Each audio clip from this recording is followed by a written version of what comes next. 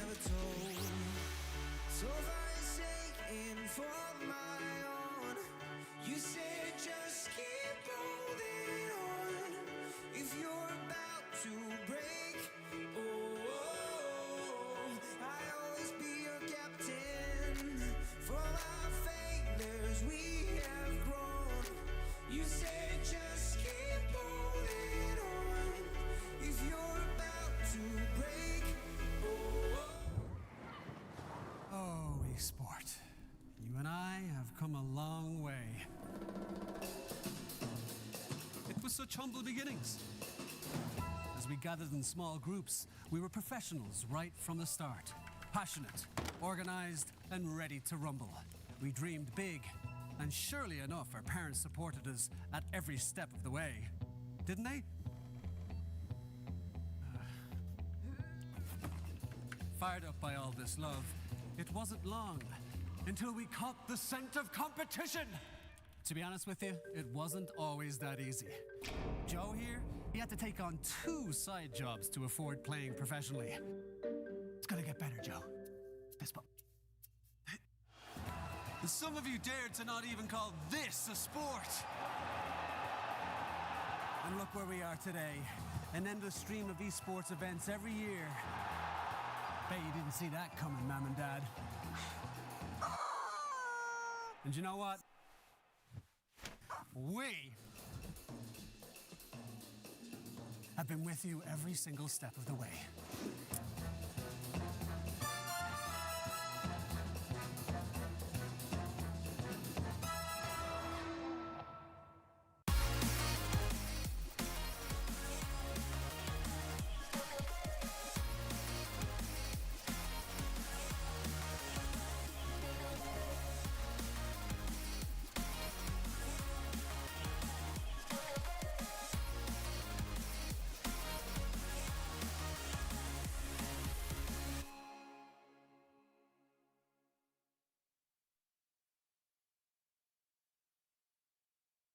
Dream of working with people you watch on screen. Exclusive esports opportunities handpicked just for you. Candidate profile to raise above competition. Let 10GG handle routines. Make a step towards your dream today.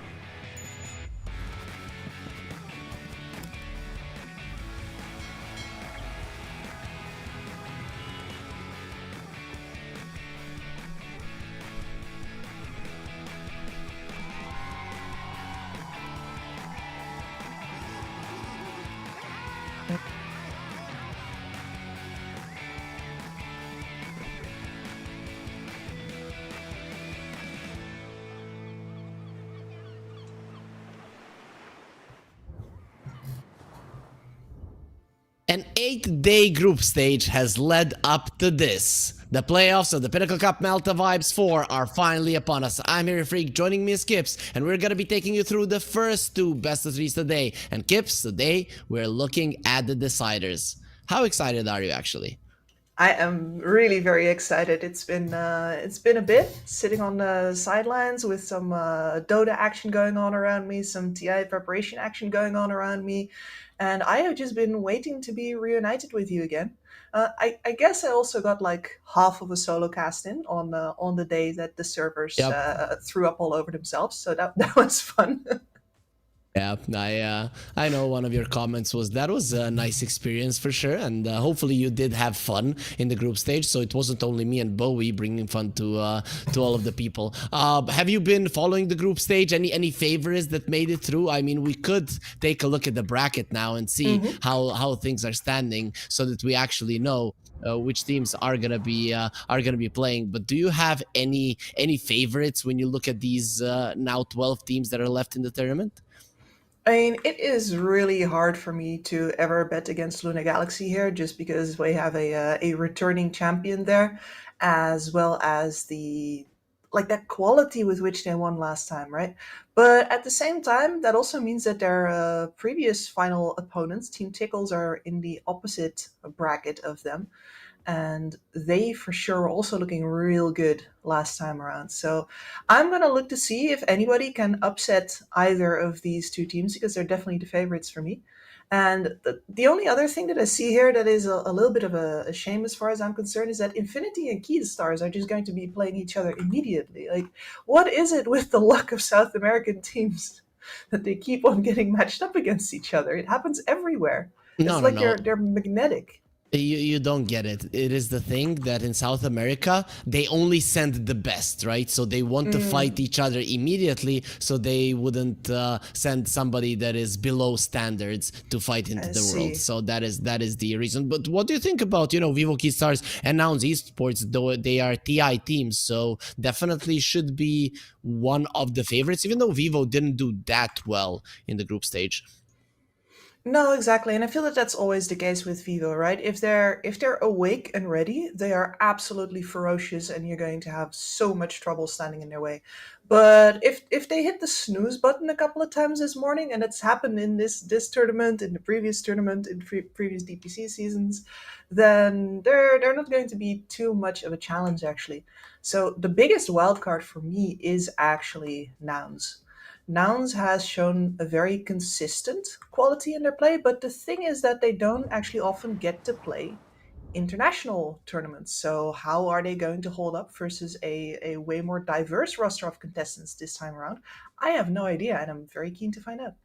Yeah, okay, so we did discuss the teams a little bit, but we do have a series on our hands. We have Bait and Navi Jr., and the draft has already started. We didn't even get the chance to introduce these teams properly, but we have a living legend, probably the biggest legend of Dota, on one side playing on Bait, and then we have Navi Jr. on the other side. Even though Bait were playing mostly on the NA servers, they still feel like an Eastern European team, like Violent, Dendy, Stonebank. Those are Eastern European players, and they're playing versus Navi Jr. Same is true for them. So the old guard, Dendy, who kind of brought Dota, brought all of that fame there to Eastern Europe, and then Navi Jr., the young guys who maybe they were super small when they were watching Dendy play the first TI, maybe even Dota 1. So do you think they're gonna have a little bit more respect than is needed?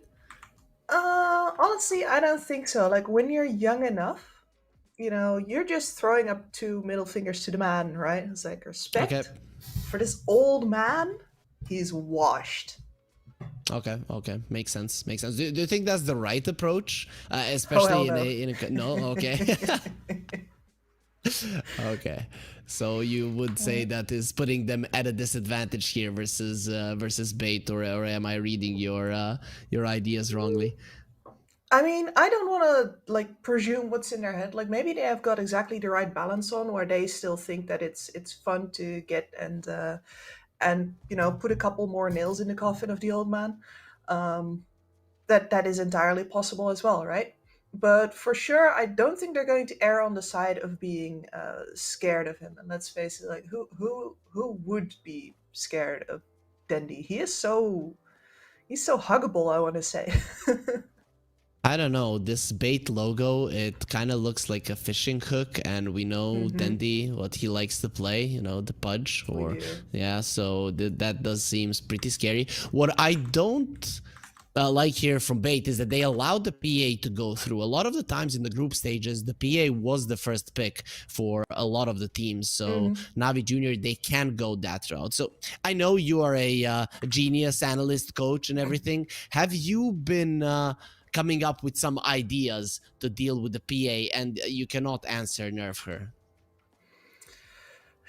So the problem with the PA, right, is that especially once the Agnum Scepter comes out, she is basically impossible to react to.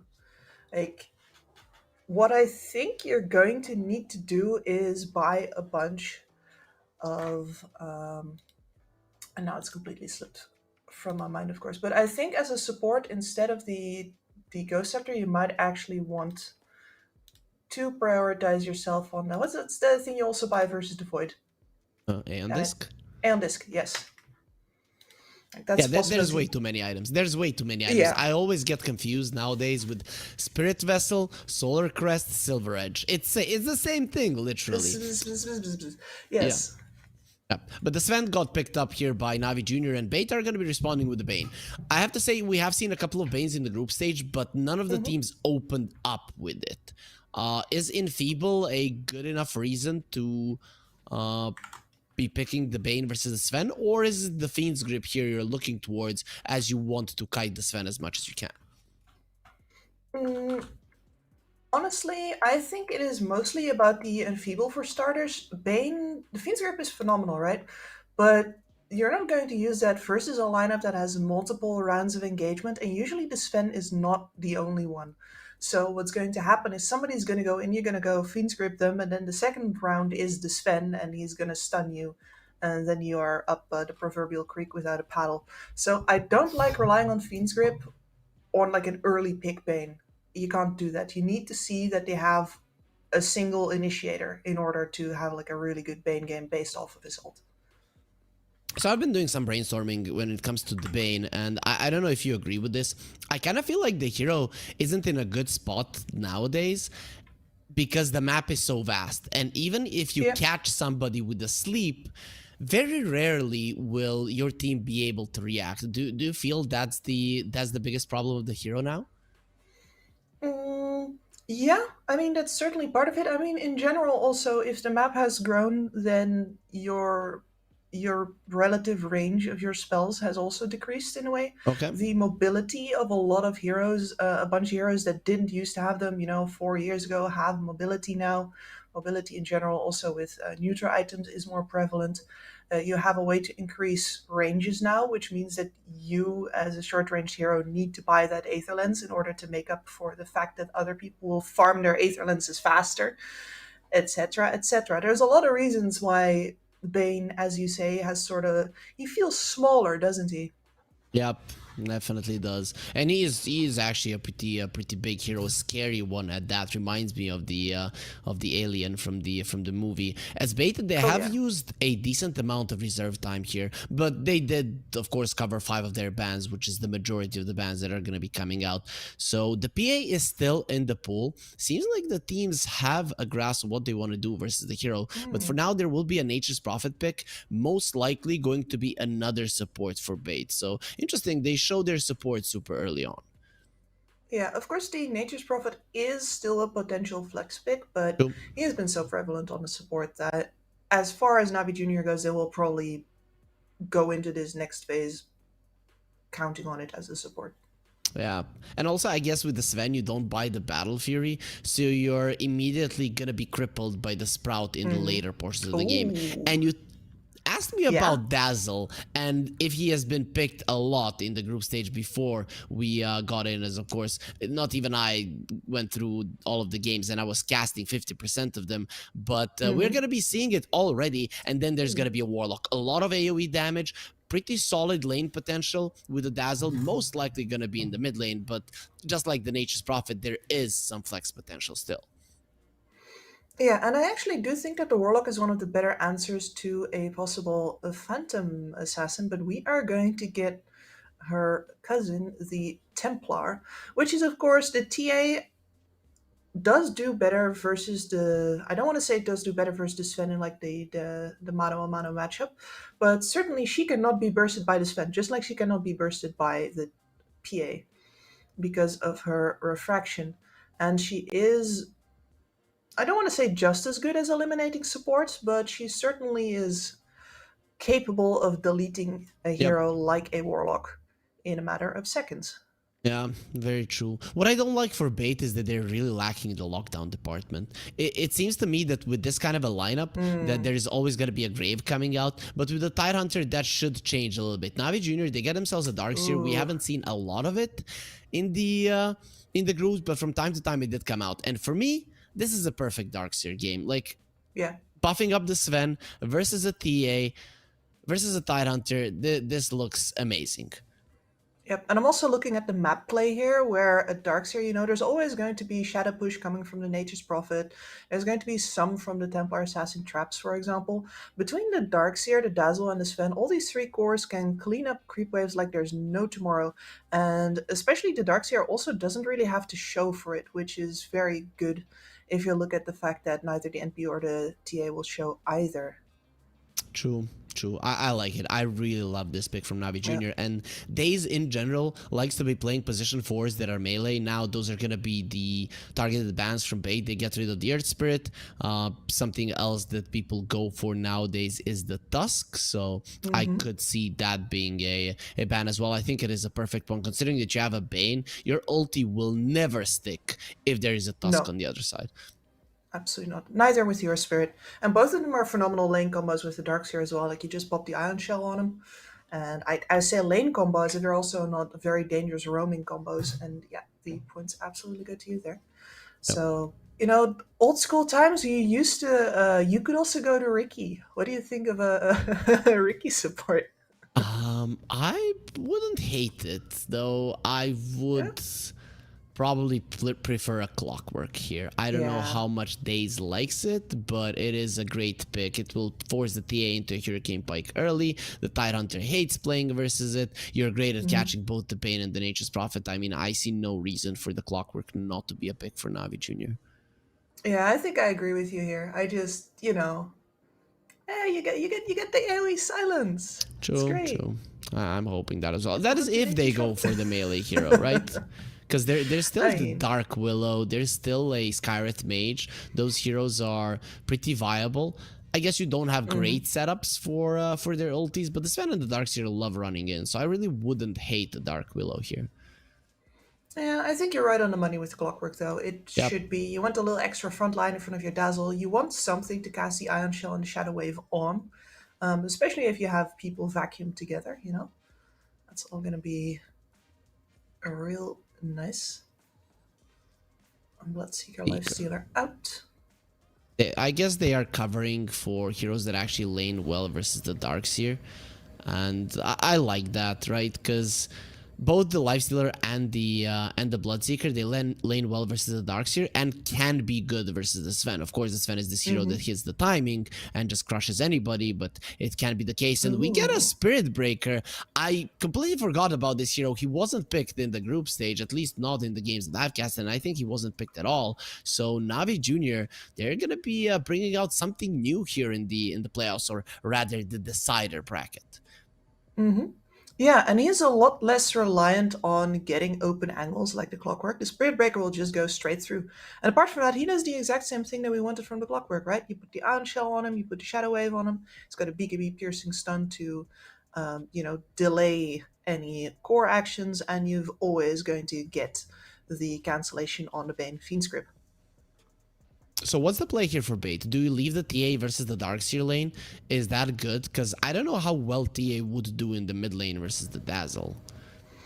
Yeah, for me it feels a choice between two bads. I would actually think that you pick the dual lane versus the Darkseer, because at the very least you're going to be playing with either a Bane or a Nature's Prophet. That support's going to do a lot for you. Whereas in the mid lane you're just going to be up versus Poison Touch all by your lonesome. So yeah, exactly. No catch for the puck though. This last pick for bait is pretty amazing. Dandy, very well known for his puck. Violent, also very well known for his TA. So with these last picks, I have to say Navi Jr., they put themselves in a, I don't want to say an uncomfortable position with their draft, but this is the type of draft that you cannot make many mistakes with. Yeah, like at some point, I do think that this Sven has the opportunity to pop off if you just focus on your own draft and your own play, right? But then after you've killed everybody, the puck is going to be left over. And Sven versus puck, you're never going to catch that slippery fella. It's pretty tough. This last pick has kind of switched the things for me. Plus, bait, if I look at them, there's so many more X factors. The catches from Stamanen, the TPs from Mary in the early stages of the game that can completely turn around the laning phase, especially the Spirit Breaker and the Darkseer lane, where you would want to dive. TP in from Mary, though he's probably going to be a position 5, but either way, some rotations, and those two are going to be in a ton of trouble. So I think now, looking at the draft, even though I love the first 4 picks of Navi Jr., I'm leaning towards bait. Yeah, I would say the same, actually. I think normally I would have, for example, based on the Warlock, given the team fight over, like the team fight advantage over to Navi Junior, but now that they have Puck and Tidehunter, that gets a lot harder for me already to say. So I agree with your assessment here. I think Bait set themselves up for a really good game with that last pick. So we have no difference of opinion here, but let's go into the game to see if Navi Junior have something to say about it. Go, game 1. It will be starting right now. We are in it. And there it is. Yeah. And as soon as we got in, there is a pause, Gibbs. There wasn't a pause at all. Though Violent, he has some issues with the keyboard. Overall, though, one thing. Dandy is playing versus Navi Junior. Do you think he's gonna be pulling his punches, considering that he's playing versus a team that he got famous on? I don't think so at all. Like, this is the battlefield, man. If anything, like, playing versus a former team is always a bit of a motivation. It's like, oh, I'll show them. They should have still believed in me. So, of course, he would not be on the juniors, let's face it. I mean, Dandy is still kind of young looking. He could potentially make it there. If he shaves, like I think his problem has been that, you know, when we saw him, he was completely baby faced, and it was clear that he could grow like 3 hairs. And now that man, if he doesn't shave for 3 days, he's a man, not a boy. That's, Okay, so Kip's here throwing some shade to me as well. Okay, I'm a boy because I shaved. Okay, Kips, that's fine. Let me see. I'll be. That fixes itself in 2 days. Okay, you know? Okay, makes sense. But I want to be nicely, cleanly shaved and beautiful for the grand finals. Okay, makes sense. On the 3rd day, I'm gonna be nice and rugged, right, manly, and then I'm gonna be returning to the baby face for the grand finals. And then I won't shave as well. And we can have a mustache competition. Okay, makes sense. So Navi Junior placing some wards here. We are not really seeing any action that might give us a kill early on. So let's start really talking about the lanes already. Any particular one that you think is gonna be very, very interesting that you want to keep our eyes on? Honestly, I think that there is an opportunity here from the last pick for Bait. At least this Puck is going to have to do a little bit of work to actually get out of the lane with the Dazzle well, because you're only really going to be using your dodge to actually get out of the way of the poison touch, but this Dazzle is going to be pushing the wave. And Puck has always notoriously been bad at dealing with these waves where they get pushed in, as the power of the Bane gets demonstrated on the runes. You're never going to get a rune out from under a Bane. Yep, it's very tough. Mary is actually rotating towards top. Does he know where the ward is? Yeah, I'm gonna assume that is the case. He places down a sentry and will easily deward the enemy ward. So that is a really nice start, as they got 3 runes, if I'm not mistaken, and they also got themselves a ward. So a beautiful start for Bait. I mean, it does get better. You get 5 kills, but this is a pretty nice one. It is, yeah. And excuse me. For the rest of it, like, this bottom lane is also going to be interesting, because although the Nature's Prophet is of course a phenomenal laner, we do have Violent, who needs to be shielded from the Darkseer's Iron Shells, especially on the early levels. Violent's very fragile. And there is a Spirit Breaker over on the other side, and I don't care how, like, if you have the best body in Dota 2, you know, you do need levels on that before it becomes relevant. On level 1, Daze owns you. Yep, and he literally owned Mary there, as he got a couple of bashes in a row, which definitely put a dent in the HP of the Nature's Prophet. Though still, Mary is doing a good job here, sending back PMA. It is very annoying playing as 2 melee heroes versus the Nature's Prophet, but I think Navi Junior are looking at him and thinking, we're gonna get you, just you wait. Yeah, as soon as level 2 pops here, I think they might just be going for him. So top lane, I mean, it's a classic with the fatal bonds. I guess you're gonna get more points in the Kraken Shell. I'm expecting even 2 points in Kraken Shell on level 3 for the Tidehunter in this lane. If he goes that route, I don't see Navi Junior pushing him out of the lane. Neither do I see the Sven suffering all that much. He's just gonna be annoyed by the Bane.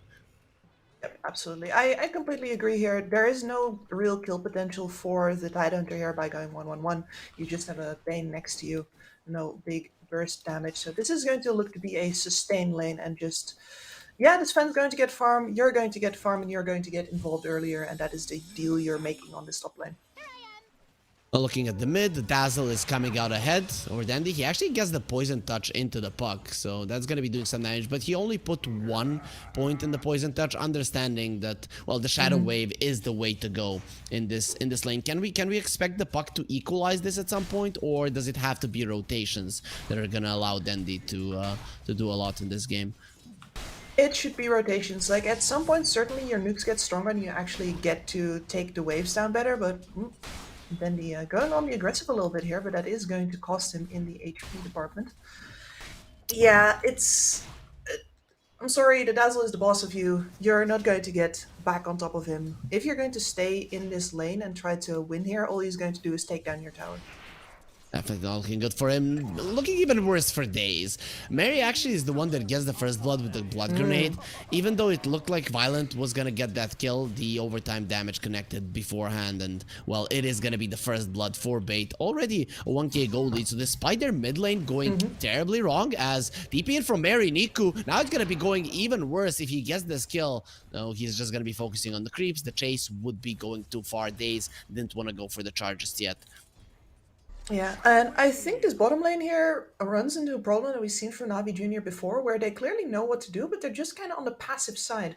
And this bot lane, for sure, with the tankiness of your Darkseer and your Spirit Breaker, you could have put more pressure on it if you were willing to spill some of your own blood in the process as well. And they haven't done that, and that means that Violent is now up to level 4 and feeling good. Okay, yeah, I get it. You're calling our friends from Navi Junior cowards. Okay. Yes. Like little kids, are you gonna cry? And that's not a nice, not nice. You're not gonna survive the winter. Your bloodline's weak. Okay, makes sense. Like kids just don't come to Finland, right? It's cold, it's rainy. You're not gonna survive here, of course. Navi Junior, these kids, they're very strong. The Sven though, gonna be slept up. They will put him inside of the Sprout. Gutter Juice does look like he's gonna survive. Mary will have to pull himself away though. Stonebank will continue to farm in this lane. I really don't see ways for you to slow him down. No, don't let her. Gutter Juice was trying to get out, but he is going to get juiced by Stoneman. Is he? He's going for the wolves. Eat me, wolves, please. Violent does die on the other part of the map, so they are going to be finding their courage in the wolves. They will eat the Sven. He has tough scales there and tough armor. Well, not tough enough. So the neutrals, 1 kill. Bait 1 kill, and Navi Jr. 1 kill. For now, all 3 of the factions are equal. Balanced as all things should be. And yeah, that's really just on the Nature's Prophet showing for so long on the top lane that they've clued in on the bot lane like, hey, we should just kill Violent right now.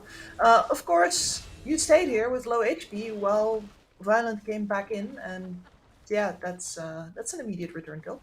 Yeah, you made him mad, and Violent, he's not the type of player that is gonna be taking it sitting down, so he will be getting a kill for himself. A first one for the TA.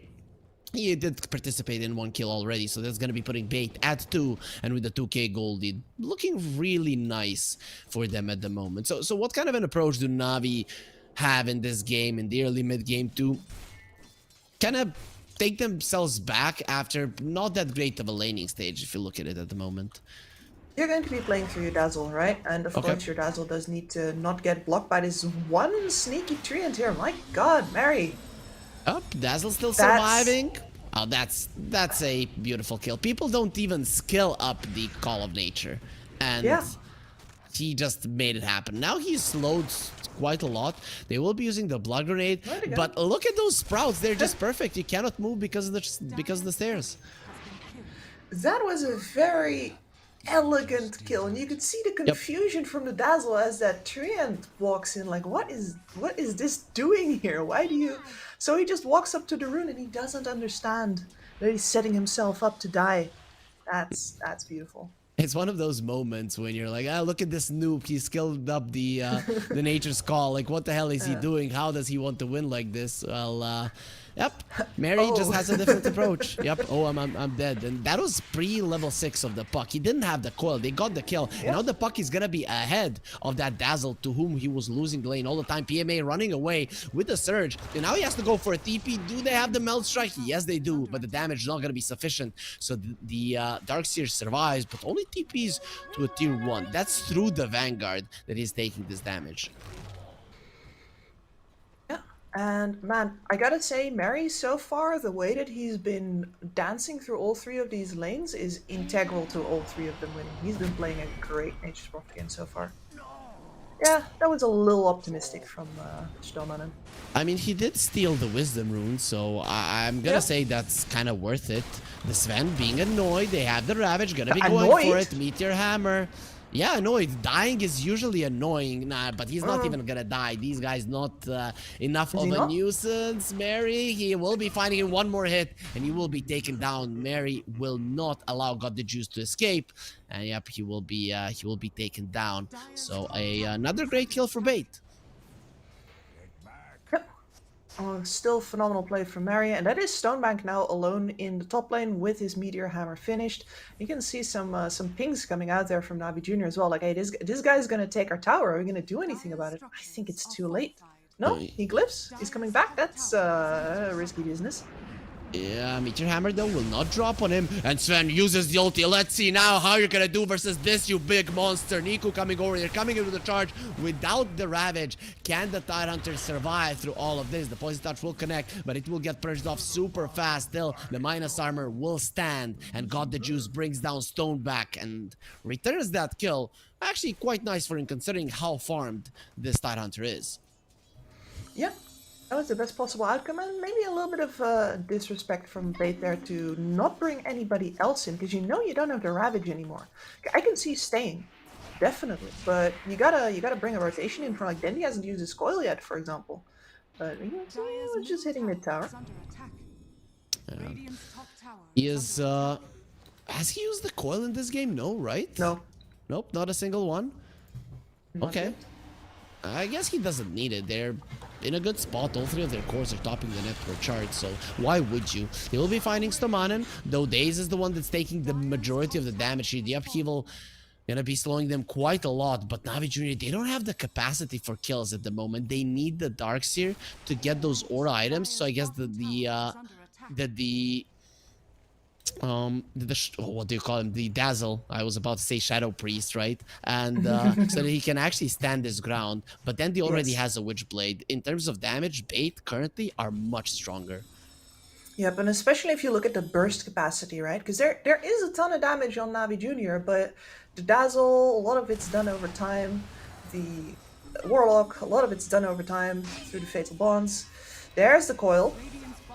He's in trouble. He does have the Grave, so can definitely stand his ground a little bit longer. He's baiting the enemies with the orb coming through. He needs to go for the Grave. There it is. Niku thinking about staying there, but they're gonna come in with the Ravage. The Bulldoze was used. It's not gonna last that long on the cow, but it doesn't matter. It does expire fairly soon, and Dendi does more than enough damage to get a double kill. PMA comes over. No, don't get the Tidehunter to the low ground. Dendi will be enough to kill you. That Tidehunter would have been an overkill, and this early game, it is a disaster, to say the least, for Navi Jr.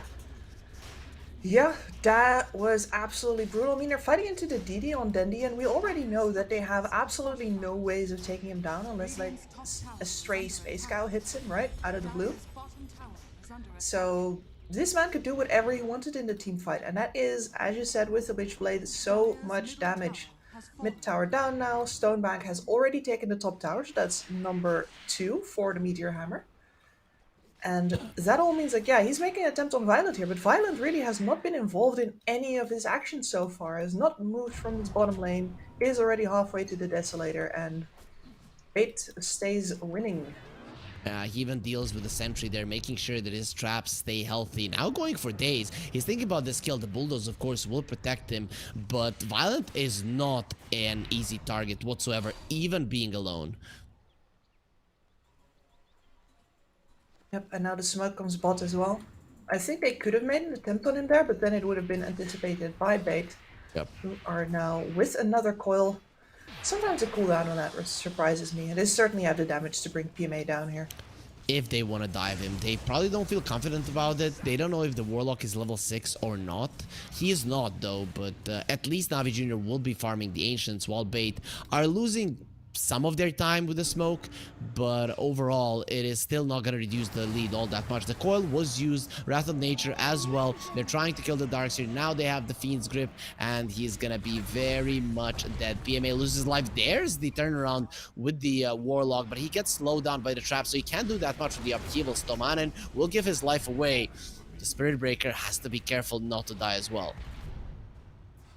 Well, Violent's taking his time here. Really wants to play around with his fight and got the juice. Yeah, got strength right now. He's not confident anymore. Yeah, he was very unsure of what he actually wanted to do. I thought for a second that he's baiting the TA, but who are you baiting her to, as nobody was coming in to assist it? And in the end, he does escape, so we'll be fine. But this gold lead doesn't really scream fine to me at the moment. No, it does not. And one of the things that Violent does there, which is just a really nice touch, is he's playing with his life just a little bit there, right? But he milks another 5 to 10 seconds out of that engagement from Navi Jr. And that's time that both Bendy as well as Stonebank are just farming 2 lanes over on the other sides of the map. That is a lot of extra gold going into his team's pockets, and all he had to do was just show his face a little bit. The bottom tier 1 dropped Kips, and now that's every single tier 1 dropping down, meaning that the graveyard area and the triangle of Navi Jr., they are gonna be overtaken. Look at Violent, he's stacking and farming the enemy Ancients. The Sven's farm, even though it's already suffering, gonna be suffering even more if Navi Jr. cannot establish some kind of a move here in the bottom lane. And they're not establishing anything, they're just dying on every single part of the map. They've lost their Dazzle, and everybody else has to bail if they don't want to suffer the same fate. Yep, everything you can see here is now the Puck's playground. And it's reinforced by this Stonebank Tidehunter, who's going to have a pipe pretty soon. And we were talking about the damage problems for Navi Jr. Like, after the pipe, what exactly do they have left? Oh, Vacuum maybe he can get Violent here? No, maybe he can kill Daze in a couple of hits. The mech will be saving him for the time being, but with the Sprout, it's going to be super easy. Now, they have the Fiend's Grip. The Sven has been caught, and Violent is killing the Bane illusion for some reason, but here comes Stoneback from the other side. The Ravage onto all of the remaining heroes. That's 4 of you, and just get stunned up for this. He's going to be surged up and graved, so he's going to be fine. They do lose the Bane in this engagement, but it seems to be 3 heroes dead, and it might be even more coming. Then he doesn't have that much mana, decides to go into the backlines. They're looking towards Nico. He doesn't have the grave at the moment, and thinking about the dive, they will not be going forward with it. Still, PMA was left in the back line. He's surrounded by enemy trees and just taking way too much damage there from Mary. Finally will die as well. There's going to be a 4-for-1 again. A great fight for Bait. And such awkward positioning from Navi Jr. there. 3 heroes sort of caught in the corner of the stairs, trying to decide if they're going to go up and down. And then, of course, the Fiend Grip on the Sven that literally just popped his God's Strength and nobody's there to cancel it. That was brutal. Yep. At least now they have the Chaotic Offering, so they will be able to cancel that. The problem is, TA now has a shard, and good luck. Nobody is even close to a way to purge it, right? Sven, he's thinking about a BKB now, but it's going to be a long time before he actually has it. And it's just sad. This man, like, Sven is supposed to stay at the top of the net worth basically no matter what. And he can't even touch Dendi, who is the lowest of the cores on the enemy side. And I'm saying, like, can't even touch. Like, he's half an item, if not like a full small item, behind the 3rd most farmed core on the enemy side. That's no way to play a Sven. I mean, Bait are still a team that lost in the grand finals of the TI qualies in NA, so this is a very powerful team. I guess it was expected for them to be a class above Navi Jr. Do you think that is what's happening here, or do you think the problem arose in the drafting phase rather than the gameplay of the teams? That puck pick certainly set them up for a world of hurt, but also the fact that they left the space open for a pick like that. The Space Scout didn't inspire confidence in either of us, really. That's Golem dropped for what exactly? To save your Sven?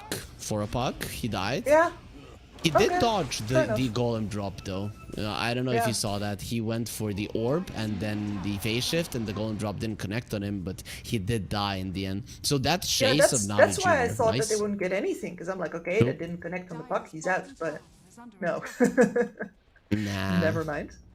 Nah, they do take him down. Navi Jr., they knew exactly what they were doing, though now they do not have the chaotic offering. And we talked about the Fiend's Grip being a annoyance. Of course, it is going to be on a cooldown for 75 seconds, but that still gives you a 50-second window to try and find something with it. So it's a 10k goal lead. Fine. Bait are ahead. We have seen that. But Navi Jr., is there a timing? Is there anything that they're looking at that might somewhat change the current state of the game? The Sven BKB is going to do work for sure, especially since you still have the wombo combo potential on your team. We still haven't seen any like big time vacuums. Bait maybe overextending a little bit, grouping too much. There's certainly AoE potential here from Navi Jr. that can completely turn a team fight around, but it is in the team fights that we're going to have to see these Okay. turnarounds. That's always a bummer, because when you're losing and your approach to coming back into the game is team fight, it doesn't mean that the enemies are ever gonna give you that team fight. Yes. They might just pull you away from every single one of your teammates, pick you off one by one, take your towers, and then you just lose the game without ever getting a chance to get into a battle. Exactly. And with other lineups, you could perhaps say, hey, try to split push it out. But here you're up versus TA, Puck, Nature's Prophet. That's not going to happen. Or you could say, hey, try to assassinate people, but they don't have the burst damage to take anybody off before the cavalry arrives. True. Maybe if the Sven went for a blink, you could have gone for a different route. But I'm guessing, Yeah, that's considering true. that their lineup is so much in teamfight, that they're putting all of their fruits in that basket. Yeah, I'd say so as well. It's the sensible way to do things, and usually when you're in a position like this, like these team fights will come. The map is narrowing as it comes towards your base. You have all three of your tier 2 towers left. Well, I say that like the bottom tower isn't dropping right as I say it. But Poor at the very tower. least, you're going to have the high ground choke point, right? I guess it is a possibility that Navi Jr. are going to be able to fight there. The high ground became, I'd say, a bit more important than previously in 734, right? Everybody would say, oh, they still can defend the high ground, but it was just so easy to close out the map and take everything from the enemies. Now, you can have 3-4 heroes on the high ground and the other two just farming the map and still keep yourself relevant, and your opponents are going to be feeling like they have to go high ground as well, making sure that they make more mistakes than they would rather do in the previous patches of Dota. But Stoneback continuing to push, and Navi Jr. They don't really look too eager to fight this. They're as eager as they've ever been, though. Like, you Okay. can see them with the half moon formation now aligned behind the Sven. Yeah, they're going for the Aegis target though. There's the Ravage to cover for the PA, and of course already one hero died. PMA could be next on the menu. They have the Glimmer Cape to protect him, uses the wall, going through the wall. They don't care about it. They came for the tower, and they're gonna deal with the tower as well. Ravage was forced out. PMA gonna be taking a lot of damage there in the back line, but Dendy cannot take him down on his own.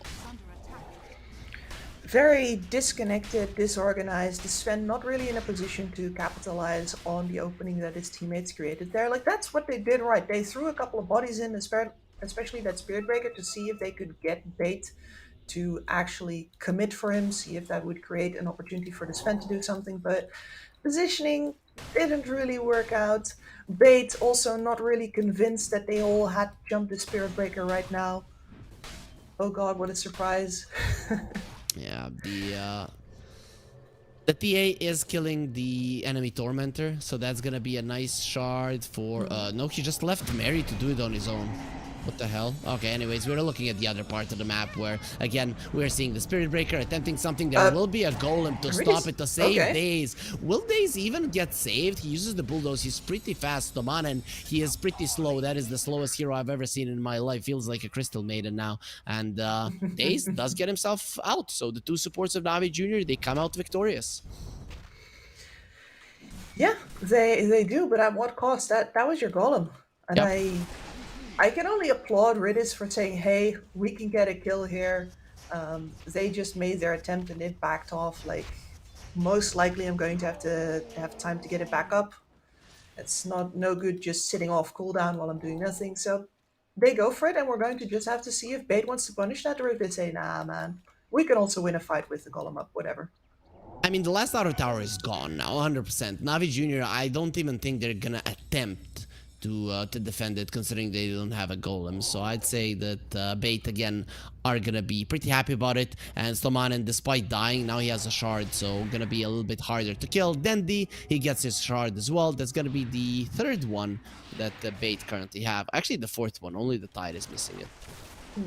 Which is surprising to me. I still think that the Tide shard should really be picked up faster than this. Would I prioritize it over the Blink Dagger? Honestly, I might. No, blink shard, right? Because you want to blink in so that you can use the shard. Makes sense. Yeah, I feel like, well, once you pop your R, you kind of have just the time to walk in. Then again, he needs to drop the Meteor Hammer in that time. You are correct. Who knows? It doesn't matter. 22 minutes in, having all of these items. I think he's happy with whatever choice he made. I think it would have been okay for Bait in this particular game, as they bring down the last Auto Tower. Navi Jr., they're looking to take out their first tower of the game, and they're gonna be doing it. Got the juice, he gets it. And the question is, how well can you defend your tier 3?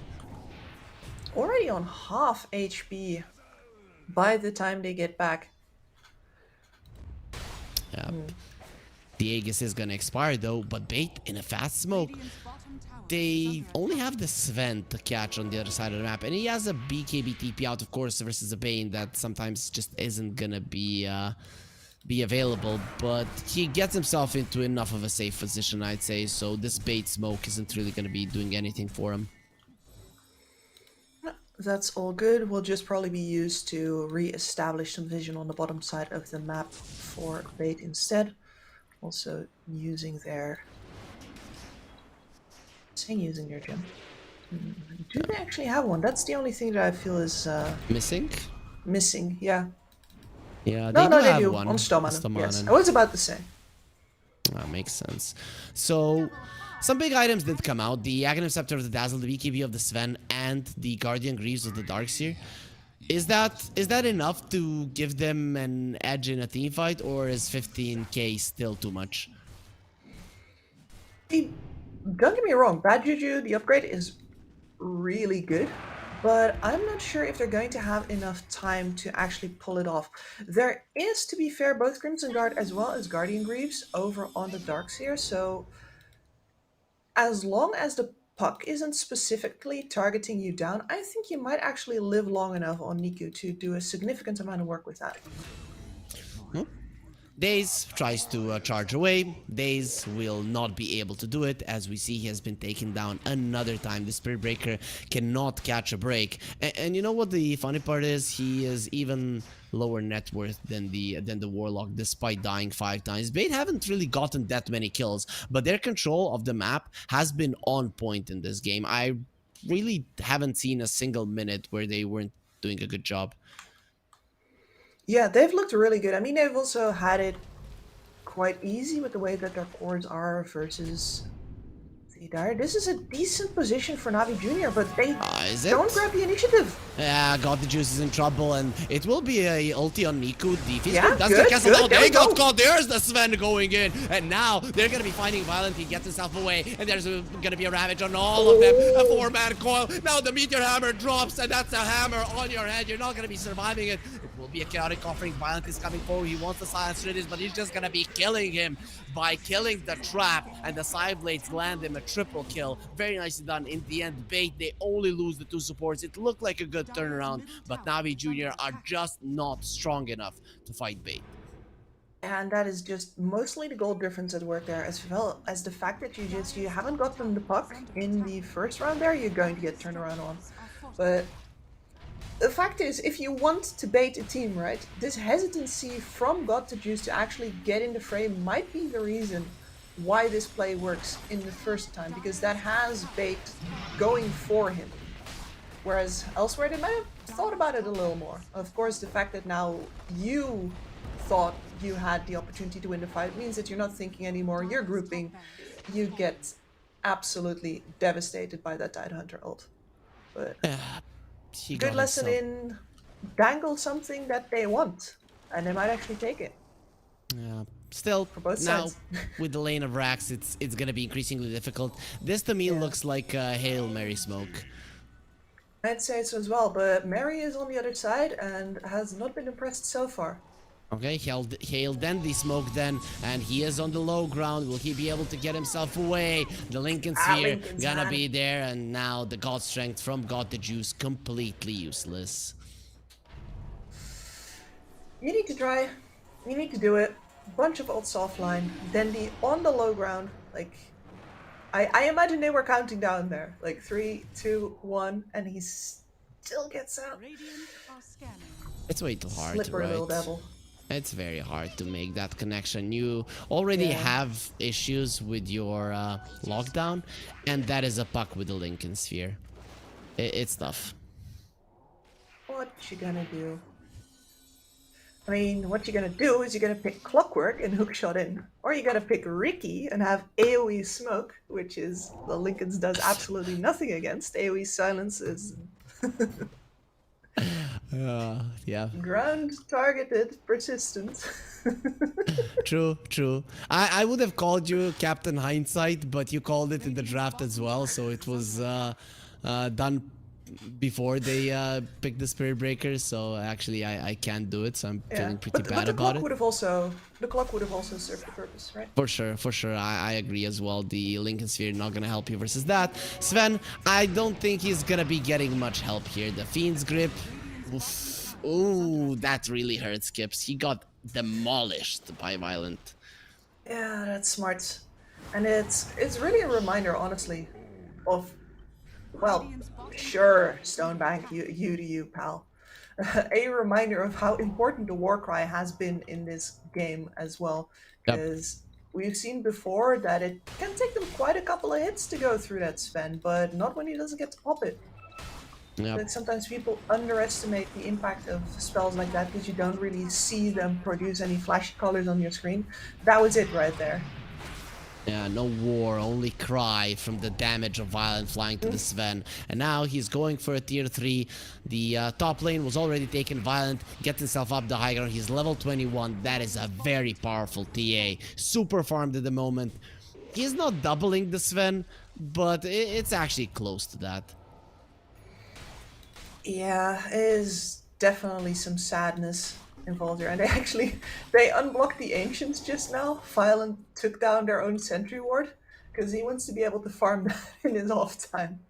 Yeah, which noob blocked my Ancients? Poor Navi Jr., Exactly. They don't have control of any of the Ancients. They haven't had control of the Ancients for a very, very long time. Even the Tidehunter is level 20 right now, and Navi Jr. again going for a Hail Mary smoke, hoping to find something, but I don't think that Bait want to be moving from this bottom lane. Absolutely not. And they're in a really good position to catch this smoke here as well. Then the even tempting. I mean, I would say tempting fate, but honestly, there's nothing he's tempting right now. He knows he can't die. But I guess overconfidence sometimes can be an issue. We thought it was going to be a problem for the young'uns, and well, they didn't really do much in this game number 1 to be exuding confidence, but we're hoping that maybe they can at least win one fight before this game ends to give themselves a little bit of a moral boost, because it is needed. Bait, they're going for the Roche, so even if that happens, that is a scan that now might give them a false sense of security on Bait. Yeah. Oh, they're not that close by. Well, they are. Yep, Mary caught. Mary gets stunned up alive. and will be going down. Actually, still alive, protected by the pipe. But nope, the Sven is still going to be doing the damage. The Fiend's Grip on him. Now here comes the Ravage as well. The Sven did have the BKB. Nice grave from Riku, keeping himself alive. Buyback from Daisy. He was the only one that died. Stonebank with the Anchor Smash. He's the strongest now with the side blades. Look at what the TA is doing to these guys. Trying to hide in the trees. PMA, don't breathe. Don't breathe, my friend. If you do, he's going to hear you. And now he has finally heard you. I told you not to breathe. It doesn't matter. He did manage to TP himself away, holding his breath just long enough. It's gonna be a 3-for-1 in the end. And Navi Jr., the sad thing is, this is as good as it gets. Yeah. I think if their supports were in like a little bit of a better position, you can actually drop those ultimates on more Bait heroes, but fact remains that I guess the positioning was just awkward around that fountain. Yep, definitely was. It was a hard one because you had to run around Yeah. to find the Nature's Prophet. Killing the Nature's Prophet took too long, and that pipe really was the thing that that made it merry. He gets a double kill. I have no idea how. Okay, because him and Stomanen are gods of Dota, and they were killing the Tormentor from the other team, so they took a little bit too long, and the supports were there in place to punish them. That's two heroes dead, one of which doesn't have the buyback. Yeah, and the dazzle is so important in keeping these creep waves off of their buildings that, you know, you don't want to buy back because it's a short cooldown, but it's going to cost you your buildings most likely. Nah, Tidehunter is fine. He's the cheese, got the juice caught inside of it, and he immediately calls GG after the Sprout was used. Like, I don't want to play this game any longer, and you shouldn't. Game 1 is over here in the decider bracket. Bait will be leading 1-0, and Navi Jr. now they're only one game away from being eliminated, Kips. But hopefully, you know, when the beast is pushed into a corner, it is gonna be much stronger than normal. That is always a possibility. I'm hoping that these guys realize that if they don't try something, if they don't take a risk, then they're going to be toast no matter what, right? They got outclassed here. And now the onus is on them to try and find a way to at least get to play this game. So take some risks. Because that is something that from this lineup, we didn't really see it in the previous Pinnacle Cup. We didn't really see it in this previous game. Just let loose. See what you can do. Something sneaky, something crafty, something unexpected with a little more venom in it than just a last pick Spirit Breaker. Yep, you heard it, Navi Jr. You have just gotten advice from Kips, and you should use it because it's a damn good one. We'll be taking a break. After that, Game 2 will be starting. So guys, stay with us.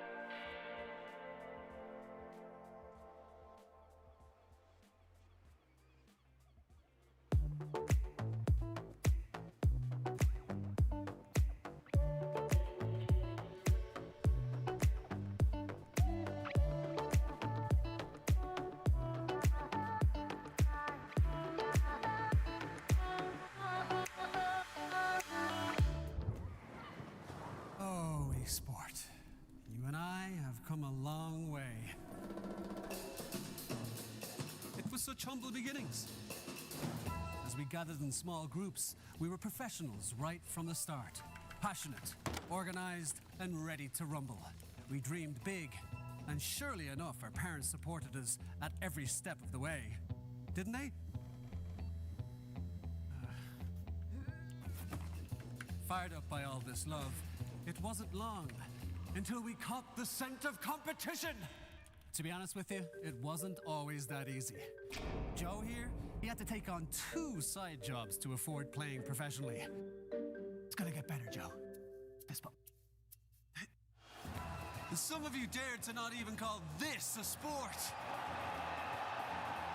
And look where we are today. An endless stream of esports events every year. Bet you didn't see that coming, Mom and Dad. And you know what? We have been with you every single step of the way.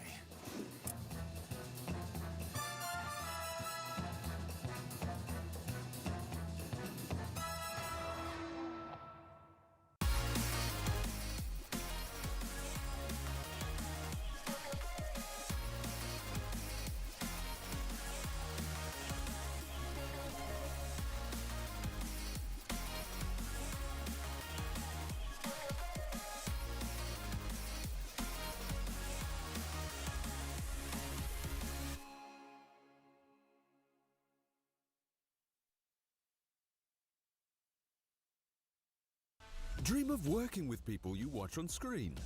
Exclusive esports opportunities handpicked just for you. Candidate profile to raise above competition. Let 10GG handle routines. Make a step towards your dream today.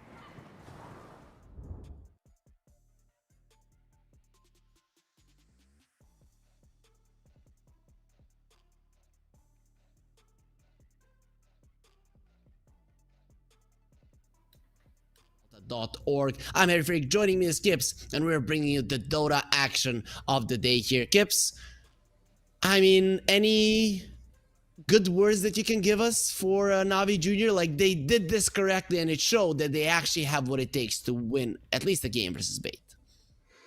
Yeah, I mean, a game, and this is, if I was coaching them right now, I would really tell them to just get the game out of your mind, because right now you're not even playing it. You're not even playing it. Like, they clearly know which moves are upcoming and which moves to make, but they're a little bit hesitant. Not everybody is fast enough to do it. Normally, in this case, what you're looking for is to have one player with on a hero that actually has agency, so somebody that can make plays, to go out of control and have a game so that they can call it, and stop trying to, you know, win all 3 of your lanes and do all of your rotations right and get all of your runes. Get one player into a position where he can call, and then get some burst damage to back that threat up with, and then you're going to at the very least have some leverage over the game, as opposed to just trying to be the jack of all trades, do everything right, and get absolutely nothing because they outclass you in every single category.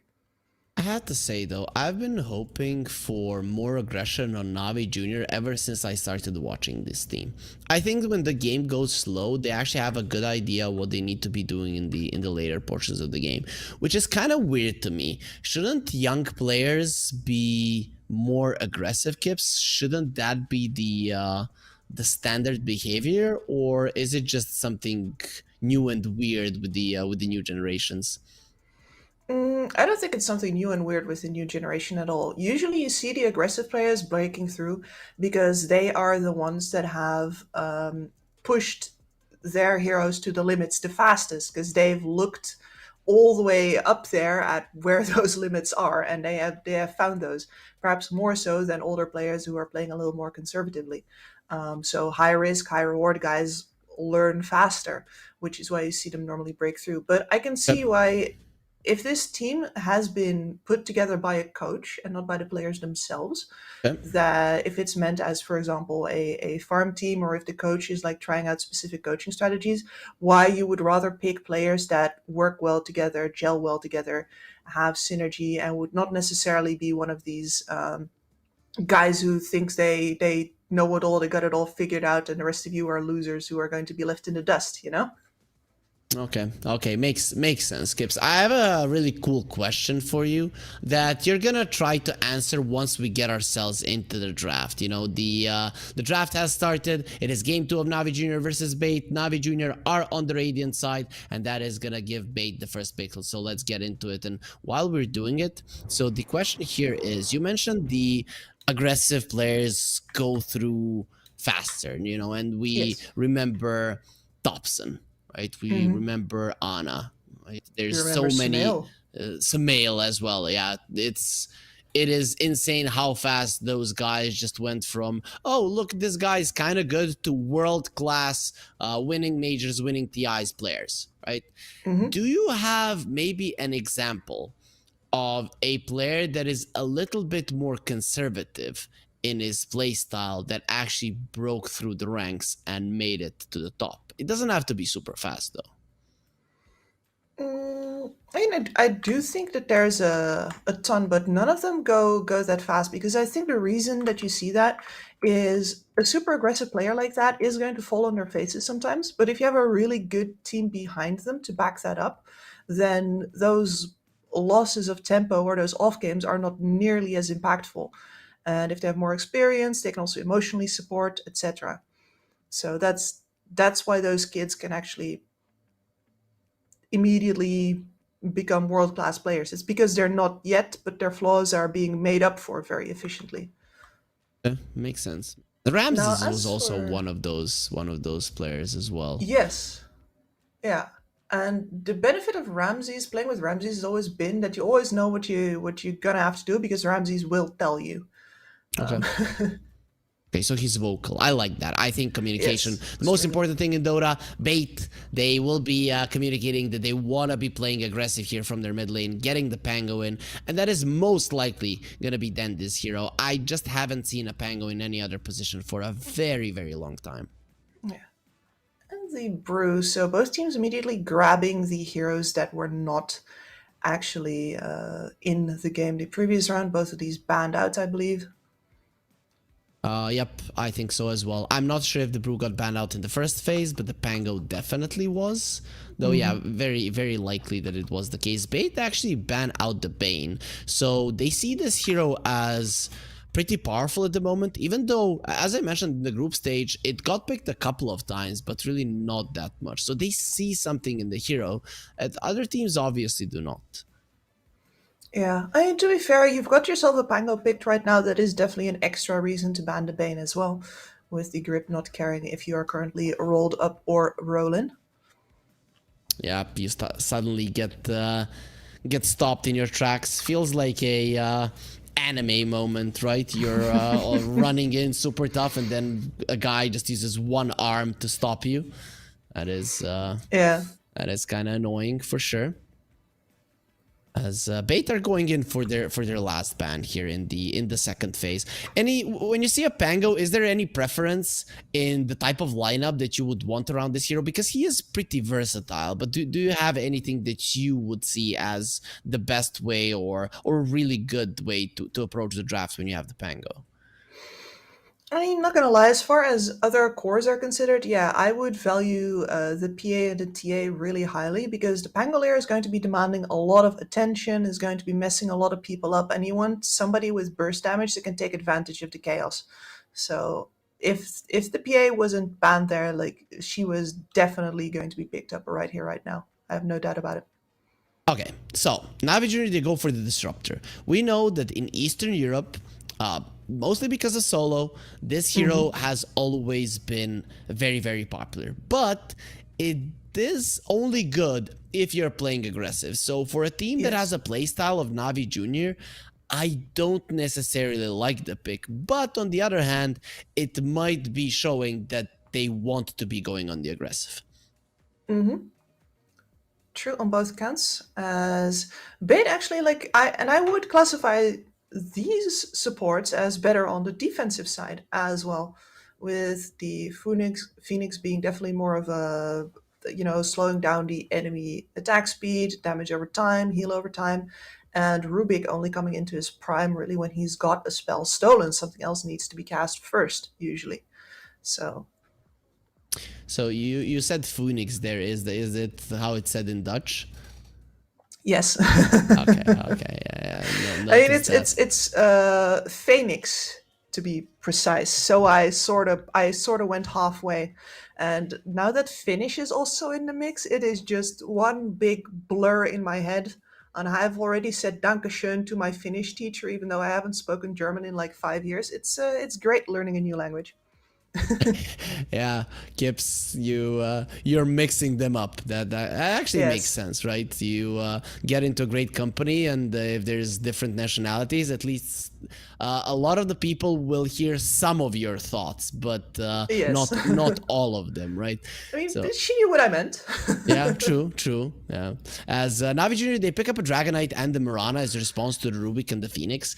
I guess the Sunray will be a little bit annoying to the Dragonite, Yeah. but this is a different approach from Navi Jr. I haven't seen them go for a Mirana at all. They did play one Dragonite, if I'm not mistaken, but they are definitely going for that blink, stun, arrow, kill, and then follow up with the Disruptor. What I'm a little bit afraid of, damage. Will they have Yes. enough to bring heroes down? Exactly, because the tool set that they have to take down the first three towers right now, or at the very least force a trade on them, is really good, right? You've got the Brewmaster. We all know that the Brew, if you pop the ultimate under a tower, you might as well just abandon it. It's going to be very hard indeed to save it from those Brewlings. And the same goes for the DK, slowly taking down those towers with the Siege and or rotating for a Dragon Tail stun kill into a tower. But completely agreed that as much as they have the utility to control these areas and to step up in there, ooh, we're going for the violent special here. That is the Juggernaut. GG, he's way too good on this hero. Like when he was on Amiga, they were just winning everything when Yes. he was playing the Juggernaut. I mean, I this is where I learned about violent from the Juggernaut, Yep, from the level 20.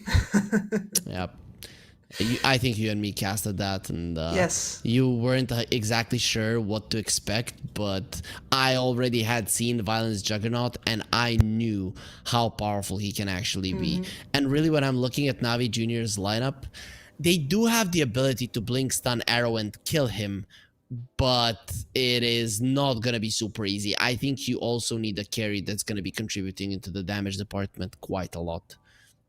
Yes. I mean, you have the Disruptor, right? The AoE Grand Targeted Silence, I may have brought it up the previous map, is always very powerful, especially versus Juggernaut, who uses a lot of his abilities in order to dodge spells, etc. The timing of the spin is very important, the timing of the Omni Slash and the Mini Slash very important to dodge stuff with as well. But you only have one of those ults right now, and you're right that chaining the disables here basically puts you out of disables just on the Juggernaut, and you better hit all of them. Not a lot of times I say this, but you actually came up with a better name for a spell than what it's actually. A mini slash sounds much better than Swift Slash, and I would like for that to be changed. But the Legion Commander will be the last pick for bait, and I really like this as Navi Jr. are relying quite a lot on the stun of the DK into follow up arrow. If either one of those is getting purged off with the press the attack, and it can be, it is a problem. Good thing for Navi Jr. Press the attack no longer gives a attack speed, so the Juggernaut isn't going to be slashing all that hard in the Omni Slash, but it is still a big buff. Yeah, still a very considerable buff, and just very good at answering any kind of chain stun with, right? You know, somebody gets hit by the Dragon Tail, you press the attack, and the arrow can forget about hitting. Slurk. Okay, I like the Slark. In a sense, it's good versus bait. I don't like that Navi Jr., they don't have the ability to bring a hero down. They Yes. really don't. And that can be an issue. If they had, instead of the Disruptor, something that does massive amounts of damage, I don't know, Scarlet Mage, or even like a Dark Willow, they would have that maybe even over the Mirana. I would be really liking their draft. The Slark is good against everything that bait have. But in general, I think there are going to be some damage issues. And we saw in the previous game what that can cost you. And also it will cost you your confidence to go forward for those kills. Yes, exactly. You need to have the idea that you can make something happen before you can call that move. And it's funny, you're looking at the Disruptor. I'm actually looking at the Dragon Knight because the DK plus the Brewmaster feels like doubling down on the same thing, right? Taking towers early on with your ult. Without being the one that brings the damage. So I would have rather liked to see a mid laner that could bring some burst damage into the field, be it, I don't know, could have gone for something crazy like a Lina or an, I don't think it was an OD game yet, but you know what I'm saying, right? Yeah, I get it. Something I get it. that can provide threat to back up the Brewmaster ult with.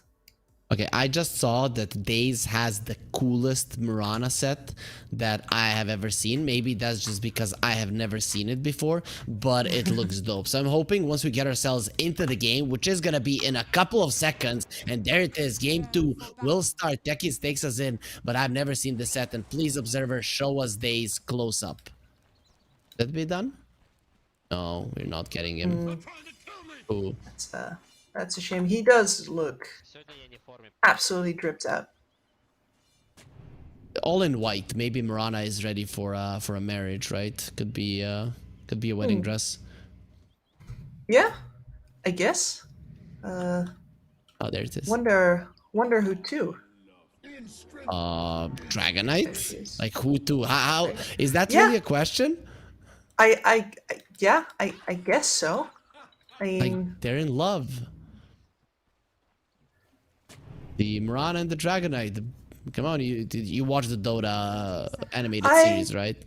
I did, and then season 2 made me sort of forget about the fact that season 1 was decent. And I have not seen season 3, so you could tell me anything happened there up until including the fact that they actually got married and have 5 kids already. No. And I would just have to believe you. No, they didn't, but you know, even in season 1, you could feel the sexual tension there between the two. There will be a glimpse back, but overall, this is the deal, Kips. Dota is our game. You watch the animated series and you write on every single subreddit in the entirety of Reddit, as well as on your Twitter account, that it is the best series that you have ever watched, so that you bring more players to the game. That is your duty as a Dota player. So you have to go back and at least pretend that you have watched it. Oh, okay. I mean, I thought the plot twists were phenomenal. I didn't really think they had it in them, honestly. Okay. So let's talk about the game here. As Kips, I think your parents had an easy time when you come home. Anything new in school? No. And then they're like, okay, what happened, right? So I was good at keeping secrets. I don't know, maybe you were, but here you definitely didn't convince me. No, I have a terrible face for lying. Like, you can immediately see it. It's the worst. No poker face at all. Nope. As talk to me about the lanes. Any specific things we should keep our eyes on? Does the Juggernaut have kill potential on the top lane? With the Phoenix, very unlikely, right? Yeah, very unlikely. But if the Phoenix plays their cards right here, you can definitely get a lot of damage out on the Brewmaster. And you're going to see, and this is one of those things. PMA here is a little scared of the Juggernaut as well. And I think as long as he doesn't have Fire Spirits on him, you should be clapping the Juggernaut back while he Blade Furies you on level 1, certainly, but maybe still on level 2 even, because he doesn't actually deal that much damage while he's spinning. Running is not the right option. I want you all to do that in your pubs as well. Just hit him. Yeah, just hit. I don't like the Daze is being too passive on hitting the Juggernaut. I think Jugger needs to be taking some damage here so that he doesn't have the guts to spin onto the Brewmaster. But we'll see how that ends. Mid lane, Dandy versus Niku.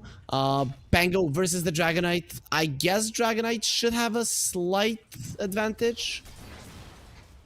Yeah, I mean, as we can see here, though, the Pango pushes the wave a little better because he has Chunukes to do that with, and the DK is just going to, yeah, he has to take some levels in Dragon Blood first. He's going to equalize out later, but I don't see a lot of action happening in this lane here. And bottom lane, Slark and the Disruptor. I'm kind of scared for their damage, and I'm seeing that Stomanen is just trying to get the hits into the Slark all the time. This is what I would have liked for the Mirana to do. I just want those Fade Bolts to be hitting the Slark, and I want the arrows and the right clicks to be hitting the Juggernaut as well. And you can see that God the Juice is kind of struggling. Maybe not that much in CS, but he definitely cannot get any hits into the ELC. Yep, and then even if you do, of course, you're going to get slapped back, like right here, right now. Yep. Immediately. Send him back. At least the Healing Lotus will be picked up by the Disruptor. Same is true on the top lane for Navi Jr., so both of the Healing Lotus is going their way. That's a nice influx of regen for the laning stage for them, but the Disruptor is dropping low. The Disruptor will die as Stomanen does bring him down. Their Blood Grenade coming in handy, and Ridis, he might have stolen the Healing Lotus, but it will not save his life. He had 96 charges in the Healing Lotus. What the hell? He should have lived. Yeah, just maybe didn't feel like it. Maybe his Slark was saying like, hey, you gotta bring me all my stuff, like these raindrops right here.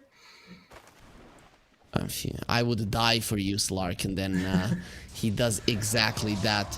Unfortunately for him, as top lane, PMA, he is very dead. We thought there wasn't that much kill potential, but Bait, they poke, and they find the opening for the kill. So even the Juggernaut now is going to be having a really grand time here in the top. And a lot of that is just down to the fact that the Juggernaut hasn't been pressed on his regen as much. If he was half health at that point, you can just lay back into him, as the Slark now also dies. My goodness. At least they did bring down Stonebank, and he got a permanent agility stack, so he did stand his ground getting all of those stats in. Considering that he's losing in CS, I'd say that's okay-ish for Navi Jr. Not ideal by any means, but it's fine. Yeah, it is. Oh, that's the win right there, though. That is the win. Stonebank just got glimpsed back. Okay, that is actually huge. Very nice play.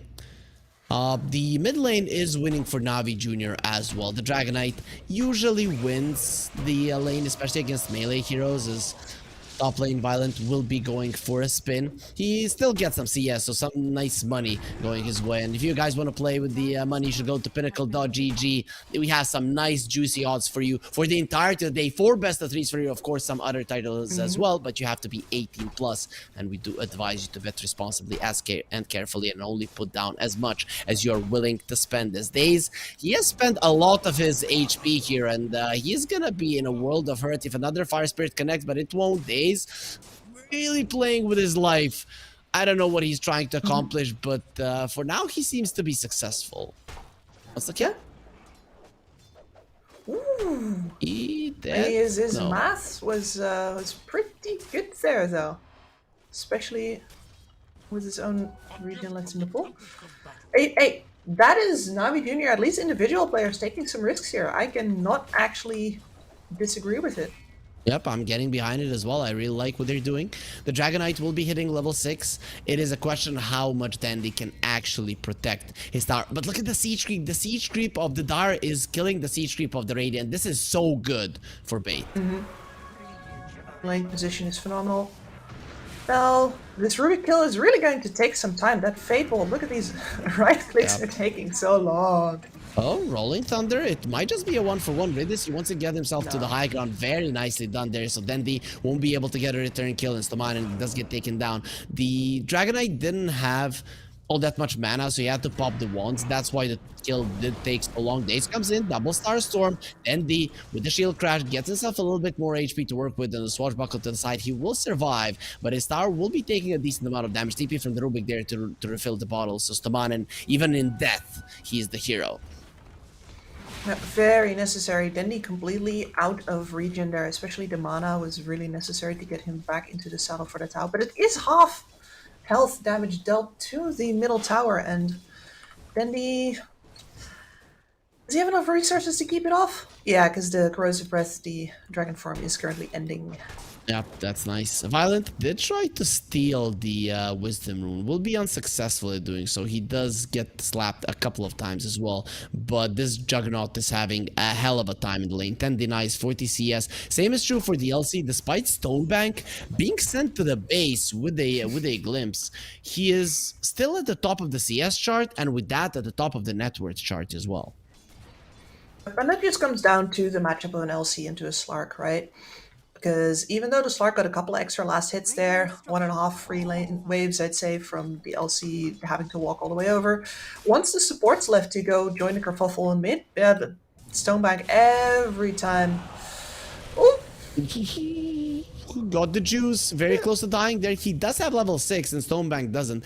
If the roles were reversed, that would be a very dead Slark, and that would be an LC with bonus damage as well. Luckily for Navi Jr., that is not the case. Yep, that's that glimpse back there coming into play, but yeah, every single time he gets up close and personal with Stonebank, the moment of courage procs just absolutely decimate Got the Juice. Got the juice. He is going to be defending his tower now. The disruptor from the other side pulling the double off lane of bait, and this rotation from Mary, well, it is going to do some damage to the tower, not enough to take it down. And speaking of, Niku with his second dragon form will be successful at taking the mid lane tower down. Yep, very important for them, and especially with the shield rune on him, absolutely nothing on Bait's side. Even though they have more damage than their opponents, certainly can do anything versus shielded. Dragon Knight, as they nearly land that arrow into Dendi on the mid lane. He is really under pressure here. Redis will get taken down, and the first duel will be going towards Bait, so they might be suffering on their Pango. But to be honest, Dendi was kind of suffering in the previous game as well. Then he got 1 or 2 kills, and suddenly he was in a really good position with the puck. I think the Pango has the same potential to come back into the game, no issue whatsoever. And really, when you compare him to the Slark and the Brewmaster, in terms of CS, in terms of net worth as well, he's doing better. He's still having a fine time, and the Slark just evaporates all the AoE. He killed himself with a Dark Pact because of the Blade Mail. Niku will be coming over. Stonebank, he doesn't care too much. Press the attack will be used for the kills. There will be a stun from the Baron. 10 stick charges. You will never get a chance to use them. And Saman and TP's away, surrounded by 4 enemy heroes. A 1-for-1. But Bait, they brought everybody. And Navi Jr., they're just farming, meaning that this gold lead is going to be increasing even further. And the Juggernaut approaching his Battle Fury. Yep. To be fair, that was still no primal split used from the Brewmaster just yet, so PMA still had something very powerful to leverage this game with if he would so desire. Violent continuing to farm. The good thing always about the Juggernaut, Lifestealer, and these types of heroes is that they can stay in the lane for such a long time defending the tower. Even versus a hero like a Dragon Knight, who naturally would just come over and push it, versus a Jugger, it's just a little bit tough to do. Yep, he's always going to have to wave out. He's not necessarily intimidated by any threat of pickoff, since he will always have the potential of becoming debuff immune. In general, like, he just requires more to deal with, so PMA would in fact have to pop the primal split in order to stand any chance of stopping the Juggernaut here, but Violent reads the game correctly. He almost got glimpsed back. Yeah. The thing is, with against the Disruptor, you have to instantly TP after the spin. Both of the supports of Bait are level 6, and they're coming over. They will be finding Ridis. Egg is at the ready, not using it just yet. Mary can dive himself away and uses the egg there on the side. They're looking towards it. Daze is not going to be focusing on it as Stamanen, he has stolen the leaps. It is going to be Dendi coming over, gets the kill. Stamanen in a lot of trouble. The Sunray won't be enough to save him, as Violent is now going on to Niku, going for a TP out. Nobody to stop it. The Rolling Thunder is ready, but Dendi, he cannot get on top of the Dragon Knight, so that's why he's looking towards PMA. Rolling Thunder is still available. He goes for the shield crash, but it seems like he will decide against it. They do defend the tower. They trade the 1-for-1, so I'd say pretty solid for Bait. Yep, pretty good. The fact that they didn't TP Violent all the way back to base, but instead just one tower back means that he can get involved in that fight again. And I think one of the things that saves Navi Jr. from annihilation there is that there's too many neutral creeps in the way. So Violent, not interested in Omni Slashing, keeps that in his pocket for another day. It still isn't that big of a spell at this moment. The level 6s on Navi Jr. though, they need those, and if they had it in the previous fight, maybe it goes well for them. But the problem is that the first split just not as impactful as you wanted it to be. And the Dragon Knight going for a Midas. Are you a fan of this? That's a double Midas. I think, honestly, with a lineup like the DK plus Brewmaster, you might want to do it just because you need all of the farming potential and all of the extra damage that you can eventually get out of itemization that you can get. They certainly have the utility to survive the window, where you would normally have another item instead of the Midas. So normally I'd say no. Right now I'd say yeah. That's the correct read. And Niku's dominating. Yeah, he is dominating. He gets them on, and that's going to be another kill for the Dragon Knight, getting him even closer to the Blink Dagger. Speaking of which, Stonebank does finish his. That's a long TP onto the outpost and barely survives because of it. Yep. And now comes the interesting part here for Bait, where they actually have the Battle Fury over on the Juggernaut. We have seen Violent join in fights with just the Battle Fury. And we also have a Blade Mail Blink up for Stonebank. He is big. He is very ready to take the hurt to his enemies. So this is the window where they should be punishing those Midases as much as they can. But of course, do they think that their itemization is enough to beat the fact that Brewmaster is just one hell of a hero at this phase in the game? And Stonebank also has the Duelist gloves. Considering that you have a duel on yourself, that is a big deal. Lore-wise, attack speed, extra damage. Does he want? I guess anybody is a nice kill. Just extra duel damage. That's what you're gunning for. The Mirana is gonna be spotted, and the duel will be there. Press the attack wasn't even used. You don't really need it nowadays. It doesn't give you the attack, only movement speed, and they will be getting themselves a nice easy duel. Mary Y, like a good support, takes the kill for himself, but looking at this game, Kips, it is actually a pretty decent one for Navi Jr. Much better than game 1. Yep, and the fact that, that same scaling that we're worried about with the damage over on the DK, over on the Brewmaster, is really not an issue right now. During a phase where normally they would start to get run over because they are just more passive than their opponents. So in that regard, I guess the draft suits them really well. The question is, of course, if it's going to come to bite them in 20 minutes, right? You mentioned the 2 Midases. We actually have 3 because the Slark bought the Midas as well. And he's climbing the ranks in terms of net worth. He's only 500 gold behind the Dragon Knight, and that is the first on the net worth chart. So, Bait, you have to be careful. If you don't fight now, if you don't get the advantage, these Midases, they're gonna kick in. Yeah. Yeah, they are. And they should really not let themselves be intimidated by the Brewmaster. But I guess the problem here is that the one that you'd want to deal with the Brewmaster especially is Violent, but risking him, having him join, that could cost you the game if you do it wrong. True, but he is violent and it's in his name. He wants to bring violence to his enemies. Then the inside of an Invis, Navi Jr., they're all gonna be protected by the Invis. Now going for the Juggernaut, but there's way too many creeps there. He's still gonna be in a lot of trouble. No way you're getting out of this one. Can he get the spin? No, and now even getting used, they're gonna be taking it down. Then he doesn't even come out of the Invis. Sorry guys, you're on your own, but the cavalry is coming to assist. Bait from the other side, they have the duel ready. Is that a good idea? The Stark gonna be in trouble. He's gonna be caught. He's taking so much damage. It is a great idea. Kips. Nico is also very low. There will be an arrow onto Daze in the backlines. Now they're caught inside on the kinetic field. Here comes PNMA. Is gonna be putting the Cinder Brew onto the ground. Samanin gets a double kill there with the Fade Bolt, and now the split will be used. Soulpack trying to get himself away. The glimpse will not allow it.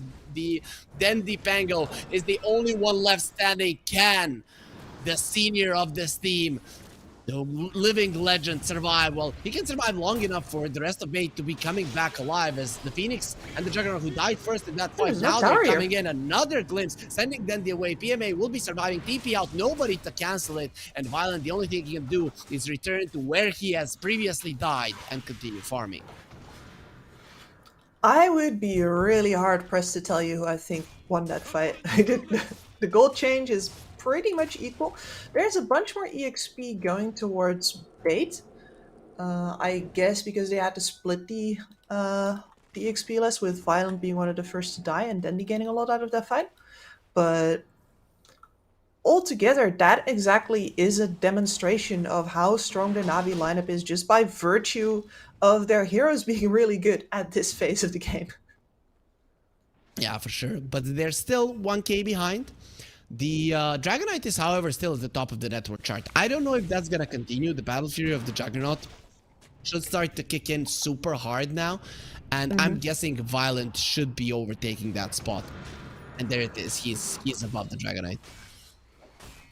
He is, especially if he doesn't get involved anymore. But we've already illustrated the gamble that he's taking, or is forced to take, I should say, this game.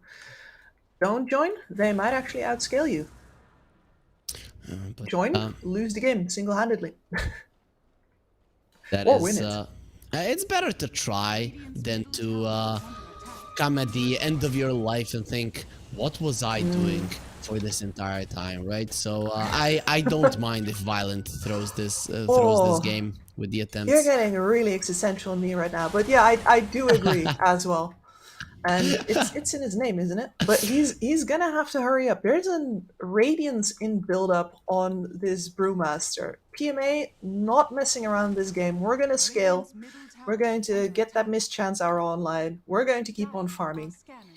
And this Dragonite's also halfway towards his Aghanim Scepter, so the window where the Midases are punishable is still open for now.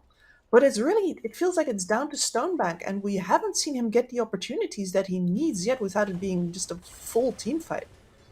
Scan was used in the top lane. Navi Jr., they know that they're being hunted. Violent was being hunted as well, but Navi Jr. will not be finding him just yet. The score will remain 9-9 at the moment. But you mentioned items. He's going Radiance. The Slark is going Lincolns and Dragonite Aghanim Scepter. So once those items are up, Navi Jr. are gonna be hella strong.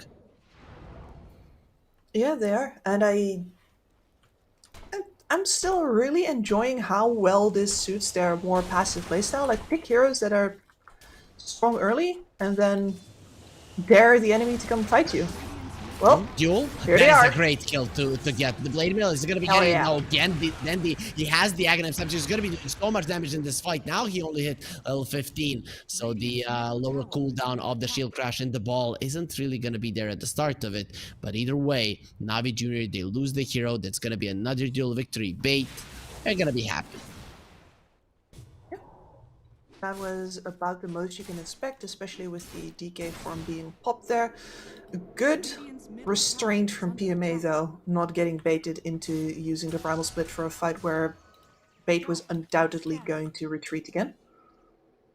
Juggernaut will have an SNY in no time. There it is. He will be finishing it off, and we'll see what the next item will be as Mary in a pretty aggressive position, but nobody there to really punish him, and Stoman, and he will get punished as he was way too deep in enemy territory.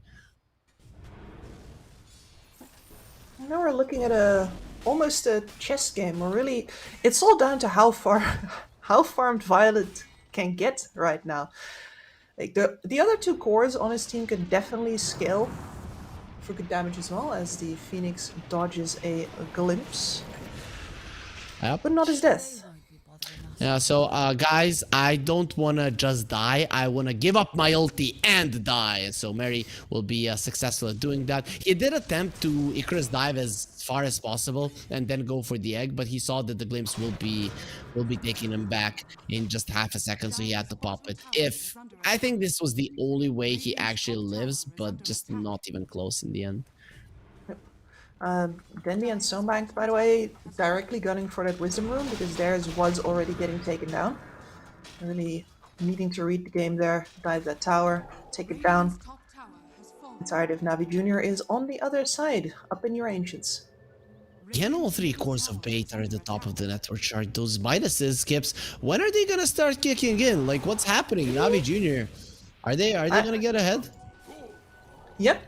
I believe that the transition is happening pretty much right now when the next round of items after that Midas is coming in. So the Radiance is up for the Brewmaster, gonna have a Shard next. DK choosing not to go for the ult and getting picked off by Violent.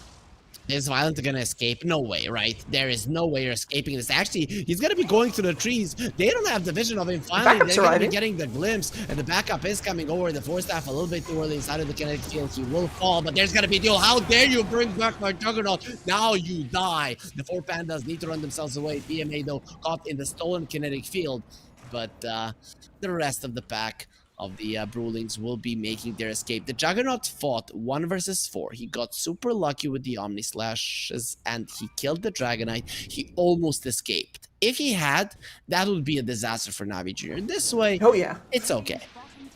I mean, that's why I was so surprised about it happening at all. I did, like, in my mind, when I saw his position on the minimap, I'm like, okay, he's spin TPing. Nope.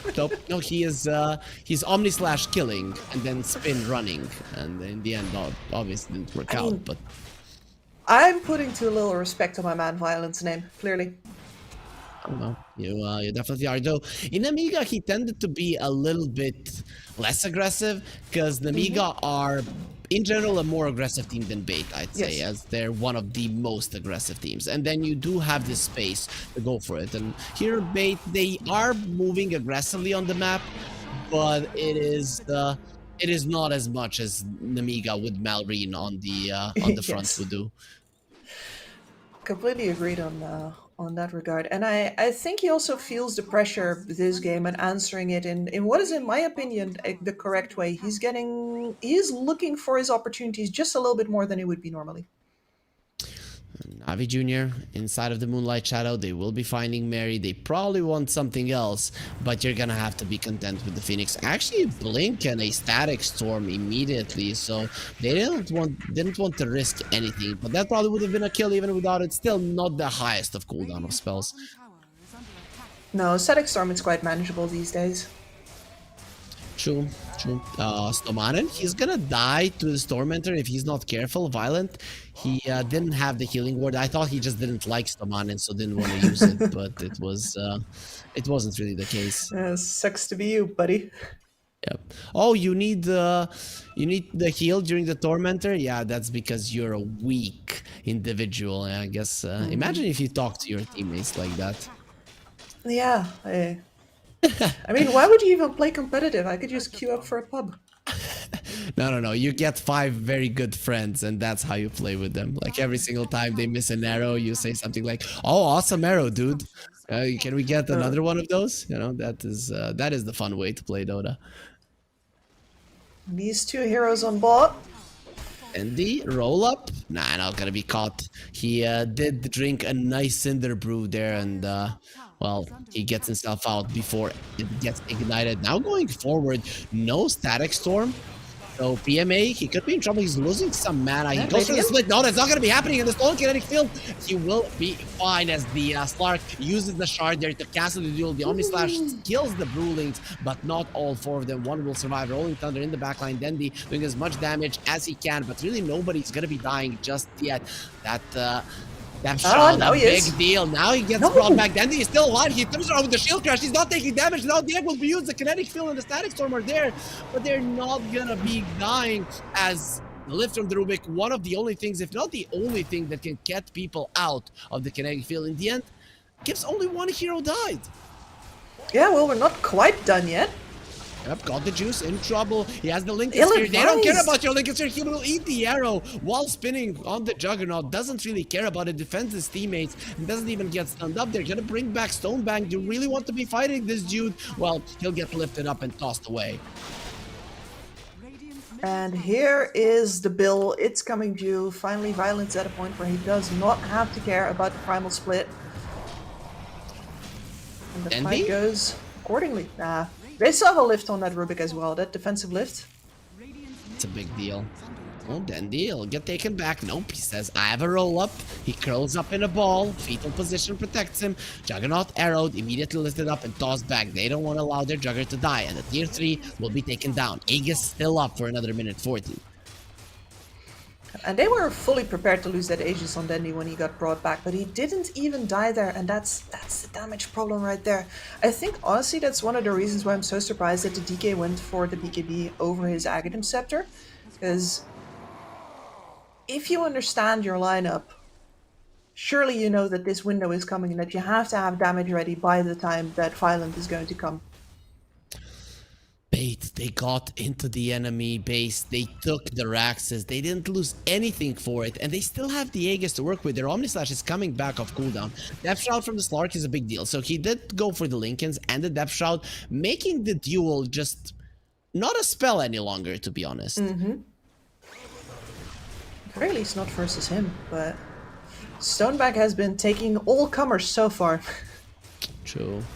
Violent going forward. The stun will connect onto the Phoenix. They have the signs, but he has the ult to protect himself. The arrow doesn't connect on anybody. He's trying to survive. The Phoenix, he will get saved. The egg does come out. They need to get those 8 hits in, and they will have them in the end. But the Omnislash is destroying Niku. Will be going onto the Brewlings. No, now there's going to be a duel onto the poor Mirana. The two ladies fight it out until death, and we know that Stonebank is much stronger. PMA next on the menu. Will be slowing him down. Then he actually doesn't have the mana for the Diffuser Blade usage as Violent goes again for objective gaming. Dandy, his Aegis is going to be expiring fairly soon. They don't want to kill him. They don't want to kill him now, but it doesn't matter. He's still going to be getting the heal as he does get the blink out. Now the lift onto the Brewmaster. He does have the Storm stance, so he's not really taking all that much damage. The Depth Shot protecting both of them. Got the juice.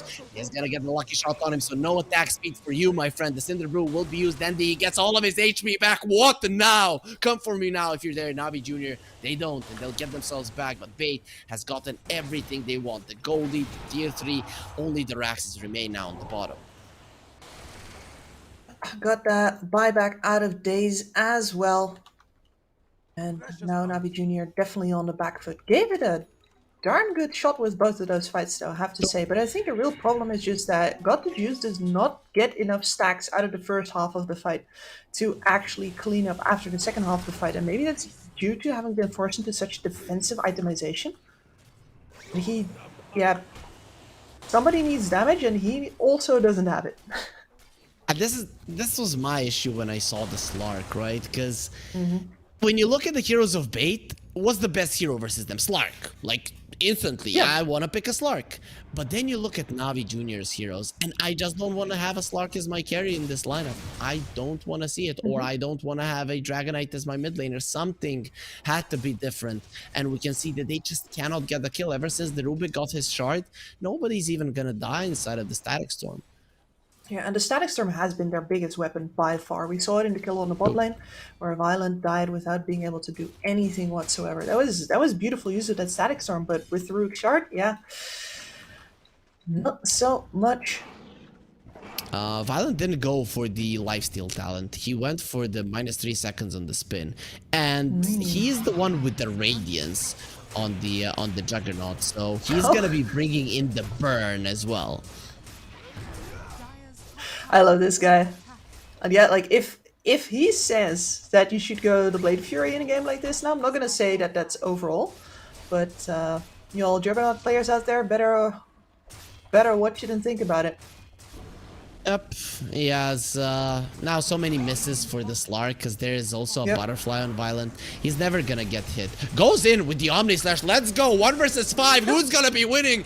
The Jugger, actually, in a lot of trouble. He gets force-staffed out, has the spin. Now he is gonna be in a little bit of trouble. Has the Lincolns here, he gets lifted up and tossed back as Stonebank running in with the BKB. The Lincolns was broken, but Got the Juice not gonna be dueled. They caught the Phoenix. He has the ults again. This is gonna be taking a long time, especially with the Rolling Thunder coming in. Niku is trying to finish off the Phoenix. Will be able to do it. The duel onto the Mirana, onto the other side. There will be a Cyclone, not allowing him to finish it off, and the Depth Shot protecting the Mirana for the time being. They're all inside of the Depth Shot. They found Violet, but he's gonna be purged, so no stun for him. That stun from the Dragonite. They probably could have killed him inside of it, but not gonna be happening. He now goes for the spin, and the overwhelming amount of overtime damage is insane coming out from Violent. Yep, absolutely ridiculous. And I think that's his read right here. That's why the Radiance is up and why he's got the Blade Spin. He wants to live, and make use of the fact that the opposing side lacks enough damage to focus fire any of his heroes down. They used everything to get that Phoenix once again. That means that the Rubik lift keeps on getting people out of troubling situations with the lift, means that the LC lives, you get a beautiful duel out of that, you get the pressy attack saves, and all the time Violent doesn't even have to be hitting any people. He just spins, burns, spins, burns, spins, burns your house down. This is the best Rubik performance I've seen, in a sense that he's not stealing good spells. He's just using the Rubik spells to look cool, right? It really is insane how much he's doing. And now Violent even gets the shard. There's gonna be even more damage when he's spinning.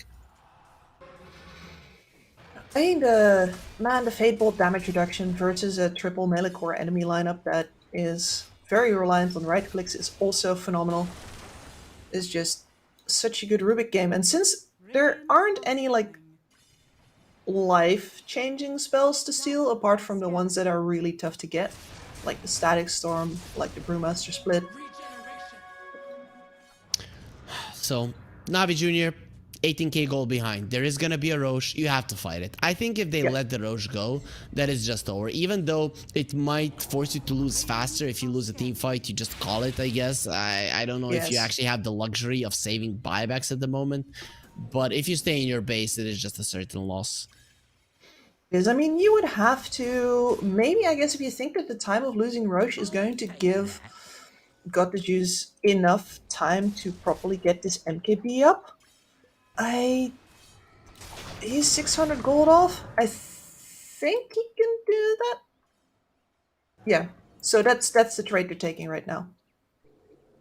There's an Aghanim's on the Brewmaster, so he does have his Primal Companion. And he's not using that Primal Companion to send him to the Roche bait or be annoying or whatever. This is just gonna be a Roche given for free, the bait, and then ending the game just won't be that hard whatsoever for him. I mean, the only shot is that this Slark pops off now. And I guess... As the MKB. There's a possibility. There's one man versus the world. I mean, that MKB is a possibility because he's finally going to be doing some damage. So let's see if that damage is going to be enough. Bait, of course, they're going to be transferring themselves to the top lane through the Twin Gates. And it is time for that last push. I don't really think they're waiting for any items. The Juggernaut will have his same MKB as well. Okay. It will expire though. Okay, they'll go for a smoke. Nice move. Okay. This is the most initiative that we've seen out of them. And now they just need to commit. And they're hoping that they can get the good positioning here, which they do. They get Stoneback up in the air. I don't think Bait have to rush this. They can wait for the creeps to get in. The Glimpse was used. Stonebank still annoyed. And that's about it. It is jumping in. They found the Phoenix. The Eagles will be protecting him. They have the lift to save the Phoenix. Will be able to do so, but he got arrows. He's still going to be taking a lot of damage. The Slark goes in because the egg off is going to be a disaster. He does have the buyback. The duel was used. And look at the Omni just destroying them. The Invis not really going to be protecting you all that much. Violent. He doesn't have his Omni Slash any longer. He's going to get pulled back there by the Astral Pool. PMA doesn't want him inside of the fight, but you already lost the Mirana and the Slark. You're no longer capable of fighting this one. And PMA, he's just hoping to get to the side there. He does have the shard, so he's probably going to be coming back to his Storm Panda. He's just trying to buy as much time as he can with the Earth one. But what is the use? You put all of your eggs in the Slark basket and he just cracked. Very easily at that. Yeah. Like he knows that he has to play harder here, so he gets a couple of stacks off the Juggernaut, then moves in further, but he puts himself in a place where indeed he can get AoE down by the slashes. He's just dying to the AoE of the Juggernaut, right? The Flame Cloak, the Radiance, the spins, and of course the Omni Slash with the Battle Fury. The AoE potential of Violent is insane. While we're looking at this team fight, also in the base of Navi Jr., they're being slaughtered in their last game of the Pinnacle Cup Malta vibes. They've had a long ride, but Bait, who've only entered the tournament today, will be staying in it for longer, getting a bigger prize. Navi Jr., they probably don't feel too good about this, but they got completely outclassed. They were the worst team today, and Bait we're definitely better. And Navi Junior, they do buy back on PMA. They still want to fight the Stark. He's going to be going in. He's going to try to fight. The egg has been used, and you cannot go for it. The Juggernaut is just spinning inside of the Shadow Dance, and the Stark barely survives. Not for long. One more crit will be sealing the deal. They call GG. They can't take it any longer. The big black dragon is going to be taken down by a very small blue dragon. Look at Staman and how cute he is. A baby is born, and it will be beating its father, or is the other way around, as you know, Dendi, he's the veteran of Navi, and he just killed the or destroyed the new generation of Navi players. Yep, he did. So far, beware an old man in a young man's profession. Yep, it is a problem. He had more time to practice, that Yes. is the what's your excuse, Navi Junior? Well, then they had more time to practice, obviously. So maybe in 12 years, Navi Junior, they're gonna be taking him over, because they're all around 18 years of age. Some of them even underage at the moment, Gibbs, but still a pretty big accomplishment. Every single time that I watch them, they're getting slightly better. So do you think they're gonna have to disperse as a team to actually show the real potential of these players, or do you think them staying together is the right approach looking forward? No, I think that if you stay together, you can learn the lesson that you are actually the one that has to take control and take agency and make decisions. If you split up and you bring in players that do that naturally, then all these guys that are right now learning the lesson that they should do things can sit back again and be like, oh, no, never mind. I didn't have to do things at all. I just needed a teammate that was going to do it for me. And the result would be that they would stay behind, and the teammate that was going to do things is going to go on to bigger and better teams. Because you best believe that in the real top teams, all 5 of the players are capable of shot calling and of taking the entire team on their shoulders when necessary.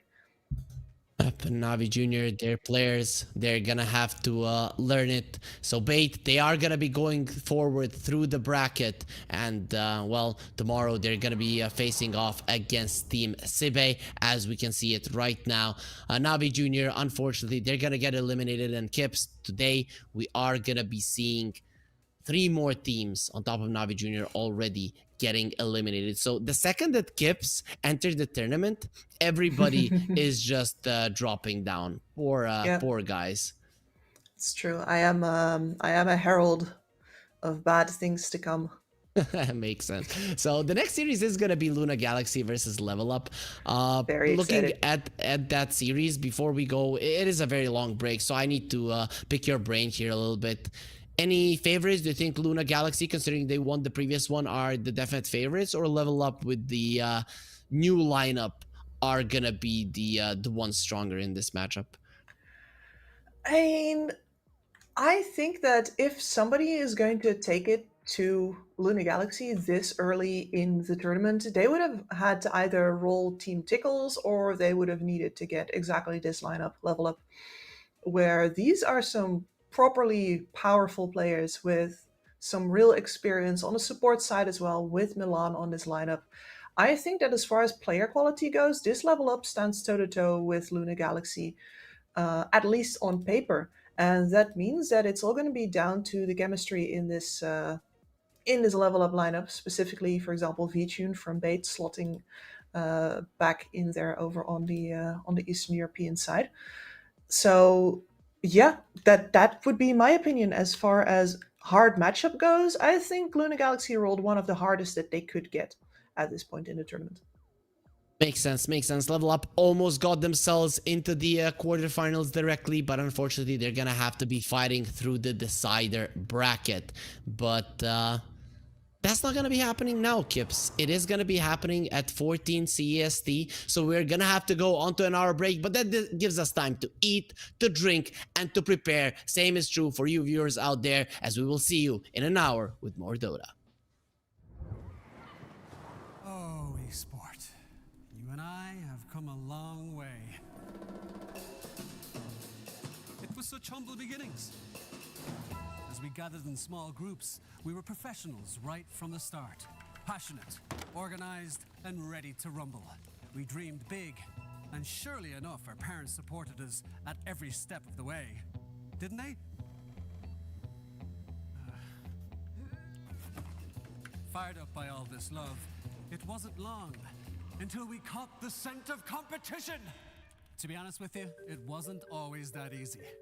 Joe here, he had to take on 2 side jobs to afford playing professionally. It's gonna get better, Joe. Fist bump. And some of you dared to not even call this a sport. And look where we are today. An endless stream of esports events every year. Bet you didn't see that coming, Mom and Dad. And you know what? We have been with you every single step of the way.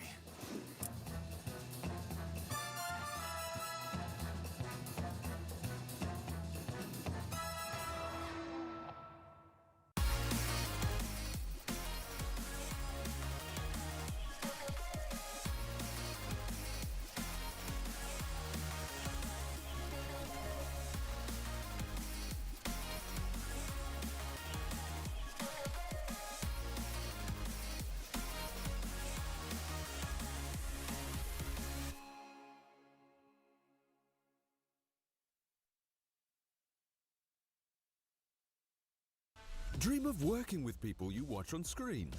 Exclusive esports opportunities handpicked just for you.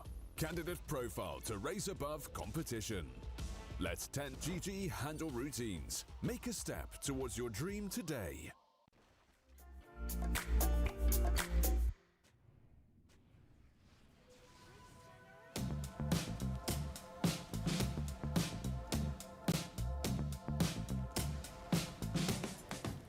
Do you wanna be a bad man? Yes, you do. Do you wanna taste sweet salvation underneath the summer moon? Do you need another hand now? Yes, you do. Go see Miss Josie down on Columbus Avenue. Down in the city, there's a place that never sleeps. You can see it all up past 57th Street. Music is hot. Drinking there's free. It'll turn you upside down before you count to 3. 1. You're looking for a helping hand. 2. You need a friendly face. 3. Feeling good, you can barely stand. You're falling all over the place. 1. You're looking for a helping hand. 2. You need a friendly face. 3. Feeling good, you can barely stand. You're falling all over the place. You own it, they got it, they flown it, you bought it. Do you wanna be a bad man? Yes, you do. Do you wanna taste sweet salvation underneath the summer moon? Do you need another hand now? Yes, you do. Go see Miss Josie down on Columbus Avenue. Columbus Avenue. Ha! Go see Miss Josie down on Columbus Avenue. Columbus Avenue. Go see Miss Josie down on Columbus Avenue. 1. You're looking for a helping hand. 2. You need a friendly face. 3. Feeling good, you can barely stand. You're falling all over the place. 1. You're looking for a helping hand. 2. You need a friendly face. 3. Feeling good, you can barely stand. You're falling all over the place. You own it, they got it, they flown it, you bought it. Ow! Go see Miss Josie down on Columbus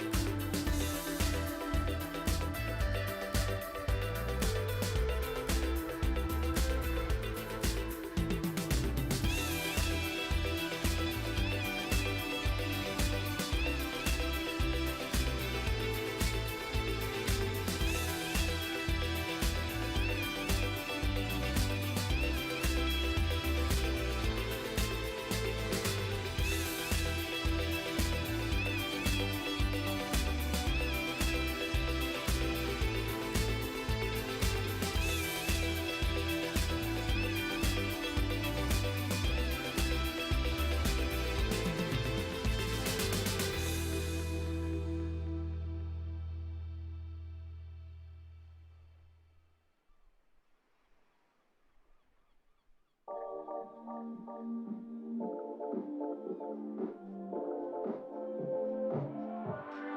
miss that sexy smile, looking forward to see you. I hope I will lose control. Love you every night, no checking the time, just us loving you all night long. I can let you go, baby, it's the right thing, I'm ready to know. And we feel it. I really do, I said the truth, we can't go any road. Need you now. I'm your queen and you the king right now. It's a kingdom, let's play it how you like. How does it make you feel? Or you wanna change? I'll be whatever, watching my weekend dance. You got to move tonight. Stars are watching us in the sky. I wanna last it forever. It's a sexy smile, looking forward to see you. I hope I won't lose control. Love you every night, no checking the time, just us loving you all night long. I can let you go, baby, it's the right way, I'm ready to know. And we feel it. I really do, I said the truth, we can't go any road. Need you now. Let's change the clothes, we have a drive. You know how you make me feel alive. Come close to me, I'm obsessed with your different kind of style. Don't you ever leave, step by my side. Hold my hand, 'cause I don't have much time. I wanna hug you forever.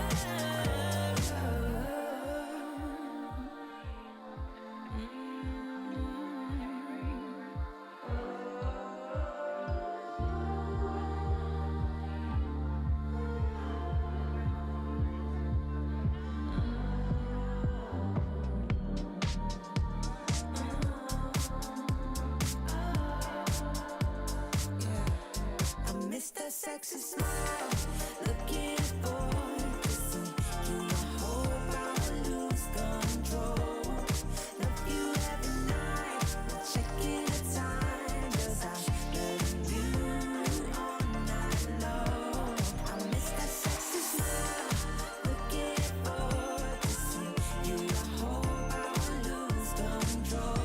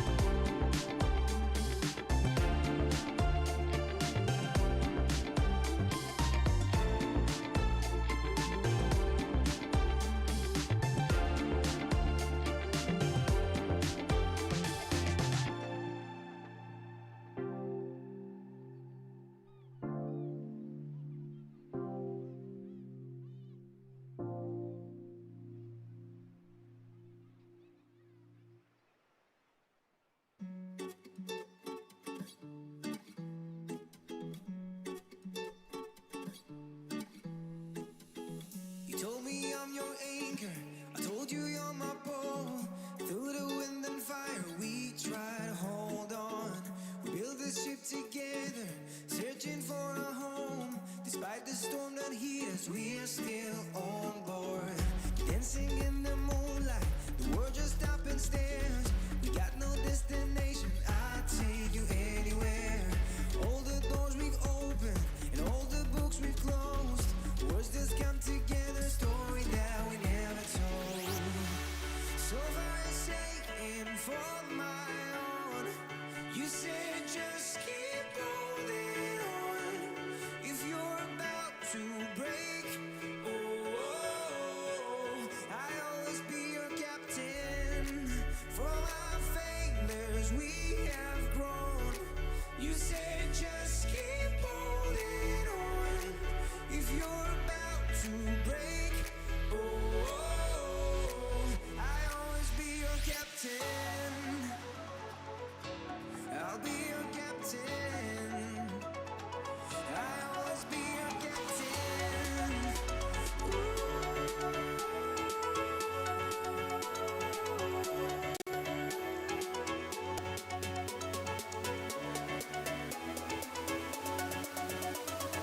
I'll always be your captain.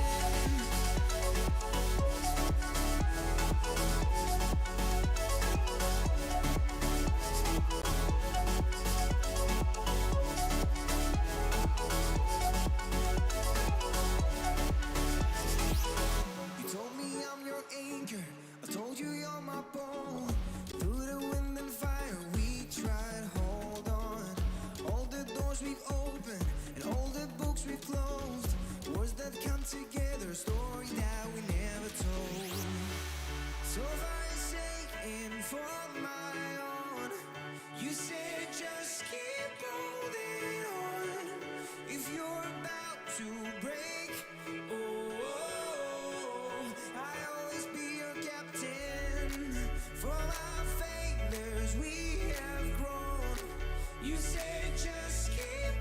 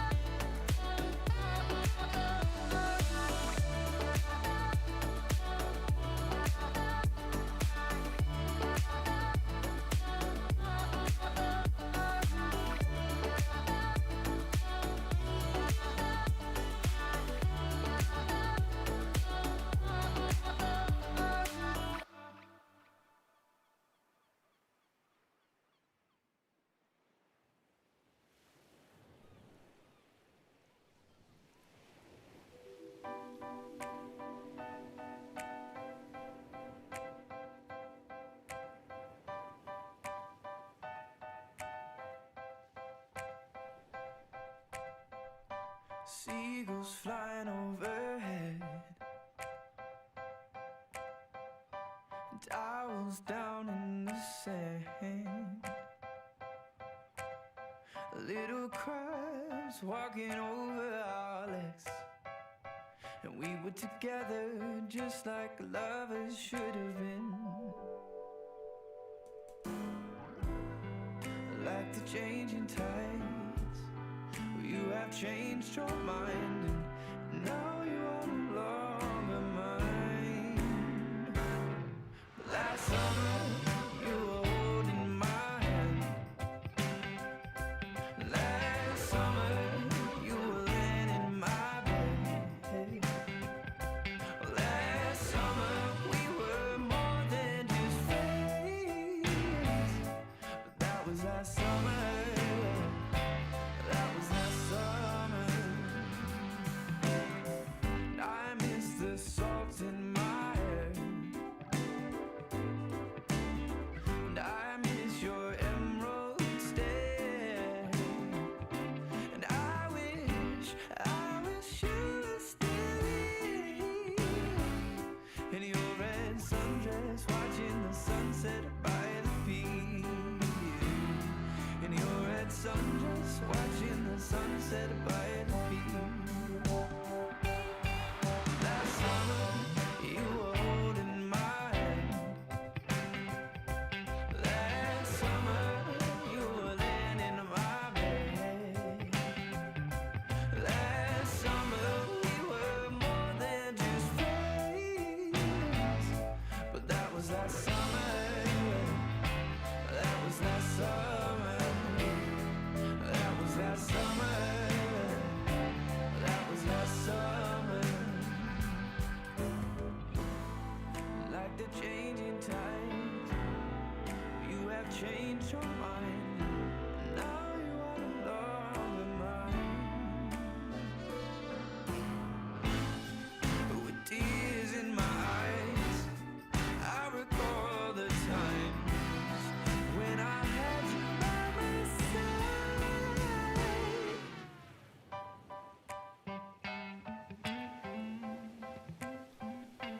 Last summer, you were holding my hand. Last summer, you were laying in my bed. Last summer, we were more than just friends. That was last summer. That was last summer when you were holding my hand. Last summer, you were laying in my bed. Last summer, we were more than just friends. But that was last summer. That was last summer. That was last summer. That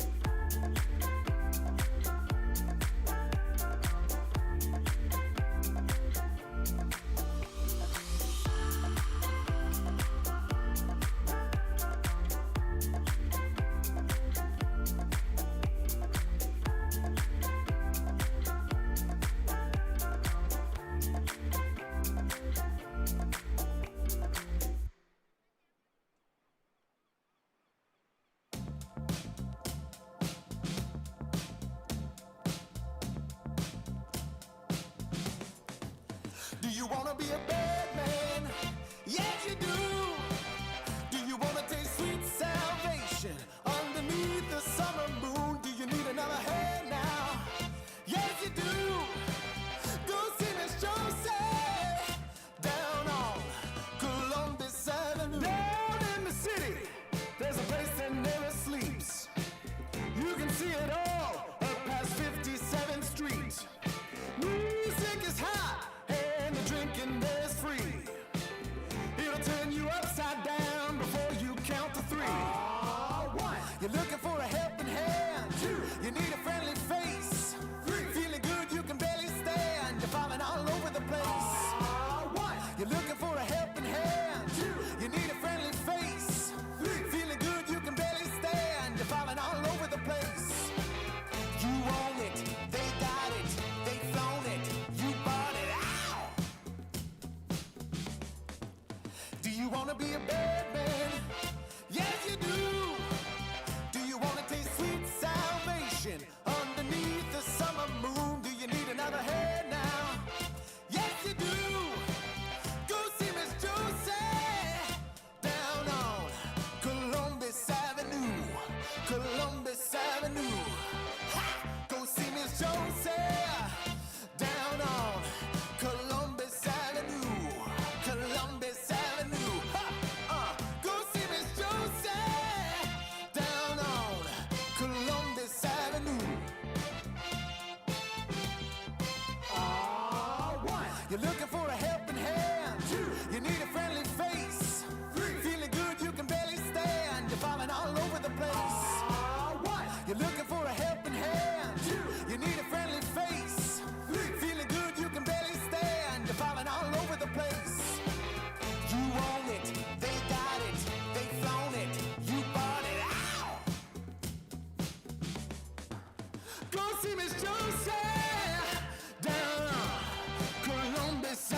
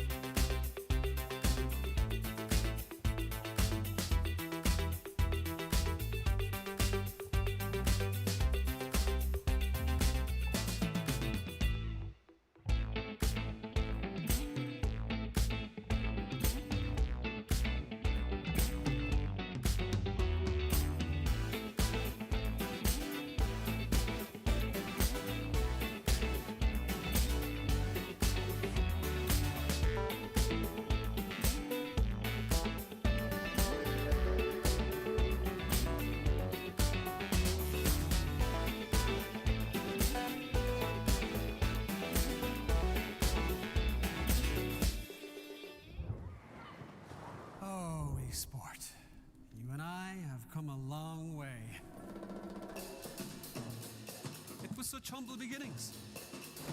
As we gathered in small groups, we were professionals right from the start. Passionate, organized, and ready to rumble. We dreamed big, and surely enough, our parents supported us at every step of the way. Didn't they? Fired up by all this love, it wasn't long until we caught the scent of competition. To be honest with you, it wasn't always that easy. Joe here, he had to take on 2 side jobs to afford playing professionally. It's gonna get better, Joe. Fist bump. Some of you dared to not even call this a sport. And look where we are today. An endless stream of esports events every year. Bet you didn't see that coming, Mom and Dad. And you know what? We have been with you every single step of the way.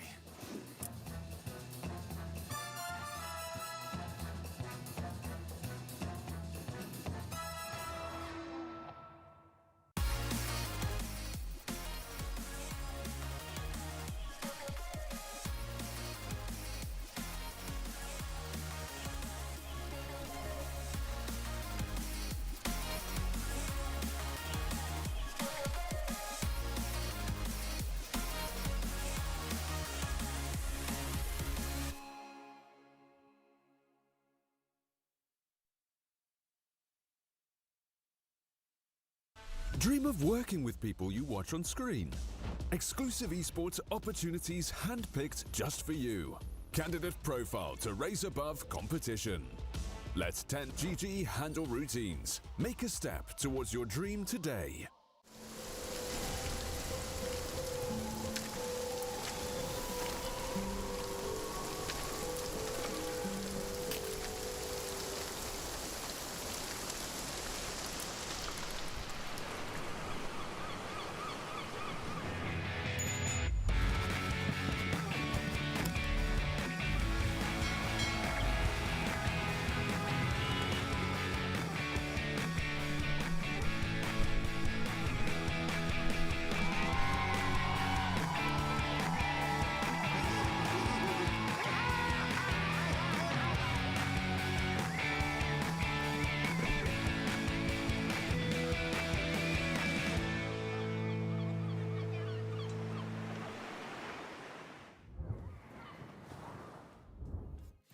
Oh, that was a long break after that first very easy series for Bait. Navi Jr. got eliminated, but now we have our second series of the day. It is gonna be Level Up versus Luna Galaxy. And Kips, well, I know who you want to win, but who do you think will win?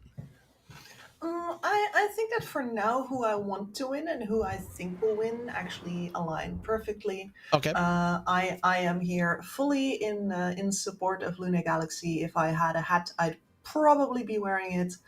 Just to inform you all in the crowd of before you accuse me of being a biased caster, like it's some like great insight that you had. No, it's completely true. I am biased. I'm good friends with Devi Lama. I think his squad is phenomenal. I think the man does some magic. Coach is great as well. So yeah, give me these boys. These boys, you mean the Galaxy ones on the boys. screen, right? Yes, Okay. exactly these boys. Okay, last Nobody time else. when we casted them, they were missing the pictures of Yuma Stoikov, and Hanskin, of course, wasn't a part of the lineup there. Devi Lama and Theolic Core, still the core of the lineup is here. And these are the players that Kips is gonna be rooting for. Low key for sure. She's not gonna be showing it, but let's see No. the other team as well. Level Up and their lineup, where we have 4 previous players and VTune stepping in for the Hawk. These are the guys that qualified for Division 1 Kips, so they're not to be underestimated.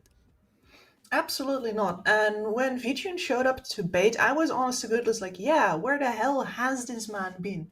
Because he has been such a phenomenal carry player for all of the time that he has been in the pro scene. I don't think he ever gave any results that would make people doubt him. He just went off the map for a while, and whether that was personal or whether like he just was unlucky with his team selection, I don't know. I'm just really happy to see him back again because this man can carry some games. What I don't like about VTune is his limited hero pool. That is where I see him as sometimes being a liability to his team. I feel like in this meta though, that shouldn't be the case as the carries are being picked up early on. So you should just pick his hero early on into the game, and then who cares? Then you can adjust it, right? If it's a first pick and he plays it perfectly, then it doesn't matter. But if we ban out everything that he plays and then he plays something he's not good at and it's also fourth or fifth pick, then I think it is a big hit to the team for sure. So I can certainly agree with that. Luna Galaxy are our champions. Do you think they now feel like they're on home turf, that they cannot be beaten?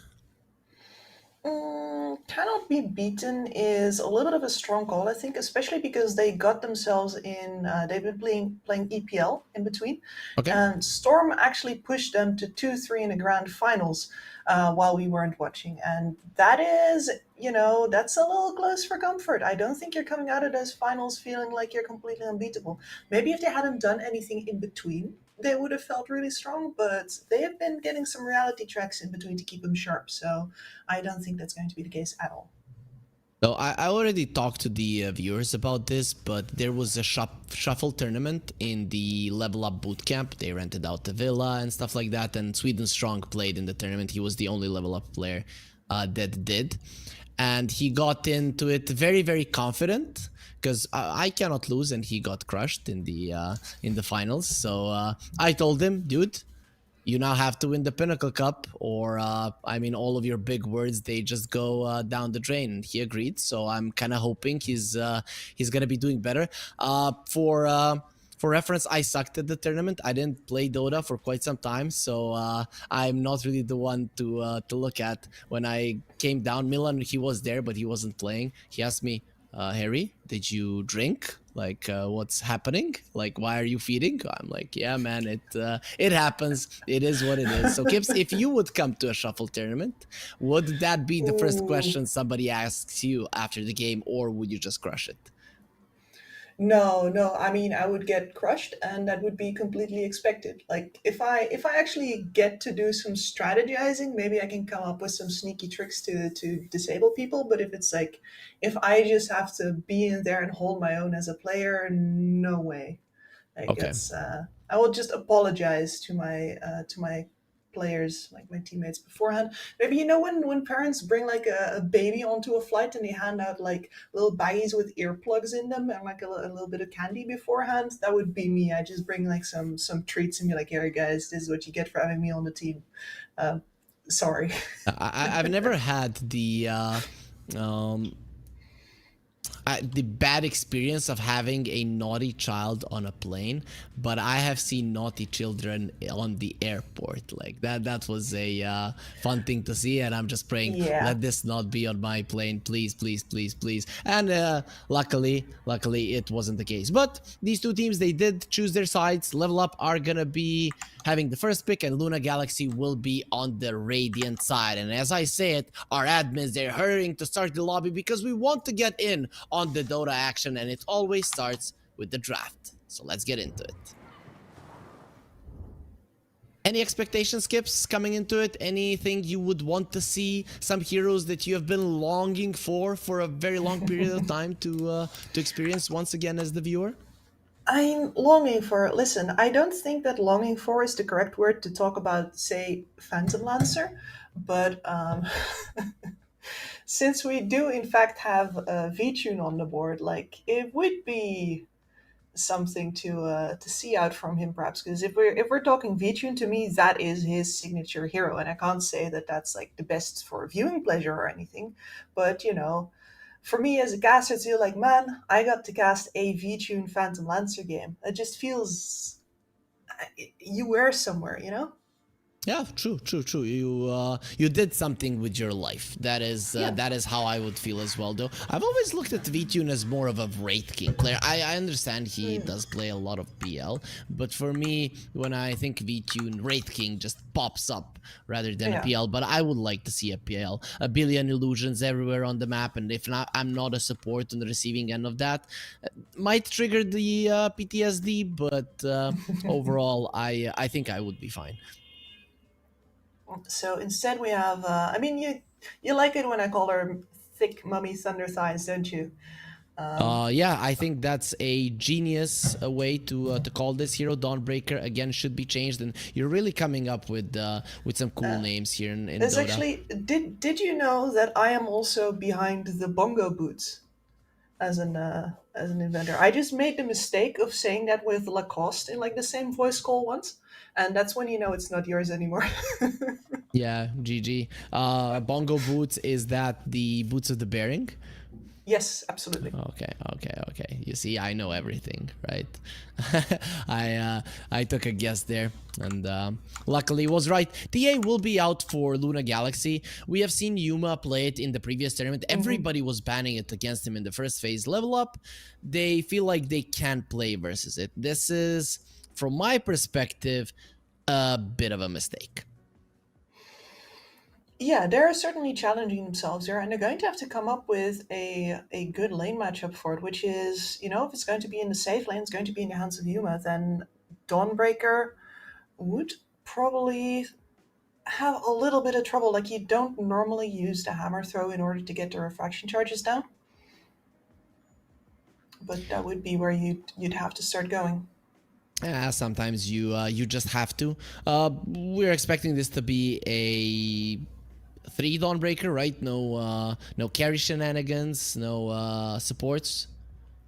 Not to open up with, no. I think this is fairly safe to call as a 3. She has some trouble scaling as a support. Look at who was banned. She doesn't feel reliable enough. Ooh. Now I talked to Devi Lama. I was like, hey, you gotta win this, or you're gonna embarrass me because I'm gonna be biased. But now he's making me unhappy anyway, because I wanted to see that. Yeah, Devi Lama making people unhappy since when did he get into the professional scene? 2017, 2018? I don't know, but he will be banning out the PL. That's not very nice. He is gonna be impacting our entertainment and all of you guys' entertainment at home. So Level Up is gonna have much more in terms of fans in the chat now after this ban. And Grimstroke on top of the Dawnbreaker, so very strong kill duo there, if you want to play it that way. Okay, so Grimstroke Dawnbreaker, I like the Inkswell versus the refraction. You burst through it in no time. You have the purge for the fatal bonds after minute 15 once you get your shard, and Grimstrokes always do it. So all in all, I like this pick. I think it is great versus the TA in general at any point of the game. Yeah, very much agreed with you. Also, the heal that you get from standing toe to toe, really, like, as far as the synergy with the Dawnbreaker goes, this one is going to go all the way. It will remain relevant throughout the entirety of the game, including of, you know, if both of them are hunting on the other side of the map, you can cast an Inkswell, she can go over to the other side of the map, and with the longer duration of it now, she can pop it when she lands, instead of, you know, her channel being too long to do that. SD now as well. Get some purges on the board. The Templar Assassin has got quite a lot of trouble here already. True. I would like to see a Spirit Vessel for Luna Galaxy though, because there's gonna be some heals from Level Up, especially the Solar Guardian. I like the Invoker here if they want to go for it. Also, purging off the Inkswell is quite nice, so I wouldn't mind if Luna Galaxy would go that route. Yeah, Invoker would not be that bad. Alternatively, you can tank up on yourself with something like a Kunkka. We were talking about how that hero has been slowly and steadily on the rise, and I do agree that the Waterport Kunkka build, as far as like team fight disruption goes, is phenomenal. And the sustain you can get out of boat is still great after all these years, right? Yeah, definitely is. You have some pain. You drench your sorrow in rum and everything is gonna be fine. That's how that's what Dota teaches us, some valuable life lessons, 100%. As I'm glad that it also teaches us about the effects of the hangover. True. It is very true, as the center will be coming out, so the demonic purge isn't gonna be that big of a deal in a sense of slowing people down is still going to be doing a solid amount of damage. But I like the Centaur. I like the ability of jumping in, doing a lot of burst damage. As you always like to say, layers of initiation are now available in Luna Yeah, Galaxy, which is pretty important versus the saves that Level Up do have. exactly. And the problem with saves, like the Shadow Demons, for example, is that they lock people into place and you get some easy follow up. And now Dark Willow plus Centaur Warrunner, Centaur running in with the Bedlam on it, like we've been seeing big damage come out from centaurs without any of that extra magic damage on top, but that is going to be one hell of a powerful trample. Yeah, for sure. I've now, for the first time in my life, realized that Dark Willow actually has green eyes. So that is actually quite interesting. If I'm seeing right, they're not yellow, right? Yeah, we're gonna stay with green.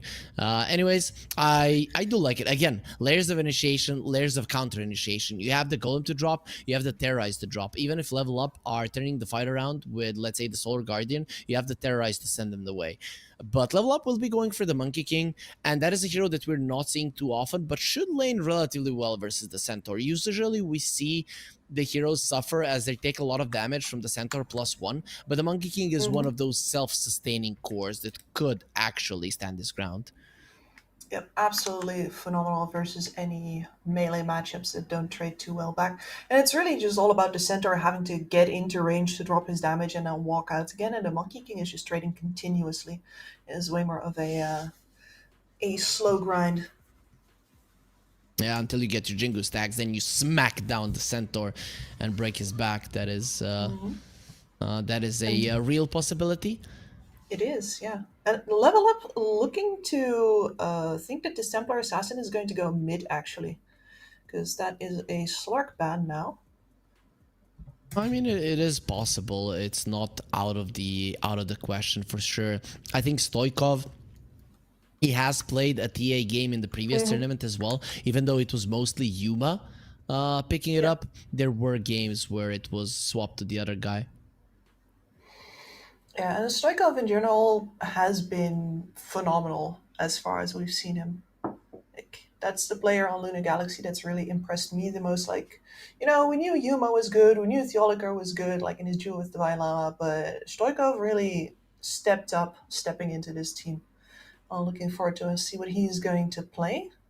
Not going to be a Dragon Knight, as Luna Galaxy ban out some mid-hero options here. Stoikov was always the big hope for Macedonian Dota for as a mid laner. So even I think like 5-6 years ago, he was playing local tournaments, Balkan tournaments, and a lot of the people from Macedonia, they were like, yeah, let's go Stoikov. Even though at the time he was good, but he was not nearly as good as he is now. He's now very consistent, has a wide hero pool. I really enjoy watching him play Dota. Would you say that he has leveled up? But you wanted you. that one as the answer, Yes. right? Okay, Yes, okay. I did. I stopped there for a second, but yeah, we know each other well, Kips. As the last ban will be a puck, and Level Up, they do get the Lorenoff Storm Spirit. This is something that before 734, everybody was banning versus Level Up in the first phase, and for a good reason. He really is a beast on this hero. He is phenomenal. I mean, this man seems to have the best knowledge of how to win any lane that he gets into, especially by not contesting the lane too hard. And then, of course, his farming capabilities and his feeling for these rotations. There's a lot of reasons why Lauren of Storm Spirit is rightfully feared. And he's going to have an Inkswell on him, which is going to make him all that more fearful. Yeah, sometimes you can make a mistake and land in the bramble, but Inkswell makes it not a big deal. Of course, from minute 15, but before that, there's not gonna be like a billion rotations to the Storm. I feel like the TA can still lane versus the Storm Spirit, but the Queen of Pain can lane better, and that's gonna be so much AoE damage with the Fatal Bonds and the Sonic Wave. Once the Aghanim Scepter comes out for Stoikov, the damage, it's gonna be insane. It is, but we've seen the struggle before, right? Of Queen of Pain. Like, if she doesn't have a good enough game, these rest of the team is really going to have to carry her to the place where she can actually get the Aghanim Scepter. And then the entire thing flips on its head. But a struggling Queen of Pain needs the rest of the team to actually buy space for her in order to get that off. Because she's normally, if she ever falls off her tightrope, it's going to take her a long time to come back up. So, looking at the drafts here, Kips, do you have any favorites? I'm kind of leaning Luna Galaxy. I think they have so much damage for the later portions of the game, and they also have really good timings that they can hit in the early mid game. So I think they just have more room for error in general. Yeah, I would say so as one. For me, that mostly relies on their capability for disengaging, right? If they ever get into a bad fight, they can just get the hell out with, you drop the Warlock ult, you drop the Centaur Warlock ult, you drop an AoE Fear from the Dark Willow. Those are all options, and most of them are at range as well. Whereas it looks like if you're over on the side of Level Up, you're just going to be a little bit more engaged into the fight.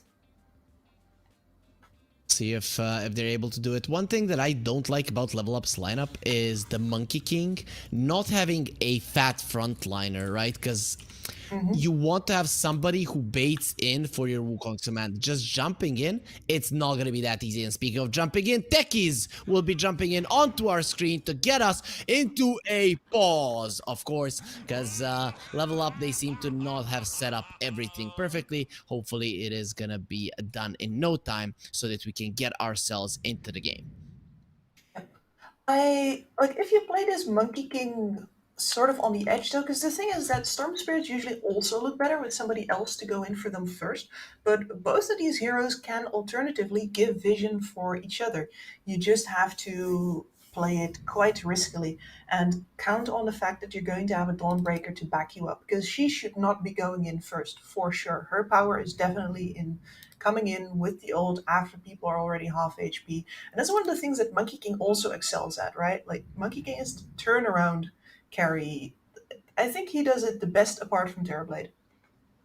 Where, the first couple of hits that come in from him are not that big, then he gets the full stacks and you suddenly get way more damage and way more healing.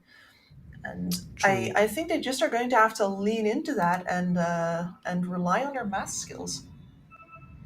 What is this set for the Dawnbreaker?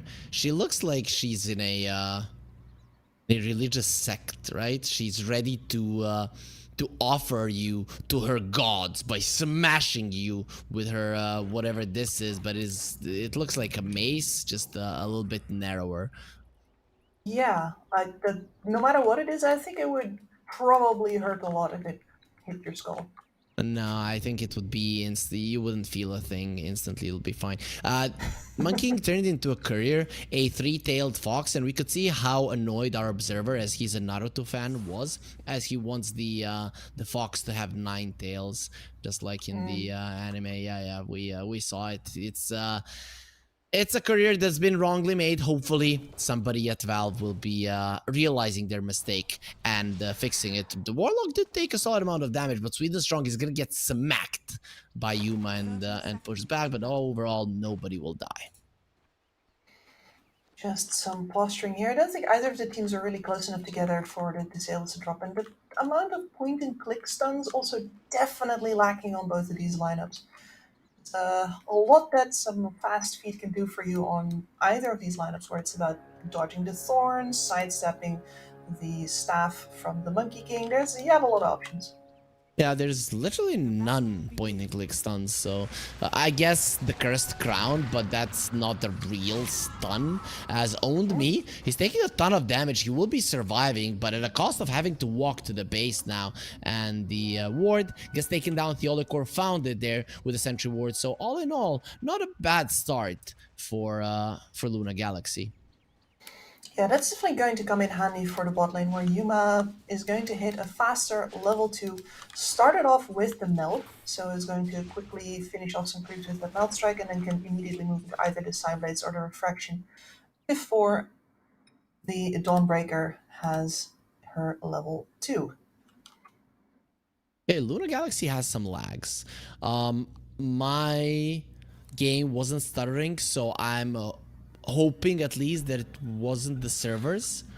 And we will be getting ourselves into it. Luna Galaxy, they seem to have fixed whatever the problem was, and we are gonna continue with the game here. Currently no kills, and we're just gonna be looking at the lanes, which Kips, what is gonna be the most interesting one? For me, definitely the top side here. You're going to be looking at V-Tune possibly smacking around the center. And center is the kind of hero that does really rely on momentum in order to get big enough, deal enough damage. Make sure that the double edge doesn't hurt him more than it hurts his enemies. Level Up actually playing with 7 Jessu. It's not V-Tune, Oh. so now it makes a little bit more sense why they're playing the Monkey King, though. 7 Jessu, he is gonna Yeah. be in trouble, and he gets himself away. I was about to say, I know that name, but surely no. So, 7 Jesu it is. Yeah, so you wanted to Nonetheless. see V-Tune, and Yeah. you even baited the Dalai Lama into banning out the PL. Yes, that was all me, baby. Yeah, I think that that the Luna Galaxy were aware who they were playing against, though. This top lane should do okay for the Monkey King, but he needs those Jingu stacks. Actually, it's not looking okay at all. He goes for the Boundless Strike. Has to be very careful. One more hit. Oh, the disruption just before it connected, and that's now a Hey. dodge on the Shadow Realm attack. He's gonna be surviving. Milan, on the other hand, the creeps coming in. They're gonna be blocking his path, and he will be barely surviving. No, the nature creeps might finish him off as he's baiting the core deeper and deeper. And now the neutral creeps, are they gonna be getting the kill? The range creep, no, way. not enough. Why is No way. everybody so low? Poor career. Yeah, but only a courier, luckily. He's not, in fact, the Monkey King. He is over on the side, harassing the Willow, who is surely going to fall here, right? I know Milan is surviving though, and yeah, the Core does get taken down. Everybody just starts dying at the same time. There's gonna be 3 supports dead on the map, and 2 of them in favor of level up. Only 1 level up support will be dying, and scratch that, the Lava. He does get on top of Milan, or Milan did go for the deny, knowing that he really didn't have much to give in the lane any longer. So a messy top lane already, and some mess on the bottom lane as well, where Hansken was having some trouble actually staying alive, but Yuma doing good on the CS charts so far. Not in trouble of losing his lane just yet. We're switching a little bit on the network there, but Yuma is getting gone on that Inkswell. It is gonna hurt. It's only level 1 though. Doesn't have the refraction charges, and to stand wand charges, and a healing Lotus, and a Fairy Fire, and being healed by the Warlock. You going. better run from this guy, as he is not gonna die anytime soon. And here you see that he's making a calculation, alright, this Inkswell's only level 1, it's going to take a while before it gets stunned, they have to walk at me all this time, I have the range, and he just hits back just as hard as he's going to get hit, and they actually have to back off basically at the moment they stun him. Yuma really knows his stuff with the TA in the laning stage. The biggest difference though is coming out from the mid lane, where Stoikov is annihilating Lorenov, right? 11 denies, there's 20 CS on the Storm, but a lot of those are from the jungle as well. Owned Me, going for Yuma. He is gonna be going for the Starbreaker as well as the Inkswell, but now it is time to run away if you don't want to die. There's so many creeps with the Fatal Bonds. Maybe they can even get the kill by using those Fatal Bonds, as Yuma is dropping low now. He still has the Healing Lotus to work with, and the refraction charges will finally come back up again as everybody survives one more time. But it just so happens that in this game, Kips, people are just dropping low over and over again. Yeah, all over the map, really baiting each other in, and this is what I was hoping, right? Both of these teams really doing the math, really pushing their heroes to the edge to actually get an advantage in the laning stage already, which is something I was sorely missing from the first match of the day. It's a 2k Yeah, gold lead though. It's a great Yeah. start for Luna Galaxy. As much as the CS chart looks like sort of decent for Lorenov, a lot of that is jungle creeps already, and those denies from Stoikov, he is not messing around today. Told you, this guy is good for a long time, and now he has brought in the consistency. Milan going a little bit too deep. He will be using the disruption, but I don't know if you can escape the Lama. He has 4 legs. That's much better than 2, and Milan is gonna be losing his life. 7 Jesu gets the Jingu stacks. There were 3 poison stacks on the Lama, but he'll be fine as the Core is coming forward, and 7 Jesu doesn't want to fight any longer. That puts the Vailama in a really good position to get his Vanguard up now. It's not too long anymore now, and that will enable him to stay there for a little longer as Yuma. Now he's in trouble. No, because he has invincibility. Yeah, well, he decided to come out of it. Yeah, no more invincibility, and he will survive. Had the treads to switch them into the strength as well, so didn't get that close to dying. Though, speaking of getting close to dying, the Centaur is close as well on the top lane, dropping low. He will be able to survive for now. Milan now is going to be taking some right clicks from Teolikor. 7 Jesu hiding in the trees. He's trying to find an angle at which he can fight, and the healing lotus picked up by Teolikor as the creeps are murdering Milan once again. Navi really steaming ahead here now, and so Jesu didn't get that much time to farm out of his support dying. This top lane is starting to turn into a nightmare for level up. The laning stage in general, the Storm Spirit at least did secure his haste rune. So the first power rune does go his way, but Stoikov is so far ahead over this Storm Spirit. I mean, you look at the CS, there's a difference, but in the net worth, there's a 600, even close to a 700 gold difference between the two mid laners. And if you look at the levels on top of that as well, like Lorinov is catching up there actually a little bit ahead, but the rest of his team, a lot of their cores behind the supports of the, I wanted to say the Dota 2 Hustlers again. Dang it, can you change? I should stop being a fan of these guys just for that alone. Yeah, they're not changing their logo in game, which is not nice. Davai Lama, now he's going to be caught with Lorinov coming over. The Cursed Crown will be on him, but can Davai Lama get himself away? The Jingle Stacks will pop with the Boundless Strike, the TP in from Stoikov. He has the Sonic Wave if he wants to use it, and Davai Lama will die to the Poison Stacks of Milan, being able to finish him off in the end. And there it seems that the Storm is faster than sound, dodges the Sonic Wave, doesn't connect on anybody. Milan now going to be slowed down. Teolikor taking a lot of damage, has the Shadow Realm. There will be the 4th Poison Stack. Milan clenches his fist and destroys Teolikor as well. Both of the heroes on top die with beautiful rotation, and also a deny. 7 Jesu, he gets to kill Milan, turning around onto his support. He has given you everything, and you just betray him like that. Man, I am so impressed by how well Lorinov knows his hero. Like, I was thinking he's going on the Centaur. Like, no way a man in his right mind would be going onto the Centaur who has a stick with some charges in it on your first rotation as a Storm. Not that far of a jump, but they actually do get him down. Oh, they might get Teolikor as well. Stampede is going to be used. No, Lorinov will get sent back. He does have some mana to work with, so shouldn't be going down, but he's actually taking a massive amount of damage. He's going to have to use his mana to run away, and Stoikov coming forward. The Shadow Strike will connect. A couple of more hits. Lorinov, he dodges it, gets into the tower. He's hoping for the extra regen to save his life, and Lorinov is still alive. With the sticks, he'll be able to survive. Nope, Shadow Strike.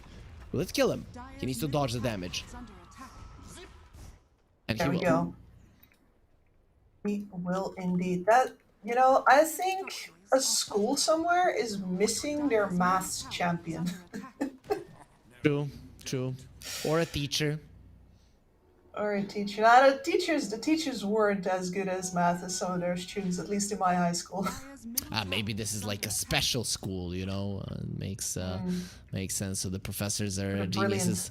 Yeah, Lorinov brilliantly playing the Storm. Despite losing the laning stage heavily, he is surviving. Though it's not changing the fact that Luna Galaxy are super far ahead. Like, all 3 of their cores are at the top of the network chart, and it doesn't seem like that's going to be changing anytime soon.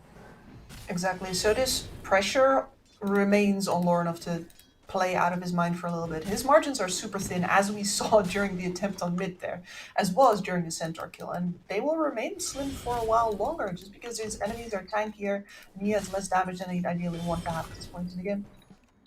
When Stoikov jumped forward with him and connected with the Shadow Strike, I thought that was it. Like, GG Lorinov, he lost his life. But nope, this guy, he keeps it real. He keeps himself alive, and he's continued to do so. These imps just want to be murdering themselves on top of him. Milan is going to be caught. He looks very much dead, and there's absolutely no chance you're getting out of this wild street. They're turning it around. The Slower Guardian will protect him, but the Sonic Wave will push them back immediately. On me now. Doesn't want to get caught inside of the Bramble Mace. He does use the Starbreaker, trying to finish off the Teolikor. Gets to the high ground. He's stuck to the hammer, but a turnaround with the bomb. down the strike, trying to run away. Not gonna be happening. The Inkswell keeps him in place even longer. The Vailama will fall, and it is a 1-for-1. But you have only lost the support if you're level up. So this fight in their favor.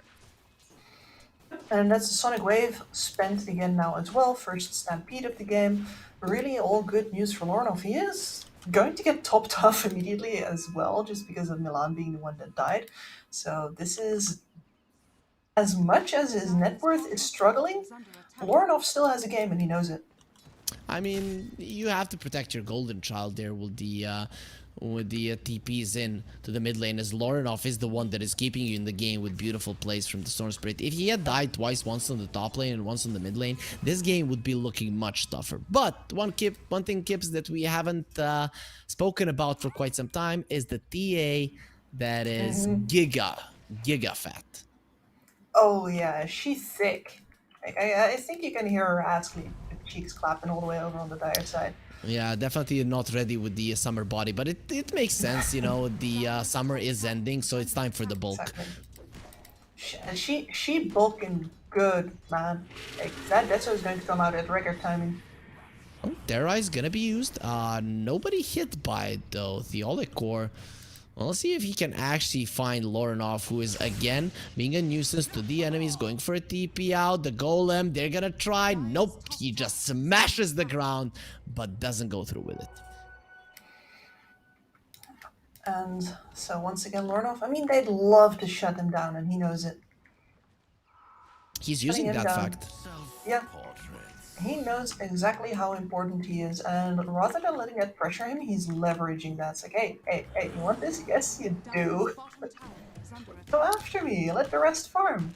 And this is the way you should be playing it. Like, either you disappear and you turn up for, you know, kills like he's made before, or you play up in a position where for sure you're not going to get any kills, but your team is going to get any. Like, you constantly need to be leveraging your threat, whether you're actually visible or not.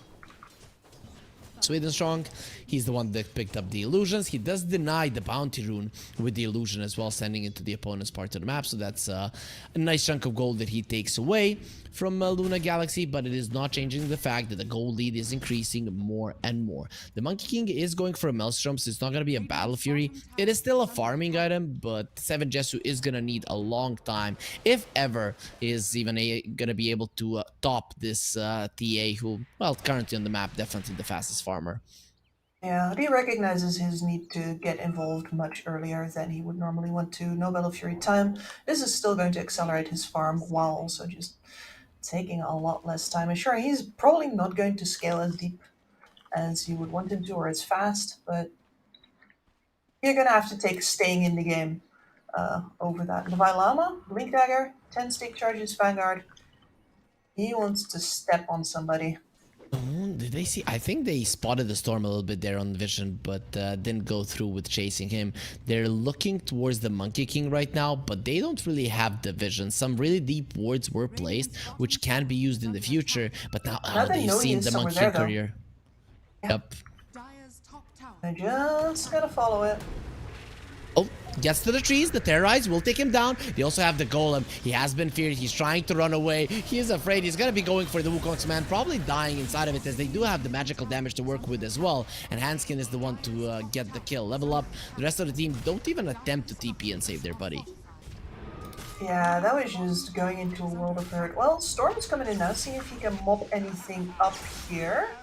Well, has the Arcane Rune. Lorinov, he's gonna have a lot of mana to work with. Hanskin is taking some damage. Shadow Word is gonna be keeping him alive. Tries to dodge the Cursed Crown, but Lorinov gets stunned up at the end of it. Really, no turnaround will be coming his way, so he'll be fine. And I mean, Stop Tower saved, at least for the moment. It's gonna go down next very soon. Yep, going down next. It is gonna be this poor Shadow Demon. Solar Guardian comes over. That's just gonna be a bonus kill. They have the stun from the Vailama, and the damage is gonna be more than overwhelming from Theolic or Sweden Strong. Now he would like to run away, but he's just begging for his life.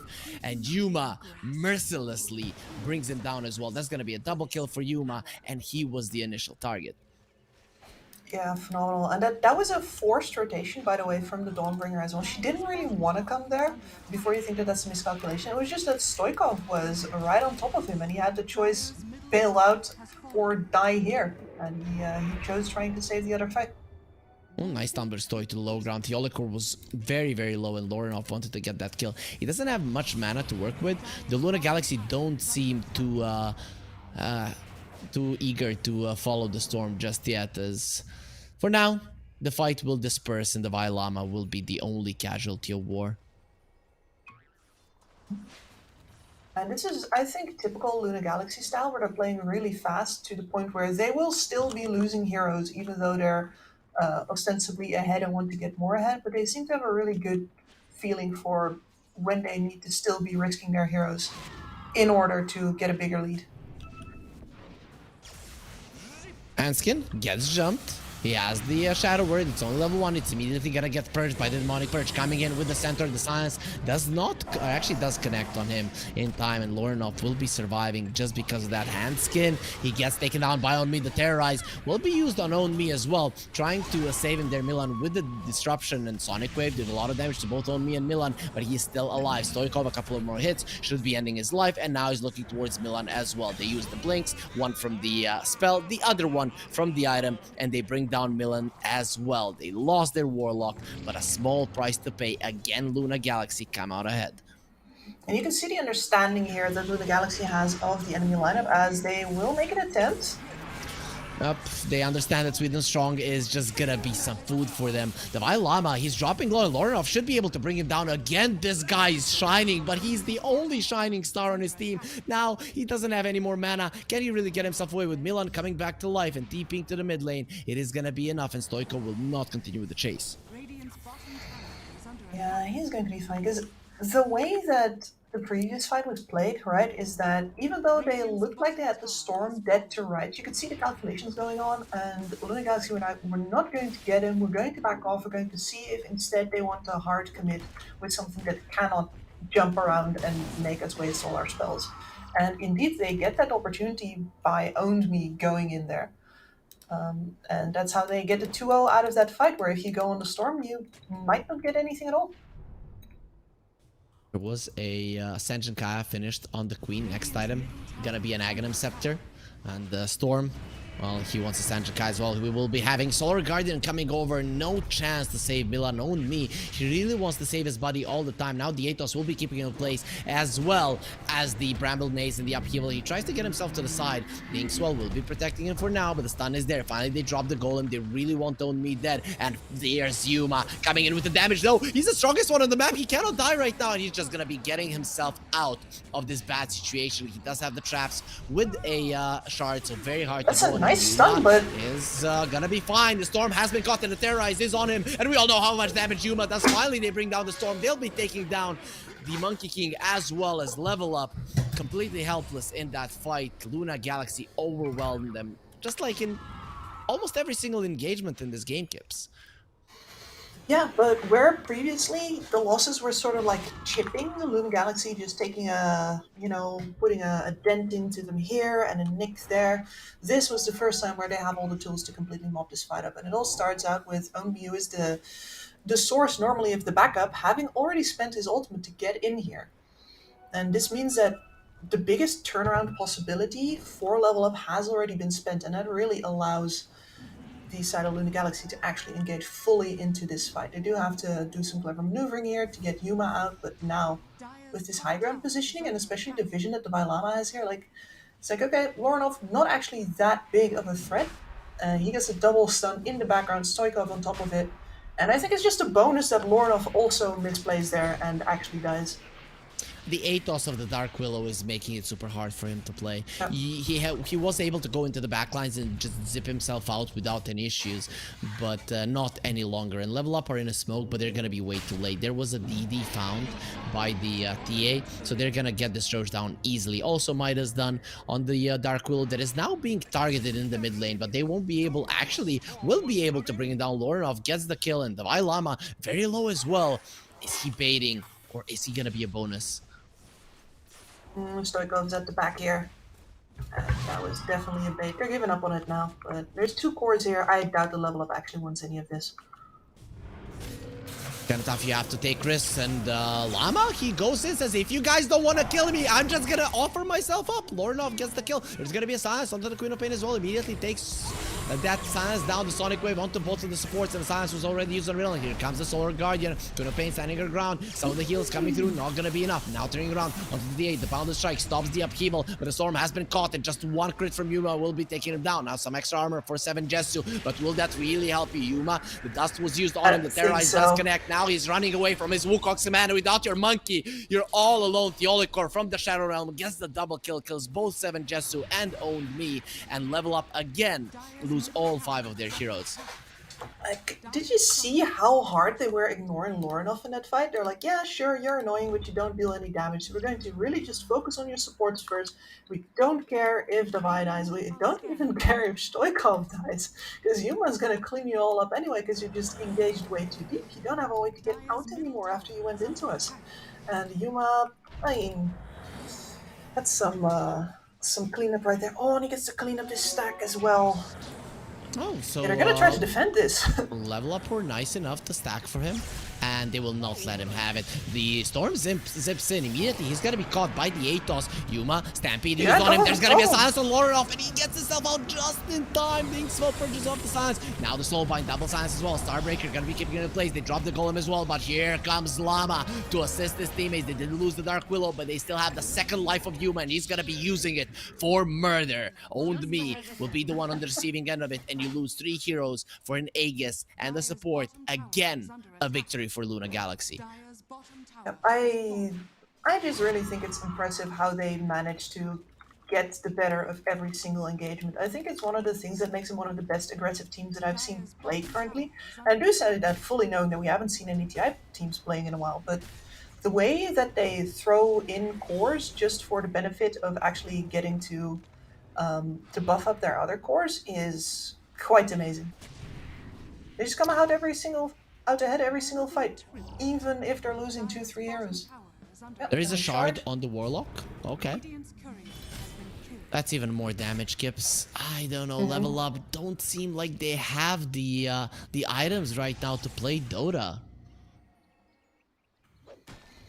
No, they don't. They have kept getting these fights, and maybe that also makes it hard for them to get a proper grip on how far behind they are. Like, for sure, they can see the items over on Yuma and know that he is completely out of their reach, right? But it might be entirely possible that they don't think the lead is this bad just because they have been in these engagements, they have been getting kills. Lorinov did do a little bit of a recovery arc, and maybe that's why they keep on going into these fights as well, because they don't have a good grasp on how bad the situation really is. Before you ended that statement, I thought is Kip saying that level up being clueless is good for them. Yeah, but No. definitely not. As there is an Aghanim Scepter on the Queen now, so even more damage will be flying out the way of level up. Good luck surviving that, but they're in a smoke. They're hunting. The scan was used. Llama, he knows, and Hanskin is behind him, defending him, so Llama will be fine. And I look sharp. And I don't want to say they're clueless, but certainly that they're at probably more risk than they know they are. Oh, that's a beautiful usage of the Terrorize. There is gonna be a demonic purge or the demonic cleanse on the Storm, but his life will be cleansed as well. Milan trying for a TP out. Way too much damage here on Luna Galaxy. That was such a beautiful play by Theolicor. The Bramble Maze, perfect position to catch 2 players, and then instantly the Terrorize. No chance in hell those heroes could have survived. And they just really haven't, like, Lorinov has gone his way towards the KNS just because he needs to do all of the lifting in this game, right? If he doesn't build any damage, the BKB is not going to do him any good, so he doesn't have one. But that also means that he's precisely vulnerable to a situation like this. Radiant's top tower is under Exactly the case. The Olicor trying to push the tower. He has the Midas, has the Blink, and an Atos. Plus, he has some extra range there from the Eye of the Vizier. So Dark Willow, it is so easy for him to play the game at this point because it's very hard to kill him. He has almost as much net worth as the Dawnbreaker, and if the game continues with this pace, he is gonna have more than maybe even every single one of the cores on the side of level up. Yeah, it seems possible, and that's scary as hell. So I'm looking towards this Monkey King right now. 7 Jesu does have the BKB, hasn't spent any of it yet. He needs to be going in next time in order to give Lorinov a good target to jump, because we've seen time and again that if Lorinov jumps the backline actually just murders him. And here, And they found the storm. The disruption will be saving him. Terrorized, not gonna be there in time. The Inkswell only now pops, and Lorinov will be okay. The Atos onto Milan. He doesn't get anything off. He already didn't have the disruption. The golem will get dropped, dropping the monkey down from the trees. And even inside of his Wukong command with the BKB, the only thing he can do is run away, and that is not gonna be happening. Storm might be faster than sound, but the Monkey King isn't. And Sweden Strong next on the menu. Yuma, one crit is needed to delete him from the game. Yuma, he got his TA this game. I don't think he's gonna be getting it in the next one. he should not be getting it, no. And well, there went my attempt to give any sort of hope to the side of Level Up. I would probably be calling it right now. Owned Me is playing and positioned like he was supposed to deliver some kind of solution though, and he does have Raven's Halberd, which is great for Yuma, but I think the other damage that has been coming at him just literally been too much. Yeah, he got it off there. It did save his life for 5 seconds, but no TP out for you, as the Olicor has an 8 toss. Of course, the TA won't care much about the Blade Mail, and Yuma gets the kill there, hitting the trap, and the Side Blades does finish him off. As Stoikov, is he a target? Not really. Level Up. Another split. Oh, he got the Monkey King down from the tree. That is a big deal, and now Stoikov will be able to get out. No Boundless Strike.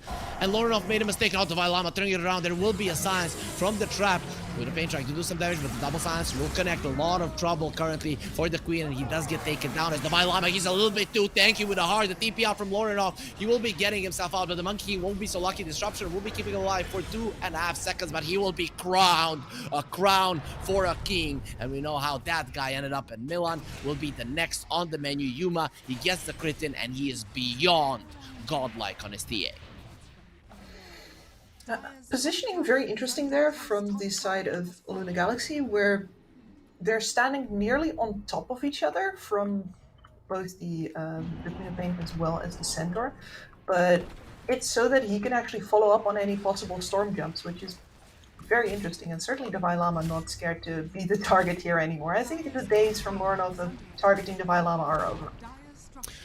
Probably he cannot die. Really, if you look at Level Up's heroes and their farm at the moment, they don't have what it takes to bring the Vailama. Maybe if he's all alone, but if there's any kind of backup, you're just gonna die. They're jumping on the TA. The Atos connects on the Storm. He does have the Inkswell on him, so he will get purged off. The Demonic Lens used as well, so he's gonna have 10,000 purges to keep him alive. But now, both of them are gonna be on cooldown. They found Milan. Solar Guardian will be protecting him. It cannot protect him from the one shot, no matter how many heals you have. The Golem will drop, giving him a place. The Terrorize being threatened, and now On Me is running away from the Wukong's man. 7 just standing his ground with the BKB. Yuma just does not care. Going for it. They want to do the damage. The Atos does connect, but he still had the BKB to work with. Soulbind there, the TA and the Centaur holding hands, and they will be pulled into the Storm Spirit. The disruption going to be used on the Centaur. Those illusions going to be very, very tough, but the Stampede going forward. Stun on the Storm. He's actually targeting Milan. Without the disruption, he is just dead. Boundless Strike, the Vailama, he went into the tier 4, so he's going to be taken down. That is a lot of damage he did to him, but now what do you have left in the tank?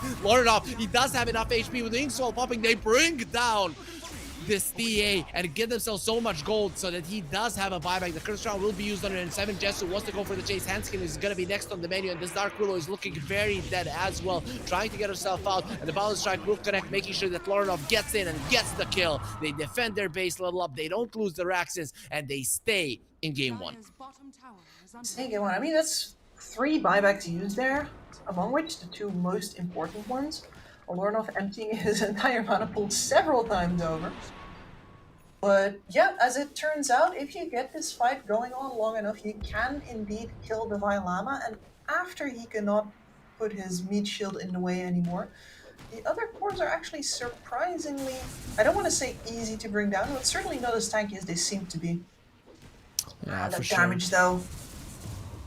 And I have to ignore Stoikov here for the entirety of this, just in order to be able to focus Yuma down. So Stoikov will be the lone survivor. It gets quite lonesome if that happens, but at least he got himself out. Still, as you mentioned, Level Up, they did use way too many buybacks. Next fight could determine this game if Luna Galaxy are the one to win it. Yeah, Luna Galaxy are not the kind of team to just leave that. they're going to apply that pressure immediately, and they would be likely to trade several lives for just one dieback, and then use buybacks of their own in order to clinch the game. I have no doubt about that. That said, that they currently don't have any buybacks of their own. Short a bit of gold on most of their heroes. Level Up are aware that Luna Galaxy are coming, but can they really fight? If they get caught, they're gonna die. The scan was used. Now they know they're not inside of the pit or behind it. But Luna Galaxy, they think that they know where their enemies are. Only is gonna be stunned up, taking a lot of damage. He has the Blade Mill, gonna be using a little bit too late. The silence onto the Vailama. He's gonna try to remove it, but there's gonna be a Queen of Pain being caught. Terra is being threatened. They're now trying to finish off the Vailama with the Stampede. He's gonna have enough movement speed to run himself away.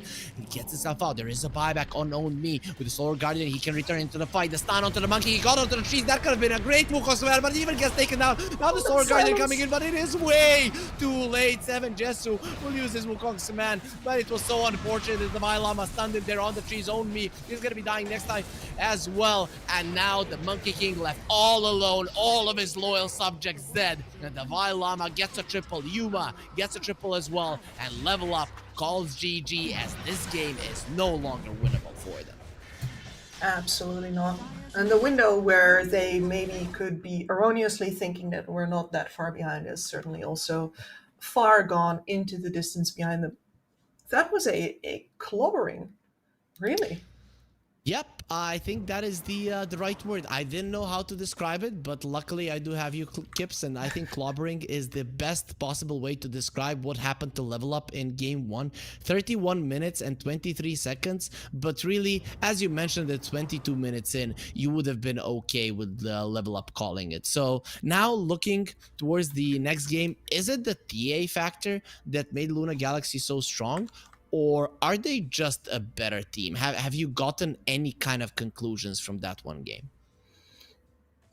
Certainly the TA pick matters a lot. The way that Yuma plays out that bottom lane, like I think that there are some TAs that would not win that bottom lane as hard as he did, but here we are, and he sure did it. The other factor that I think is really relevant here is that Stoikov is an absolute laning beast, and picking the Storm Spirit like that did not put enough respect onto the last pick in the hands of Luna Galaxy there. I mean, certainly I did not see it coming, how hard Lornov got gimped in that game, and he did a phenomenal job, mind you, at how far behind he was and still making things happen. That was very impressive. That Storm Spirit still scary when you're behind, but ultimately, the ease with which Stoikov got to play that game, I would try to make sure that no matter what happens, I get a winning mid lane next time around. Yeah, that is a good way to approach it, as the laning stage definitely was a big deal for Level Up. Their movements in the early mid game and the mid game, they were not bad, but they were just way too far behind. So we are gonna allow them a little bit of a break to recuperate, to freshen up, and see if they can do better in Game 2.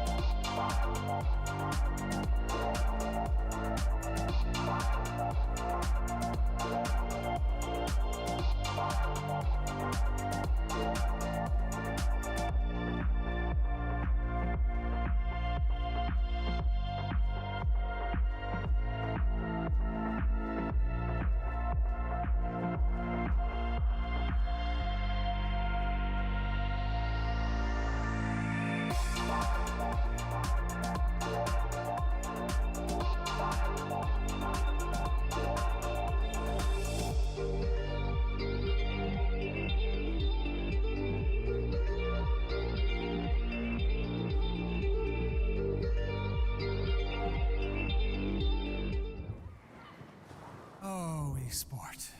You and I have come a long way. It was such humble beginnings. As we gathered in small groups, we were professionals right from the start. Passionate, organized, and ready to rumble. We dreamed big, and surely enough, our parents supported us at every step of the way. Didn't they? Fired up by all this love, it wasn't long until we caught the scent of competition. To be honest with you, it wasn't always that easy. Joe here, he had to take on 2 side jobs to afford playing professionally. It's gonna get better, Joe. Fist bump. Some of you dared to not even call this a sport. And look where we are today. An endless stream of esports events every year. Bet you didn't see that coming, Mom and Dad. And you know what? We have been with you every single step of the way.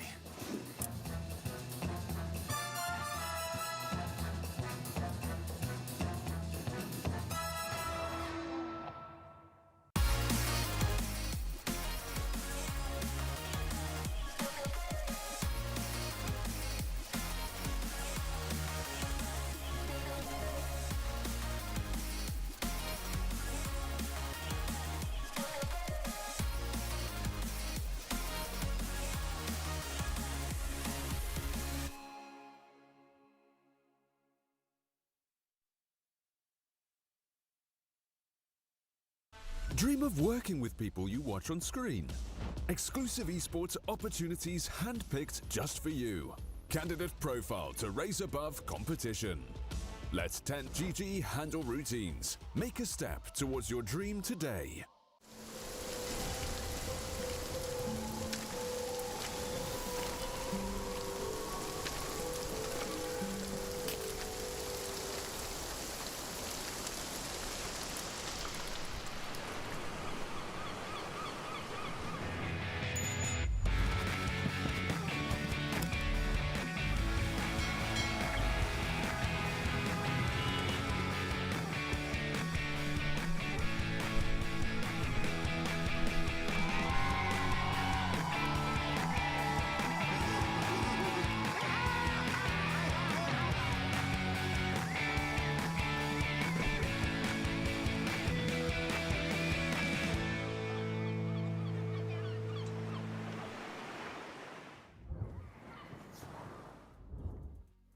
An easy game 1 there for Luna Galaxy. Coming into the series, I didn't think it was gonna be that way here at the Pinnacle Cup Malta Vibes, brought to you by Gaming Malta, a home of gaming excellence here.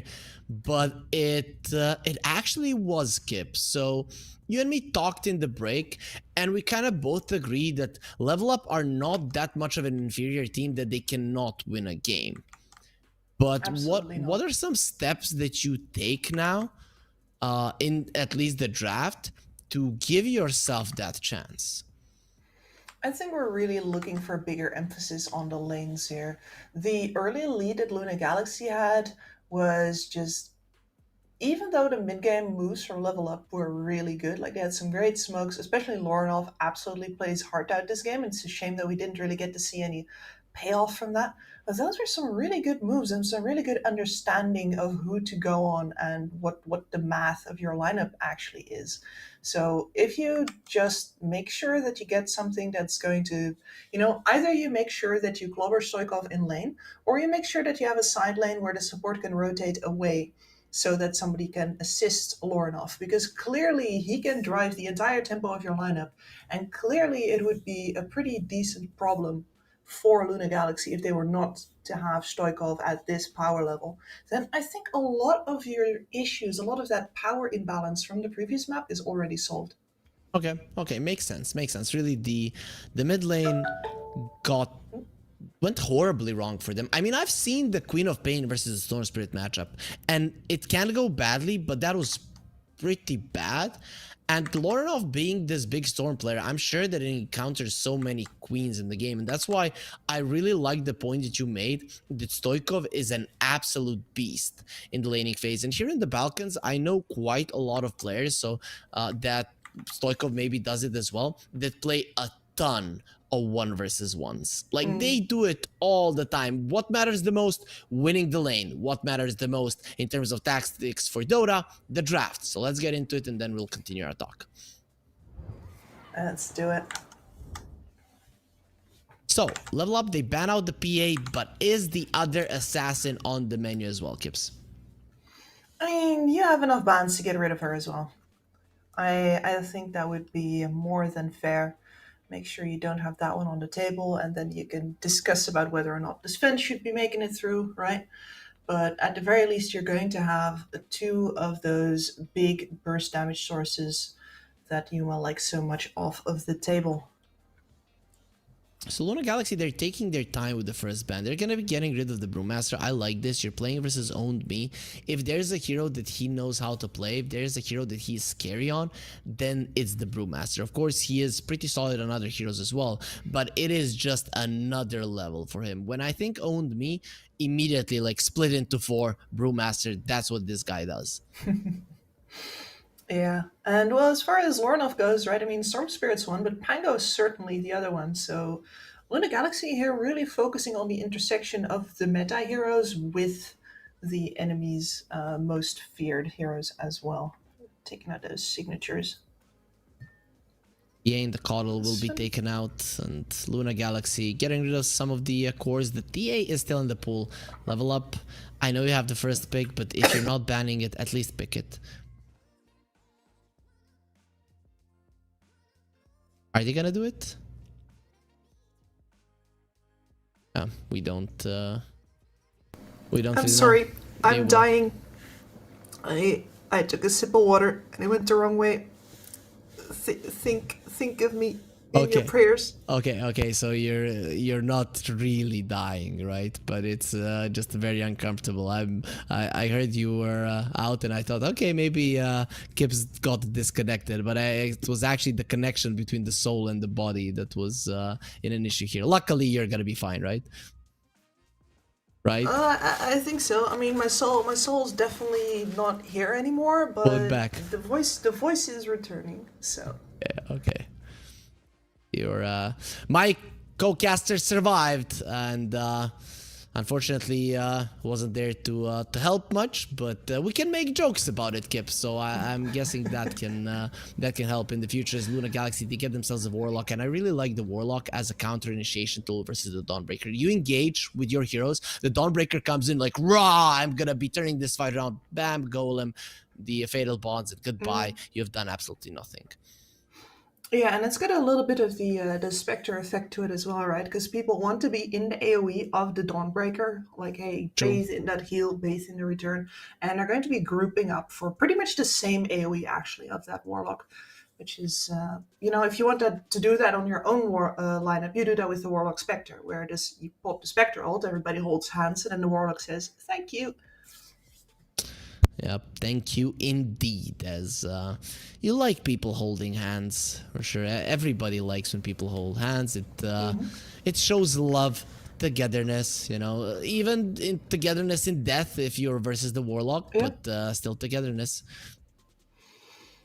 That is what really counts, the friends we made along the way as we screamed and burned. Yep. The Centaur and the Faceless Void are going to be something that level up to target. The Vailama really did put up a fight, a really strong fight on his Centaur in the previous game. So I'm curious to see what he's going to be playing now. They banned out the Slark. A lot of the carries are being targeted by Luna Galaxy, and really, those are all 7 Jesu heroes. Yeah, not the PL this time in this slot. I wonder if they if they realized last time. But this is certainly more of a 7 Jesu ban. Yeah, for sure. As they will be taking their time. I always like some AoE damage to go hand in hand with the Warlock. Though sometimes I'm happy to see a Warlock and a Nature's Prophet opening. That's not too bad, though it's not going to be a Nature's Prophet. It will be another hero in touch with nature, and it will be Dark Willow. Yeah, and I mean Theodor's drafting. He has shown how much he loves this hero, how good he is with this hero, so many times already. I don't really see a reason to shy away from it, especially because it synergizes so well with this. You know, we're gonna trade 2 heroes for 3 kind of mentality that Luna Galaxy has going on. Like they will engage even if that kills them, and that makes the addition of the Bedlam all the better, as well as the Bramble Maze. And on level up, we're going to say like, well, you can throw heroes at us, but what if we could just, you know, remove the more valuable targets from the situation? Venge hasn't made it through the first and second ban phases in quite a time, hasn't it? Yeah, here in the decider bracket it hasn't. In the group stages here and there, the Venge did pop out. I'd actually say has popped out more times than it hasn't, right? Because in the first phase people would pick it up, and later on down the line in the tournament people just stopped caring about it all that much. My theory is that people are just getting used to the swap, and when the hero just wasn't being utilized all that much, and plus it was strong, then the swap would always surprise the enemy team, even if they knew it was there. But now the hero is strong, but at least the teams are used to playing against the Venge again.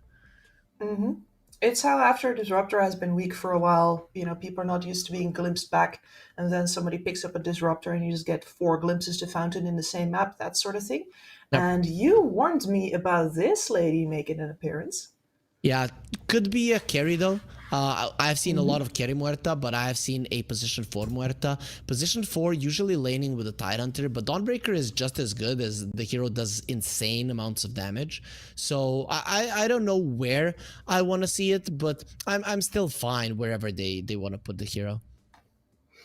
Yeah, I'm just glad in general that she's getting play now, because this is the hero that we lost BKB for. Like, BKB got really nerfed quite heavily just to make Muerta viable. That's at least how it feels for me. Those timings are pretty sus.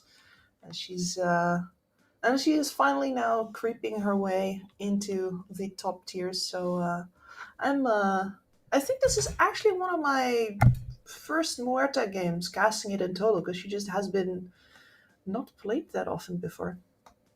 So this is one of the best Dota conspiracy theories that I've heard thus far, as I think there's actually a really good chance that it is actually true for Muerta and the BKB. I don't say shit like that emptily. I was like, she gets introduced, people play her for 2 weeks, and it's like, oh, as soon as you pop BKB, she does nothing. And then suspiciously after that, we get several patches completely reworking BKB.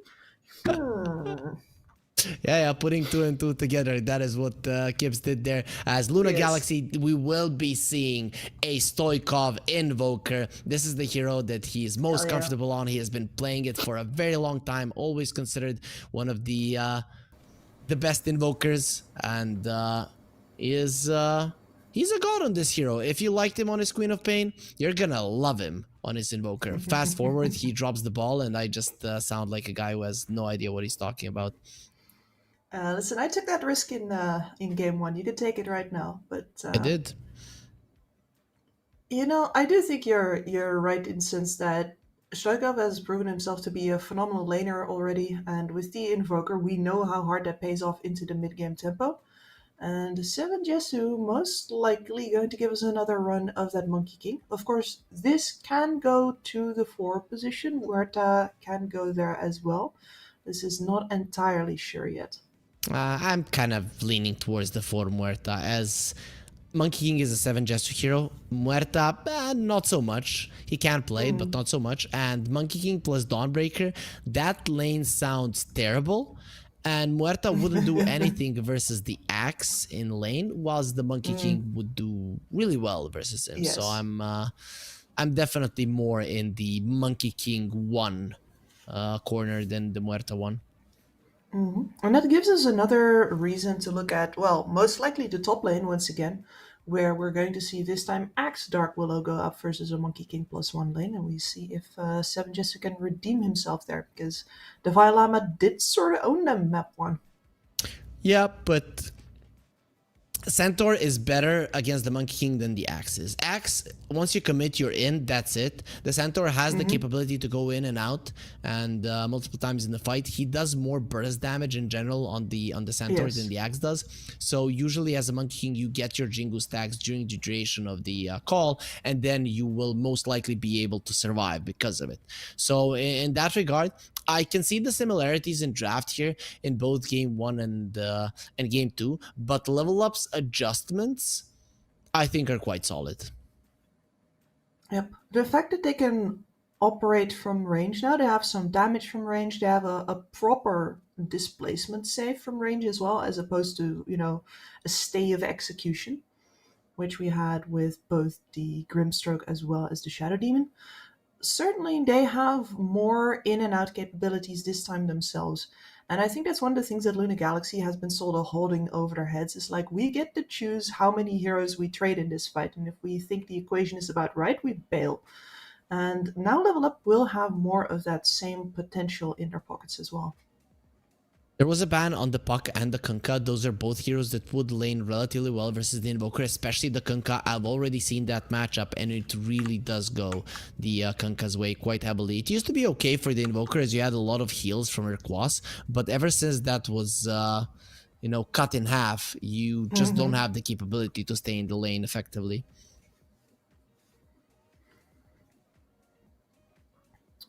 Are there any gotcha picks left versus the Invoker, apart from, say, Viper? I doubt that Lornoff is going to be going that route. No, I'm absolutely convinced is right up his alley. He is not the type. He's the guy that wants to be flashy and stuff. It would... I think there's a punishment in the level up team that if he wants to play the Viper, that if he does something bad, he gets to play the Viper. But Dragonite, I guess it's not just as boring, but it's fine. And it is something that Lornoff played in the past. So it is quite nice. Plus, you don't care about the call all that much. The magical damage of the Dark Willow is the thing that you're scared the most. Though I can't say I like it, as the Invoker will most definitely be getting a Spirit Vessel. Yes, the Invoker will be getting a Spirit Vessel, and you don't really stop the Invoker from farming either. It's just that you are going to be solid. And to be fair, if that's the lesson that Lornoff learned from the previous map here, all the more power to him. It's just like, okay, you know what? Stoikov apparently is a beast. Well, let me make sure that at the very least I'm going to get to play this game. And he secured that. No overly ambitious, like, okay, I'm going to get him this time crap. Just like, okay, let's see if this does the trick. If I just get to play, if we as a team are just better than them. And he gave himself that opportunity. So in that regard, I can't hate on the DK pick at all. And was I talking about Spectre Warlock earlier? I was, wasn't I? No, I don't remember. I have no idea what you're talking about, Gibbs. It was just before I died, Harry. How could you forget my last words? Your last words were, remember me. That's true, actually. And I remember You that. didn't remember. Aw. Yeah, of course, of course. I would always remember as. So, how does this feel here from for Luna Galaxy? I mean, there's very low chances that you're gonna be able to break this Spectre at any point of the game. 7 Jesu might get a silver edge at some point, but the Monkey King doesn't really want to get all that close and personal to the Spectre. So, how do you feel you know about with the the last DK? pick? DK? Yeah. Maybe. Yeah, DK as opposed to the Blink Dagger, we have seen them go for like SB into the Silver Edge before. In this regard, I mean, you're playing Spectre up versus the Dawnbreaker, which is one of the better global saves versus your assassination style playstyle, right? So in that regard, I don't think that this is the best possible Spectre game that we've ever seen. But in regard of like, a vengeful spirit, swap saving people, yeah, you could try that again. So there's some good reasons to pick it here. Like also the fact that you have 3 melee cores versus you, so your dispersion is going to do a ton of work. I think this is a pretty good Spectre pick, but it's not the be all to end all. It's not a slam dunk. You know what I'm saying? Yeah, I get it. I'm looking at these two lineups, and again, I think I have a problem with Level Up's lineup. I think they are lacking damage once again if their lanes go badly. But Yes. this time around, their lanes are more likely to go well. So I'm actually torn. I think this is quite equal between the two teams. So let's get ourselves into the game, and then we're gonna be hearing the what Gibbs has to say about this draft, and if she does have a favorite between the two. Yeah, so the thing that I have here is that they rely on a lot of right-click damage with this lineup, but they do have a vengeful spirit with that. And normally I always object to minus armor lineups and immediate right-click reliance, etc. But the Venge between the Aura and the Wave of Terror does secure a burst potential. It's not equal to just popping spells, right? But it's a lot better than just, all right, we have a Slardar and a TA and we're just going to run in and hope it works. So we're going And to skin get to caught, see- beautiful dead shot, and that's exactly what that shot is gonna bring. Death to him. Owned me, he's the one that gets the kill. Didn't even actually use the Celestial Hammer. I don't think I saw it there. Sweden Strong will be denying his ward, understanding that, well, it served its purpose. Yeah, kind of unfortunate. But that is most likely the most you're going to get out of it. Yep, maybe some career kills would have only, though. happened. It feels really nice. That's going to be a fast bracer. Yeah, for sure. Invoker stand up as well. The damage output between these two actually quite high. He turns into a rune, Yeah. and Stoikov, is he actually dead? He's very dead with the Orb of Venom. He's not going to be getting himself away, and that's a great start. The Lama comes over, uses the Battle Hunger of 7 Jesu. What? Battle Hunger? I already killed your teammates. Oh, that is a nice Oh, break of the Zalgar. TP. 7 Jesu. He's going to take some time to come to the top lane, but he should still be there in no time, right? He will. I mean, he did get slowed up a bunch from the Battle Hunger there, so that's like half a way to the Lama, mostly. And again, Milan did have a TP, and was just like, yeah, I'm just going to be there. The Lama takes no prisoners. More Battle Hunger for you. We did talk about the laning stage of Level Up. That this time around, there's potential for it to be better, and well, that is as good of a start as you can get. You get 2 kills. Yeah. Owned me. He is definitely gonna be much stronger here in the bottom lane with the bracers, extra ones. So I'd say Level Up are very, very happy with the start. I would be as well, especially this Venge lane with the Monkey King. The more that I look at it, the more I'm like, yeah, I think you're right. The Lama is potential to really be on the struggle bus for this one. Yuma, he's taking some damage. The dead shot does make him take even more as Theolicor loses his life on the top lane. The minus armor and the Jingu stacks Boundless Strike, way too much damage. The Lama, you're all alone, he's gonna my get friend, rolled. and you're gonna be taken on. Actually has the 8 stick charges and the Fairy Fire, so it's gonna be a long time before they can actually bring him down. 7 Jesu not gonna be caught inside of the Bramble Maze, so Theolicor, no chance of killing him. Now he's trading with Milan, who is more than happy to go with a trade with him. Oh yeah, absolutely. Milan looking way better on most of the trading there. Right, the Vilam at least gets lucky that he gets a wave under the tower now. None of his range queues have been denied, so they do get to pick up some levels here. But this laning stage might involve Theolikor dying a bunch more to at least give the Violama a little bit of an edge, and then the two of them will go to have to catch up on stacks most likely later on. I don't see this one popping on level 3. The Vailama going forward, 7 Jesu, he does use the Okay, bundle strike, never but he mind. dies. And Milan, he could be next on the menu. He's gonna try to fight the Vailama and the Theolikor, both of them. He gets the battle hunger on him, and he's How most low definitely they gonna be are. dying. Actually, he gets the kill, so no more slow. But the Vailama will still get the slash, get 292 gold for that killing spree streak. And Yuma, inside of the calling, the blood grenade does connect, but you will be able to escape. Still, Kips, one thing I wanted to talk about.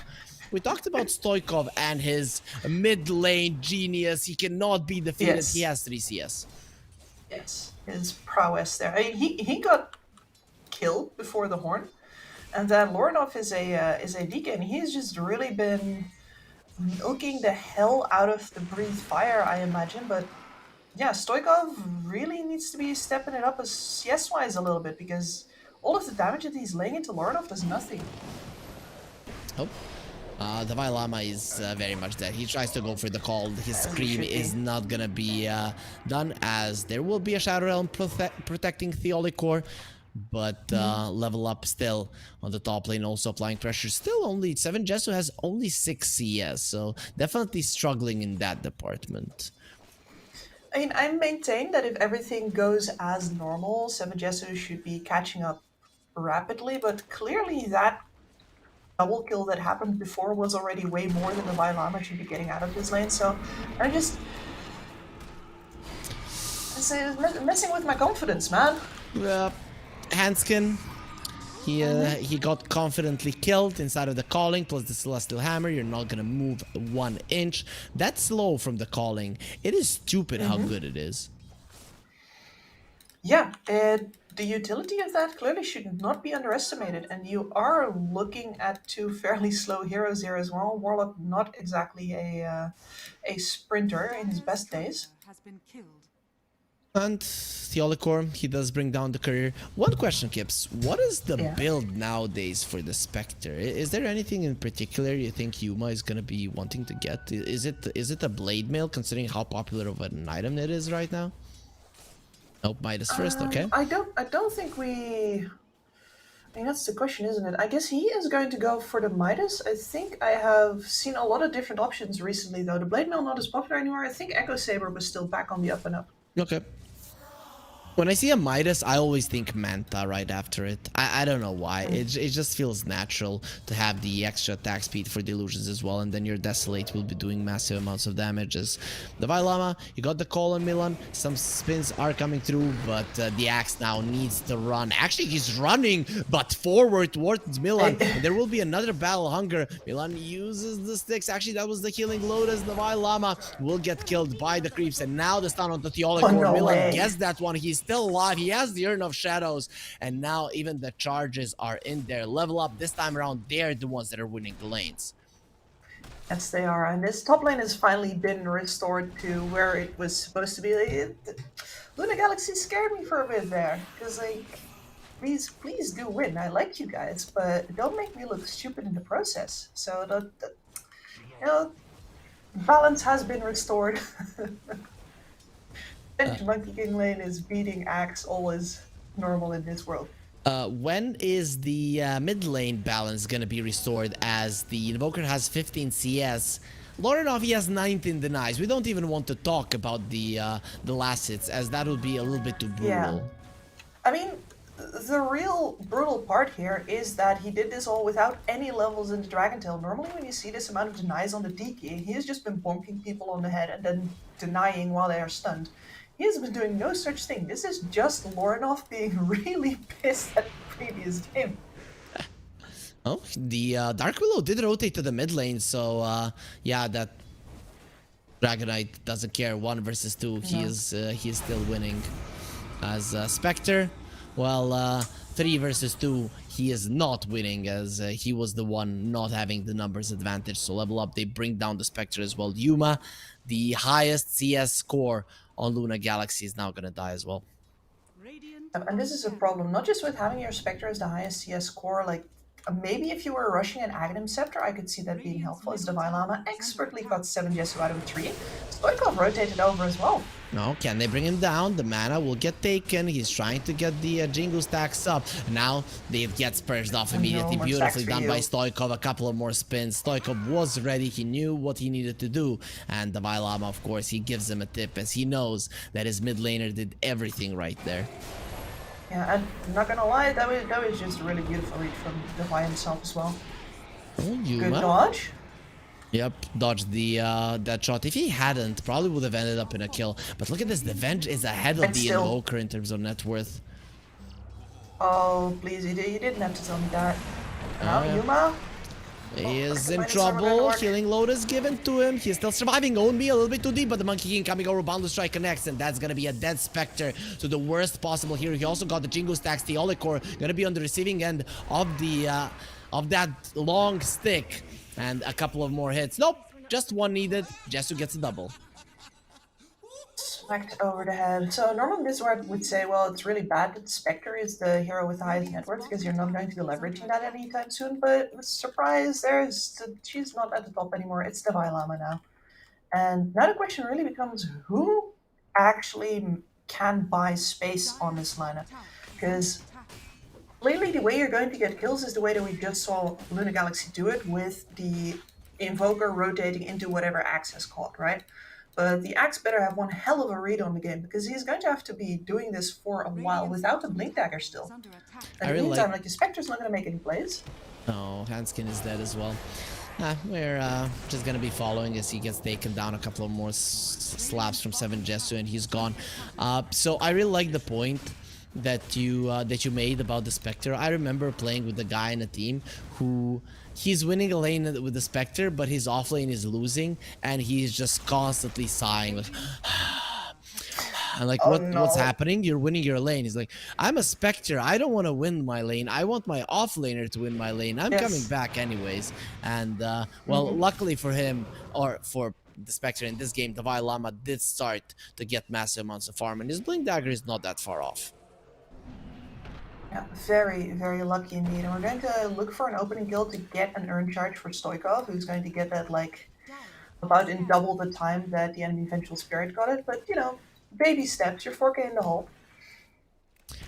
It is gonna be the Manta for the Spectre once the Midas is done, and actually he's only halfway there towards the recipe. So Yuma continuing to have a catastrophic game. The balance will be restored. We're talking about balance here quite a lot, and considering how much farm he had in the previous game, like 6K at this point, it's only natural that he's gonna be struggling in game 2. Yeah, I do think that in a karmic way that just serves him well, you know. True, true. The Blink Dagger is done for the Axe. Speaking of Midas's, Lorenov does have his on top of the Dum Dum build with the double bracer. So this Dragonite, he's gonna be ultra giga farmed in this game. Yes. The Vailama, he's the one that needs to start making plays now. Exactly. The only positive thing about this, as 7 Jesu just hunts down the Spectre again, man. Pain there is, but at least that's the Spectre dying. That's the Spectre dying. The only positive about this is that Lorenov does not currently have a Blink Dagger yet, and the Axe now does. So that means a little window in which there's actually opportunities for the Vailama to make kills happen, whereas the reach from level up is still very much decided by who walks into their range. Stoikov is trying to push out the lane here. His Midas will get... No, it's actually not going to be a Midas. He wants the full Spirit Vessel early. I get it. If you go for a Midas now, you might never get your Spirit Vessel before there's too much damage done to your structures. Exactly, and that's stay of execution that they get because there's no jump currently available to hold all of these extra dark space in control. They need to make the most out of that right now. The absence of the Blink Dagger is a blessing right now if you can capitalize on it. Otherwise, it's just nothing but bad news because Lorinov is, of course, uncontested with a Midas in his back pocket. They don't seem to be capitalizing though. I'm only seeing yet. Level Up doing whatever they want, Here's the and smoke. there's the smoke finally. The Bedlam is ready, so the Axe and the Dark Willow should be able to do enough damage, and of course the Invoker being with them as he does want the Spirit Vessel. Semjetsu. He has been caught, the swap is ready, they get him out, Solar Guardian is going to be used with a Boundless Strike. That is your highest net worth hero, he's going to be in so much trouble. Nice Tornado, the Golem dropped as well, and the Vailama still alive. He's going to get himself away, Darren won't be bringing him down, Fatal and this Bonds? is what we talked about. The Fatal Bonds is just destroying them. 7 Jesu, he cannot leave, and the Axe finds the dunk, giving even more movement speed to his teammate. 7 Jesu, why am I so slow? And the Vailama cosplaying LeBron James. At least Lorinov will be coming over with the Breed Fire to bring down Theolicor, but that is just a consolation prize. Dire's top tower is under attack. And that was, I mean, the reason that it looked so bad is why it looked so good, right? Because if there's not multiple heroes for the backup there, if there's not multiple heroes engaged really deeply because they thought they could get the kill on the Vi there, or perhaps onto Yuma, then surely we would not have seen such a good Golem, such good Fatal Bonds coming out. And that is Level Up's, I don't want to say undoing, but certainly that is a 3k gold lead flushed away with only 1,000 remaining.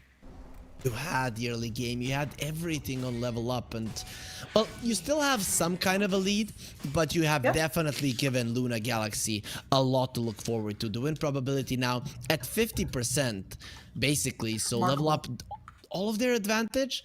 I mean, you might not want to say it, but I will. It's down the drain, Gibbs.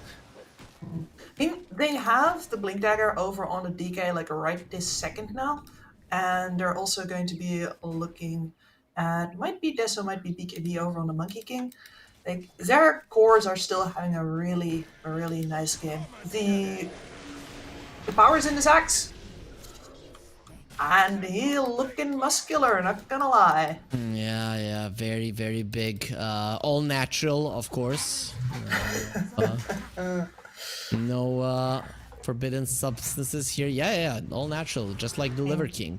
As he's gonna get stunned up right now. The Vailama, follow-up stun as well, terrorized, will be saving him for the time being. What is happening? The Vailama, he cannot move an inch this time around. There is no chaotic offering to stop them, and Hanskin tried to be annoying there with the upheaval. Now Lorinov will be chasing forward. He's gonna have a blink in a second, and that is gonna be a bonus kill. Hanskin is not getting out of this one alive. And there's the follow-up, and this time it is a Level Up that gets to chase out as opposed to chase in. And that means 2 for the price of a support. Yep. Very nice turnaround from Level Up. And you mentioned it. Luna Galaxy needed to make something happen before the blink of the Dragonite. Now things become slightly more dangerous. Maybe even more than slightly. Yeah, because if you go in with the Axe right now and you don't really have a good way for anybody else to create that fight, then Lorinov can follow up, but not if he's the first one to be assassinated. Yeah, I mean, he's looking very much dead. The damage is insane. They have the pure damage from the Spectre. They have the Blade Mail from the Axe and the Bedlam. Like, more than enough damage to bring down the Dragonite. He didn't seem tanky at all.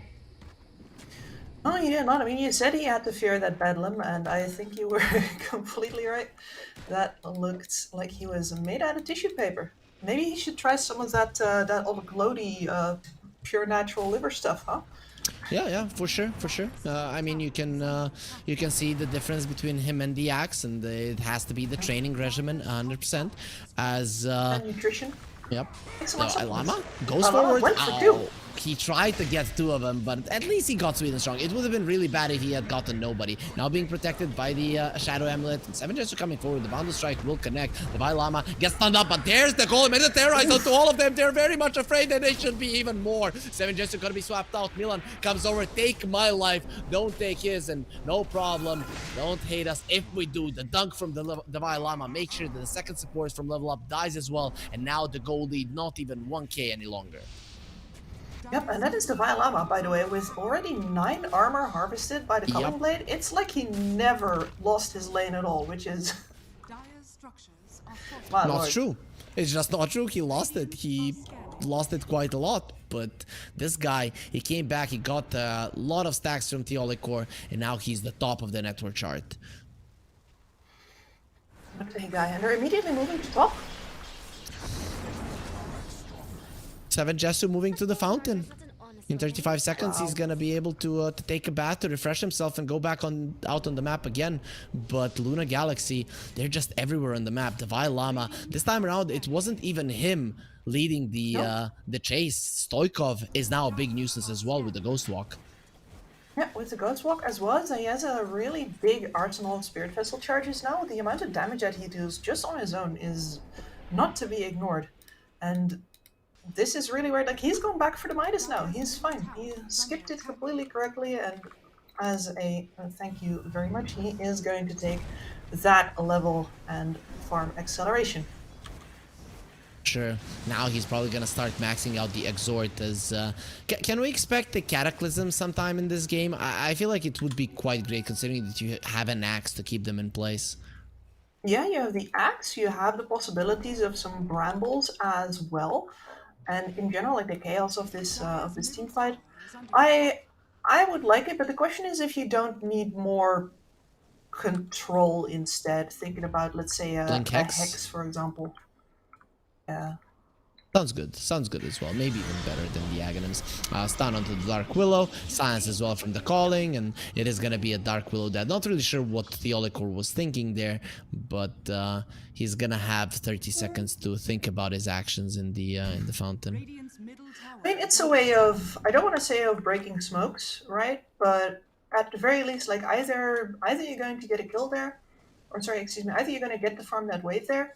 Or you're going to get a lot of information. Okay. Makes sense, really. When you think about it, that is not a bad death. It's in front of the enemy tower, and all of your cores are going to be farming just because of what you just did. Exactly, and they're going to be farming confidently. You saw a bunch of heroes. Spectre now has a Manta, so with Desolate is now level 2, but in 2 more levels, the Spectre will be packing a punch. There is a big item in a BKB coming out for the Dawnbreaker as well as... Well, even the Dragonite is very close to his BKB, and same is true for the Monkey King if he does disassemble the Echo Saber, and it seems to be the plan for 7 Jesu. Exactly, so now is where we're going to need to look towards that physical damage output, and we can't just rely on the Bedlam anymore. And I think they're in a decent place for that overall Luna Galaxy. Like, sure, you'd want your Spectre to be fatter, but this is not the kind of situation where you're going to lose the game based on just the enemy's BKB windows. I think if they push you to like 6k advantage or something off of a couple good BKB fights, you're going to be able to get over that hump. And of course, you always have an axe. Yep, you will be, will definitely be fine. That Spectre, I mean, he still has the Midas. That's 2 Midases on the side of Luna Galaxy. Level up only have 1. And I would rather go into the late game with Luna Galaxy's lineup. The Dragonite has been caught coming in. Swap Milan? No, not gonna be doing it. He thinks that Lorinov can stand his ground. Not going too well for him. The Sunstrike will connect. Nope, actually gets himself out in time. He's not gonna be caught by a Terrorize onto the Vengeful Spirit. But that's gonna be it. Everybody will disperse. And Luna Galaxy, they're the ones that used a lot of ultis. They are. Much ado about... I don't want to say nothing. You do force Lorinov to back off. He can't actually counter-engage right now because he is too low. So you get the mid-tower, but you can't be hanging around here for too long. Ooh, Axe, he doesn't have the BKB now. He's spinning and, well, he's going to be getting dizzy because of it. 7 Jesu finishes him off. Got the Jingu stacks as well. That is going to be the 9-second BKB of 7 Jesu as well.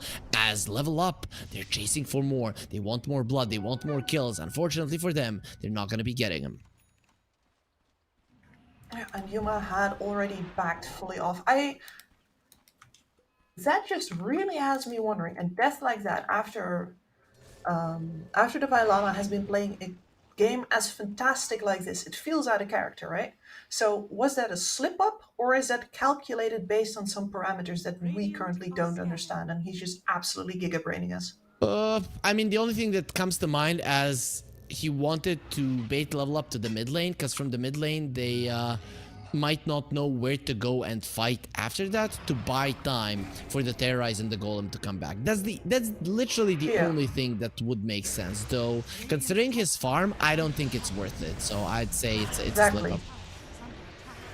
Fun? Swaps himself in. The upheaval is going to be keeping them in place. And Milan is now very dead. Yuma finishes him off. Only slowed down quite a lot by the upheaval. Will be taking a solid amount of damage, but he has the BKB. Top lane 7 Jesu was caught and dead. I mean, Stoikov, he TP'd in, but I don't think the Lama needed him at all. Oh. No, I mean, to be fair, like, it's the right thing to do to go there just in case there is not enough damage. But you see, it's exactly like this man, if he would have just slipped up, right? If that was a non-intentional death, would he have gotten this kill, like, so smoothly? We didn't see the build-up to it, right? Maybe it's just literally 7 Jesu slipping up in return. Okay, wait. I'm gonna be biased towards level up. So level up now are losing because they want Luna Galaxy to drop their guard and then BAM!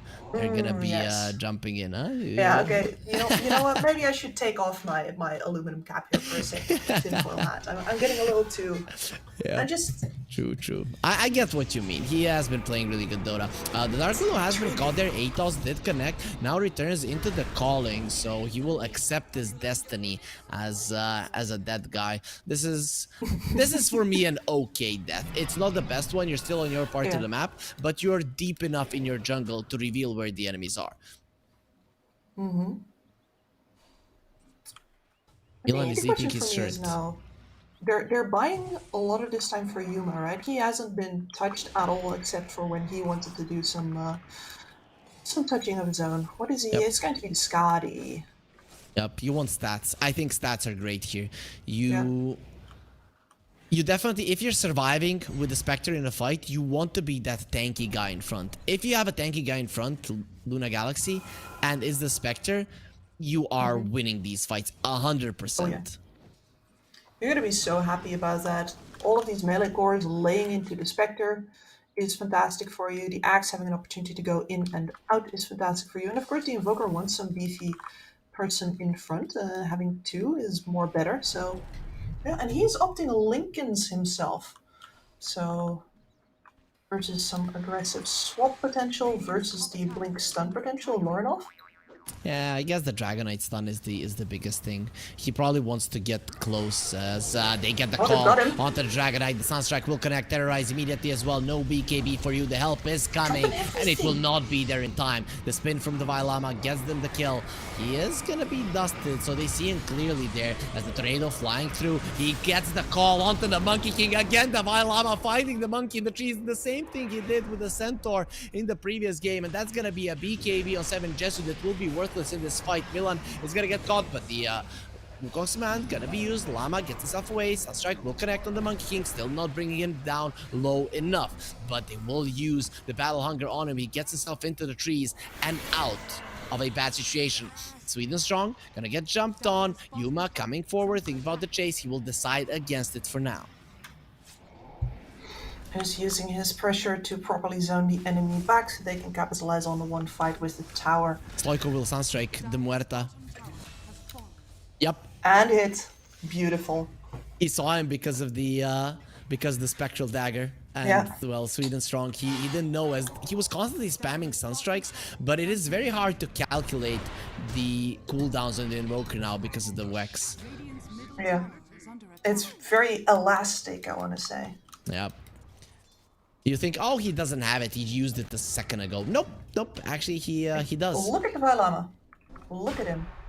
Like, this man is playing so fast, or at least getting the opportunity to play so fast. Gets spotted this time, though. No BKB. The follow-up stun is there, and he uses the call just for the extra armor, running away. Where are my teammates? He needs his teammates. The Tornado will be covering for him, and, well, Stoikov is always there to assist. And that means that we're finally going to see a Roshan in this game. It feels almost weird, where we've been having so many Spens, PAs, and TAs that Roshan is usually dead by the time the first Desolator comes out. But yeah, no Desolators in this game. I still would want to see one on the Monkey King, especially in losing games. I think Deso is the best item for the Monkey King, as it gives you the most amount of damage for that value, by far. So, and I think that level up currently, damage is something that they're definitely lacking. It is, and you're also going to have to think about the combined play with the fact that you have a lot of other physical damage dealers, plus you have that Vengeful Spirit. It's not just a Desolator for you right now. If you just hit a bunch of people, you're going to get a bunch of value out of it from the rest of your team as well. Luna Galaxy, they are 5k gold ahead in this game in particular. It is the biggest lead they have had thus far. 63% win probability, make it 64, so going even more in their favor. But Level Up still holding a lead in terms of experience. And that also means that Luna Galaxy is weathering this BKB storm. Hanskin gets himself out. 7 Jesu inside of the Wukong's command with his BKB will do nothing. Hanskin going for a TP out. Lorinov, he finds him. At least they will bring him down. Sweden strong, of course. He does get the kill with a dead shot. But Luna Galaxy, they will bail very deep into the enemy territory. They lost only a support. This is still a good thing for Luna. It's fantastic. If you look between the positioning and the fact that he got a BKB charge out, hell yeah. It's almost like Theolicar is like, oh, okay, the first 2 attempts of walking up here worked. How about this one? But no, he's moved towards the fight. Ooh, he's going in, and 7 Jesu does get taken down. Stoikov is gonna be caught, but they don't see him. Again, he has invincibility. Now Yuma going in with the Desolator, the pure damage. It is hurting Lorinov, not hurting him enough. The Spectre still has the Aegis. The Vailama dropping low. Blade Mail protecting him for the time being. Yuma gonna be dropping low as well, and does die there. Pierce the Veil from Student Strong does a solid amount of damage. Milan, he wants to get the stun off, but he can't. The Cold Snap is not allowing him. Stoikov living through that one is a big deal. He will be missing on the Sunstrike, and Yuma decides not to continue fighting. It is way too dangerous. It will be a 2-for-2 plus the Aegis, so finally Level Up. They get themselves somewhat of a victory. Somewhat of a victory, yeah. I mean, if the warm-up is there, for sure, Luna Galaxy go back in, but as it stands, that's a win, cautiously. At the very least, your DK keeps on scaling. He's got the Mantis style now. He's going to be moving into the Aghanim Scepter very soon, which is where you are going to get the proper carry level damage output out of him. Yeah, the Axe current gold, he has nothing, but his net worth, it is still very close to the top. Yeah. I'm actually surprised how close to each other each of these cores are. Like there's not even 1,000 gold difference between each spot here at the net worth scale, apart from maybe the Spectre and the Monkey King, but even that is super close. Monkey King, well, now it's gonna be a little bit less close as 7 Jesu dies again. And I think here we're seeing the explanation for why 7 Jetsu is the lowest of all of his cores on the net worth chart. Because if you think about a Dawnbreaker and a DK, neither of them, especially with the roles that they have as like Counter Initiator and Teamfight Turnaround, neither of them want to be showing necessarily. And it means that the Monkey King is on lane mop-up duty a lot. The supports aren't going to be doing that much of it either. Stoikov, he got his Lincolns broken and now he's gonna die for his sins. He tried to kill Sweden strong and, well, it's gonna be the other way around. With Pierce the Veil of damage, they get the kill. Curse Crown onto the DK, he dodges it with the Manta, but Muerta will be going down. Yuma finishes him off, and actually, yeah, he's just gonna be leaving the illusions, doesn't stay there to fight. How did they keep on doing this? I was ready to declare this like the first clean kill that Level Up have had in a while without having to trade anybody for it, and nope, there goes the Muerta. The declaration of Kips is, well, it's not gonna be successful just yet, but maybe in the future you will get to declare that. Level Up, though, they're in a much better position 30 minutes in than in the previous game, as in the previous game, 1 minute from now, they would be losing. Now they still have all of their tier 2, same is true for Luna Galaxy. The Luna Galaxy have the top tier 1 as well, so with all parameters, Luna Galaxy are stronger, but even though I like their late game better, the late game of Level Up is not to be underestimated. Absolutely not. If you itemize right, and I do think that they've been doing that, you have the potential to scale really deep on all 3 of these cores. We've got the Desolator on the Dawnbreaker, for example, very necessary for the security of her scaling as a core as well. And that puts you up versus a Tricore where especially the value of the Axe is always really hard to quantify, right? Oh, not again, 7 Jess. So this time around, he wasn't showing on the lane Kips. He was trying to farm the Ancients, and they didn't even have the division. The Vailama, he's just a genius. He knew. He went there, and he just went in blindly, and, well, he connected. I think he should start checking, like, his staff for air tags or something. Pretty sure the Vailama stuck something on there during the laning stage. Yep. Like, I know exactly where you are, my friend, and I'm gonna be catching you every single time. They get the shard for Handskin, nice Tormentor snatch from the enemies. The gold lead now increases a lot more to 9, 10k. And Luna Galaxy in a much more confident lead than they were thus far. But the Dragonite is still at the top, and he's level 20 as well. So Lorinov, despite his carry not doing that well, he is the real position 1. Yeah, he definitely is at this point. He's also got the Vindicator's Axe, which gives him a bunch of attack speed and, of course, the slow resistance, which in this game actually does a lot of work for you. Yeah, for sure. And when you get called, you get the extra armor, which is quite great for you as well. Not like you already don't have enough, but it's nice to have a little bit of a bonus as the call misses. I guess the Vailama, he can only hit those on 7 Jesu. Yeah, like the blind ones, the immediate. That one's only on the Monkey King, I'm afraid. As well, maybe it's good that he missed, because if you hit this one and then your Spectre disconnects, you have a bunch of really weird discussions to have in this pause. Whereas right now it's just like, okay, I guess we back off. Easy.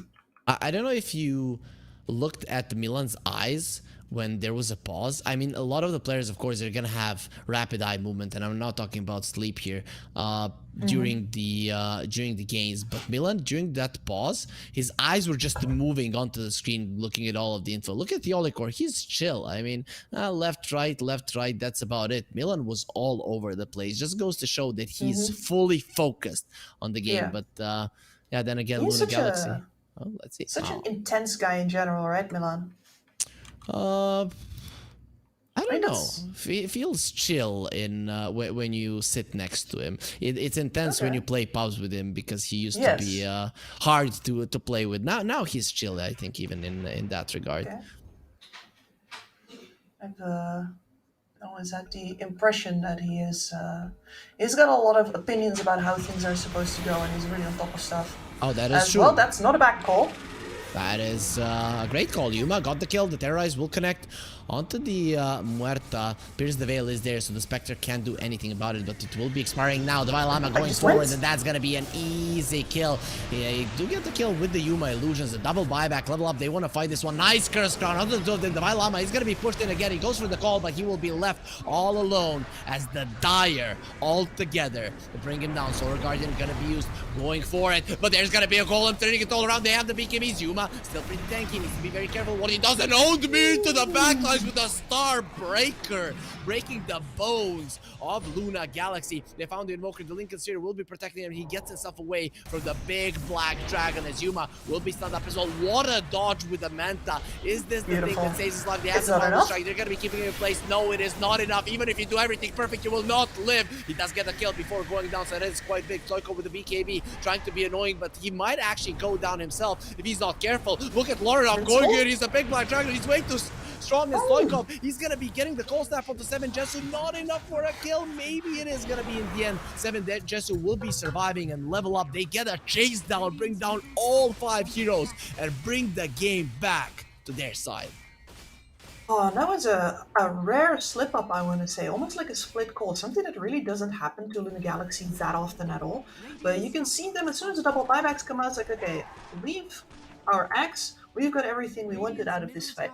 And then I guess on the way back, when they get caught by the chase out, they're like, let's try. Let's try to see if we can actually turn this, calibrate our maths a little. And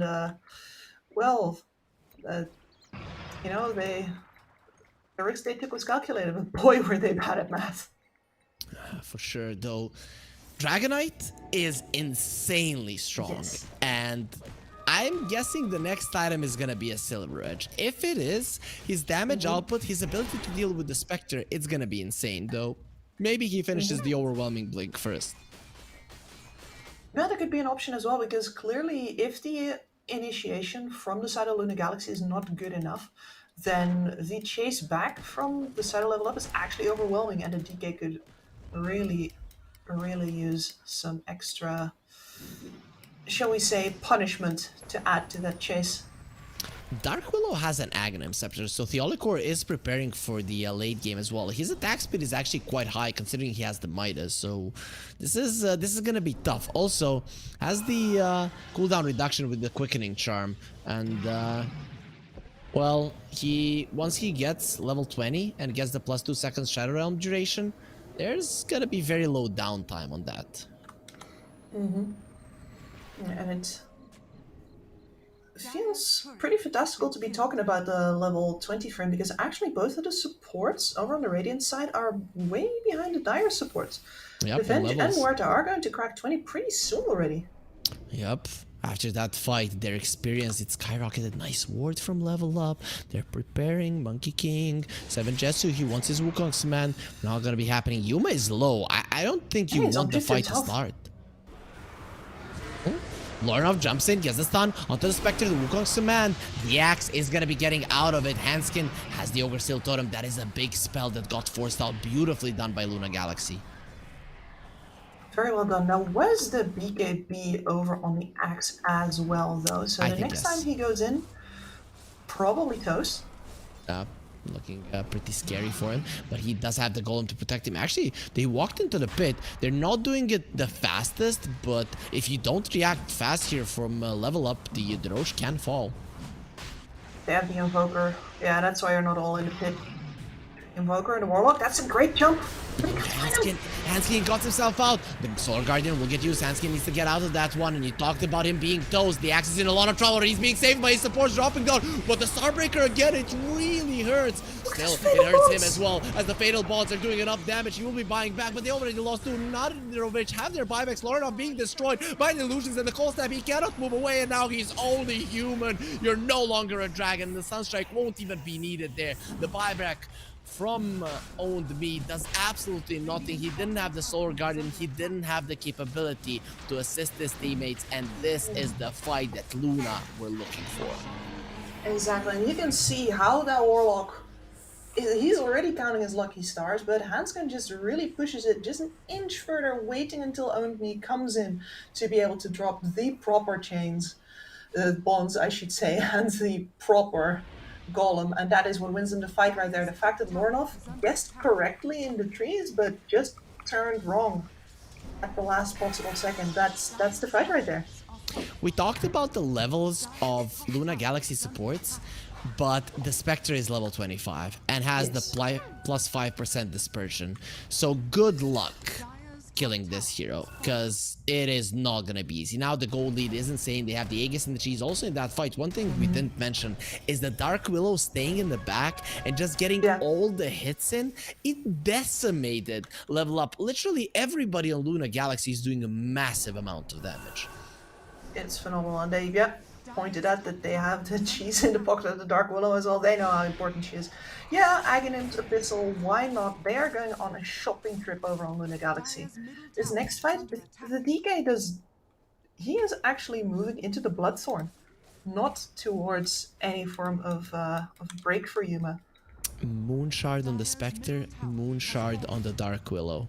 Next fight, if this fight hurts you, next fight is gonna be even worse. Imagine what Theolicor is gonna do, especially with his level 20 talent now available as well.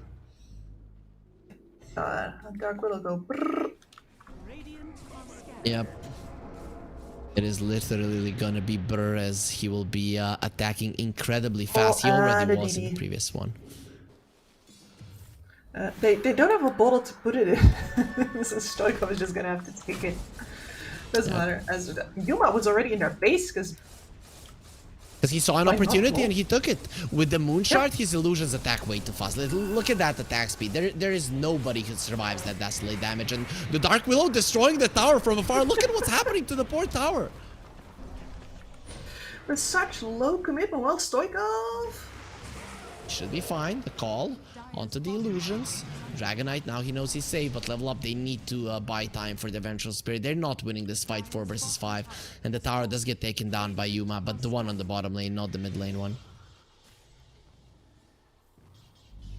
At the very least, the buyback timers on their supports are now timing out, and this is especially important for the Venge. Very.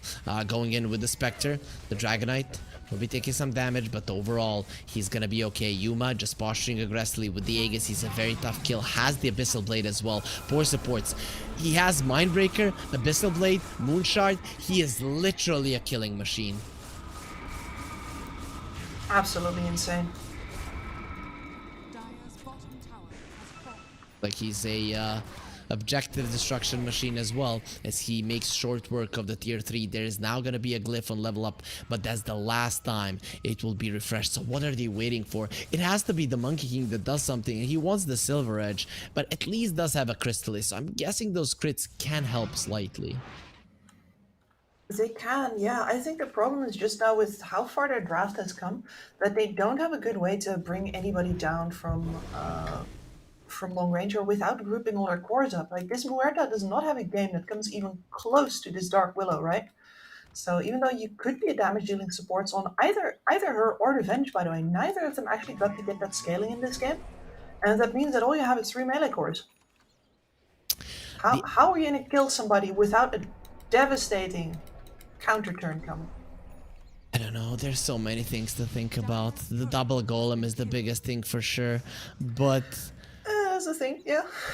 I don't know, maybe even the terrorize. It's way too many things that you have to think about here, and also you don't have that many buybacks. The Spectre will be using the step, and well, that is a dead Sweden strong. He doesn't even get to use the Pierce the Veil, and Lorinov has been found. He thought, oh, the Spectre is on the other side of the map. My friend, you're all alone here. He does have the BKB, not gonna be popping it just yet. They lose the Dark Willow. The Golem is gonna be dropped. Handskin slowing them down. He does have those 2 Golems, and here comes the Meteors as well, burning down the ground and level up with them. Jump in from Lorinov inside of the Wukong's command. They definitely feel super strong, and he does have the Bloodthorn to finish off the axe. He doesn't have the buyback. Yuma inside of the ring. He's standing. He knows he's winning this one, and he doesn't care because his Aegis is expiring in 10 seconds, so dying now is really something that he wanted to happen. There is a buyback on the Monkey without the Wukong's command, though. I'm not sure you can fight this Spectre at all, and Yuma will enter the base, comes in with the Shadow Step, destroys Sweden Strong. That's gonna be him dead for 100 seconds. Milan will be next on the menu. Look at the attack speed. The bashes come through. A triple kill for Yuma and 3 heroes without buyback. Level up. They do have their position 1 and 2 going in onto the Invoker. He's gonna be protected by the Ascetic Staff, trying to get himself away, and the Deafening Blast pushing them out, taking away their weapons, taking away their damage, and taking away their position in this tournament. GG will be called. Level up are out of the Pinnacle Cup Malta Vibes 4. Wow, and if before I had like a little bit of doubt in saying, all right, I think that Luna Galaxy are the better team here, afterwards, like with the way that they played their way back into this game, there is a difference in class here for sure at work. Even though Level Up clearly know what they're doing, they've got all their ducks in a row, they know how to play Dota 2, the video game. Luna Galaxy are something else once again.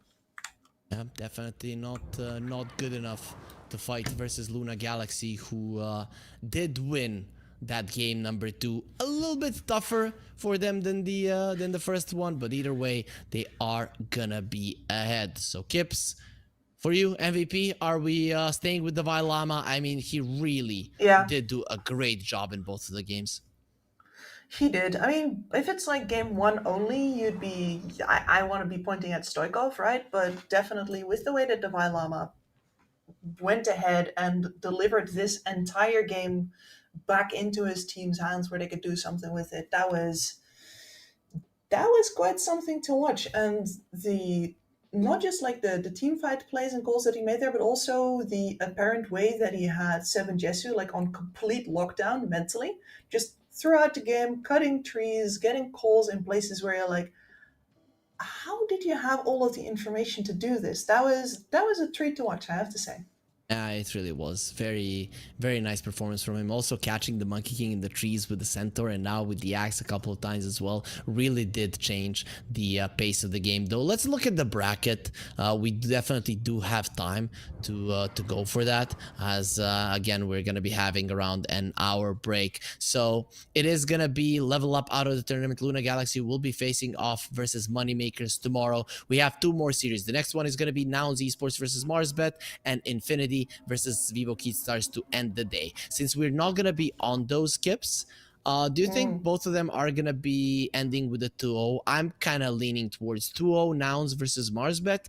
And Vivo Keystars, I think they're gonna win, but I wouldn't be surprised if they drop a game. Yeah, I feel roughly the same about the Nouns matchup. I think they can definitely take Marsbet 2-0, but I'm gonna back Infinity. I feel like Oh. backing Infinity for this one. Keat Stars has just really not been hitting the mark for me, and if they prove me wrong, at least I get to tell them like, finally, you see what you can do when you apply yourself, and just really get my revenge on the the high school teachers that told me the same.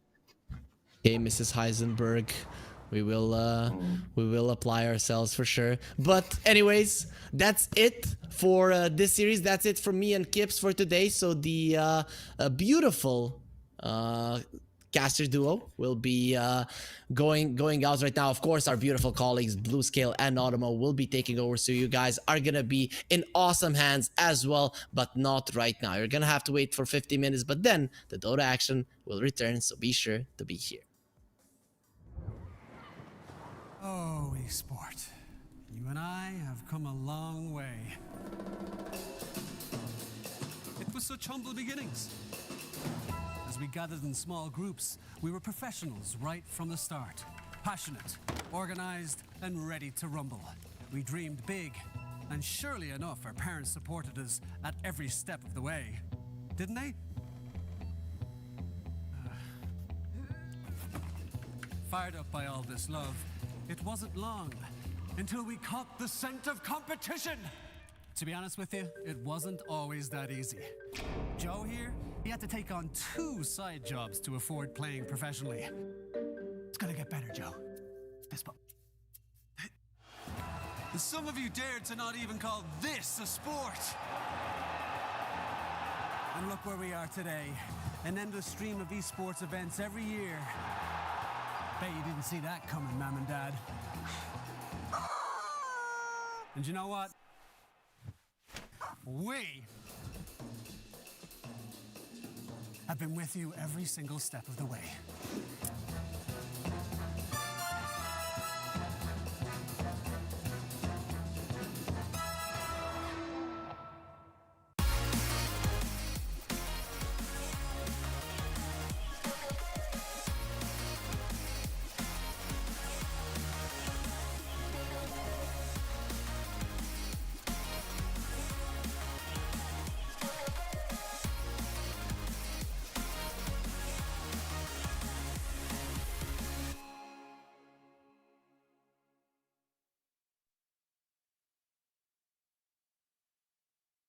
Dream of working with people you watch on screen. Exclusive esports opportunities handpicked just for you. Candidate profile to raise above competition. Let 10GG handle routines. Make a step towards your dream.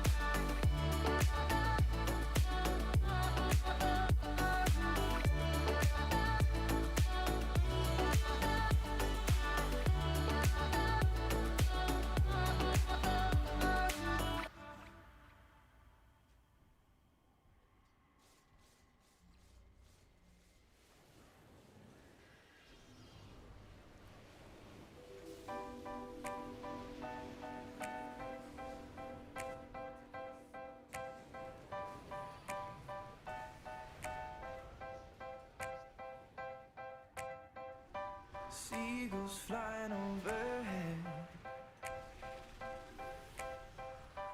towels down in the sand, little crabs walking over our legs, and we were together just like lovers should have been.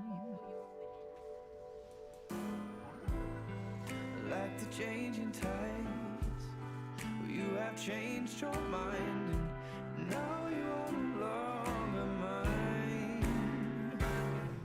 Last summer, you were holding my hand. Last summer, you were laying in my bed. Last summer, we were more than just friends. That was last summer. That was last summer. I miss the salt in my hair,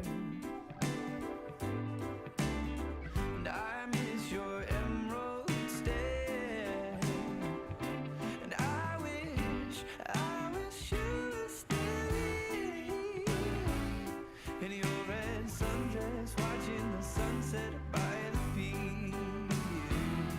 In your red sundress, watching the sunset by the beach. Last summer, you were holding my hand. Last summer, you were laying in my bed. Last summer, we were more than just friends. But that was last summer. That was last summer. That was last summer. That was last summer. Like the changing tides, you have changed your mind. Now you are no longer mine. With tears in my eyes, I recall the times when I had you by my side.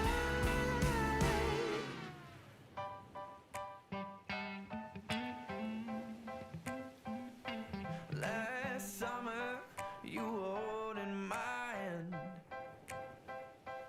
Last summer, you were laying in my bed. Last summer, we were more than just friends. That was last summer. That was last summer when you were holding my hand. Last summer, you were laying in my bed.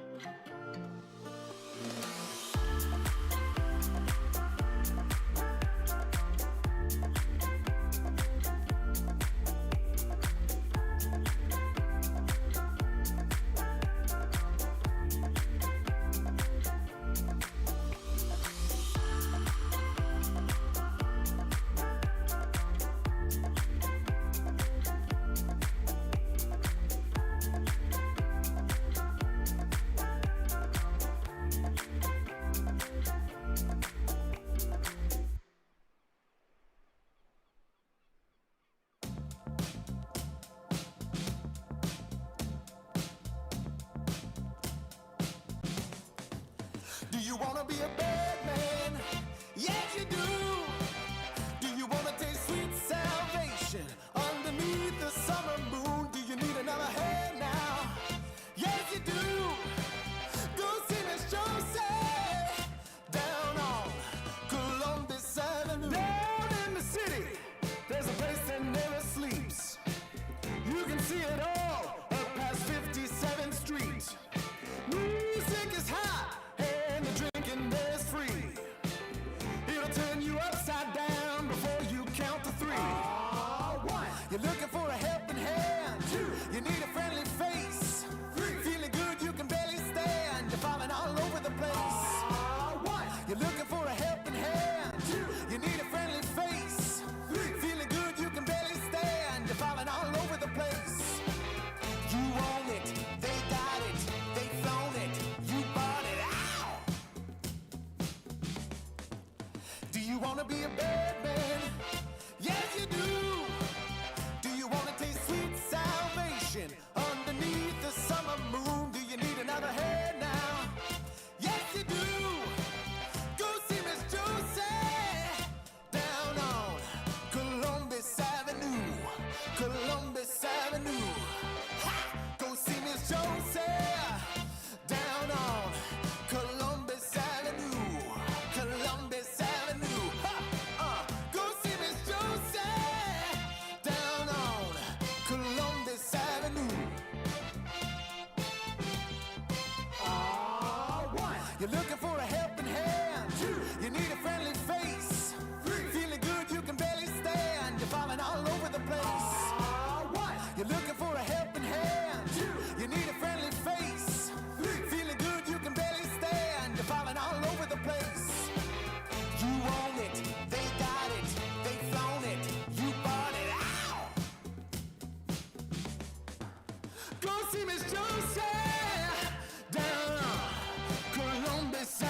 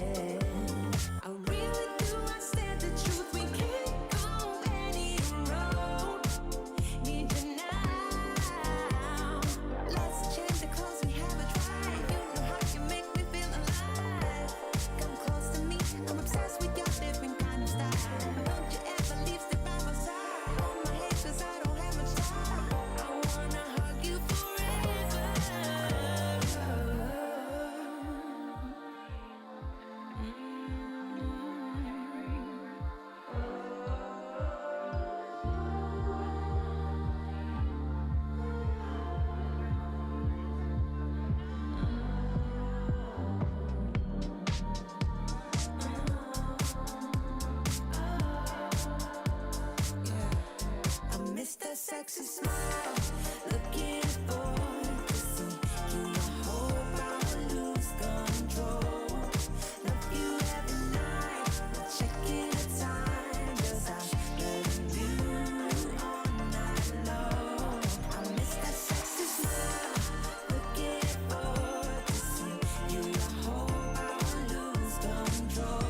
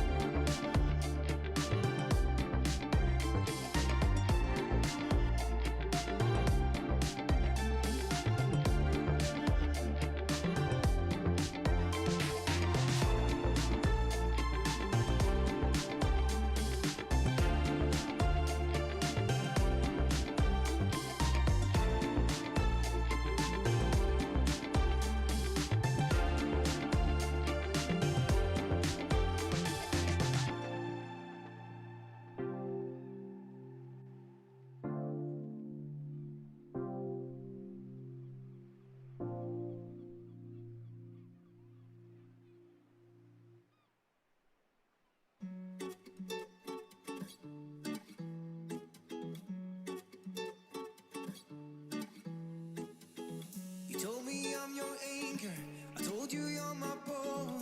Through the wind and fire, we try to hold on. We build this ship together, searching for a home. Despite the storm that hit us, we are still on board.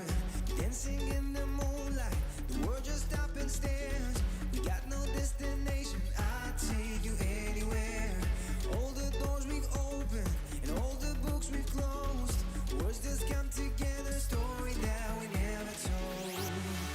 So far saying for my own, you said just keep holding on. If you're about to break, oh, I'll always be your captain. From our failures we have grown. You said just keep holding on. If you're about to break, oh, I'll always be your captain. I'll be your captain. I'll always be your captain.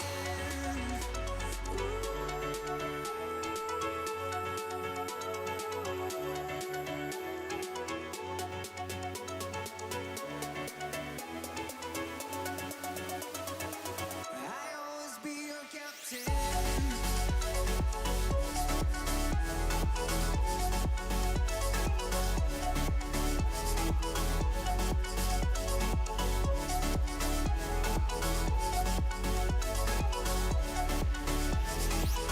You told me I'm your anchor. I told you you're my pole. Through the wind and fire, we tried hold on. All the doors we've opened and all the books we've closed. Words that come together, story that we never told. So far saying for my own, you said just keep holding on. If you're about to break, oh, I'll always be your captain. From our failures we have grown. You said just keep holding on. If you're about to break, oh, I'll always be your captain. Be your captain.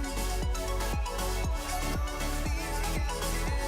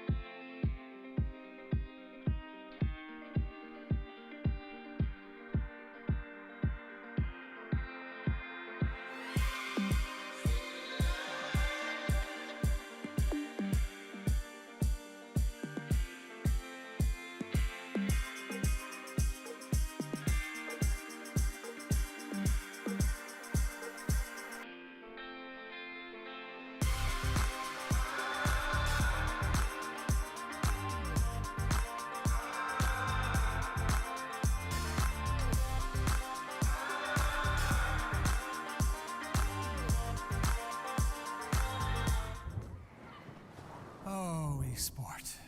You and I have come a long way. It was such humble beginnings. As we gathered in small groups, we were professionals right from the start. Passionate, organized, and ready to rumble. We dreamed big, and surely enough, our parents supported us at every step of the way. Didn't they? Fired up by all this love, it wasn't long until we caught the scent of competition. To be honest with you, it wasn't always that easy.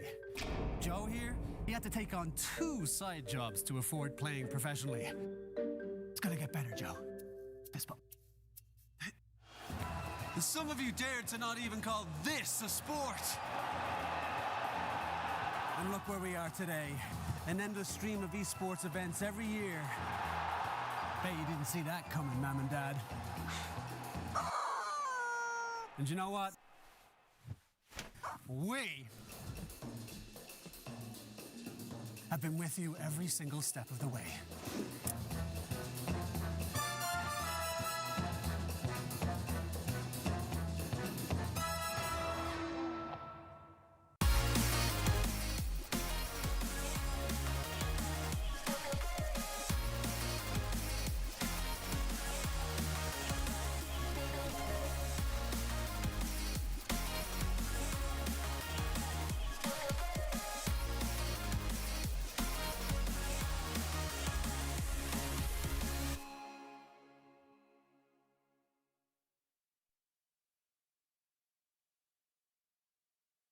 Dream of working with people you watch on screen.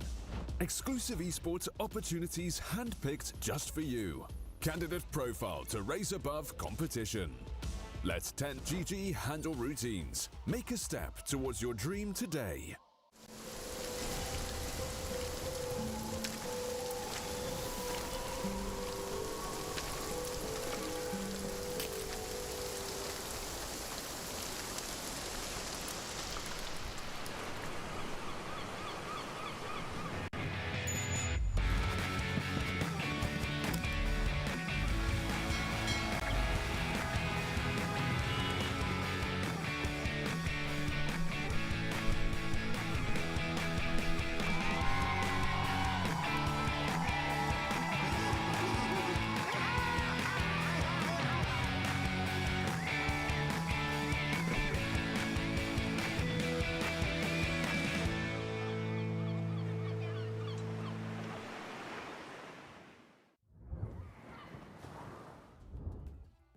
Welcome back on in, ladies and gentlemen, to the continuation of the Pinnacle Cup Malta Vibes number 4 Iron Blue Scale, joined by the amazing Tomo, and we are going to bring you the final 2 games of the day. How are you feeling today, Tomo?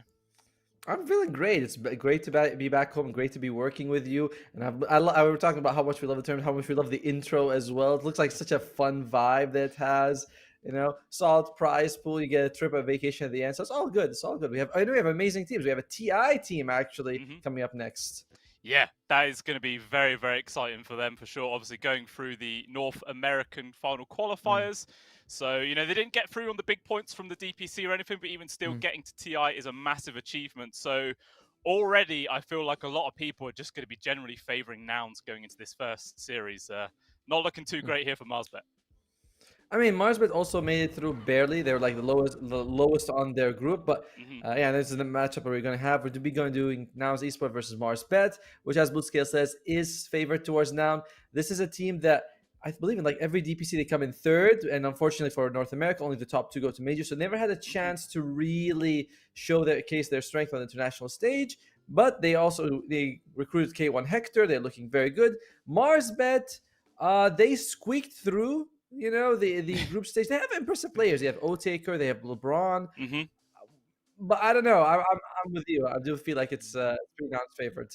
Yeah, I agree. Like if I say you squeaked through, you know, it was like by the skin of their teeth. But yeah, we'll have a look at the rosters. See these guys lined up right now. Nice pink jerseys as well. You know, don't see that too often, but it looks good. Yeah, it's probably it's hard to really mention who's the star of the team, but I really like K1 Hector. He was on Beast Coast and he was dominating South America. Number 1, the DPC region, Tour 1, Tour 2, Tour 3. He was like. They were going through some internal conflict. I don't know what exactly was happening, but he took a step down. Then he came to Nouns Esports. And I think he's a great carry. He's a very active carry. He really likes to be front for this team. So I'm glad to see him finding new home on Nouns. Yeah, 100%. It's like, it doesn't really feel like even if he has a bad start to his game, he's one of those people that can always recover and just be impactful no matter what happens. So I agree. A fantastic little inclusion here to Noun squad. Definitely going to be the carry you can rely on to carry you through those very, very hard games. Oh, we got the other South Americans list, but you know what? Let's and And I like he used to play off lane. Now he goes to position 4, which is a nice role. You know, when you switch to the same lane, but you're like, all right, now I'm going to be doing the other job. Yeah. So I'm looking forward to seeing what he can bring this match. Yeah, gone to the less greedy role, but you know, he might still have that greed. So we'll have a look at the roster of Mars Bet right now. And unfortunately, no matching jerseys. It was always disappointing to see, but it doesn't matter, you know. They'll get there. One day, get the big old jerseys. Yeah, you know what? It's like without the matching jersey, I'm like, is this a team? Come on, everyone! You know, everyone wear a black shirt, take it on a white background. We're good. But yeah, it's O-Taker. I don't really know how to pronounce the name of their mid laner, Mr. Like Jeezy and LeBron. All right, I'll let you guess. How do you pronounce his name? Which one? Their mid laner. I always thought it's Moby, isn't it? That's how I've always thought it. Because like the 1 and the 3 make a B. I don't know. Who knows? But well, I'm sure chat will let us know if we're saying it wrong. I am very renowned for saying names wrong, so we'll see that. But we have the draft now underway, so let's jump on in and see how this first game's going to turn out. So in the past, Mars Bet, by the way, they never take the Brewmaster, the Pangolier, the Beastmaster, and the Gyrocop. These are the heroes that they tend, well, not never, but they heavily ban them. It's like they pick, I think they picked it like once or twice in the last month. So they just prefer not to play it. But we can expect them to take the Dark Willow, the Darkseer, Invoker, Terrorblade, Skywrath Mage, and Centaur. These are sort of the common picks that they go for. I'm really liking Dark Willow currently as a position 4. We're seeing a very greedy style come up where you go for a Hand of Midas, a Yule Scepter, and you go Aghanim Scepter after that. You get a lot of control that way. You're able to do a lot of damage. It's a pretty interesting build. And so on a position 4, you get to scale really well. You take the talents for the Shadow Realm. And overall, I'm a fan of it. I haven't tried it in the pubs yet because I don't want to get reported. But in the pro scene, with a bit of a sacrificial 3, it can really work. Yeah, but it does sort of rely on the position 4 just having that slightly greedier position and, you know, getting all the resources funneled to him. So, yeah, it does come down to whether if the offlaner is willing to sacrifice their own game for the sake of their position 4. I wish it happened in my pubs, but it never does. Never, ever does. But, yeah, when you were mentioning the Skywrath Mage as well, that has been something Marsbet have been playing quite a lot, but they've only won 2 out of 10 games of it. So even though they're comfortable picking this hero up, just not very successful on it. And they're just getting the losses out of the way. You know what I mean? It's like when you get the bad black hole, you're like, I gotta get a few bad black holes so I can get a good one. You know, it's like the law is like eventually one of them is gonna be good, so I gotta get the bad ones out. And they go with the Invoker opening for Marsbet. This gives them some global presence. Pretty solid in the lane. The team fight, if you go for the Quaswa X, which is just a standard build. So yeah, nothing crazy there. And now it's also pick up their mid laner with the Kunkka. I'm seeing this hero come up a lot in you go Blade Mail, BKB, then you go for your Aghanims upgrades and you get so much control. Not quite the old days where you go like Silver Edge Chrysalis or Radiance where you do damage. Here it's a lot more control. And I like it. I feel like in general, we're going towards a meta where everyone wants to tank up. No one wants to be bursted down at the beginning of the fight. Yeah, I mean, it's sort of like a double-edged sword then, isn't it? You're tanking up, so when you get ganked, you're harder to die, but at the same time, it's like, if no one ganks you, is it then just wasted money and gold and all this sort of stuff? It's an awkward position to be in, but they did immediately pick up that Kunkka as soon as they saw the Invoker. So they were clearly ready for that matchup, didn't want to give it any sort of thought into picking something else, just picked it straight away. And we'll see how it does end up panning out in their hands. One thing I will note as well was that Nouns have pretty much used all of their reserve time already just for these opening bans. So really putting a lot of emphasis in the beginning of this draft. Yeah, that's a bit odd actually to see that. And for Marsbet, they ban out the AA as well as the Brewmaster. As I mentioned, they just don't go. The heroes that we talked about, the Beastmaster, the Brewmaster have gone. The Pango's already banned. Gyrocopter's another hero that they don't go for. And in general, I'm not been a big fan of the Gyro compared to the Sven and the PA. I know he does this like great spread damage and it's nice and all, but it's later in the game you want to burst. The why we talk about tank is that you want, when a fight starts, you want to take out someone instantly. You don't want that. You want straight away go to a 5 versus 4. But Gyrocopter doesn't help you do that. His damage, his single target damage is kind of a joke. Yeah, it definitely is. So, well, we'll see if he's going to make an appearance or not. Obviously, Venge very likely to get picked up, favoured from both these teams. Well, definitely more Nouns, but yeah, they just snap that one up. And we've seen how important a lot of teams have been putting on this hero in recent history, just grabbed everywhere. So, not surprised to see it at all. The Daz, on the other hand, that's always a fun one to see. Yeah, it is, and that explains the AA ban because I believe you still shatter regardless. It's like Culling Blade and the Ice Blast. They don't give a damn about Shallow Grave. They're like, nope, we're killing you no matter what.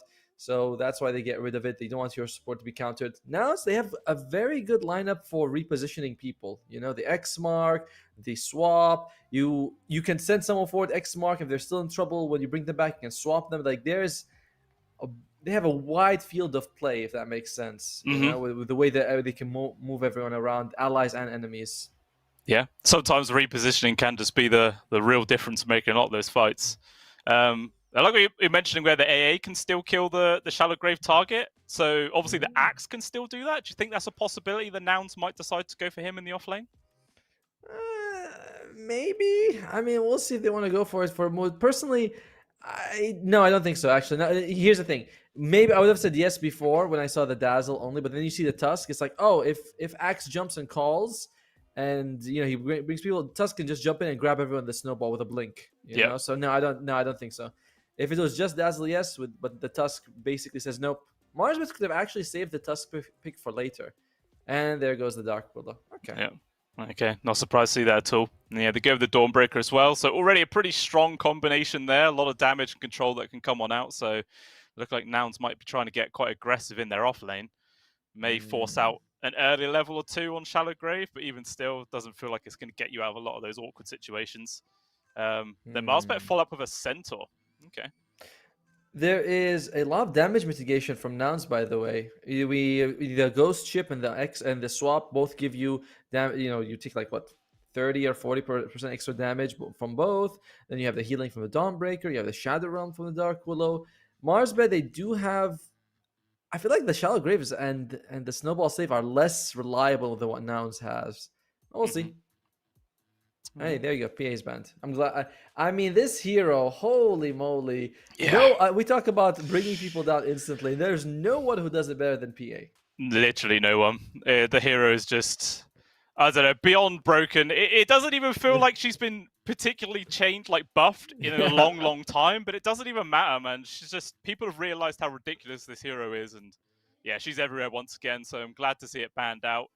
I mean, I was going to ask you this earlier, but do you think there might be the chance of like a small patch between now and TI to do some final adjustments, or do you think like Valve are set and they have to keep the current patch?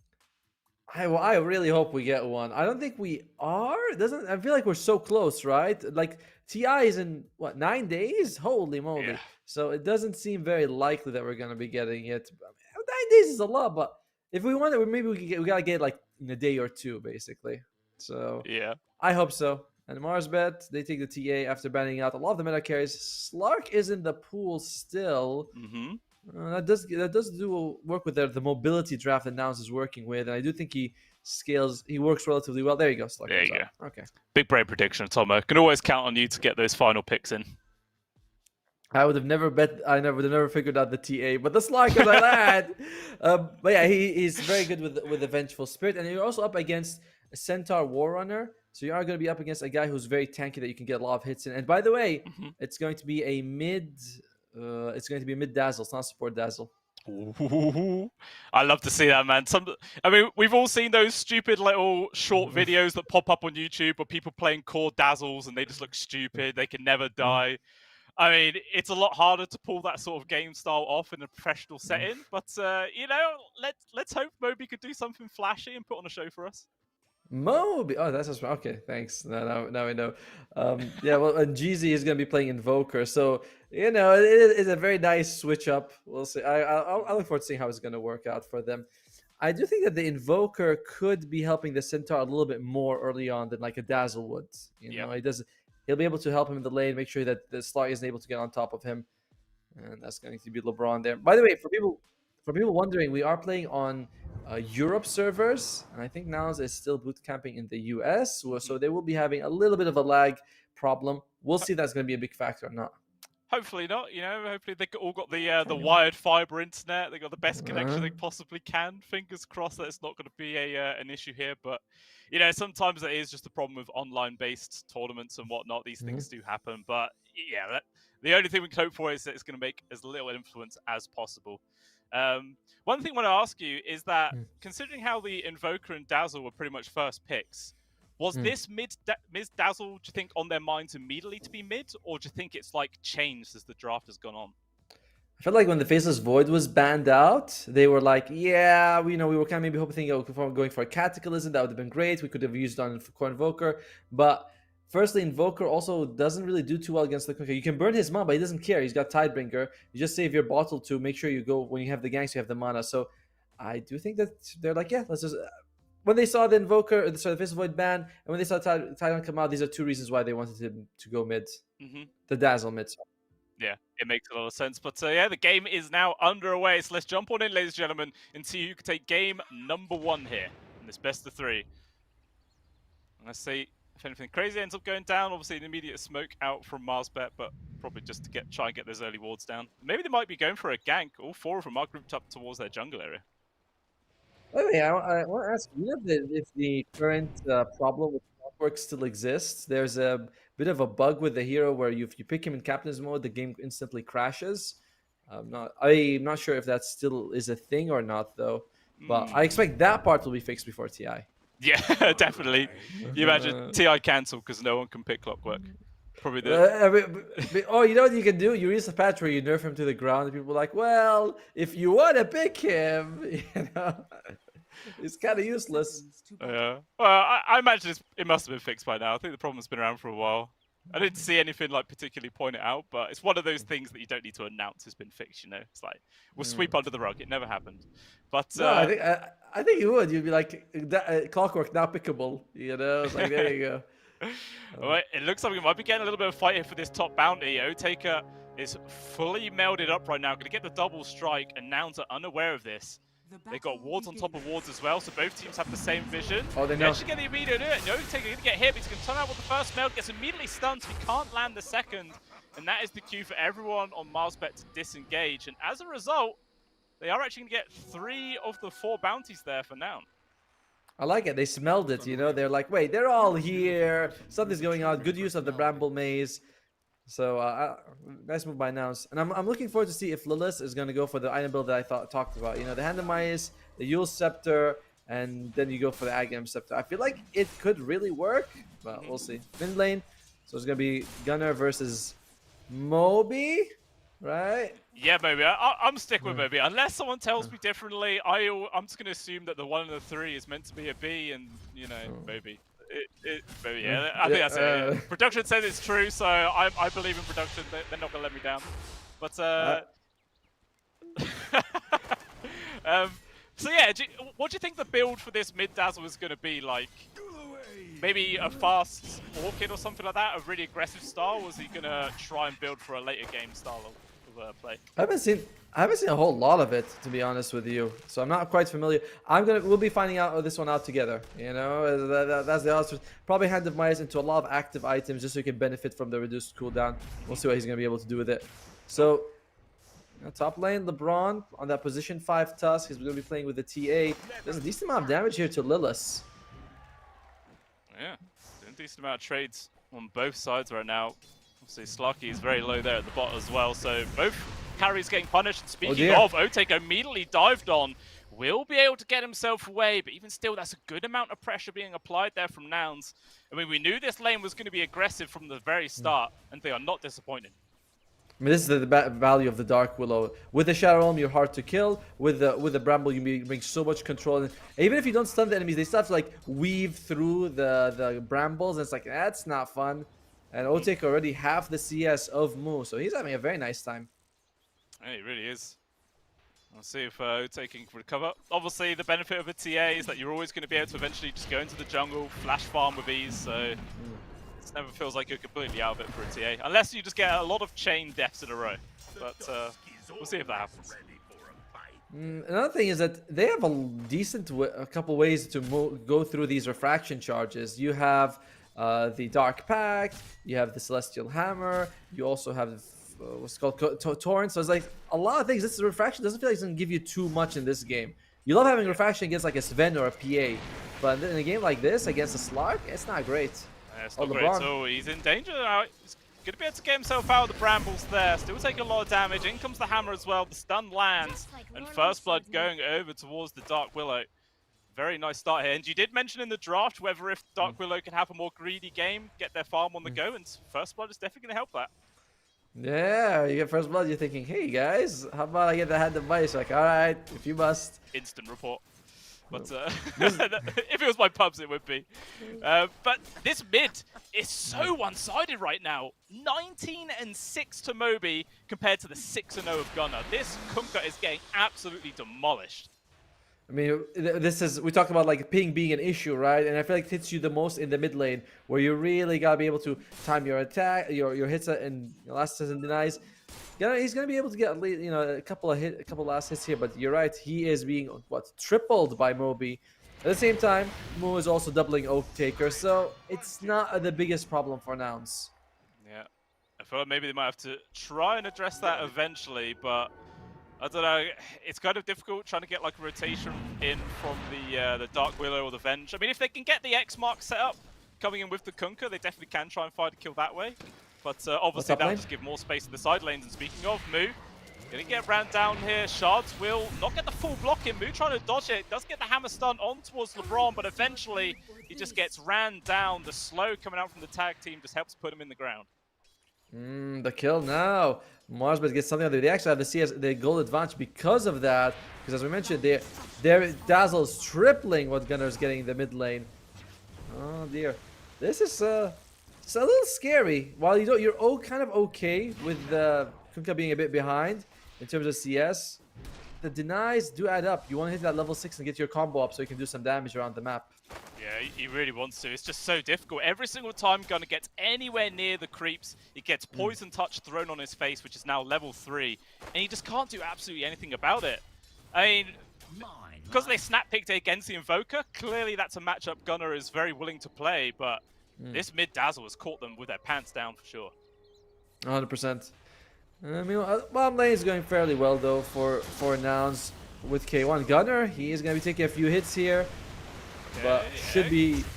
Both supports rotating in right now. Still LeBron's going to commit for Gunnar, but actually it's Moby to die first. Gunnar's not even going to fall from this, and instead they might be able to get the +1 onto LeBron, who will eventually die there. Gunnar getting the double. Meanwhile, elsewhere, it did look like the Slark got ganked out. Managed to find the kill there into the offlane. Pretty nice at least, but even still, big trade there favoring Nouns. Maybe not even done. Lane. Yeah, down onto the tier 1. Janssen, not a chance of surviving that. Will fall. I mean, Marsbet, this game took a bit of an unexpected turn. Mid lane, we see Dazzle losing his life here. No points in Shallow Grave. Kind of a greedy build going for the 3-0-2. No points, Shallow. He's probably thinking, there's no way he's going to kill him, but he did. He loses his life, and they lose LeBron. But bottom lane, they get a couple of kills for them. So I was thinking bottom's going to be favoring now. They did not think mid would go this way, and oh dear. In the mids, roll forwards. But the Arcane Rune is secured there from Lelis. Not going to be able to find anybody else. Even Yangsel making the rotation there, but no one else is actually going to get caught. And obviously that is now the Slug once again on his own. We'll see if maybe Mr. Luck and Jeezy want to try and attempt for a second kill or not. He's still a full level away from his 6, so the Slug isn't the hardest to kill. No, he's not. And look at, holy crap, Moby is 48 to the 18 of Gunnar. I mean, that is just a huge win for them. Even though he died, it's still crazy to see that. He's almost got as much denies as the Kunkka's got last hits, and Kunkka doesn't have 1 deny to his name. So, Marsbet putting up a real show in these first few minutes of the game. Yeah, 100%. I think already, even if Nouns win, I feel like we might be seeing just a respect ban towards this Dazzle, because I'm sure Gunnar does not want to go through this again. If the game goes late, I do favor Nouns' draft a little bit more. I just feel like Slark gives you so much. You're going to have so much control from the Kunkka as well. Marsbet, and I do expect Dark Willow to go for the greedy draft, or at least scale. Somebody's going to get Aghanim's. Whether early or late, he's going to get it. So, but until then, oh dear. That's K1. Yeah, 3-man gank on top of his face. Second death in a row here for the Slark. And obviously, Marsbet just knew he was alone. No supports around. Just ends up being a free kill. And as long as if they can keep killing him before he hits his 6, it's going to slow down his game a decent amount and give the chance for O-Taker to, you know, get a sizable lead. I mean, this TA is actually nearly level 7 already. Can we actually look at the net worth? Because, by the way, K1, he wants to go for a Hand of Midas. And that means that he's going to be kind of useless from the beginning. And that's what I thought. Look at the top 3 net worth. Dazzle already finished his Hand of Midas. Marsbet is a stronger team early on with this draft. They can take these fights. And with the enemy team, they're carry going for Hand of Midas. They're mid, suffering so much. We could be in for a very quick Marsbet victory if things continue at the pace they are. Yeah, 100%. And it looks like they just want to try and close that as much as possible. As you mentioned, Moby already having his Hand of Midas on the go. Looks like they're farming up some stacks in their own triangle area. Meanwhile, Gunnar trying to do the same in his own triangle, recovering as best he possibly can, but he is still nearly a 4,000 gold behind that of the Dazzles. Not looking great. And I do expect this gap to actually get kind of worse for a little while, thanks to the Hand of Midas on the Dazzle, but we'll see. If Gunnar can get a couple of kills, he'll be right back into the game. And 2,000 gold, deficit 9 minutes. It's not like game-breakingly bad, although... Oh, this could make it definitely worse right now. Jeezy just finds the easiest solo kill of his life. Youngsam actually completes the TP right now, but LeBron is also nearby. Doesn't look like they're interested to go for that kill. I mean, if they did try and go for that one, it would have been the cue that there was a ward on that high ground. So maybe they just wanted to keep that intact rather than getting a kill onto position 5.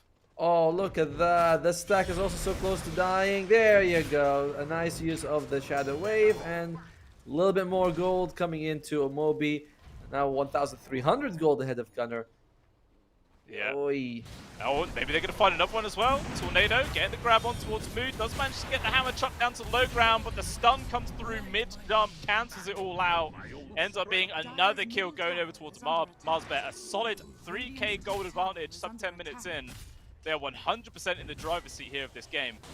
And no one was expecting this, I feel. By the way, just so people know, this is an elimination match. There's no lower bracket in this tournament. You lose, you're out. Now this is an invited team, so they can't afford to like give away games or save strats for TI. Definitely That's not. not really a thing. Invoker? Huh?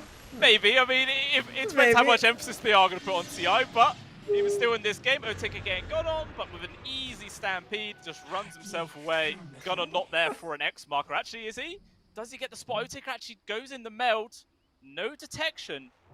He might actually be able to get himself out of this one, and yeah, he would just walk it off. Ends up being a wasted time for Gunnar. Gunnar going to go for the blade mail just so he can use his durability. You know, it's like, if I'm going to die, I might as well make them work for it. They might not want to focus him down as well. But overall, it is a tough one, and he's actually... Oh, I hear an ulti. They're going to try and go on towards the Centaur. He's a tanky boy, but they know he has no stampede, no way to get out of that. Ends up being a free one. Even the kill going over towards K1, so definitely a nice little pace there. Alright, so Lil's definitely not... He's not going for the build that I thought at all. He is going to go for a Rod of Atos. Okay, alright. I was hoping we'd see the Hand of Midas build, but he's not that greedy. Especially with the way the game is going. To be fair, the game is going, you can't really afford to be greedy at this point. Yeah, I agree. If you get too greedy, it's going to get ran over and the game will be over before you know it.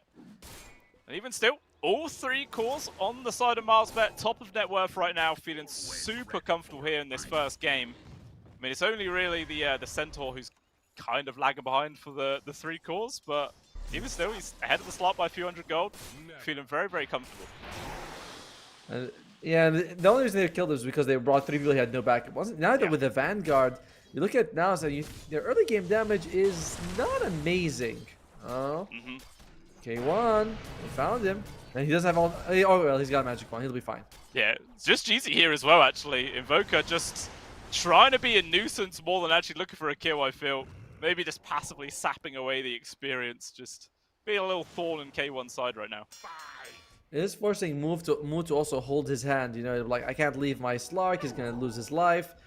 And K1 slowly recovering. He's basically the same as Mr. Luck. That's actually quite impressive, the way the game is going, that he's, you know, got the Hand of Midas, and he's right up there in terms of net worth. Yeah, definitely. Especially after he did get those couple of deaths in the laning phase, punished a fair amount, but finding what he can. I mean, we mentioned this earlier on, just how strong this guy is as a player. Even if he has a rough start, he's always going to be able to find avenues of getting farm, getting re-involved in the game, and always staying relevant, so you can never ever count him out. Yeah, the only person who's actually suffering that much is Moo, but seems like they're kind of trying to give him some farm. And to be fair, if Marsbet does not push the issue, there's no reason for Nouns to go and fight them. Like if you have a net worth deficit, it doesn't matter if the enemy team doesn't fight you. It's only a problem if you're engaging these team fights, and that's on Marsbet to make them happen. Yeah, and that is it. It depends how long Marsbet decide to wait. I mean, is it just for Otaker to complete his Desolator? He's about 1,000 gold away. Would that then be the go time, or does he also need a blink before he can really start making plays? It's really hard to tell, because some teams will be like, no, I want to wait for this, I want to wait for that. He is chilling at the moment. I suspect people are going to be showing up here. I think you might need a little bit more than just the Deso. Maybe Deso allows you to take towers, but not really take those big team fights. I want more than that. Otaker. He's out. Yeah, Yamson's smoke did actually break, so he knew he was in the area, but just huge game sense there from Otaker to hide himself in the trees and get to wait. Once again, another time where Gunnar tries to go for a gank and just can't find anybody. Now they're showing why they're a TI team. The pace of the game, they were like 3,000 gold behind, I don't know, 5 minutes ago. And since they have not let the net worth gap increase at all, there's going to be a little mana burn here, but Keon's going to be fine. And Marsbet, they're kind of spread. You look at the map, by the way. There's not two people in the same lane anywhere. Even our bottom lane now, they're grouping up. But in general, it is very spread out by Marsbet. I don't think this is what you want to do at all. You are kind of... You're with the advantage that you have, it's slipping through your fingers. Yeah, I agree. Like, the powerhouse of this Dazzle, I guess, was there. I mean, it still is bang on 50-50 on the win probability, apparently. So, Gaiman says it could go either way, but I do agree it's starting to feel like all this downtime is only benefiting Nouns. Agreed. I mean, Moby is also 900 gold away from his Ags. Otaker still 500 from the Desolator. And Mr. Luck also has his Blink. So, I guess once those next two items are up, that's going to be the time for Marsbet to go. And Mr. Jeezy is about to get the Spirit Vessel. So yeah, you are going to have a few items coming in. The Spirit Vessel's great, the Blink, the Deso, like you mentioned. But it has to be a go time coming in very soon. There has to be a time where like, guys, let's go. What are we waiting for here? Moore, he might be losing his life. Yeah, he's in danger right now. Gonna try and get himself out of this one, but he's just so damn slow. So many people on top of him. All 5 members of Marsbet coming on over to the party. And that is a very dead move. I mean, is this now a chance for them to just go straight into the Roche pit? Looks like it. I think so, yeah. You have the maxed out tag team, by the way, Tusk. We don't see this very often just because the other abilities usually are better for rotating around and getting kills. But with the maxed out tag team with the Deso, oh, sorry, not just the Blightstone, it's still going to be more than enough. Yeah, going to be a free objective picking that one up. But it looks like the supports on Nouns are actually scouting out the stacks on the Ancients, and maybe they might try and steal those away while Marsbet are busy, but I mean, I guess it's too late already. Roche is down, and they're probably going to go and reclaim the area pretty soon. And if you're Marsbet, this should be the Aegis that... This is not farming Aegis. This should be the Aegis where you take as many towers as you can, then you wait for the second Aegis to go high ground and try to win the game at that point, because any later than this, I feel like that's a little scary for you. Late game, you're going up against a Slark, a Kunkka's Control, the save from the Venge. No, I don't think Marsbet's draft can really face up against that. Yeah, definitely got to make all the plays happen. And another interesting thing as well, normally you always see that first Aegis given over into the hands of a TA, but it is actually for Moby's Dazzle, which is definitely quite interesting. Of course you say, of course. Of course! That's how it should be, That's how God intended. And dude, K1 is keeping up with a mid Dazzle with a hand device. He's gonna be surpassing him at this rate. How this guy, South American carries are something else. I rarely see them have a bad game. It's like no matter what happens, they're always farming. That's just how it works. They always seem to get the gold. And K1, yeah, number 1. Remember, he died twice in the laning phase, and he's still like, yeah, I'm okay. Yep. Just doing his own thing, free farming away. Top of net worth now, feels super comfortable, but we'll see if he's going to be able to read this gank, which is coming his way. 4-man smoke from Marsbet. They've drawn the line to head up to try and find this Lark. We'll see if he can slip through the net. They scan thinking he's to the left, but it's not. They drop the second one, which does actually connect. Well, I mean, he's hitting creeps anyway, but it doesn't really matter. But let's see if he can get out of this one. He's already used his late, so it's not looking good. That's a free kill. Solid kill for them. Although, this is time where the Aegis is not used. If you're in this situation, you're like, they're not hitting our towers, they're not taking objectives. This is acceptable, you know. GZ, is he gonna be losing his life? I think he's just gonna be fine. Oh, he goes back in. Yeah, gets swapped straight back into the hammer. That is a nice free kill there for Move. 3 kill streak as well, so nice amount of gold. But here comes the cavalry. See if they can get a return kill on towards this Dawnbreaker. It looks like they will. But Yamson had the good sense to just run away. Like, yeah, take my offlaner. I am out of here. It's his fault anyway, he died. Yeah. Yeah. And Orb of Destruction picked up on the TA along with the Desolator. Once the Blink Dagger. Okay, he's already got this Dragon Lance for extra range. Nice deep ward coming out from Nouns, and wow, it went from 50 to 59 in favor of Mars bet. Okay, Power of an Aegis and a kill onto a carry. That's all Gaben looks at. I mean, it kind of makes sense. I mean, it all depends whether if Marsbet can keep this aggression going. They have, you know, changed a couple of kills together now, and they are constantly positioning themselves aggressively in the Radiant jungle as well. So they are eager looking for those fights. Well, it doesn't look like they're going to find it. They were underneath Observer wards, so they saw this coming. Oh, miss on the tornado. No mana burn coming out. Oh, and he's actually turning it around. Yeah, he's definitely built more than here for GZ. O-Taker is nearby. Maybe he can try and make something happen, at least get a return kill, but it doesn't look like that's going to happen, as it is him that ends up falling down. Now O-Taker's no Aegis. Jump on. Out comes the Terrorize as well. There's no escape. He is a double kill over towards K1. Finally, the rest of Marsbet turn up, but it's too little too late. These guys are out of here. Okay, now let's play this so perfectly. Oh, wait. The fight's not over yet. LeBron, he's got Blink. Does he want to go for more losing less? It's okay, you know. It's his job. And no, they want to fight. Yeah, just going to turn around and immediately jumping on in. Even the involvement of Moo may be able to survive them with the shallow grave for now. Can he actually get himself far away? He's going to lose that Aegis, but even still, Mr. Luck and LeBron Dora are both going to end up falling down, I'm sure. There's just nowhere for him to go. Gunner even getting involved. The boat will land straight onto Dazzle. Fantastic goal to the illusion rune. It keeps himself going for a little bit longer, but unfortunately the flashy play is not enough to make a difference, and every single person on Marsbet is dead. I cannot believe Marsbet couldn't really have done kind of worse with that. Now they did what they wanted to with the Aegis. The Aegis comes out, they're like, let's split up the map. Yes, they lose K1 a couple times, but it doesn't matter. And dude, perfect use of the Solar Guardian here. Yeah, Moby is able to survive for a long time, but he actually kills him with a Dark Pack. He times it so well. Like he shows up, it's like, oh yeah, it doesn't matter if you stun me. Great play by K1. Absolutely fantastic play. Just realizing they could take the fight. They got rid of the Aegis, and obviously there was no TA to help out, so Marsbet forced themselves into it. It looked good, man. It looked real damn snazzy, but unfortunately, snazzy gets you nowhere in a game like Dota 2. Mars, see, it like kind of bugs me because I feel like Nows they played it well, but Marsbet he had the Aegis. There was no real reason to smoke and look around for people. That's what Nows wanted. They wanted to waste your time hunting Slark, hunting freaking Dark Willow. If you make a fist in Marsbet, you go S5, you take those towers. I don't think Nows can take these fights. Yeah. So it's really the Marsbet let that one slip through their finger. I mean, you were mentioning like how much you favor Nouns draft earlier on, going to later parts of the game. Has Marsbet already lost their sort of window of opportunity to take this game easily? Is this game just like super hard for them now? You can always find a pick off and then win the game that way. But in terms of like a 5-on-5, yeah, the windows it's like cracked a little bit. There's a little bit of a crack you can make it. If by 5-on-5, I'd be scared if I was Marsbet going for it. Yeah, it's definitely going to shake them to the core a little bit there after that last engagement. K1 as well, miles ahead in terms of net worth as well. 2,000 gold ahead of second place there of Moby. So this Slark is having a real fantastic game.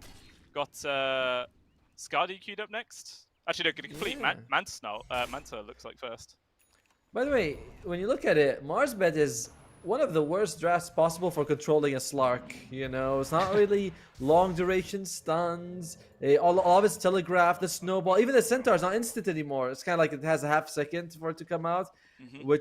So it's all very, you can see it all coming. They need a Hex maybe on the Dazzle could be enough, but for now it's very easy for K1 to do whatever he wants. Oh, Mo? Yeah, they're going to try and see if they can find a kill. They see the Dawnbreaker. That's not the target they want to go for. Instead, Gunner is invised up right now. Do they want to try and make a play of their own? But Looks like Marsbet made the call just to run away. Radiant are And by the way, Gunner, he's got the 2 items he wants. The Aghanim upgrades, the Scepter and the Shard. Gives him a lot of team fight around when this happens, the water parks, basically. Yeah. So Marsbet now has a pretty tough time in taking these team fights just because of all this control coming out. Yeah, It's very doom and gloom, you know, I gotta say. You know, it's a little scary. But Marsbet, they start so well with the laning phase. Like, they crushed it at the laning phase. So... Well, I think the main one was just Moby in the mid, man. He was an absolute animal in that lane. Unfortunately, I guess the decision to just use that space to carry on farming rather than applying pressure maybe is the reason why this game's looking so difficult right now. But I don't know. It's always a game of like of hindsight, you know. Do you see our observer? He's like trying to show us the net worth of the 2. Yeah, I see. We know. He's got the net worth. You know. He's like, it's right there. Dire's bottom tower. That's gonna be a tower going down here for. Sorry, Nas brings it down. Well, Moneymaker. Sorry, I keep calling them. The M always makes me think of Moneymakers, even though they're called Marsbit. I'm so sorry. Radiant's middle tower It happens. is under attack. With the amount of teams that we cast where their player, like their team's logo is just a completely different team altogether. Right. They love to make it confusing for us. They really do. Radiant's top tower is under All right, attack. it's going to be a fairly long roach at 2 minutes. It's one of those things where I think if Marsbit can get a pick off, they get the Aegis, they use it very efficiently. Ooh. That could be something for them. Oh, he's going to be relatively fine. Trying to go for it right now. He's going to be able to get the Mantra off, pop the Ulma, but even still, Marsbet trying to get this one right now. Does manage to find the Avenue to retreat. He will successfully get himself out of there. And it looks like it's a failed 5-man gank there from Marsbet, but the TPs are coming here from now. They want to continue the fight. Actually, a re-involvement there from the task, trying to get a kill on the K1, but even still, he will be able to leap away. Stun comes through the move, lands onto the 2 of them right now. Tornado trying to hold back K1. The Slut will retreat.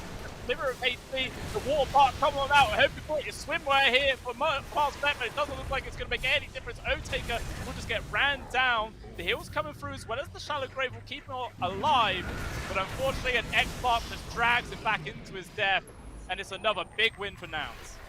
That was 5 people on the Slug. We just said there's not a good draft for bringing down a Slug, and they couldn't. 5 of them on top of him, and he actually goes in with low health and still goes out the second time. Like, this is pretty insane here. At this point, I thought he might be like in a little bit of trouble. I was like, oh, this guy risky. He just jumps out. He doesn't give a damn.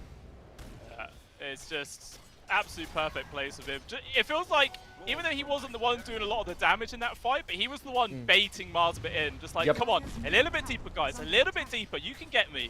It just ends up costing Marsbit absolutely hugely there. Alright, a bit of an item round down. We Dark with Lilith. He's got the Atos. He's going for a Blink Dagger. Gunner's already has the War Park. Wants the BKB, so you can't do anything. I don't think they have anything that goes through the BKB except for the punch. And you're unlikely to kill him in that.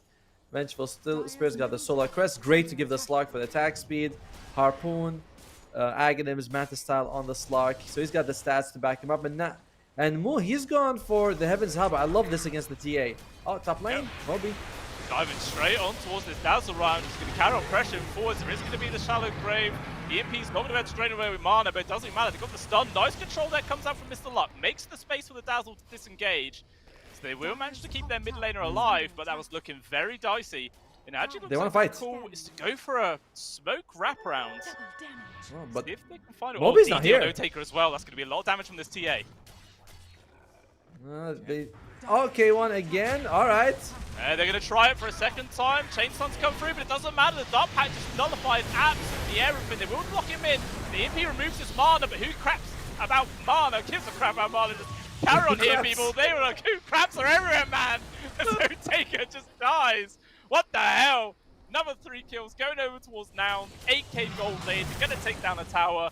Do they even care about going towards race right now, or can they just go high ground? I think you might want to take Roche anyway. It's just always the safer option, but we'll see what they want to go for here. By the way, I'm surprised Marsbet took that fight because Moby was nowhere near his team. It is a big source of your damage. Just like they're saying, hey, we have 32 essence shift stacks on the Slark. Let's just go for it. Tusk, he's trying to build an Aghanim Centaur. He's pretty far away from it. What do we have on the Centaur? He's got Blink and Blade Mail. That's about it. No, TA still doesn't have a BKB. He's not going to get it anytime soon. What was the win percentage looking at? 83 for now. It's okay. That's kind of generous. Yeah, I mean, I think I'm inclined to agree right now, man. Gaben knows what he's on about, because this is looking extremely difficult here for MarsBet. Even looks like Noun's going to be able to secure Roshan number 2 for themselves. So the game here for MarsBet is just going to get even harder from now on. Unless they can stop it somehow. I mean, I thought maybe Sunstrike. they would come over. Yeah, You know, you steal get the the kill. last hit. Yeah, that's it, the big play. Take the money away. I mean, who craps on Roshan? I mean, sorry, who gives a crap about Roshan? Hey, it was a slip, man. These things happen. Too much happening, you know.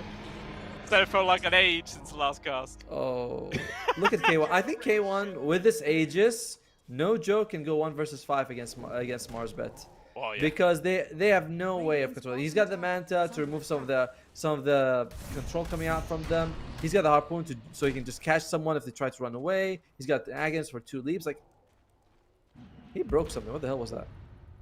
Did he? No, I think it was a trap or something. I'm not quite sure. But it definitely broke something just now. It doesn't matter. Yeah. Oh, okay, they do manage to get Dark Widow's current, which looks like it had a completed Yule's in. That's something, but unfortunately it feels like the Dark Willow isn't the major problem here for MarsBet, so not sure if that's going to have a massive impact coming into the next engagement, where it seems like MarsBet are just spreading out, trying to find what farm they can. Meanwhile, Nouns are just, you know, passively shoving this top lane. They are going to be having at least a BKB on the TA, so it's going to be a bit, nice for them. I don't know if it's going to be enough, and we're seeing the Centaur, by the way. He's starting to fall behind. And K1, he's got the Cloak of Flames. It's give him a bit of armor magic resistance as well.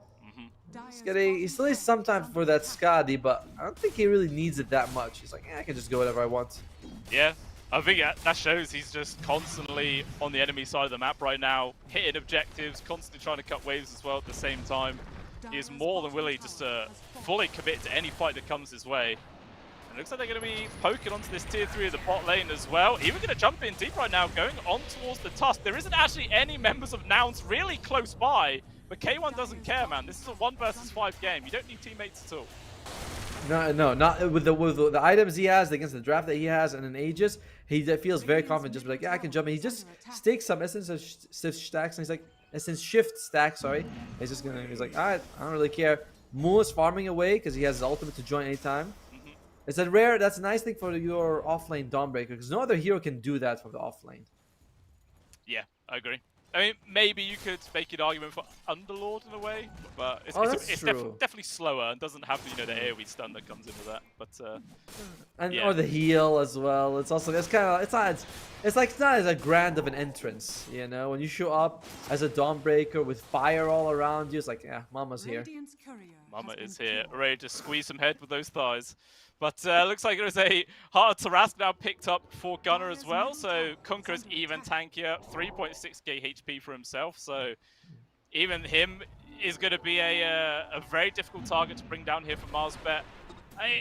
If you are on MarsBet, right, who is your primary target going into these fights? Does it just have to be K1 or no?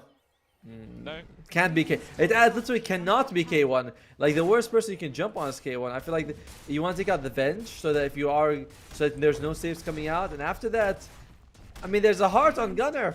You know, it's like, can you kill him? Can you kill Mu? Maybe Mu after that. It's like Venge and the Dawnbreaker would be your best targets, and that would be it. A little less if you can get it before the Shadow Realm, but that's very iffy. You know, you look at MarsBet, their ability to hurt people in the Shadow Realm is kind of limited. It really is. Yeah, it's difficult. I mean, Mu also now has a 9-second K1, he's diving. completed, so it's like, can they even kill him? He's in the base. There you go. Go for it. Okay, does actually have the help of Gunnar this time round, so it's not a complete solo move. Even still, free kill onto the enemy offlaner. That's the tankiest person onto MarsBet, brought down before anyone can make any sort of reaction play. Doesn't even have a buyback right now, so I feel like K1's just going to carry on shoving this high ground. He can do whatever he wants. And we talked about you using the X mark defensively, so you can do that. You can go up, you hit it a few times, and he's just going to be fine. Aegis will expire in about a minute, so MarsBet, maybe if you overextend, you can get him after that. I'm looking to see if like, no hexes. There's no one building a hex, so there's no control coming out. There is a TA with her traps. That's kind of the Aghanim Shard trap. That could be a great silence, but again, we see the Manta style on K1, so Dire's bottom tower is under attack. Yeah, I don't know. This is just extremely difficult for Mars. But I mean, they're losing their bottom set of barracks, but we can seal them anyway. O-Taker is not here. Moby isn't here. They're both trying to find farm for some next item. They're willing to sacrifice a full lane of barracks for this, whatever it is going to be. Finally, they are now TPing back, but the damage is kind of already done. Actually, Will Glyph looking to get a kickback. Try and drag back Gunner as far as possible. There is going to be a swap. He's A-okay. Still not going to start tucking out all the war, the boat, everything flying on through K1 as well. Both multiples pistol up. That's not really the primary target with that blade mail. Too dangerous. They do have some good control to Gunner, trying to TP away, but the cancel is there. Nice blink stun from Mr. Luck to get the kill. So as a result, it's actually 2 heroes that get picked off there, favoring Marsbet. But very nice. Again, they still do lose a full set of barracks though. Yeah, but you do cut your net worth deficit by half, and one barracks at 33 minutes is not a death sentence. So Marsbet, you know, that's a great showcase of the Aghanim Scepter. Overall, I think you can be kind of happy with that. Losing your axe never feels good, but you make sure you punish them for it. So nice move by them. And now they have a way of controlling the map a little bit. You know, where he's like, oh, we have our own repositioning ability. So now they cannot play 2 separate. One guy by himself, a kick comes out, and suddenly that's going to be a free kill for Marsbet. Yeah. Kick comes out, sorry. Yeah, I mean, that does seem like the big mechanic that Marsbet have to play around now. It's all up to LeBron Dota. Who can he kick out into what position, in what situations? I feel like there's going to be all eyes on this guy to see whether he can makes the big difference here for the Dire squad or not. It's not easy, though. It's really not easy. It's not, but that's the situation you're in sometimes, right? It's like it's not an easy job, but when you're at this point of the game up against a better late game draft, things aren't going to be easy. How about Invoker? He's actually went back for a Hand of Midas. I didn't realize this, and he's going to go for the Hex himself. All right, and actually the sports on Marsbet, they've been getting some decent farm. I think they got an Aghanim's shot on the Tusk, which has helped them farm a little bit. Yeah. Alright. Go. I was gonna say sometimes our observer moves the mouse and he's trying to tell us something. It's like Lassie, what are you trying to tell? I don't know. You know? Someone fell down the well. Who is it? Oh, meanwhile, okay, one. Gonna try and go to Mr. Lucky. It's a hard game to get all the swap, and the leap comes out awkward times right there. Not gonna get the full connection. Instead, just gonna force back O-Taker. Even still, the snowball coming through, 2 charged on in. They're going to lose the Vengeful Spirit, though, but even still, they're going to get the trade on towards LeBron Dota. Trade at the end of the day. Godlike's free as well now for the Slark. Controlling him up, but he's just going to pop the BKB, stand his ground. Mr. Luck definitely built off more than he could do.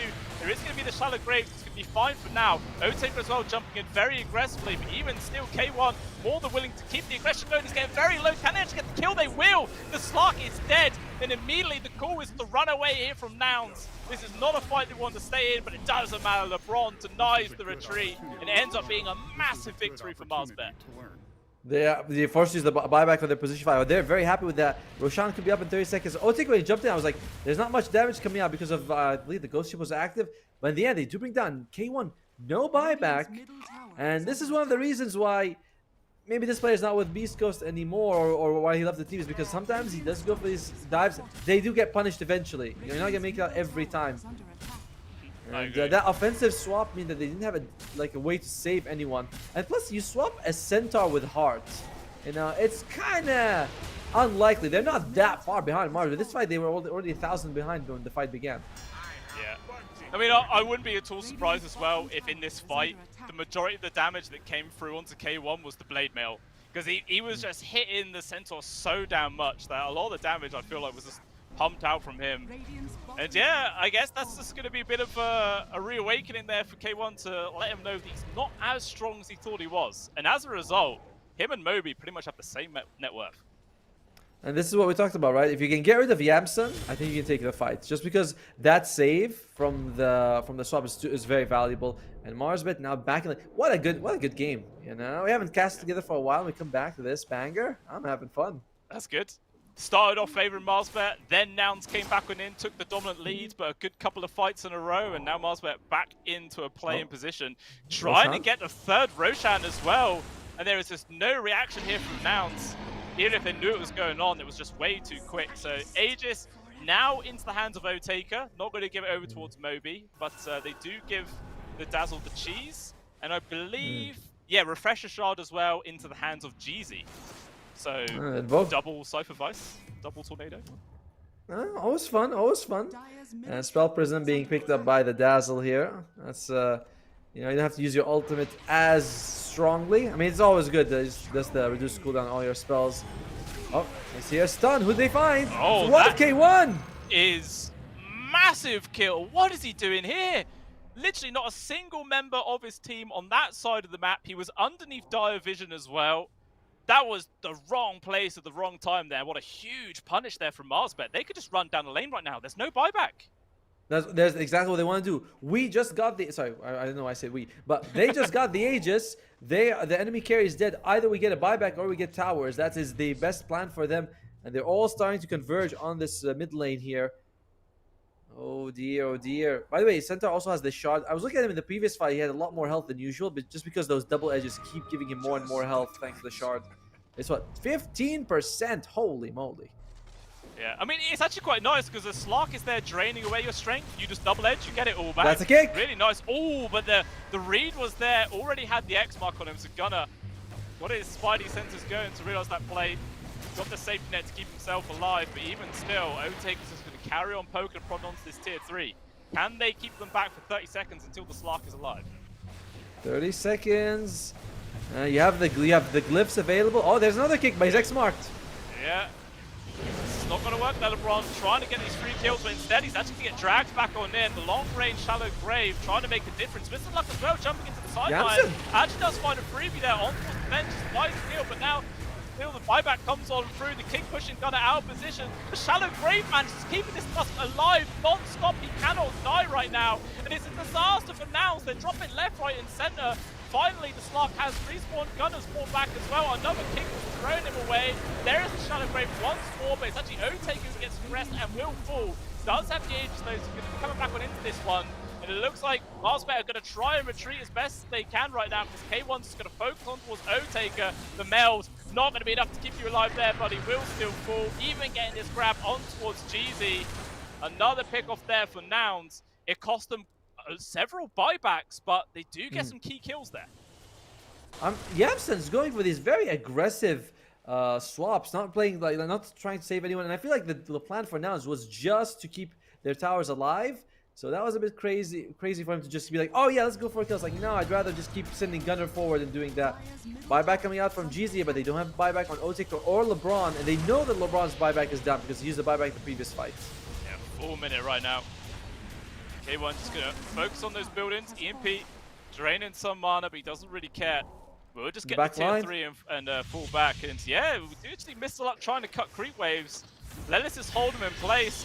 There's just no retreat, no BKB TP available, so Mr. Luck, unfortunately, he's out of luck because he will just get picked off here for free. I'll give that one a 6 out of 10. You know, I feel like it's kind of obvious. You know, Mr. Luck is out of luck. Come on. No. It's on the I fly, want better man. ones. I'll try better just for you, but I ain't making Thank no you. promises, man. I'll start finding ways of throwing insults to you middle of a team fight right now. Marsbet, they do have at least a buyback for Mr. Luck, so he's not, you know, he should be able to buy if he has to. With Otaker back, LeBron back, they would like to force it out. Nouns, they don't commit too heavily though. Have you noticed that most of the time it's just K1 by himself hitting the barracks, and the rest of the team's like completely off grid? Yeah, it's a bit odd. Wow, refresher orb on the Slark. That is unusual. Oh, I guess. Yeah, I mean, he wasn't even like fully 6-slide. It's not like it's a 7th item or anything. Choosing to go for it very early.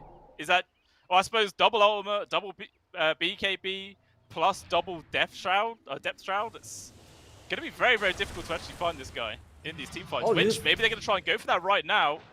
GZ's here. They do get the spot on to him. Marsbet are in position to try and go for a kill by the look. Smoked up around the vicinity.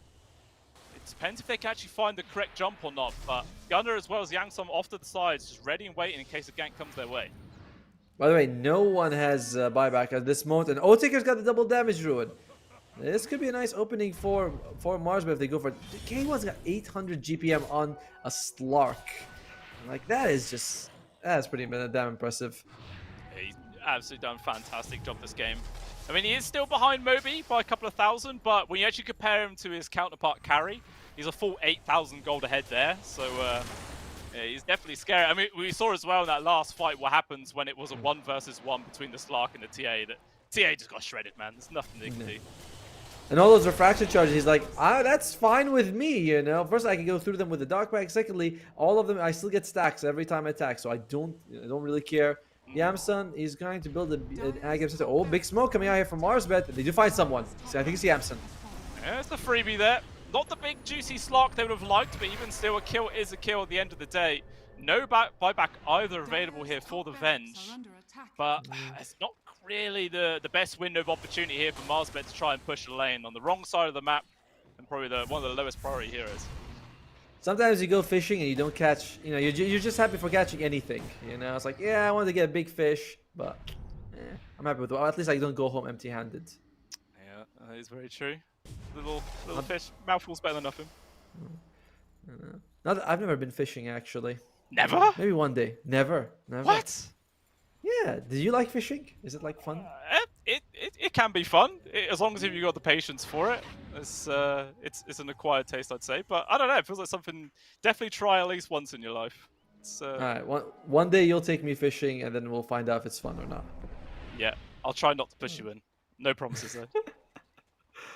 The kill on Yamson, as we expected, doesn't really amount to anything. He's not forced to use a buyback. Then no map control is traded. So it's just a little bit of extra gold for Marsbet here. 10,000 at 44 minutes, not the biggest deal. Buybacks are what's important. Let's see. Yeah, look, the graph, I feel like every time we look at it, it's like jumping around. You know? Oh, here we go. Oh. I got spooked for a second. I can tell. Oh, no. Oh, no. Nothing happening here. That's not lie. That's not lie. I mean, Marsbet are just continuously hunting right now with this smoke. I think they just got a glimpse there of K1, but obviously he lost his ultimate passive for a second. He just leaps away, but instead, maybe they're going to try and go for this kill on towards Gunner. In comes Smooth, they're trying to take the Spence right now. Can Marsbet actually get this kill for free? It doesn't look like it. K1 getting involved. Everyone's chucking their bodies in there right now. Every BKB fully activated. Still, K1 going to try and chase down Moby. He's able to get the Blink Dagger off. Will successfully retreat for now. Instead, maybe they're going to re-engage on towards Moo. Shallow Grave as well onto LeBron. Making sure the Tusk stays alive for as long as possible. They got the one grab. Buyback, though, is available. He may use it as the fight is not stopping right now. Another kick on towards Gunner. Throws him miles out of position right now. This Kunkka is so alone. Trying to get the kill on towards LeBron before he dies, but he can't find. He's down to 2 minutes, no buyback. That's a massive opening here for Marsbet. Let's see if they can carry on the pressure and take down the set of barracks. K1 needs to he's got to pull a rabbit out of a hat and then the hat out of the rabbit at this stage of the game. 300 gold from his buyback, so he cannot die without at least getting one kill. And he's favoring Marsbet right now. No gunner. Moo, if they need him, he's going to have to buy back. If you're Marsbet, Roshan is up. And actually, you can see that Dazzle goes back to the push down bottom lane. Okay. Interesting. Very, very interesting. Huh. He's got boost of travel coming out in a few seconds. He's going to be fine. He's just pushing out the lanes. He's going to join his team in about 5 seconds. I suppose, yeah, because of his cooldown reduction, his TP is basically always off cooldown. So he's in the fights no matter what, man. It literally means nothing, this guy jumping onto the side lanes to push him out. The big thing, though, is no gunner. Now, I think they can save this buyback on Moo. They're like, all right, we can give away the mid and bottom if we absolutely have to, but we can't do anything about Gunner here. They're going to get a kick back onto K1 into the side. He could not get the Dark Pack off in time, but he's gone. He's down for 100. Does have buyback and may very well be forced to use it. This is looking like Marsbet, man, are just putting pedal to the metal right now. Just running over Nouns left, right, and center. One set of barracks gone, and they're actually not interested in going for a second. They want to hit tier 4s. They want to end this game right now. Maybe find a grab onto Tark below. Buyback is finally there. Cool for Marsbet. It's just a pull back for now, not being too greedy. Trying to control him up with the punch, but even still, the BKB was there for K1. Avoids a fair amount of the damage. Guzmo trying to get involved. It's just really Mr. Luck who's in deep. He's a very hard target to find. K1, he can't really get out of position for the dash shot. He gets kicked yet again, but there is going to be the pressure. Making sure he can get his ultimate up back online once more, but even still, Moo is the person to die. K1 just can't do enough, man. Everyone is surviving endlessly from the hills, from the Dazzle, everything else. So much kite. He's controlled. K1 is dead.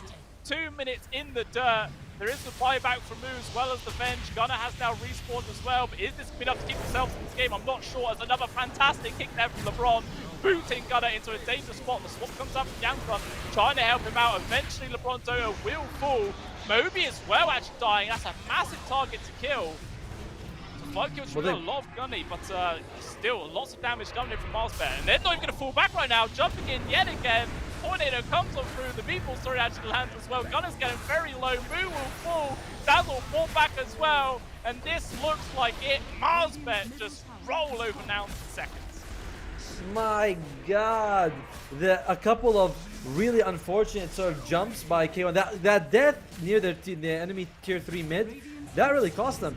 And Yamsa, we saw these aggressive swaps get punished every time. Marsbet, they had a great early game, and then mid game they kind of, you know, maybe didn't have the best use of the age, but it didn't matter at the end. They were just able to take it later on with a couple of these pickoffs. The double hexes from Jeezy as well as Moby were enough to control K1. Because he went for a refresher, but that's no Linkers, that's no Aeon disc. If you get hexed, you're still hexed. You can't use it. Yeah. Marsbet takes game 1. Yeah, absolutely fantastic, man. I mean, we were saying the start of the game was all them. They had a really good start, but then they lost it, and then it was Nouns who were in control. They were making the plays, but I think it was where K1 died twice in a row. One of them was when he was on his own in the enemy triangle, and then as soon as that happened, it was just Marsbet full throttle at him. There's nothing Nouns could do. And we also that in the bottom fight, Gunnar loses his life without buyback. And I mean, it's not his fault; like he already used it. But in that situation, for Marsbet, you're like, all right, 120 seconds. That's 2 minutes. No, Kunkka, we can do whatever we want. So now it's a little bit playing. I'm not say careless, but they definitely feel like I think they thought that we were going to win. You know, there's no way we're going to lose. We got the win anyway, and they got punished for it at the end. Yeah, I agree. I mean, there was that part like mid-game where K1 did just feel unkillable, like he was diving the enemy base, and there wasn't really anything Marsbet could do. And I think that mentality just got to him. He carried on the pressure like he was invincible, but unfortunately Marsbet showed him just how wrong he was. And yeah, man, I feel like this mid-dazzle was a pretty damn big problem, man. It's just so much control coming out from him. LeBron Dota surviving for about 10 minutes longer than he should have this game, man. He should have died so many times, but there was always a shallow grave, the hills coming through, and I feel like it deserves the respect ban. Yeah, I think I also like what we saw from the Centaur, by the way. In these fights, he jumps in. We see a couple of double edges. He's walking around with 6,000 health, and by the way, without the Slug's dead, they have no damage on now. So the last fight, once the moment the Slug was in no buyback, it's like, I think you lost the fight just then, right then and there. Yeah, it was. I mean, even saw in that last fight that K1 was trying to hit the Centaur, but he was always getting kicked away. There was even shards perfectly placed, so we couldn't actually get on the other side to hit him. He was just running in circles like a headless chicken. Yeah, it was, I don't know, it just felt like a real fantastic way to close out there from Marsbet. So very exciting to see them bounce back, obviously. We, and probably a lot of people as well, were just expecting Nouns to be the better team, but that's why we love Dota 2, man. Nothing's guaranteed. No, not at all. But it's only game 1, so we're going to be taking a little bit of a break here. And when we come back, we'll see if Marsbet can repeat this for a second time, or will Nouns tie up the series. We're going to go for a short while. I'll be back in about 10 minutes. See you guys then.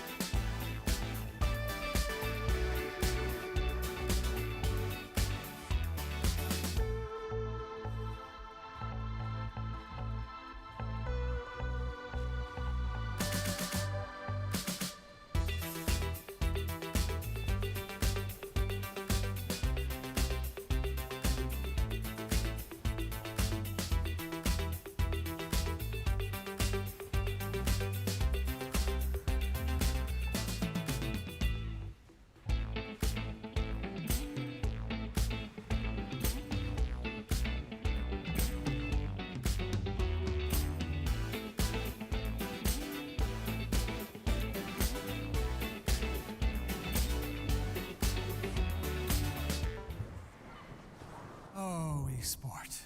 You and I have come a long way. It was such humble beginnings. As we gathered in small groups, we were professionals right from the start. Passionate, organized, and ready to rumble. We dreamed big, and surely enough, our parents supported us at every step of the way. Didn't they? Fired up by all this love, it wasn't long until we caught the scent of competition. To be honest with you, it wasn't always that easy. Joe here, he had to take on 2 side jobs to afford playing professionally. It's gonna get better, Joe. Fist bump. Some of you dared to not even call this a sport. And look where we are today. An endless stream of esports events every year. Bet you didn't see that coming, Mom and Dad. And you know what? We have been with you every single step of the way.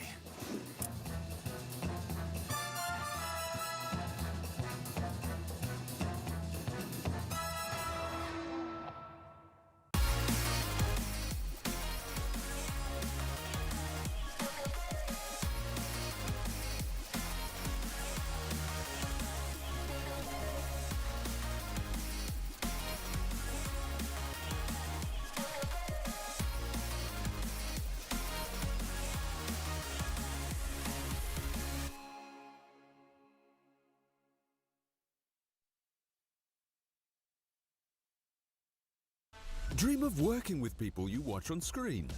Exclusive esports opportunities handpicked just for you. Candidate profile to raise above competition. Let 10GG handle routines. Make a step towards your dream today.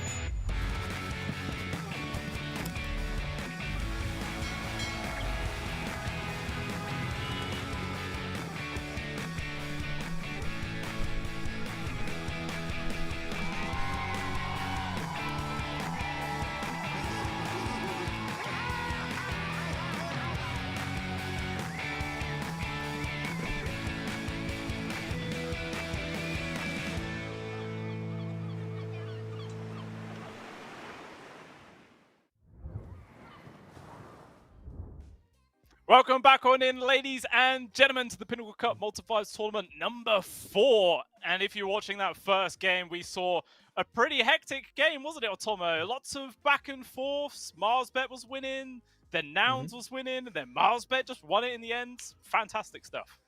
It was a really good game. We saw Marsbet go for this early-ish game draft, and then they won the laning phase very nicely. They got the first Aegis, but they didn't capitalize on it. Nouns was able to split up the map K1 on the slot. No one could control them. You know, it was just very difficult for Marsbet to do anything. They even took bottom racks for Nouns. But then we see a couple of hexes come out from Marsbet. I gotta say, LeBron was probably the MVP because a few of those kicks separating the team, they were able to get those pickoffs, and then a couple of diebacks from Nouns. They lost it. So kudos to Marsbet for game 1. Yeah, I think I agree. Like, I feel like if you could share an MVP, I'd give it to LeBron and Moby, because it was like LeBron will win, put people out of position, but then Moby was always there to make sure LeBron stays alive. To do that not once in one team fight, but he does it like 2 or 3 times, and it's so crucial that it got them the win in the end. So just a real fantastic combo altogether, and yeah, I'm very excited to see Marsbet play as well as they did. I am too. And remember, this is an invited team, the TI team Nouns coming in against Marsbet, who we said squeaked through the group stage. They were 5-5. So this is very much an unexpected result. Yeah, it 100% is. So it will be interesting to see if Nouns can bounce back. But like you were mentioning at the start of that series, they are playing on an EU server, which, you know, it does mean their connection might not be the best in the world. So there is potential that could play a small part there, but even still, it did just seem like just fantastic gameplay in general. Another thing is also that they didn't have a lot of time during the draft for Nas because they did have a small penalty. So they almost all their reserve time was gone. Which you were mentioning it, you were like, they don't have much reserve time. I was thinking they didn't really wait that long. Yeah. We checked out. I was like, yeah, there was a bit of a penalty for them. I say a bit, it's like 2 minutes or something. God, so that is a huge amount of time that you don't have during the draft to think about things. Yeah, it did definitely were rushed. I mean, maybe that is why they just snap picked the Kunka in the end, which was kind of messed up their lane. But you know, these things happen. They bounced back, then they lost. So it's hard to say what the real reason for them losing was at the end of the day. I mean, maybe a couple of pickoffs on the Slark, you know, a little bit too deep in some areas. You know, we can't. I'm not saying that. We're just kind of alluding to that fact that happened. Yeah, definitely did feel like many situations where K1 felt stronger than he really was, and yeah, maybe it was just a case of pub mentality is what I like to call it. You know, and you feel like you can just 1v5, but at the end of the day, Dota 2 is a 5v5 game. You know, it's all about playing with your team. But the draft is now underway, so let's see what surprises are waiting for us here in game number 2. Well, now they do start off with very similar drafts, but they add the Dazzle. Hey, they're looking at Moby. They're like, you know what? That Dazzle. Firstly, he crushed Gunnar in the laning phase. He was something like 50 CS to 18. So like, nah, we're not gonna give you that. They immediately banned it out from now. Other than that, it's very standard bans. Mars, but they always get rid of the Beastmaster. The Sven and the Lone Druid are a bit new, but. Yeah, the Brew actually. This is a hero that Marbet loves to ban out. They never pick it up themselves, but now gets it in this case. Interesting. Yeah, they did ban out Brewmaster in the first phase in that first game, but for some reason this time prioritizing the Lone Druid and Sven over the top of it. Any idea why you think that is? Maybe they play. I don't feel like these two teams would scrim against each other much. You know what I mean? Because one of them is in Europe, the other one's in North America. Now it's probably practicing for TI with other like North American, South American teams. I don't really feel like they know each other's draft too well. But maybe just Lone Druid is just he's very strong this patch anyway. He's one of the highest win rate heroes in general and very durable. So I guess Marsbet just don't like to play against him. Yeah, definitely makes sense. But it was the immediate first pick of the Invoker yet again here from Marsbet. Obviously, Jeezy did end up playing it in that first game. But do you think there is the potential that Moby could still run this into the mid? Or do you feel like they're just happy to always run this as a 4? I think you flex it, right? You pick it. If you put it as a 4, he had really nice time. He got that fast spirit vessel into Midas. Into a Hex, and he already brings so much control in team fight. So if you can get a good matchup, you put it there. If not, you already proved that GZ can play just fine. So I like that. You know, you show up with your potential mid, potential support, and the enemy team has to really guess the entire draft. There's nothing you can do about it. You're like, is it? Is it not? Is it? We don't know.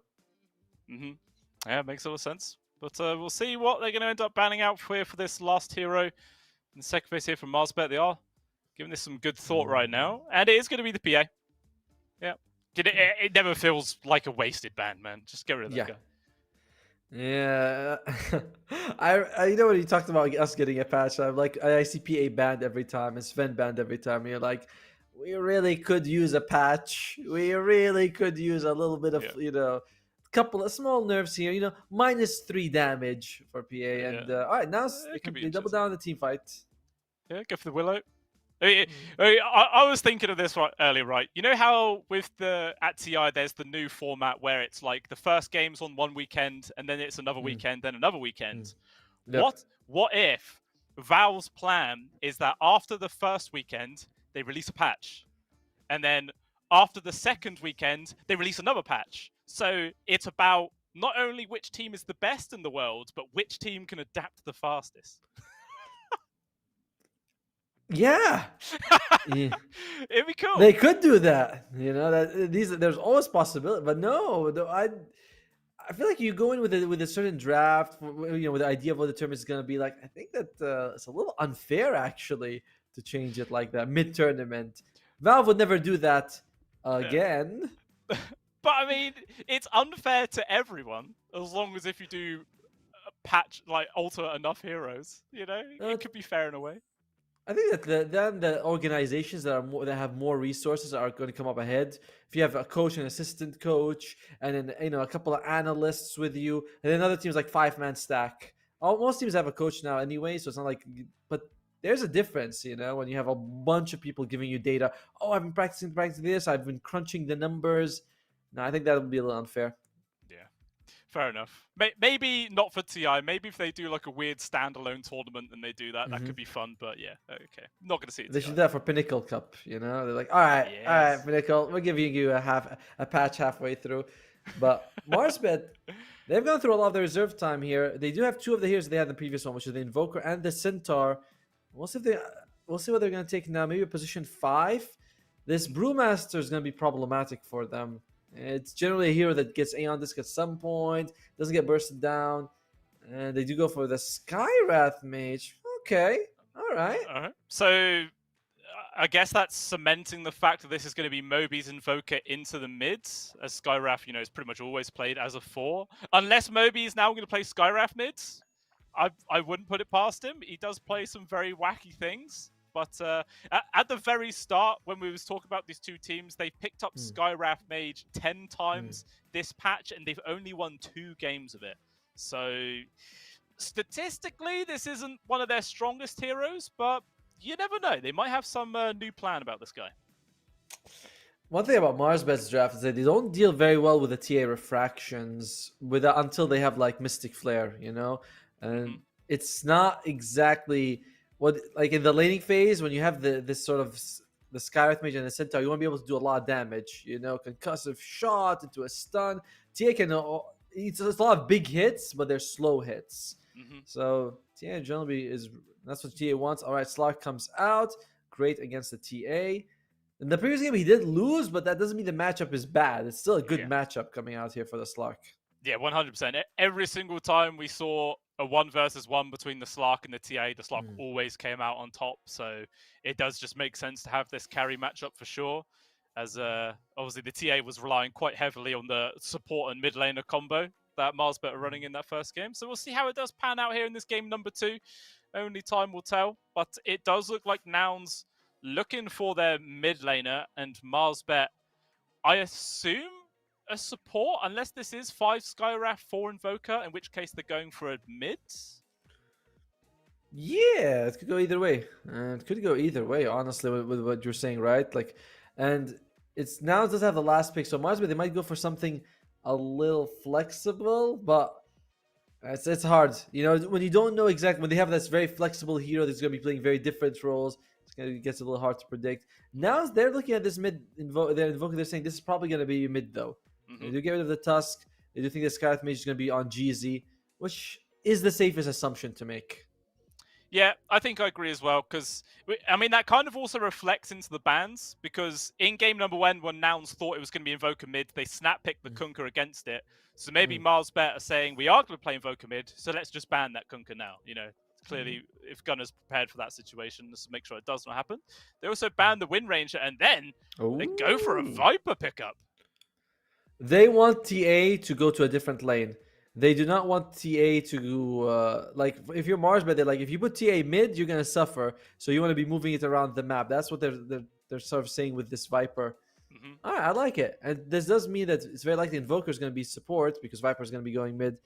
You could, we've seen support in Viper in the past. We have. I'm not a big fan. When you said that we have, I was like, that registered as a question mark. Like, we have? Really? No, it feels like a long, long time ago, but it has definitely happened. And I feel like when people used to play Viper support was back when you had infinite mangoes, but now when that's no longer a thing, it's going to feel harder to actually fuel that in the support role. So I feel like it's very unlikely. Definitely feel like it's more to be that mid laner, and we'll see what Nouns are now going to grab up as their mid laner to play up versus this Viper. The time is not moving. Is the game paused or something? I'm not seeing the time move here. And I believe, the game is actually paused. Oh, yes. All right. The penalty was a mistake, so they're giving Nouns time to think about it. That is why the timer's not moving, everyone. It's because Nouns asked, they're like, all right, can you pause for us? We want to take our time to think about this one. Okay. There we go.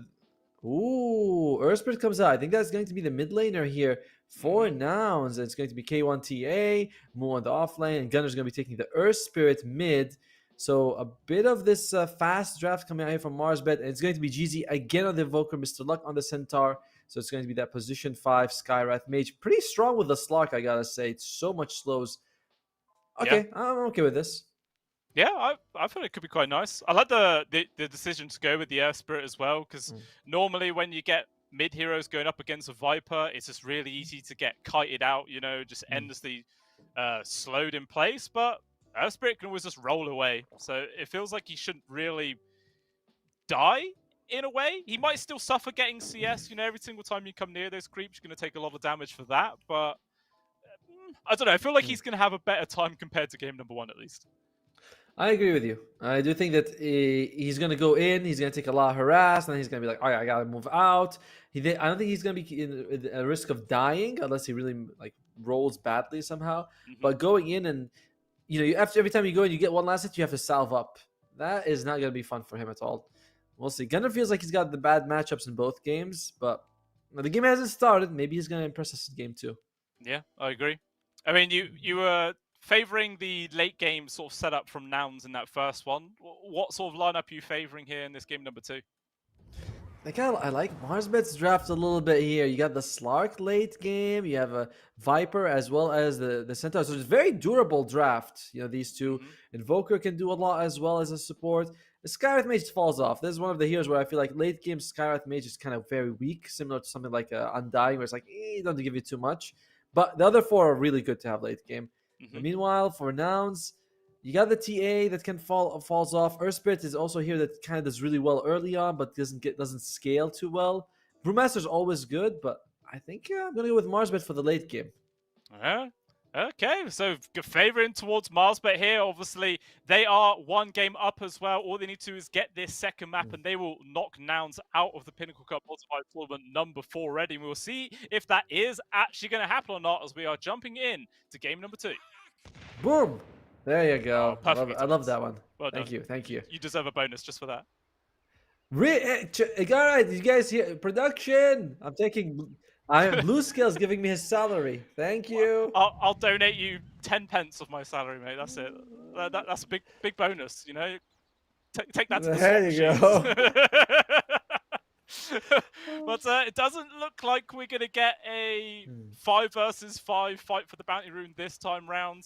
Obviously, now that the TA is in the hands of K1, he's not risking it for that double meld strike. You know, he's playing much more reserved here. And hopefully that sticks, because they can control. Actually, let's see. Is there any ways to control the Slark? Slark, not a whole lot of very long duration stuns when you look at the both. You know, there's like decent amount of control. There's the Curse Crown, but you can remove it. The stun from the Kiara Golem is not much. Brown Maze is okay. All right, there's okay, fine, viewer, fine. Yeah. They don't care, man. They're just going to kill anyway. They don't give a crap what you've got to say, mate. They just grab a freebie. First blood going over towards O-Taker as well, and they still managed to get 2 of the bounty. Oh, no, it will be now getting 3. Okay. But even still, yeah, first blood going towards your carry. It's a very nice start there for Marsbet. Again, I really like our observer. He's like, all right, there's us, there's Bramble, there's Curse, there's Terrace. I'm like, all right. So they have a decent amount of control from Noun's side for sure. Yeah. Oh. Very decent amount. But yes, we'll see if Gunner is going to suffer as bad as he did in game number 1 or not. Obviously, Viper is not the easiest to play up against when you are a melee hero, so it's not in his favor by any means, but you know, we'll see what he can do here. No, and it gets a bit harder as the levels come in. Just when the poison attack gets, you know, stronger and stronger, stacking up becomes more painful. Bottom lane is the one I'm also wondering how it's gonna go, because there is a good amount of aggression from both sides. It's K1 loses his life. 2 kills from Marsbet early on, and Jeezy gets it. That's pretty crazy. Level 1 Centaur and Invoker able to get a kill onto K1. I mean, this is a level 1 Wex Invoker as well, so all he has is EMP, and somehow they were able to get that kill. That's very peculiar. Yeah, and because Warlock took Fatal Bonds on Yamsun, you can't do anything, you know? It's like, it's great for harassing, but it's not like Upheaval to slow them down. It's not like the heal from the Shadow Word. It's like, nope. And Lilith is going to be taking a few hits here. He's got Bramble. but should be relatively okay. Yeah, holds it back enough. Manages to walk it off. But Otaker's having pretty decent time so far. Gets a couple of hips now and then to keep the essence shift stacks going. He's doing fine on CS as well. Definitely a solid start for himself. But the creep waves are going to be pushing close to this tier 1. So there will be an opportunity here for Mood to get some farm of his own. No creeps for them to sort of pull it right now. Jeezy, he's just making sure that there's no pull happening. And he's like, yeah, I'll just take a few of these creeps for myself. Thank you very much. He's already got 5 CS. I think most of them are those jungle creeps though. And whoa, Lilith loses his life again. I think, and that's a solo kill by LeBron. Yeah, that was like a right-clicking trade war. Like they both had no mana, but you know, Rondo he just wins it. Ends up being a nice free solo kill. So already 3 on the board here for Malsbet. No, that's because Lilith is still level 1. I was thinking, how do you kill him if he has Shadow Realm? He did not have Shadow Realm. When he died, he was only level 1, only had the Bramble. This level 1 Bramble has cost him 2 deaths on Lilith so far. Yeah, it's being quite costly right now. It looks like they're going to carry on trying to apply pressure right now. Every single time Mood gets close, Otaker's very willing just to run at him, but not much mana left there for LeBron, so they can't fully commit to go for this harassment. And play a little bit of respect to it and fall back. Lilith takes a few hits here. But Slark, unlikely he's going to be able to get anything. And so far, in terms of CS here, it's looking pretty decent. Just the off lanes are suffering, but everyone else is coming up fairly even. Even the mid lane, which we thought would go in favor of Moby, is still very competitive, really. It is, yeah. 14-5 to the 15-2. Just a few more denies there for the side of Moby. Also a couple more creeps to go as well, so might have a very slight advantage, but it definitely feels like Gunner's not being punished super hard, and we'll see just how much emphasis he's going to put on rotations once he hits his 6. It feels like he can't just sit in this lane forever. No, it's like I keep saying this, but eventually Moby should be coming out ahead. But in terms of net worth, they're exactly the same. So far, the big victim has been Moo. He hasn't been able to get as much gold on him, and actually, Otaker is giving him a few hits here, a couple of love taps here or there. Yeah, definitely showing some love in one way. And this is pushing him out. Yeah, this is look at just like a real free game here for Otaker. Meanwhile, on the flip side, K1, I mean, he obviously did die level 1. He hasn't been punished much since then. He's doing fine. Meanwhile, actually, LeBron, he just gets caught out of position there. Ends up being a free kill. So finally, Nouns has a kill of their own on the board. Not a bad one to pick up either. A little bit unfortunate for Marsbet. Nouns, they were kind of suffering a little bit here for Moo, but that kill brings it all back. And you mentioned it, you can always just roll away as Earth Spirit. Don't have to care too much about all these poison attacks. And he gets a kill on Moby's crew, which I think is something like 200 gold for the team. So gold difference between the two is barely nothing. Oh, down bomb though. This will make a difference if Moo can go down. He actually misses one of the right clicks. Can Otaker get in there for another one? He's trying to with the dark pad. The AoE damage will be enough to get the kill. He's going to be able to walk himself out of that one as well. So persistence was key there. Do manage to bring him down eventually. Gunner again with this low health. Moby full health. But a nice kill coming out here for Marsbet in the bottom lane. A little bit unfortunate for Moo, but we see a lot of Brewmasters. They go for the Hand of Midas, so he can recover later on. He is starting to fall quite a lot behind him with CS. Oh, up top though, K1 in danger. The upheaval is coming out from Yangsum. That will make enough space for him to get away. But even still, that's fantastic pressure applied. K1, no stick charges, no tangos or anything like that. So, some good harassment. Even gets zapped from the creep, man. What is that? Right? I like that they use their abilities now. It's always fun with them. You're like, wait, you can do that? That's not right. I do think that at least there's going to be a healing staff coming out for him. And Gunner, he's got the most CS on his team, but every time I look at him, he's actually next to his creeps and next to the tower. He's not really willing to go too close to Moby, who's now level 6. Doesn't help. You can still just roll away, though. Yeah, true. Oh, they're like in game number 1, though. Malsbet were ahead by like 3,000. Actually, there's actually got a good roll plus kick onto LeBron. A few power hits come through, but there is going to be the ultimate drop there from Moby to make space for his support. Lelis is trying to get the kill, will find it, and just straight up goes for a TP out. So good play there from the Dark Willow to at least get some kill out of that one. But on the flip side, K1, the big target, brought down once again. Second death of the game right now, and I feel like Marsbet, they've been getting those kind of critical kills that they want. Bring Lils down twice in the laning phase, now getting K1 twice as well. And that hand of mine is not too far from Otaker. That was a decent kill though on LeBron, but it's not the kill you want. And similar to the first game, top 3 net worth, all Mars bet.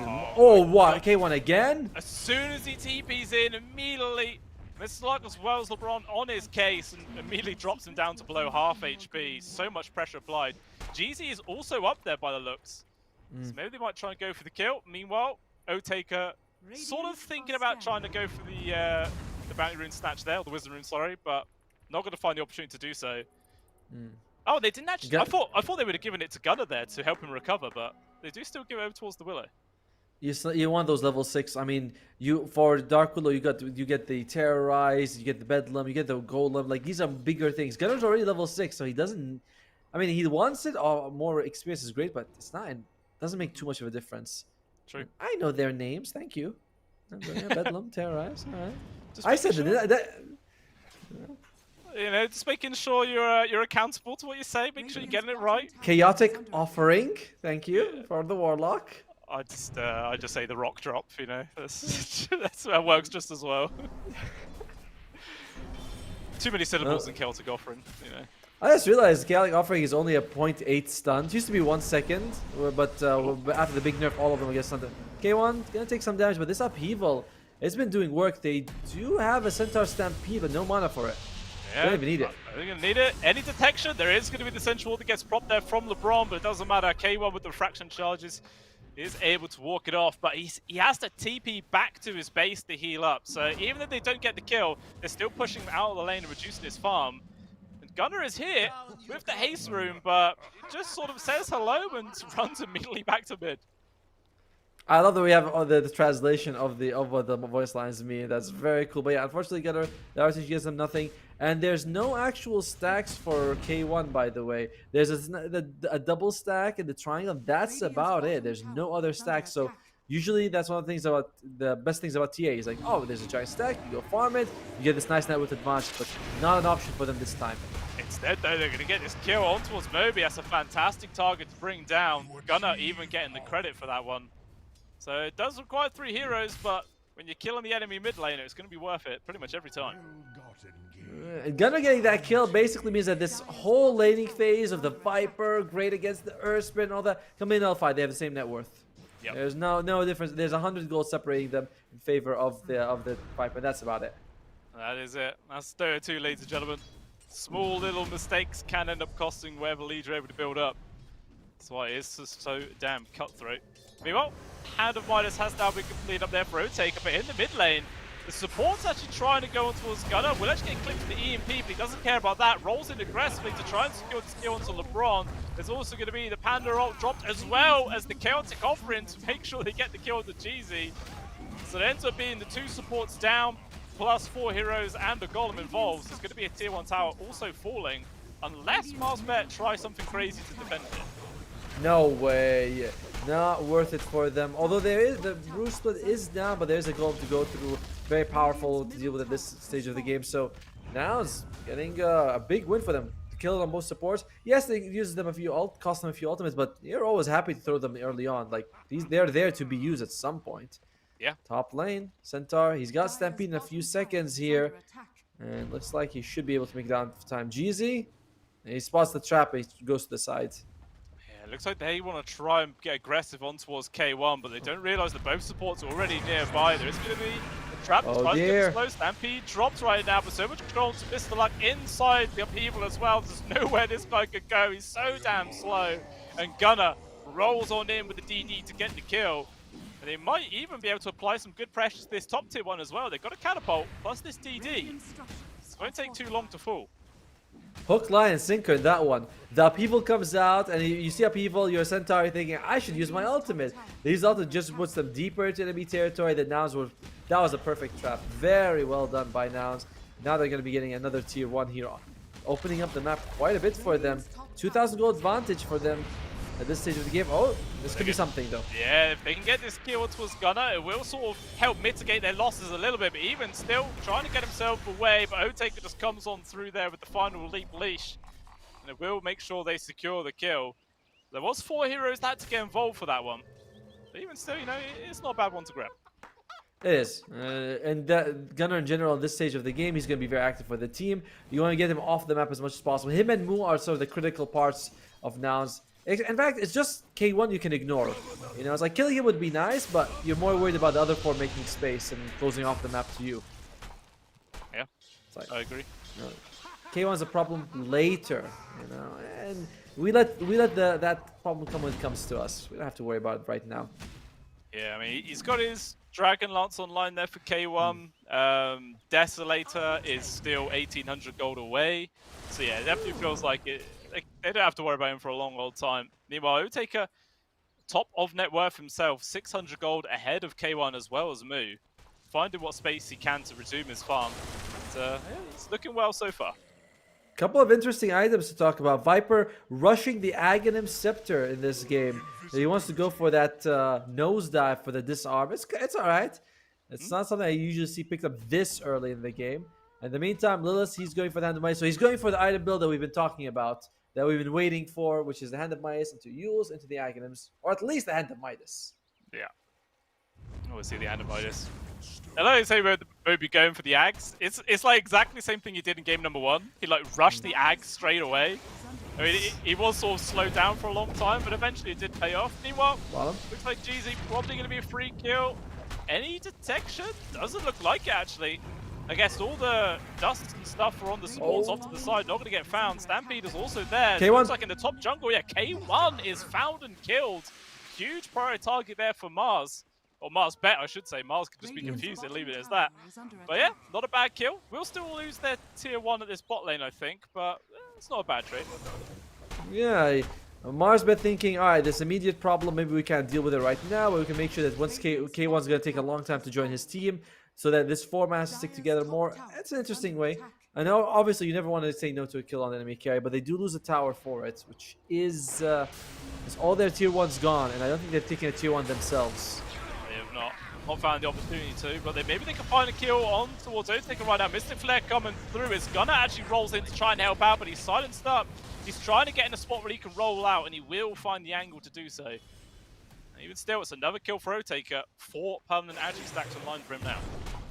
With the Hand of Midas, he is way ahead of everyone in the net worth. And this is something, if they can go late, Marsbet will be pretty happy with this game. You get the control from the Invoker, 2 durable cores with a slot, and these cores deal damage.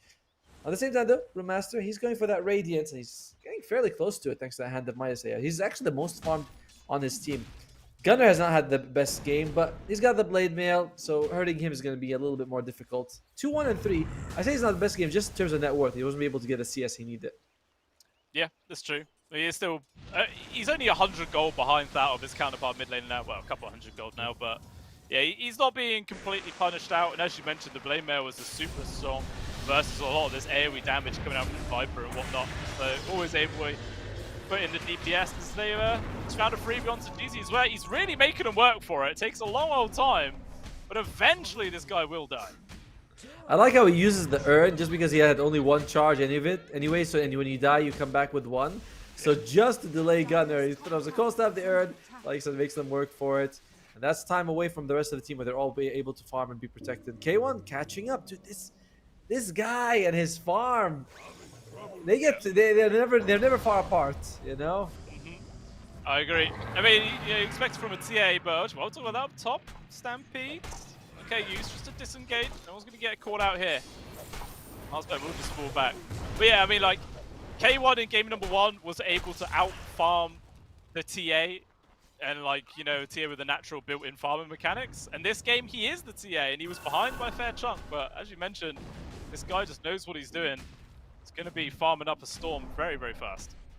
Whether he's the Invoker, whether he's the Slug or the TA in the matchup, he'll always come out ahead. And it looks like Hand of Midas is on the menu for everyone here. GZ wants it, Lilith wants it, Otaker has it, and Mu has it as well. So that's like 4 Hand of Midas in this game. Both teams kind of thinking, we're going to have some time to farm. No one's really looking to end it very, very soon at least. Yeah, it's one of those high risk, high reward items if a lot of people on your team end up getting it. As long as if the game does go fairly long, it will be beneficial in the long run, but it all depends if you can get there. As Nouns, Look like they're on the hunt once more, trying to find Mr. Luck or anybody, but he's just out there. He's not going to get caught. Instead, on the opposite side of the map, it's K1 who's getting called out instead. Moo coming through to try and help out, but the damage is done. And actually, Moby using the nosedive there to get down to the low ground, actually evading danger. The silence comes through, plus the Mystic Flare is going to be used, trying to keep him alive, plus the chaotic offering there from Yangsum. Unfortunately, makes no difference. They still lose their mid laner. So two of the big priority targets there found from MarsBet, and they don't get punished for it either. MarsBet never wants to go against Moo. That's what their ideal situation is, that we don't want to fight Moo. And Moo in the top lane, he's pushing, he's revealing himself. They're like, okay, Brewmaster's here, we go anywhere else, because he is still the biggest threat right now for MarsBet. Gunner, he's having a tough time, lowest net worth among all the cores. In general, this is a hero. It just hasn't been his game so far, or his back to series. So MarsBet, they're like, just find anyone else, just ignore Moo. Anyone is good except Moo. Yeah, 100%. And they're just playing to that absolutely perfectly. I mean, we've seen multiple times when they try and go for the Centaur, someone like that, and at the same time, they lose K1, who is now 0-4 on this TA. Not really found much of an opportunity to get involved in the fights themselves. Instead, just getting relentlessly picked off again and again. Oh, Lilith. He went for the Rod of Atos. Boo. No Hand of Midas. And that doesn't mean that... It's kind of important that he gets something going for him right now, because his scaling is going to be a lot weaker because he doesn't have a Midas. Whereas Jeezy, he's got his. And you can see he's starting to pull ahead a bit of everyone else. Although not too much out of Yamsun. That's true. I always find it dangerous, you know, when the pro meta gets to a stage where supports can happily buy Hand of Midas, because then people think they can start doing it in the pubs. And unfortunately, when you got pub people trying to build Midases when they don't really know what they're doing, it makes it very clunky. But hopefully that doesn't happen.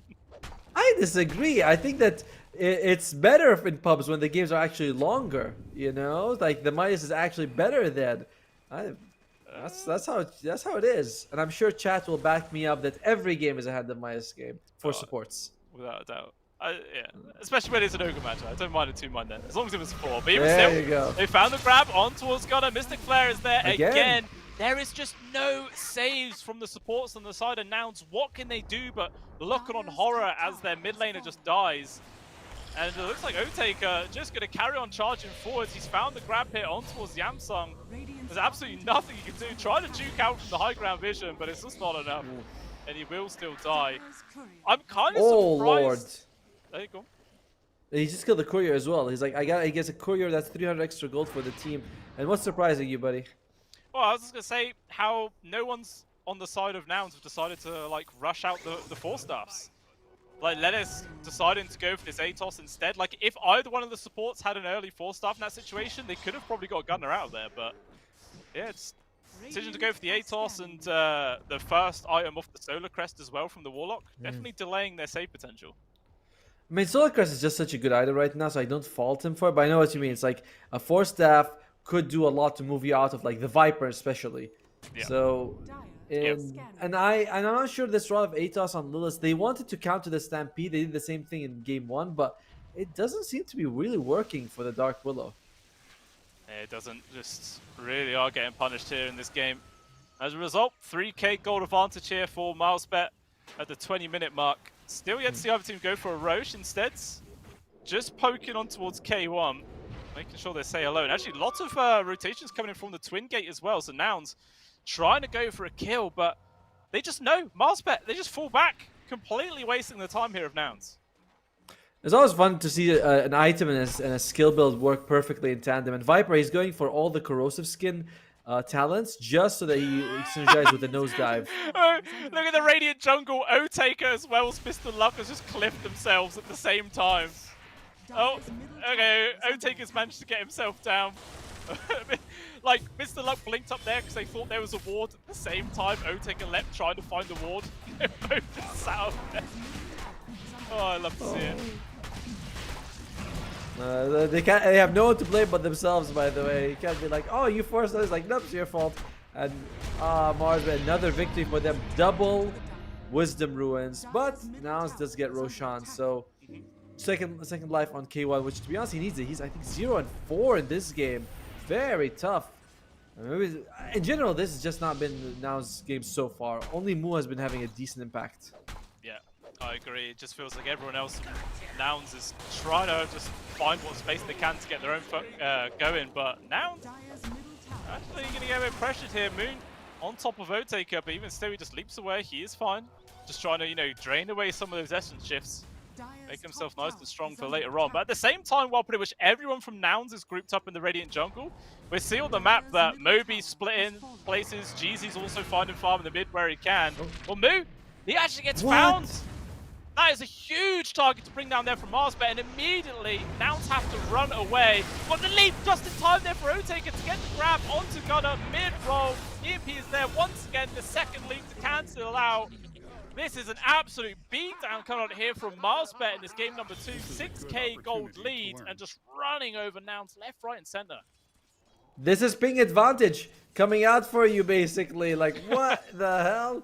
And now they're going to be using this as a farming Aegis. So they were saying, okay, K1, you go farm. But unfortunately, the rest of the team still has to be on the map making space. And because K1's farming on his side, his team sort of has to go to the enemy side to make space. And it's not really working out for them. That's 2 of their cores dead. Moo especially, like, you're kind of hoping. And I think GZ is going to be overtaking Gunner in terms of net worth very soon, by the way. Yeah, he is barely ahead of him right now. 700 gold separating the two. And Gunner is actually also trying to build into the heart of Tarask. Pretty much the similar build he did in game number 1. I mean, what do you think the reason is for that? Is he just expecting always to get caught out? Meanwhile, oh my day, speaking of caught out, Move, he dies again.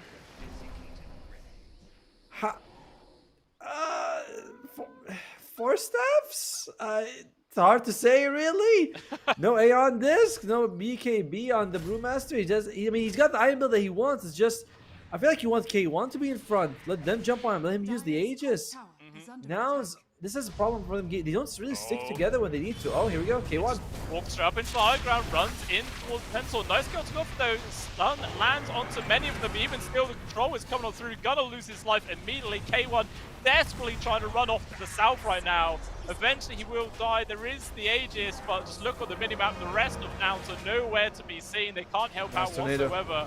And K1, he is dead for sure. And yeah, off to the side, Mr. Luck is actually just keeping both sports Nouns back on his own right now, just chasing them away. And somehow they don't even lose the damn Skywrath. What is going on here? The great use of the Pavis, or Pavis, whichever one you call it. They're trying to bring him down. Scout Mage gets the Pavis off, and he just stays alive. And this is... I've been saying this the entire day. I don't really understand why Nouns aren't sticking as 5. Like this, they go in this situation when Moo's already dead. He is your biggest hero. He's got the Radiance. He's got the Brewlings. In game 1, same thing happened. K1 with the Aegis, he was pushing the lanes, and he was by himself. Moo was Dawnbreaker, that's fine, but the other 3 need to be there. I don't think we just don't see Nouns grouping up in either game, and this is costing them the series. It really is. And it's just questionable as well to go there. Like, they're walking high grounds with no vision either. And like you mentioned, without their main team fire of Moo up, it's a very odd decision to make, and they 100% get punished for it very hard. And now, 13,000 gold behind. They are very effectively the underdogs in this situation. I mean, dare we even look at the chart to see what the win probability is now? I feel like it's not really good. Oh, 87%. That's looking very nasty. And unfortunately, Gunner's net worth means that Jesus is a corner. Oh, that's nice double stun. Oh, they found K1. He's just gone. There's nothing that DA can do whatsoever. Terrorize comes up from Lennis, but he still just dies. That Rotaker manages to purge off immediately. Controls onto Gunner. He's leashed into his spot. Can he get the chance to roll away? He will, but it doesn't matter. Mr. Luck blinks after him, finds the kill. There's only 2 people remaining here for Nouns. And it looks like Mr. Luck denying the retreat from Yang Sun. EMP dragging him back on into the waiting arms. Everyone else for Miles better. Moo, the only survivor, not surviving long. There you go. And they just call it. GG is there. And Marsbet take the series 2-0. Not the result we were expecting. Not at all. I mean, but this one, the game makes sense, right? They were like, we can't play anymore. You know, our draft was meant to win the early game. We didn't. We just wasted the Aegis. We were up. We have a Slark. The enemy has Slark. We have TA. So our carry-to-carry matchup is terrible. And overall, like this, but they looked. Game 1 was a bit close, but game 2 an absolute beatdown. It was, yeah, it really was, and I feel like it all just stems from Gunner having not really any game 2 times in a row. Shut down from Moby, from the Dazzle, shut down again from the Viper. Just could not find any way to get himself into an actual effective spot. Yeah, just real disgust and Dota here coming out from Marsbet. And obviously Nouns, they were the invited team coming on in. They appear into the Pinnacle Cup. They're in here for 2 hours and they're gone again straight away. Easy in, easy out. You know, I mean, that's what I gotta say though. It does feel like Nouns kind of doesn't play. Maybe not playing all out because we see a bunch of times where you feel like, okay, this is a group up moment. You know, your carrier's got Aegis, it's the second Aegis, it's time to go high ground. And we just feel like they're all still separated. And this game is the same thing happened. They had K1 with Aegis, but Moo gets picked off twice. Then they decide to fight with Moo down. And you're thinking like, this is very awkward situation for you to take these engagements. So I don't know. I don't see how it's going to work. But you know what, guys? Let's see how the rest of the day has panned out. We look at the current standings here. We know Nouns is out, but who's going to be advancing everywhere else? We'll have a quick look because it looks like, Marsbet putting themselves forward and they're going to going up against Namiga Gaming, which I'm sure, you know, they're happy to get themselves through the tournament, but going up against Namiga, that's not fun at all. These guys destroyed the group stage. I believe they only dropped 1 map out of 11. Like, they've been looking monstrous right now. Yeah, Bait beat Navi Junior, Luna Galaxy. It's been a 2-0 day, by the way. Luna Galaxy, they took down Level Up, and next match will be between the 2 South American teams, Infinity as well as Vivo Keat Stars. We'll see how that one's gonna go. But man, I am still, I believe what the young people are calling it, shook. I'm shooked with the fact that Marsbet has been able to take down the Nouns in kind of, I won't say that easily, but did not look like a particularly close series. Yeah, I think I'd be willing to use the term easy. You know, it did just seem like there wasn't really much Noun could do. I mean, in game number 1, when they did bounce back and they were in control for about 5 to 10 minutes, but again, similar situation to in game number 2, a few misplays just really cost them their huge lead or any lead at all, and it was just all Marsbet from then on. So yeah, I feel like it's a mixture of Nouns making mistakes and Marsbet capitalizing on mistakes. 100%. And we'll have to see if... I mean, I'd like to see Marsbet go further. This is a team that struggled in the group stage, but they are going to... your reward for being Nouns is Namiga. Congratulations. More difficulty coming your way. But hey, if they can take it on Nouns, why can't they go any further? Yeah, I agree. I'm definitely going to be looking to see some real magic coming out of them, and hopefully they are able to push themselves forwards. But yeah, it's not going to be easy for them tomorrow by any means. Like, yeah, it's going to be a difficult one. But, you know, we'll see if they can pull through. But that is the end of this series, ladies and gentlemen. Like Otomo said, we do have one final one coming up. But that isn't for another hour, as it is a fixed schedule. So, bit of an extended break. Time for everyone to go and relax, get some snacks ready, make sure you have your dinner, and you come back on looking for that last series fully rested and fully energized. So, we will see you all then. See you later. Oh, esport. You and I have come a long way. It was such humble beginnings. As we gathered in small groups, we were professionals right from the start. Passionate, organized, and ready to rumble. We dreamed big, and surely enough, our parents supported us at every step of the way. Didn't they? Fired up by all this love, it wasn't long until we caught the scent of competition. To be honest with you, it wasn't always that easy. Joe here, he had to take on 2 side jobs to afford playing professionally. It's gonna get better, Joe. Fist bump. Some of you dared to not even call this a sport. And look where we are today. An endless stream of esports events every year. Bet you didn't see that coming, Mom and Dad. And you know what? We have been with you every single step of the way.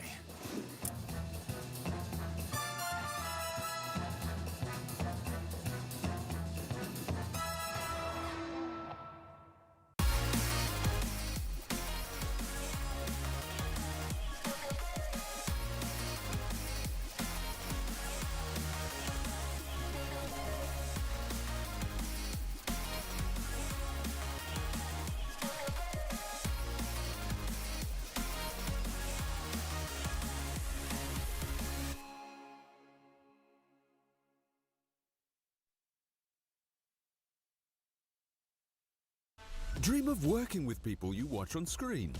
Exclusive esports opportunities handpicked just for you. Candidate profile to raise above competition. Let 10GG handle routines. Make a step towards your dream today.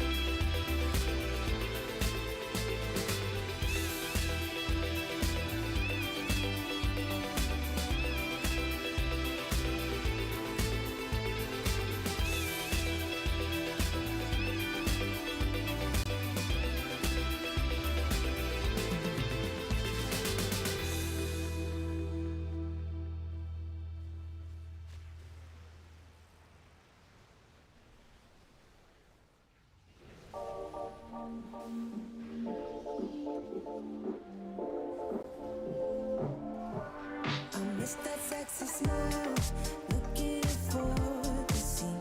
You, I hope I will lose control. Love you every night, no checking the time, 'cause I was loving you all night long. I can let you go, baby, it's not right, we already know. And we feel it. I really do, I said the truth, we can't go any road. Need you now. I'm your queen and you the king right now. It's a kingdom, let's play it how you like. How does it make you feel? Or you wanna change? I'll be whatever, watching like we can dance, you got to move tonight. Stars are watching us in the sky. I wanna last it forever. It's a sexy smile, looking forward to see you. I hope I won't lose control. Love you every night, no checking the time, just us loving you all night long. I can let you go, baby, it's the right, we already know. And we feel it. I really do, I said the truth, we can't go any road. Need you now. Let's change the clothes, we haven't tried. You know how you make me feel alive. Come close to me, I'm obsessed with your different kind of style. Don't you ever leave, step by my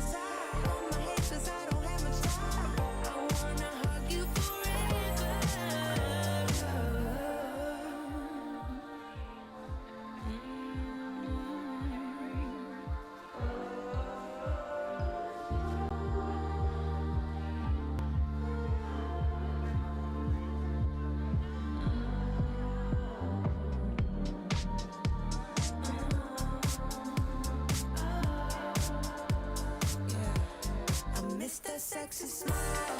Looking forward to see you. I hope I lose control.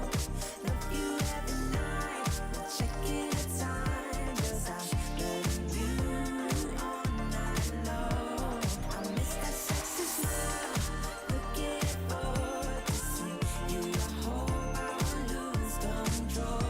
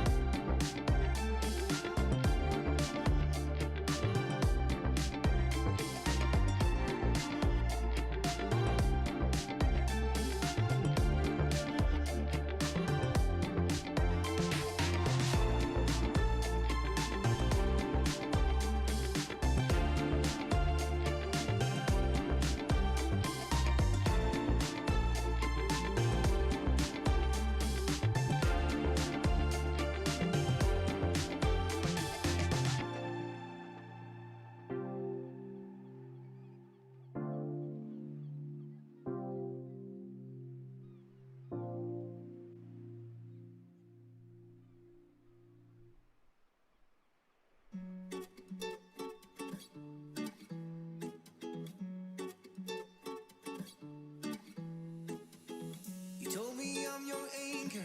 I told you you're my bow. Through the wind and fire, we try to hold on. We build this ship together, searching for a home. Despite the storm that hit us, we are still on board.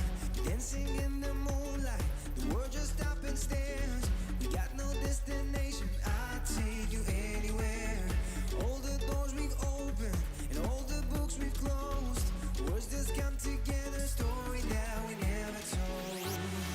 So far forsaken for my own. You said just keep holding on. If you're about to break, I'll always be your captain. From our failures we have grown. You said just keep holding on. If you're about to break,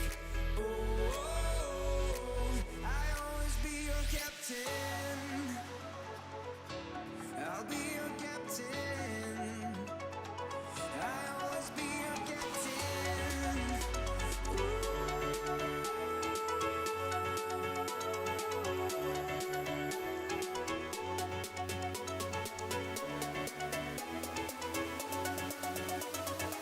I'll always be your captain.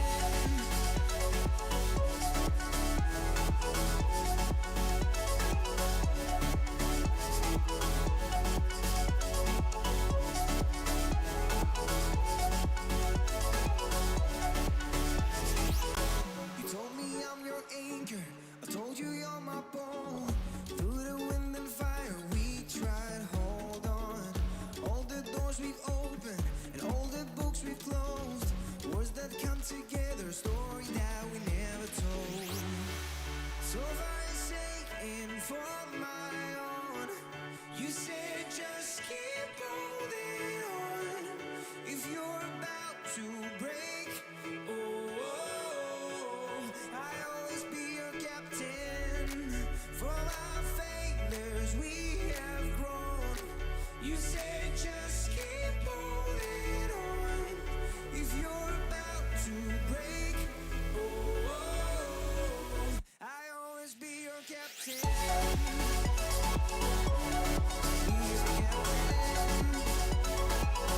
I'll always be your captain.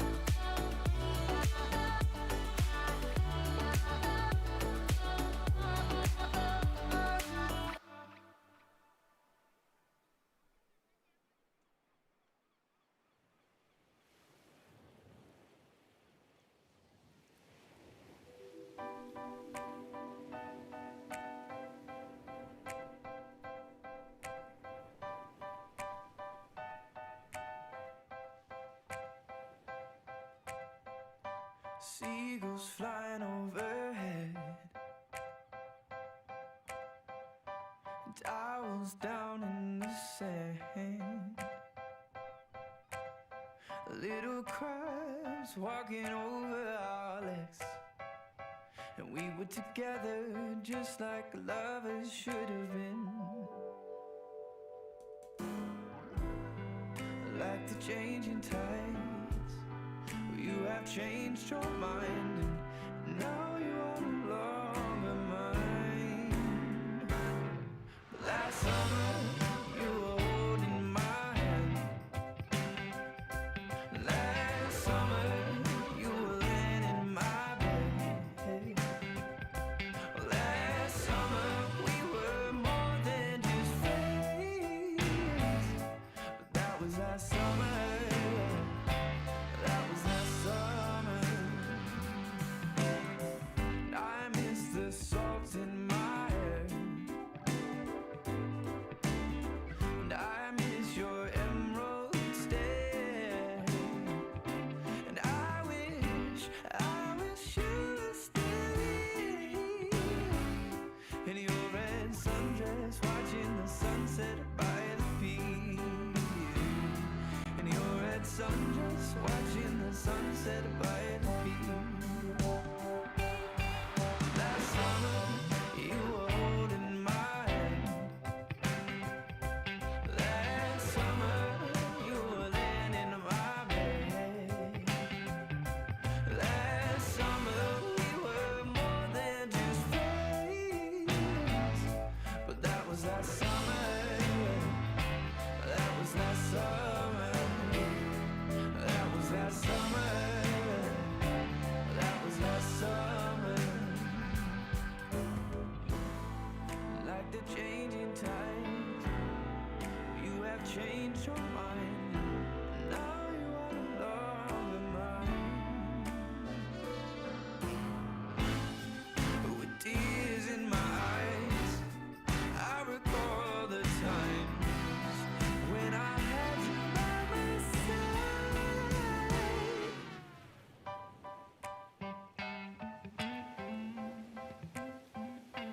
Last summer, you were holding my hand.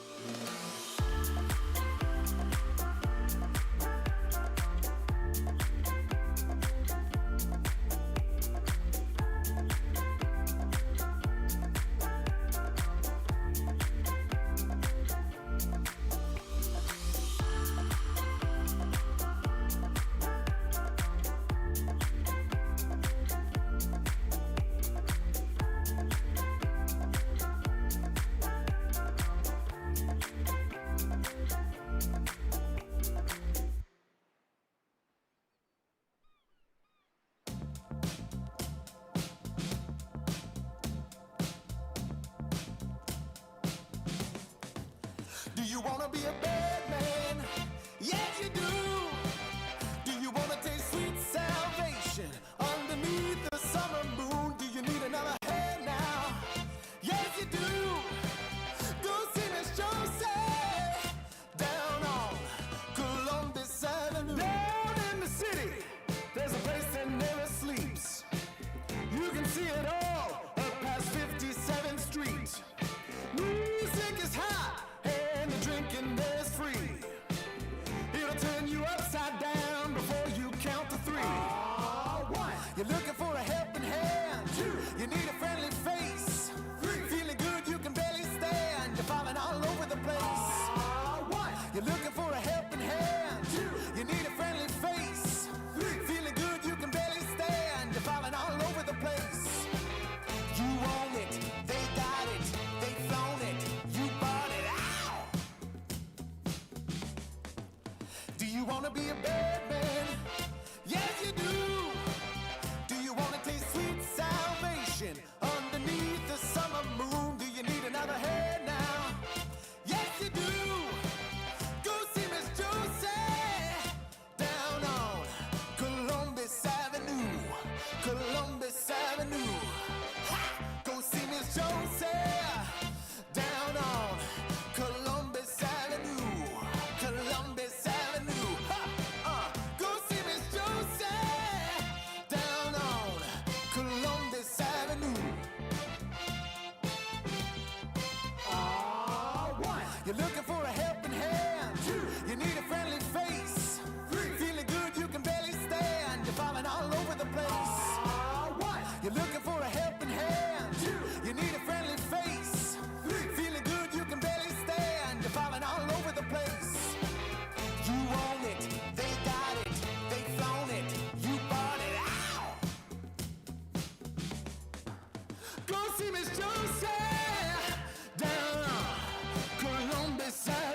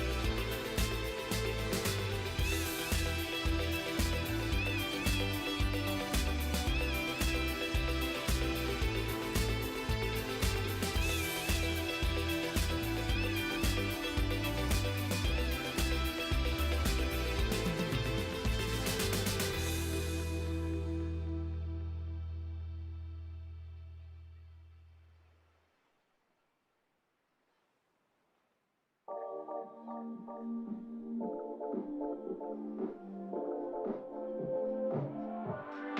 miss that sexy smile, looking for to see you. I hope I will lose control.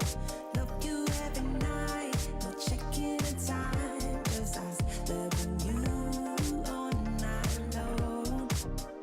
I can let you go, baby, it's the right thing, I already know. And we feel it, I really do, I say the truth, we can't go any road. Need you now. I'm your queen and you the king right now. It's a kingdom, let's play it how you like. That doesn't make you feel, or you wanna change, I'll be whatever, watching like we can dance, you got to move tonight. Stars are watching us in the sky, I wanna last it forever. It's a sexy smile, looking forward to see you. I hope I won't lose control. Love you every night, but checking the time, just us loving you all night long. I can let you go, baby, it's the right we already know. And we feel it, I really do, I said the truth, we can't go any road. Need you now. Let's change the clothes, we have a drive. You know how you make me feel alive. Come close to me, I'm obsessed with your different kind of style. Don't you ever leave, step by my side. Hold my hand, 'cause I don't have much time. I wanna hug you forever.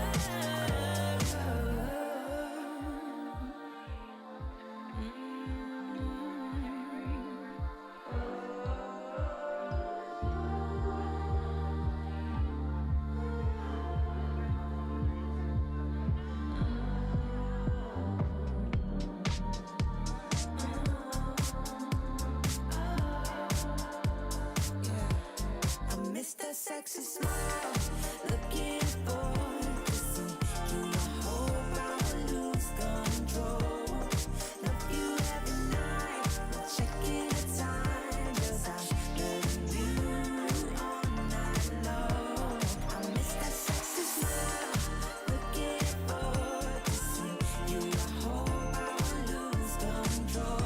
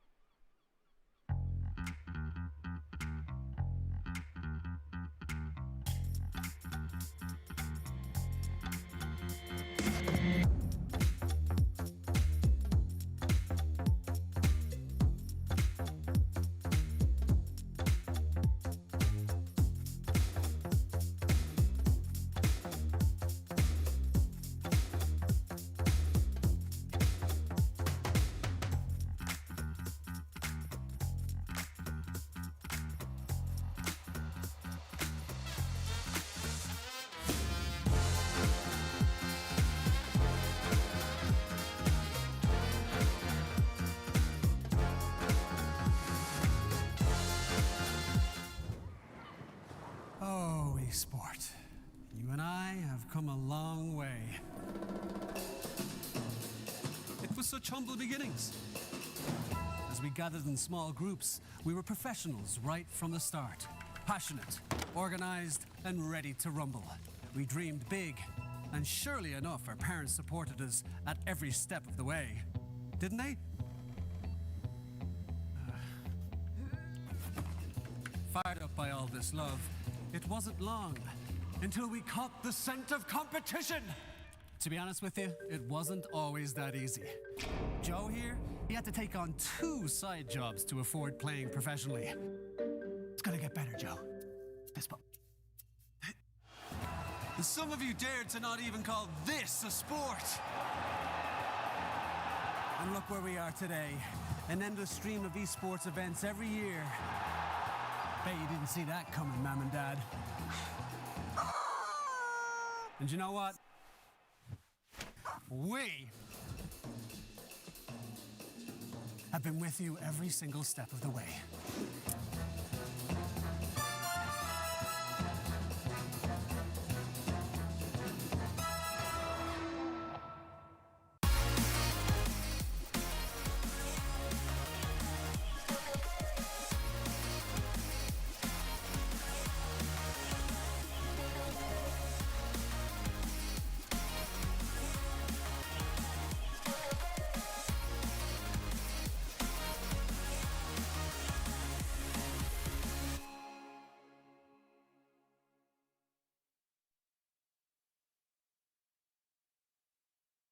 Dream of working with people you watch on screen.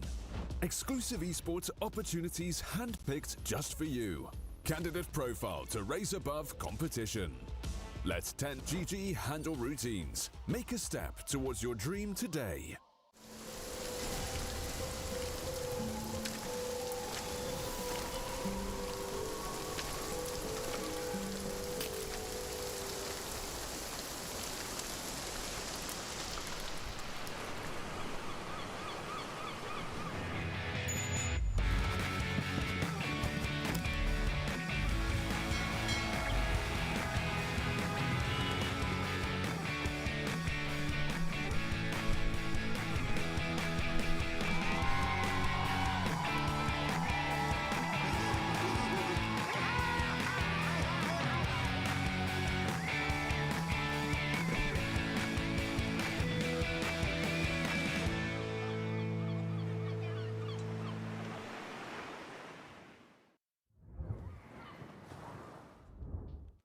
Welcome back to the stream, ladies and gentlemen, for the continuation here of the Pinnacle Cup Malta Vibes Tournament number 4. I am Blue Scale, joined by the Atomo to bring you all the action for the final series of the day.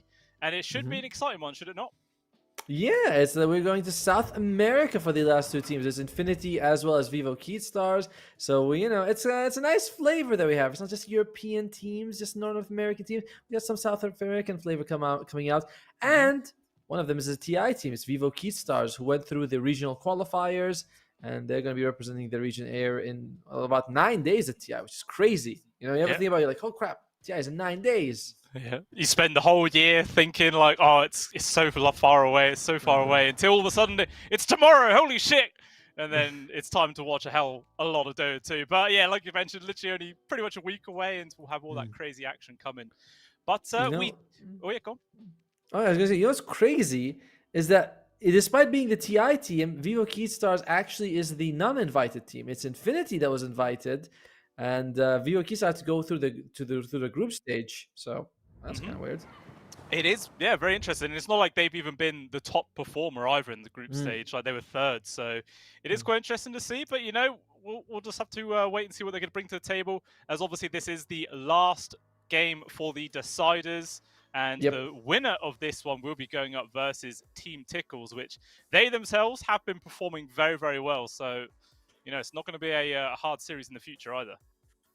And by the way, not only is this going to be a match where you just do top 8, but also gets you money. You win here, you get 2,000 USD. You don't win here, you just go home with nothing. Although I imagine both of these teams are home, but still, there's money on the line. There's money on the line here.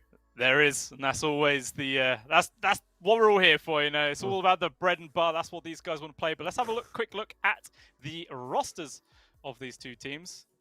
And we do like to see matching. Always like to look at matching jerseys, man. There's only 3 of them, but it's better than none. Yeah, and I believe that both Payke and Lumpy are new to this Infinity draft, but Vitaly, Michael, and Garlic, they've been there for a while here. This team, they tend to ban out a lot of Earth Spirit, Gyrocopter, Primal Beast, and Bloodseeker, and they take PA almost first pick if they can get it, and they win with it like 70% of the time. They are really big fans of this hero. Other common picks are the Skywrath Mage, the Pangolier, Grimstroke, Treant, Darkseer, Disruptor, and Dark Blow. Nothing that stands out where you're like, oh my god, I've never seen this before. So relatively standard in terms of how they approach the game. Yeah, I agree. It's just pretty clear cut. I like you mentioned as well the fact that they are more than willing to first pick a PA. Because as we've seen, if you don't grab it in the first phase, most likely it's going to get banned out before you get an opportunity to pick it up. So just grab it. Who cares, man? The hero is just that strong. Doesn't even matter if you get 5 heroes which are all counter picking you. You're still going to win. It's a PA. Exactly. I mean, is there even a counter to the PA, right? It's like, what is the counter to raw millions of damage? It's like, not much, basically. And yeah, as I mentioned, the position 1 and position 2, they're from Lava Gaming. And they're just going to be joining the team here. Infinity, actually, you know what? We're done with Infinity. Let's look at what we're working with here with Vivo Keystars. The TI team, these guys are going to be going there. Costabile for Analog, FCR, King RD, and KJ. And this is going to be their last chance to get some practice before heading off to TI. We saw Nouns struggle in Pinnacle, but we'll see if Vivo Keystars are going to have the same problem or they're going to make it through. Well, we could also chalk up the fact that Nouns, they hadn't actually played a competitive game for like a month and a half, I think, since the last qualifiers, where the team they were playing up against, Marsbet, they've been constantly practicing throughout this tournament, playing pretty much every day. So maybe they were just slightly more warmed up, and that could make all the difference. And maybe that's going to be the difference here as well. Maybe we might see the 4th 2-0 in a row. It has just been a day of 2-0s. It has, but we'll see if it's gonna favor who's gonna favor in this situation. For this teams, they act. By the way, their most banned hero is PA, so they're really well matched against Infinity. They also get rid of the Beastmaster, the Dazzle Slark, and the Tidehunter. Their picks are a little bit more unorthodox. They too take the Tusk, the Keeper of the Light, the Phoenix, the Faceless Void. They do like that a little bit of team fights when they get the Faceless Void Phoenix combination. So. Nothing too crazy, nothing out there. No carry Meepo, no position for bounty. But if we're gonna expect some unusual picks, it's gonna be more likely from Vivo Keystars. Yeah, I agree. But maybe all those Meepo picks, they're waiting for TI. The pocket strats are real. Got to make sure you don't give too much away. But it's going to be an exciting series nonetheless on who does actually end up coming ahead here in this series. Obviously, still quite 3 more days, I think, for the Pinnacle Cup in general until it's reached its conclusion. So lots more action to come for either team. Yeah, and every match you play, there's more and more money on the line. Today's 3,000, tomorrow's matches, today's 2,000, tomorrow's 3,000 and 5,000. Then you in the finals, and you're playing for 12,000. And of course, an all-expense paid trip to Malta, which we will be going there once we production. Yeah, the laughing indicates that that's true, and that will happen for sure. Oh, 100%. There just wouldn't be Malta without me and you, Tomo. We'd really bring the party to the table. I'm not. Yeah, actually, you know what? Let's look at what we are working with. What is at Malta? I think we have graphics, a picture, production. That's a barren landscape out there. It's all right. We'll get there. We'll be able to see the beautiful beach of Malta, and I feel like we even want to see it, Tomo. I think it's just going to make us even more jealous, like when we're not there. Why would we be jealous if we're going? It'll make the viewers jealous. They'll be like, man, I should get on Dota and play. That's what we're gonna see. I love how production's like, you wanna see it? We're like, yes. And then it's a black, and you're like, whoa, that maybe I don't want to go there. That's a black hole. Yeah, it's really Bermuda. All right, we'll have again. Here you go. We'll have another look at the beach. See if it loads. All right, here it comes. A second. There. Oh, is that beach? I don't think that's a real beach. So this is a live feed. Look, see that's a genuine gyro that flies over the beaches of Malta. Only in Malta will you find these sort of things going down there. All right, I suppose I do want to go there. Yeah, I mean, you'd be crazy to say you didn't want to go. Let's be honest now. But yeah, the draft should be starting up pretty damn soon. Everyone is in. I think we were just waiting for Infinity to filter on in, but they are here now. So momentarily, ladies and gentlemen, the action will be beginning. And you were mentioning that both of these teams are pretty standard in their picks and bans. Do you think the only thing we can predict is the PA is going to get first place banned? Is that it? Yes, 100%. It's like that one team loves it, one team bans it naturally. It's like then we're gonna have to see. Vivo Keystars might be going for like their Phoenix Faces Void combination. That's something that we could sort of expect. And one thing that I was seeing in chat talking about is that in terms of server, unless I'm mistaken, we are going to be playing in Europe West. Although the teams are requesting if they can play in Brazil because I believe both teams are there. So it makes sense. Yeah. That would make right. It's like, well, neither team is in Europe. Maybe they can play it. But what if they also want to practice? It's like when you practice, when you carry the weights, and then when you go running, you remove them. And you're like, wow, I run so much faster. So that would work. I don't think any of these people are actually Goku, so I don't know if that logic is really going to work out here. But it might surprise us, and we'll see those weights get dropped, and the real action will begin. Who knows? And one of Dark Willow. Dark Willow was picked twice in the previous game by Nouns, but it wasn't played the way I expected them to, which was he went for Rod of Atos Blink Dagger, which is fine, but recently we are seeing it go to the Hand of Midas, Aghanim Scepter, Yule Scepter, Moonshot, and then you just hammer people away from miles away while being safe. You take the talents, 9-second cooldown, 7-second duration, so very little window to even deal with this Dark Willow. No, hey, Yeah, looks it's- like the draft. Yeah. Oh, we should be jumping on in as long as if there's no connection issues, which there are not. So let's have a look at the draft here, ladies and gentlemen, for game number 1 of the final series of the day. And let's see what these guys are going to do. Is there that first ban PA? It has to. If usually in this situation you might want to ban third or like fourth, just so that you throw them off. You don't want to ban from the start. You give them a little bit of hope. You're like, maybe I will let you have the PA. They're like, nope. I got you in the end. Definitely true.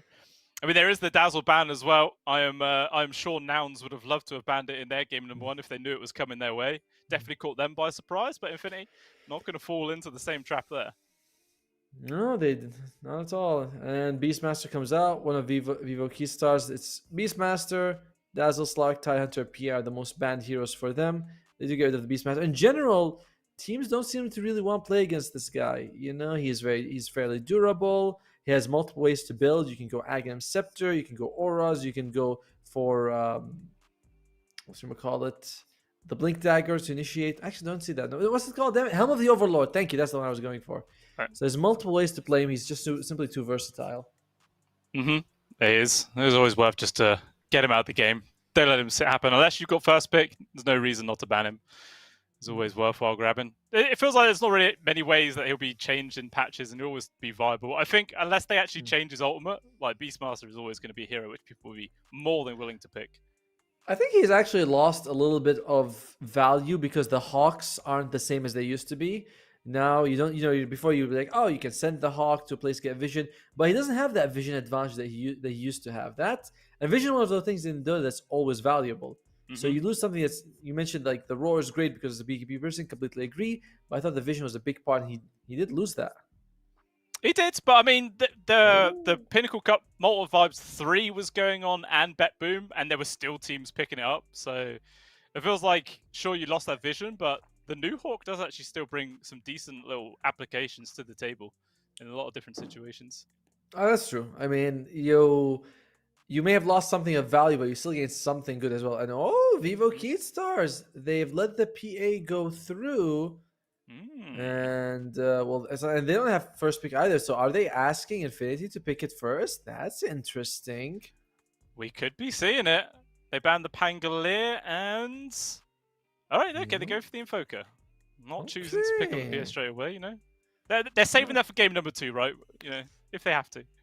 I mean, we were really thinking. I mean, at least I was there, so I was thinking that this is going to be a PA first ban, first pick or something. But Infinity. There looks like they go for the Invoker. This hero has 100% win rate in today's matches that we saw, which is a very narrow window. That's a very small amount of the 2 games that we've seen. Invoker has won. He's been picked as a support today. Yep, and he's looking pretty good. And there you go, Kunkka coming out as the classic counter to the Invoker in the mid lane, just because Tidebringer doesn't care. You can just have a bottle, and even if he drains all your mana, you just drink while you're on the way to a gank. So okay. Mm-hmm. Yeah, it should work out quite nicely, unless there is going to be some little last-second switcheroo to come out from Infinity, and we could be seeing another position for Invoker, perhaps. We'll just have to wait and see where they're going to end up putting that one, unless they're inclined to go a completely different route. Who knows? Infinity, they get rid of the Grimstroke, which is one of the heroes that is commonly picked here for Vivo Keystars. Double, not that it really works synergized too well with the Kunkka, right? I've never double X mark. Double X mark is very similar to double Reaper Scythe. You're rarely gonna get the value out of both. Yeah. It's like you'll get one of them was like, okay, that's good. The second one's like, not really useful for us. Yeah, it's generally not considered the best Grimstroke combination, but regardless, the hero is still super strong without that. So always worthwhile just taking that one out of the pool immediately. What are the other big ones that Keystars have been looking to pick up lately? And there is still the Earth Spirit, which is their... Oh no, that was actually banned. Never mind. I was gonna say, I was like, oh my god, he made a mistake. I can point it out instantly, but then you corrected yourself and you give me a chance to reprimand you. I've been humiliated by you too many times, Otomo. I want to avoid it as much as possible. It's really hindering my personal confidence. All right, so unfortunately, Blue Scale notes that the Earth Spirit is banned out, but other heroes that Vivo Keystars usually get their hands on would be something like the Warlock, the Primal Beast, which is still in the pool, Faceless Void, Dark Willow, and of Tusk, Coddle, and Phoenix. We'll see what they want to go with. Generally, Kunkka feels like almost by himself he provides so much team fight. We've seen this. The water park build does so much work. Yeah, it really does. It does. It just causes so much havoc in the team fights. It's hard to tell where you should position yourself when you're other team, because a random torrent could just come out of nowhere and still stun you, and you're like, well, this is absolutely stupid. There's nothing you could do about it. So I agree. It doesn't really feel like you have to focus on the 5v5 fight after that. Maybe you can just go for more of a skirmish-based draft. Who knows? But the Tusk was the hero of the choice next. Another hero that has had a pretty solid game today. We saw him being picked in the previous series. Goes for the Aghanim Scepter. Makes sure that even if you have a bad time, you can just push people away. And in general, Tusk when he gets the kick provides so much utility. I always remember a game I was watching where, oh, hey, PA, there she is. Hey, I mean, come on. You're asking for it, Keith Stars. You're not gonna let the PA. The PA is not gonna go through that many levels. Yeah. Sorry, rounds of pick man and not get picked up. Yeah, I think if this game is just going to go all infinity and they absolutely stomp, they're not going to make that same mistake twice. I'm sure they will ban it. Or maybe they have some key idea on how to count out this PA, because as you mentioned, Vivo Keystars are the team that's going to TA, right? So if they ever want... Oh, TI, sorry. So if they if they ever want to know if they can have a strong counter to a PA, it's good to get a few tests out now, with a lot on the line, so all the pressure's there as well. Agreed. I agree with you on getting it a practice, but at the same time, you banned sort of the three best heroes against the the PA. You have Sven, who provides the whole team with a lot of armor, and he's very durable. Trient, who can save someone. Well, not save someone, but put living armor on the core. 18 armor with the talent is nothing to scoff at. And Shadow Demon, where you can just use the demonic purge on the PA. It's like these are the three best heroes I'd say most of the time that you want, and you kind of banned them out. Feels like you've put yourself in a bit of a corner. Yeah, well, we'll see if they can get themselves out, and Muerta is going to be the hero of choice to do that. I mean, again, you just pop your ult, and the right clicks of PA mean absolutely nothing to you. You just blast them away. What about Dark Willow here for VOK Stars? Same concept as the Muerta, right? Two heroes that generally go to the Shadow Realm. Well, Muerta can be hit by magic spells, but that is another way where it's like, all right, I don't mind the PA so much, but you have a Tusk, and Tusk is... I think actually he can play as a 4 or a 5 fairly well. Yeah, I think there would be any reason not to put it as a 5, because Muerta generally has a decent attack speed. So in the laning phase, you can actually benefit quite nicely from the tag team combo with that and do a lot of damage. So I wouldn't be too upset to see that at all. As Nature's Prophet is actually going to be their next hero pickup. Yeah, global presence. Show up anywhere you want on the map. Great work with the Tuskar, the Kunkka, who generally the snowball takes time, the X mark takes time, so you have enough time to actually just show up there with the teleport. It does make me wonder now, though, because could Muerta be played as a support? This hero with the calling is such a great ability, so I do think she's going to be played as a core, though. More likely, that's how I'm feeling it. Yeah, I agree there. I mean, when Muerta first came out, I spammed her as a position 5. And I think after 25 games or something, I had an 80% win rate. So it can work. But that was probably also for a factor that no one knew how the hell to play against the hero. And it was just stomping pubs, easy peasy. That was the freest MMR of my life. But I haven't done it for a long time. But it's possible. It's there. Well, everything, as we always say in Dota, everything works in Herald. So nothing wrong with that more to position 5. Herald, you offend me, sir. All right. Guardian 2. That's better. I'll go with that. Sure. I'll stick with Guardian. What was Infinity one? They actually have decent global presence as well with the Sunstrike. They packed that. They take the Visage. This is a very strong minion-based draft that can take towers early on. You have Visage Birds. Undying throws out the Tombstone. There's Zombies going to be there. Invoker with the Forged Spirits. Like, there's a lot of bodies to chew through. Luckily for Keystars, you do have some decent damage coming out from the Kunkka, but I don't think it's enough. This is scary. This is actually quite scary for Vivo. But so what you're telling me is that the last pick from Infinity is going to be like a Shen then, just to fully complete the Zoo strat build. Could be a Chen, an Enchantress. I want to say Shadow Demon, but sorry, Shadow Shaman just for push, but that's very rare. We'll see. But I do think they have their cores very likely. Even though Invoker we've seen being played as most of support, there's the Dark Willow. Vivo, they're not going to take it. They have their supports with the NP and the Tusk. They realize, all right, well, they need a support on Infinity. Let's get rid of one of the best team fights out there. Do you think Lion could be a good ban? Obviously, decent amount of control, plus if Moreta pops the ultimate without a BKB, that finger is just going to be doing some tremendous damage. I don't know. I don't know if it's synergized with the idea that you're going for. Lion with his fingers long cooldown. You kind of want to go for these heroes that can create a zone. You know, it's like, you can't go in there. That's one of the reasons the Bramble Maze is so good. It's like, I walk into Bramble, Tombstone, all these summons. No. Like, I like the idea of the Tiny because if he can blink and toss someone away, he's very durable, so he can front line. Lion can't do any of those things. Okay, yeah, makes perfect sense. We'll see what Infinity going to go for eventually, as they themselves banned out the Naga Siren. So are they themselves also thinking that this Moreta could potentially be put into a support role instead? Or are they just trying to force the Moreta to be that position 1, take out all the other decent viable options and Viva Q-Stars have to go for it? No, I like your idea that it's the second one, right? It's like you don't want this. You'd rather have Morta as a core than something like the Nagasan. Why Nagasan? Because you can generally use those illusions to push out lanes, So and even just to stall out pushes, you send them out. They get a couple of Riptides. They can slow down Infinity. The Infinity wants to play fast, and Nagasan can delay the game.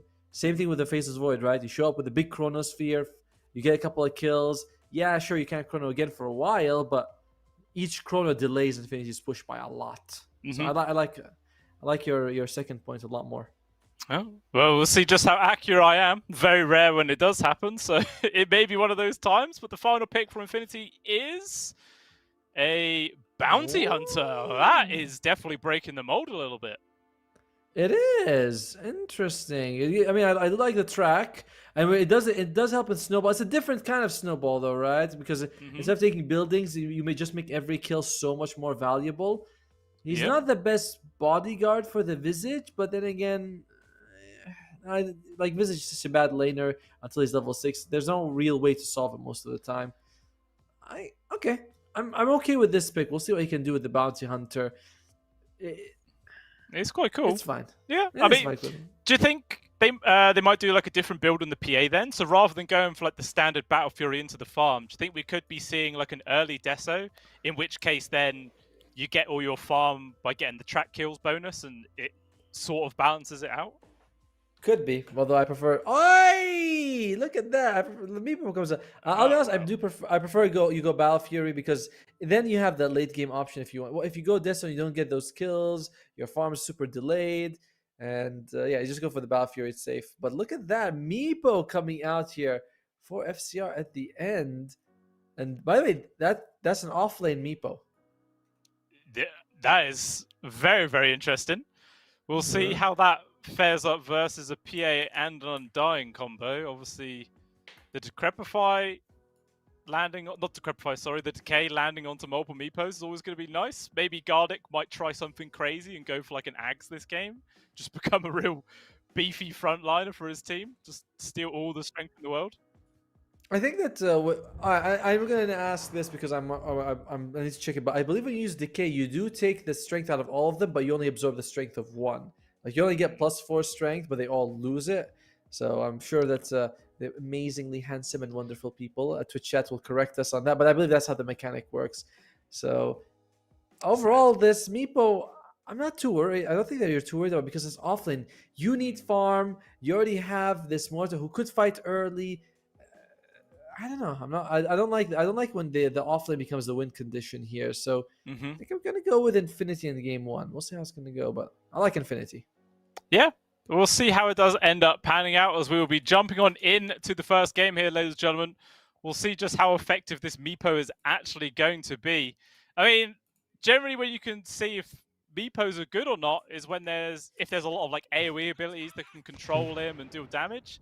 There's not really much of that on the side of Infinity. I mean, there's a Tombstone that can be kind of annoying. I guess like the Tornado as well from the Invoker, but that's about it.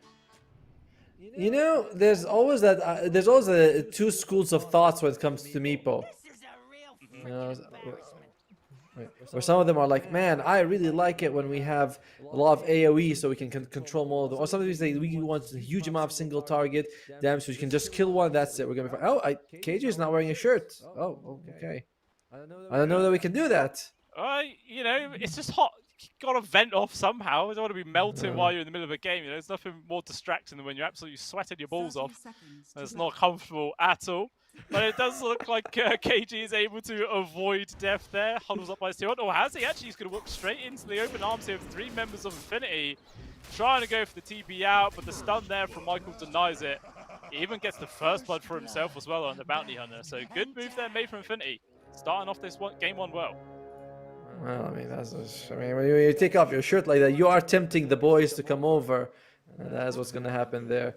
Well, so yeah, Infinity, they still start off. They're actually using, I believe that's the Hokori logo, unless I'm mistaken. But yeah, good start for them. And they need this. They want these quick levels. They want to get this damage. They want to get this track online as soon as they can.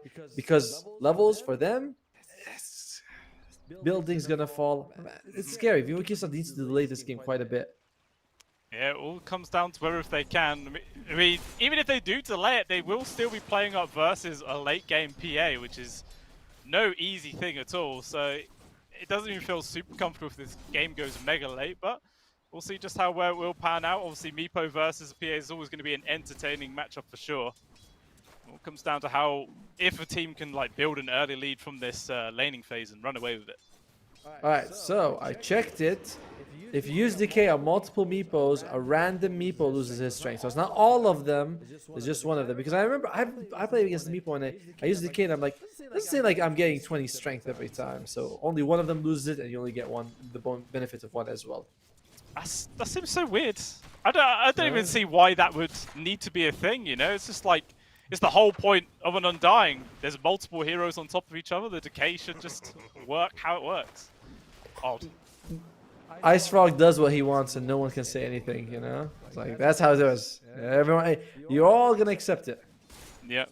He's had some bad experiences with Undying in his past and just wants to shit on the hero, you know, make sure he doesn't have a good time at all. But how is this mid lane currently looking? Looking like the Kunkka is off to a pretty nice start right now. 8-2 compared to the 3-1 there of Lumpy. That's what we see with the Tidebringer, right? You get that nice harass, you're able to, you don't really care about the mana burn, and in general Invoker, when you go with cross you don't start with a whole lot of damage as well. Michael, I think he's going to be in a lot of trouble here. Yeah, he's stuck in his place with the call in there. It's hard to retreat, and as a result, just ends up being a free kill there. Unfortunately, the creeps do get it, shares it around, but the retaliation kill actually does come out there from Vitally. Is able to get the counter grab on towards the Tusk at the very least, but even still, lots of action happening, people dying, always nice to see. If you can trade kills, you're very happy on Infinity's side because you have Visage and Bounty Hunter. These are not exactly great laners, you know. You put 2 shit laners together and they still get kills. That's great for you. On the other side, you have Tusk as well as Morta, 2 heroes that are pretty well known for doing well in the laning stage. So Infinity, pretty happy with how this bomb lane is going if they can keep trading kills like that. Yeah, I mean, as the more levels start piling on to Deadshot and the call-in, it's just going to be that much easier for Vivo Keystars to get these kills in this safe lane. It's going to be down to whether if Michael just doesn't put himself in a position where he can get caught out. But as a bounty hunter, you want to be hitting heroes to get the Janada hits, but if you're doing that, you're also in the danger zone yourself. It's damned if you do, damned if you don't sort of position to be in. He actually has no points in Janada. He's going for the Shadow Walk and Shuriken by level 2. I don't think I've seen this in living memory. Ever since Janada could steal gold, everyone's like, Janada, Max, Janada. I'm like, but he's like, nope, it's Shuriken and Shadow Walk. And to be honest, who doesn't love that feeling of stealing gold? It's so nice. I know, especially where it comes with the little sound effects as well. Yes. The little cha-ching, you know, see the gold fly towards you.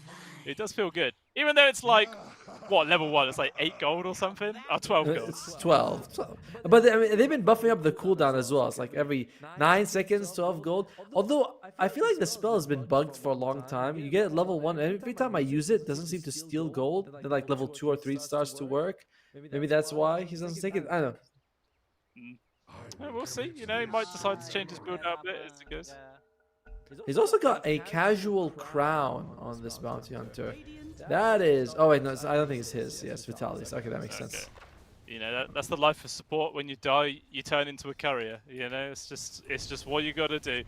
Never gonna have items for themselves.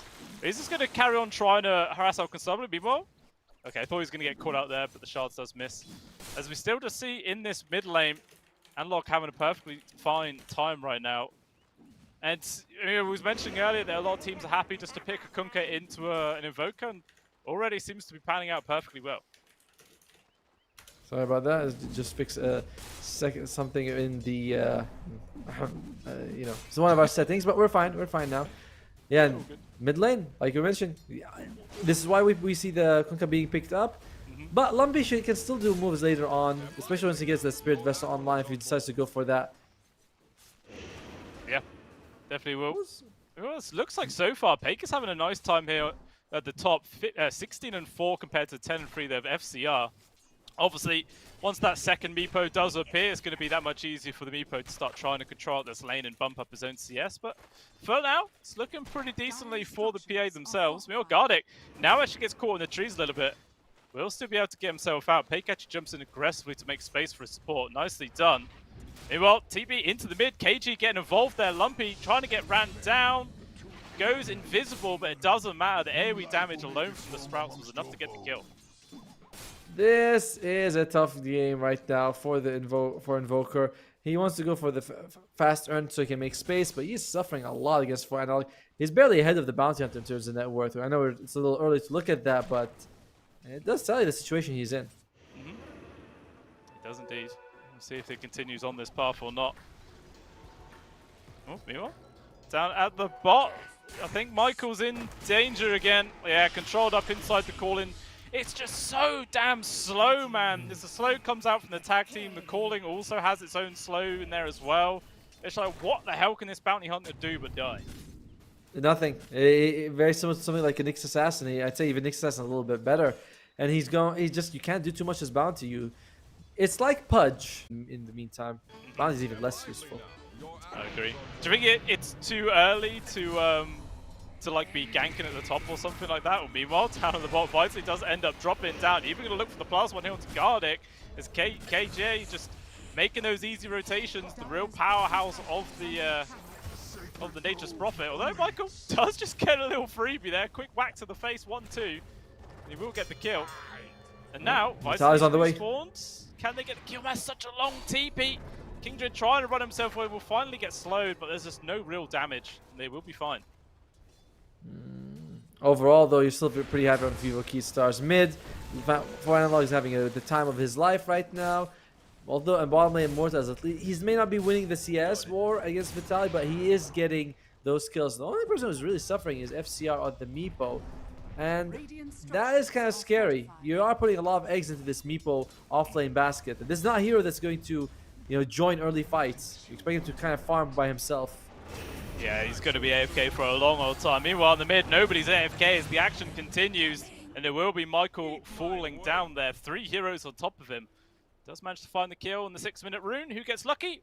It's Analog. Easy bottle refill.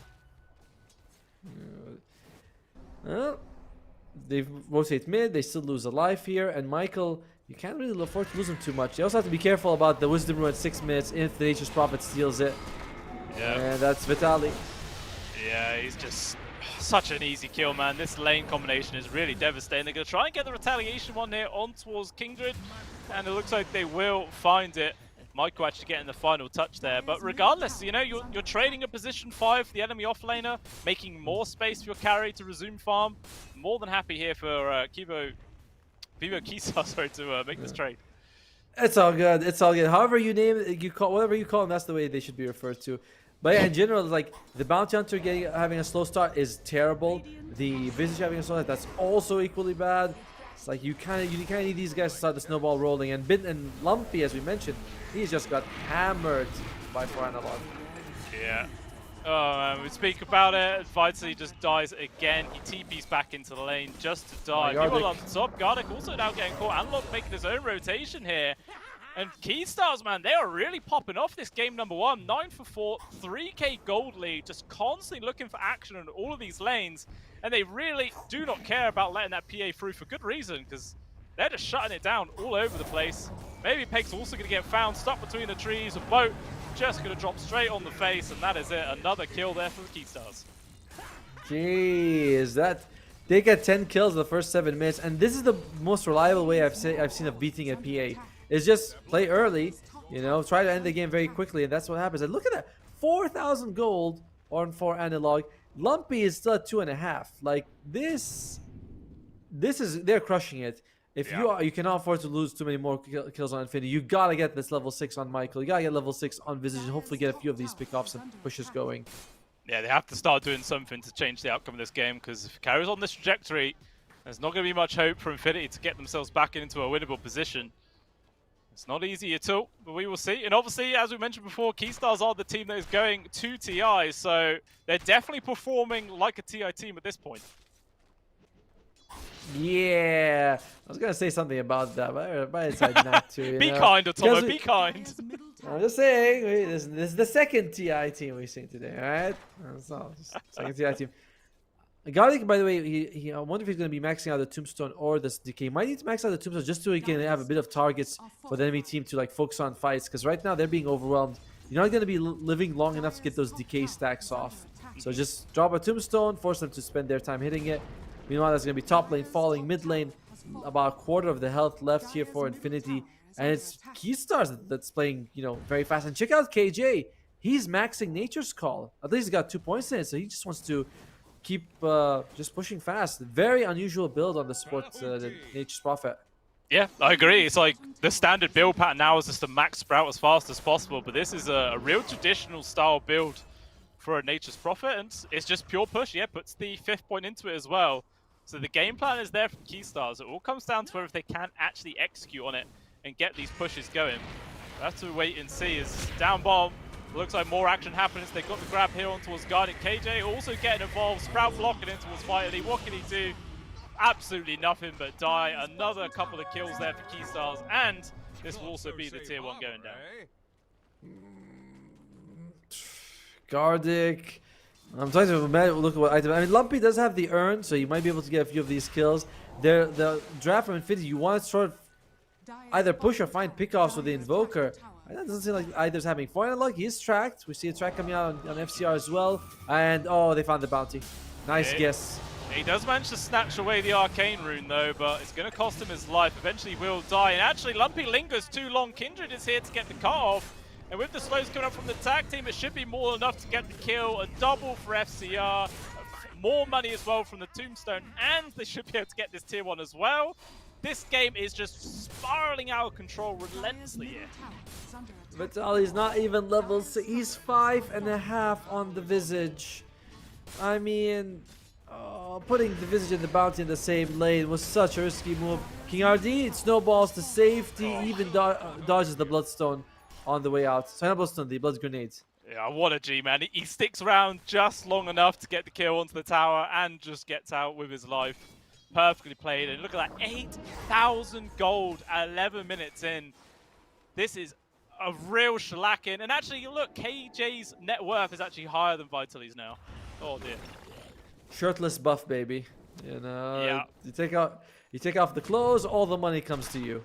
That's kind of how it works in life. That is it. You know, that's why when you head down to the nudist beaches, they've always got the nice cars and everything. You know, they were just winning at life. Alright, well, if you can get a couple of track kills, that's pretty good. The thing is, your burst damage on Infinity is okay. I mean, I'm seeing Vitaly. Is he going for it? He's not going for the Phylactery, he's going for the Solar Crest. I like the Solar Crest more, but in a game like this, you might say you might need Phylactery just so you can pick off people. You know, the extra damage coming out. Yeah, we'll help out massively, but it just feels like they're in full recovery mode right now for Infinity, as Casablaze just AFK free farming this bot lane right now, got Dragonlance up online and just 400 gold, already at 80% win probability, and I don't see anything wrong with that at all. Makes perfect sense, as Analog look like it's just going to get free solo, nothing Gardic can do. does drop a tombstone, but unfortunately all that does is feed away more gold. Almost as much gold as his life. Actually, about half the gold of his life. It's 150. He gave away 300. I mean, at least you're getting some decent farm on PK, which is what you want. I still think that this PA can 1 versus 5 late game. You know, even against a draft like this, she's getting pretty close to that Battle Fury. But this is the most expensive space you can make. You know, where you're just throwing bodies into the meat grinder just so that your PA gets farmed. Because by the time the PA is ready to fight, it's like, oh, they're all mega farmed, and I barely have like 1 item. Yeah. It does feel like that. It's making space, but is this space going to be enough? I mean, Pake is still 1,500 gold behind the poorest core on the side of Keystars. And it looks like there's going to get another free kill here on towards Gardeck. And actually snowballing forwards here. Going to try to get his +1 to Lumpy. He's stuck in shards and sprouted, but it doesn't even matter. He still just dies from afar. Analog as well, but DD just gets the quick swipe to the face of Michael. And it's another 3 people drop in. The lead just continues to grow here for Keystars. This Nature's Prophet pick, being able to show up anyway, gives them a little bit of extra aggression. Malta wants to fight fairly early on, wins the laning phase, and FCR is like, even though it's a Meepo, it's a greedy offlaner, just working out very well for them. Yeah. I mean, it's the pick where if you're not punished, it's just gonna do work. It's gonna do so it's so good. Yeah, it's like when we talk about like Ogre Magi. If you get the Hand of Midas and you're actually able to farm as a support, you're very happy. Yeah. You know, it's like it will punish you. It's on the enemy team to make something happen.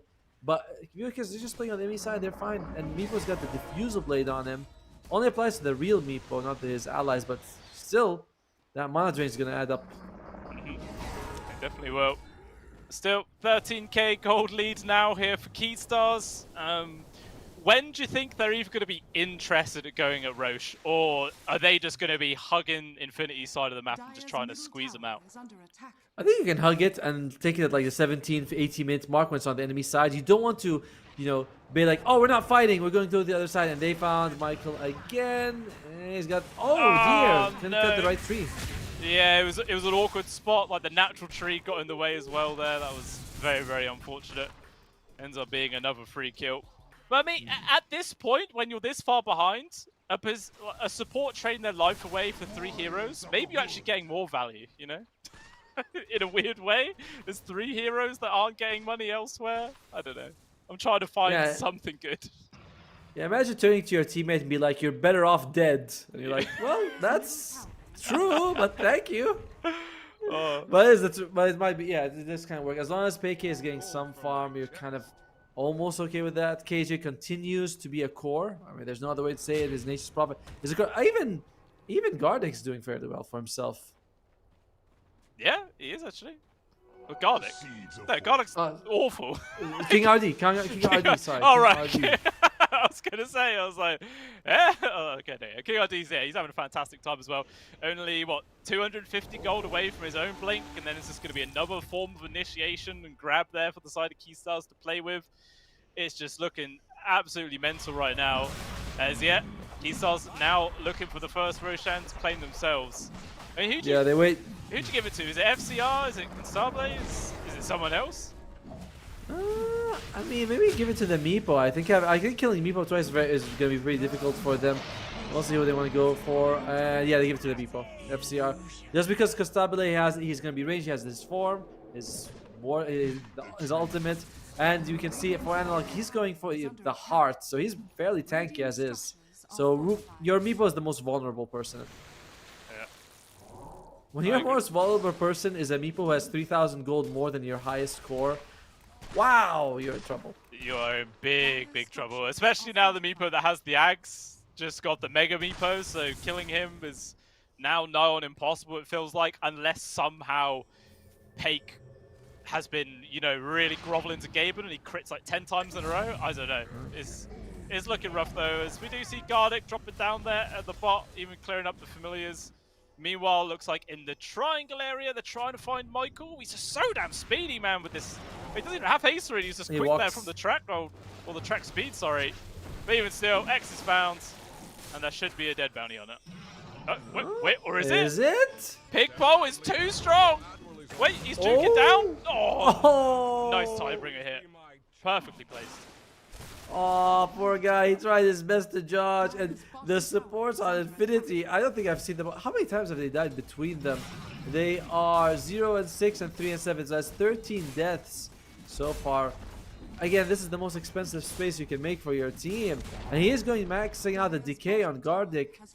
I don't think he's going to live long enough to get 2 of them off. Yeah, literally, it'll just die way too quick. You know, I was sort of thinking about the Ags build, but yeah, there's not a hope in hell's chance of them getting anywhere close to that this game.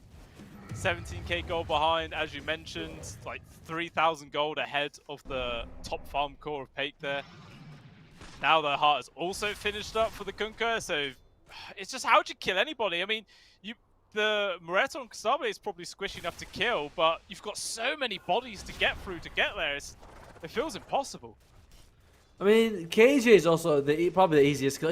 He's got Vanguard on a support Nature's Prophet. What in God's name, Lumpy? He's getting caught. I think he's gonna be dead. Yeah, and you would be right. Nothing he could do, and immediately the rest of Infinity, they just have to disperse, run, flee, try and get away. And they do actually head the right direction to avoid the chase there of Keatstar. So the 2 supports will survive, but even still, you're sacrificing your mid laner, and you couldn't really achieve too much. Yes. That's cool, the way he throws it. Yeah, dude, KJ has a Vanguard on Nature's Prophet. I've seen some of the crazy items come out on the sport Nature's Prophet, but Vanguard has to take the cake at the moment. He's going to go for the Crimson. Crimson, pretty useful actually against the PA's damage, and I've also loved from a lot of the chip damage from the zombies, from the Femilers, from the Forge Spirits. Like, it nullifies so much of that. It does. It is going to be an absolutely fantastic pickup. So everything they want to try and get done from Infinity is just going to be that much harder. As I think Michael and King RD did run into each other, but no one actually gets stuck into a fight. So despite the fact that Keystars have this Aegis, they've not really done too much. I mean, they have actually taken down 2 tier 2s to be fair, but I don't know, it feels like they're still, if you look at the minimap, they're always just hugging on their own side of the map as well, just really maximizing their farm as much as possible. I like how you're like, have they been doing enough? They haven't taken the throne with it. I'm like, what do you want them to do, man? They got 18,000 gold net worth, and you don't really have to do too much when Infinity seems to be giving you the kills. I mean, Michael just goes with the. Of course, he has to scout out for his team, so a more important person lives. But kills are coming to you. You know, it's true. I mean, Michael, he does have the most deaths on his team, but at the same time, he has the most kills, so he's balancing it out. He's 3-8-1, doing what he can. You only have 4 kills on the whole team. You could have had 1 kill and still be the highest. Alright, well, Garden gets the Philosopher's Stone, so that's kind of nice, but at this point, you gotta find a way to defend your base here. There's no more time, and I don't think PK has... Does he have the BKB? I don't know if he has enough gold for it. You have to sell a lot of his items to be able to achieve that one. Meanwhile, the EMP comes on now. They're just going to roll straight forward there with the snowball, lock it down, on towards fighting the Cooling as well. There's nothing Vital he can do. The Visage is just dead, down for 30 seconds. This is going to be a full set of barracks going down at 20 minutes in. I mean, do they just go for the mid lane as well? They can definitely do it. Meanwhile, looks like they're going to be able to get this kill onto FCR, but he still has this Aegis for another 5 seconds, and he will actually get the value X as well. Actually going to get avoided there from the grab ally and the tombstones, who at least Gardic's able to keep himself alive, but at the same time, they're still just losing their base. Yeah, you got no value out of killing him with the Aegis. It's not like you killed him early enough that he was playing scared. You killed him at the literal last second that he had it, and you lost your Aegis. But PK does have a BKB for the previous fight. Sorry, for the next fight. Yeah, Michael just dies yet again inside his base. The old fake back. Classic. Absolutely classic. Shard is picked up on Gardic, by the way.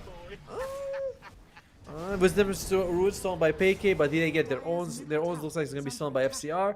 Yeah, so this is going to be able to save allies, but this Tombstone against Meepo is kind of a joke. Just melts in 2 seconds anyway. Yes. Not the best when you just grasp at the straws. You want to try and save your teammates any way you can. Just, what can you do? I mean, I suppose relatively, it's cheap, 1,400 gold for a safe mechanic. True. It's true. When you haven't got any other options, you're stuffed no matter what you do. Stuffed, huh? Yeah, he's stuffed. All right, and That's a nice way of saying you're fucked, basically. I figured the meaning. Yeah, he's rolling on in right now.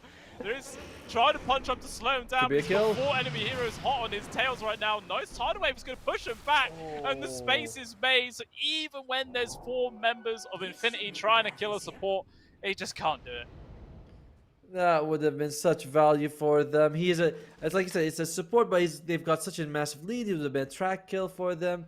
But my God, we're just seeing nothing coming out from the bounty, from the undying, from the visage and bottom lane, top lane. Sorry, PK.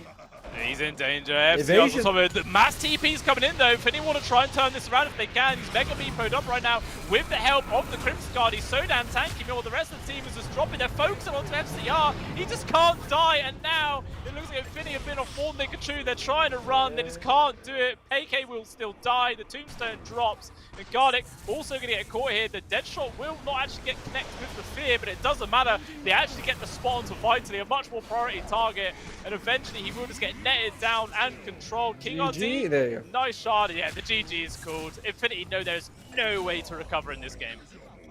I mean, the moment the PA died, I was like thinking, this is probably going to be GG. You know, if they could have killed the Meepo, who had barely any health, it would have been something for them. But my God, that was a one-sided beatdown. Yeah.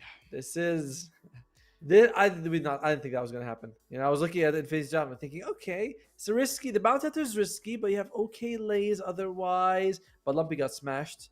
Vitaly, I think he died like 5 times in the laning phase. When you have Visage and Bounty, that's a dead lane from the start. Yeah. They couldn't snowball at all. They had to snowball for them to make space for the PA. They did, and unfortunately, they just couldn't do it. As PK's lane was the only one that felt like it was okay, but at the same time, FCR was obviously getting free farm as well as the PA, and he was just that much more impactful, obviously, because all PK could do was just AFK farm and hope he got big enough to just crit people instantly. And the one time he got involved in the fight, he went on probably the tankiest person on the side of Keatstars. So, yeah, wasn't the great, but these things do happen. Yeah, on the other side, though, Costabile, he was able to get kills during the laning phase. It's Morta plus Tusk, so it's pretty damn powerful. You have ways to control people either inside the calling or the shard, and just in general, there's a lot of they have good ways of disengaging. The Meepo has his allies, his friends can jump on him. You have snowball saves, the Morta's ultimate. So they got 4 kills on Infinity, and if you had like 30 in a 22-minute game. So this is definitely one of the situations where you go like, guys, we either totally played badly or our draft was just garbage. And yeah, I mean, the draft wasn't the best, we could say. I mean, they got their PA, which we were saying before the series even started. They've been very willing to first pick it, as it's been able to bring them to victory multiple times. Just not this time. Keatstars knew exactly what they were doing with their draft, and they executed it perfectly. Like, I can't even think of a single time they made a mistake. It was just flawless. Yeah, exactly. Like, they traded a couple kills early in the laning phase. Like, I remember they traded like 2 kills in the laning phase and a couple a pick off here and there. It's like, who cares? These things are going to happen. But perfect performance by Vivo Keatstars. The draft, they see Invoker, they pick they pick Kunkka. They had the great lanes on both sides. They won. Last pick Meepo was a bit risky, but paid off perfectly. So kudos to them. I do hope we have a closer game too, because that's a stop, man. Yeah, that was the most one-sided side I've ever one-sidedly seen. Does that made any sense? Probably not. But yeah, that was just game number 1. That was just game number 1. So game number 2 will be coming up in about 5-10 minutes time, guys. So don't go anywhere. The action will continue soon.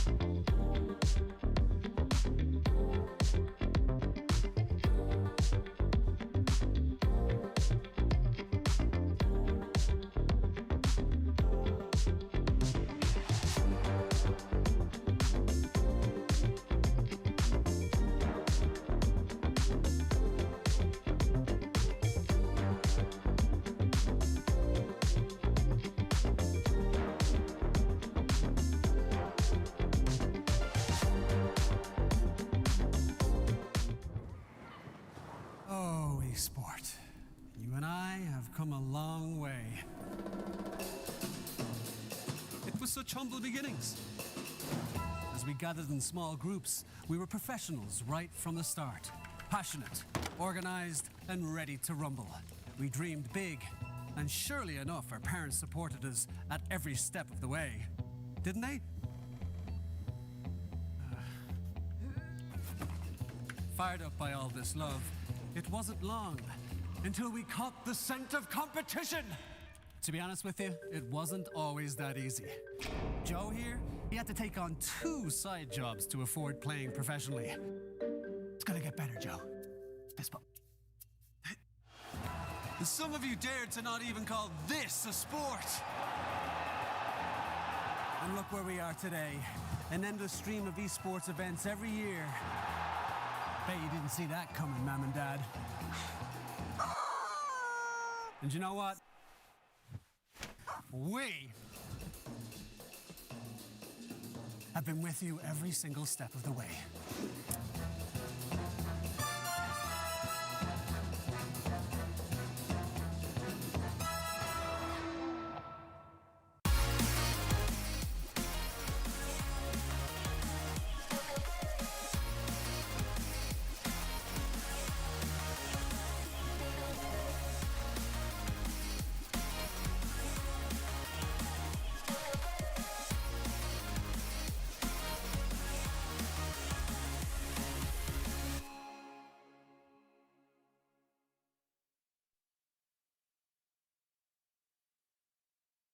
Dream of working with people you watch on screen.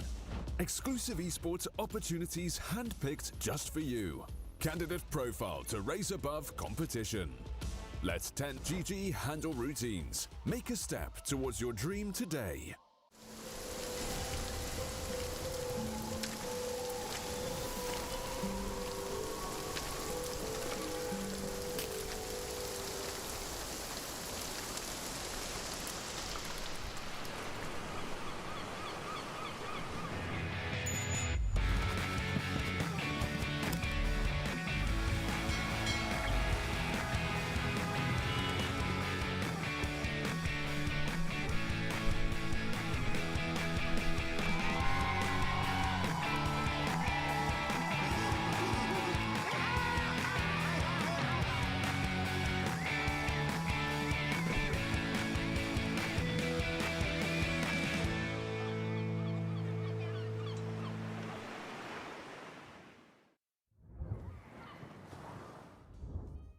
Welcome back on in, ladies and gentlemen. We've got another game coming up for you very, very soon. And fingers crossed, it's a bit more of an even game compared to that first one.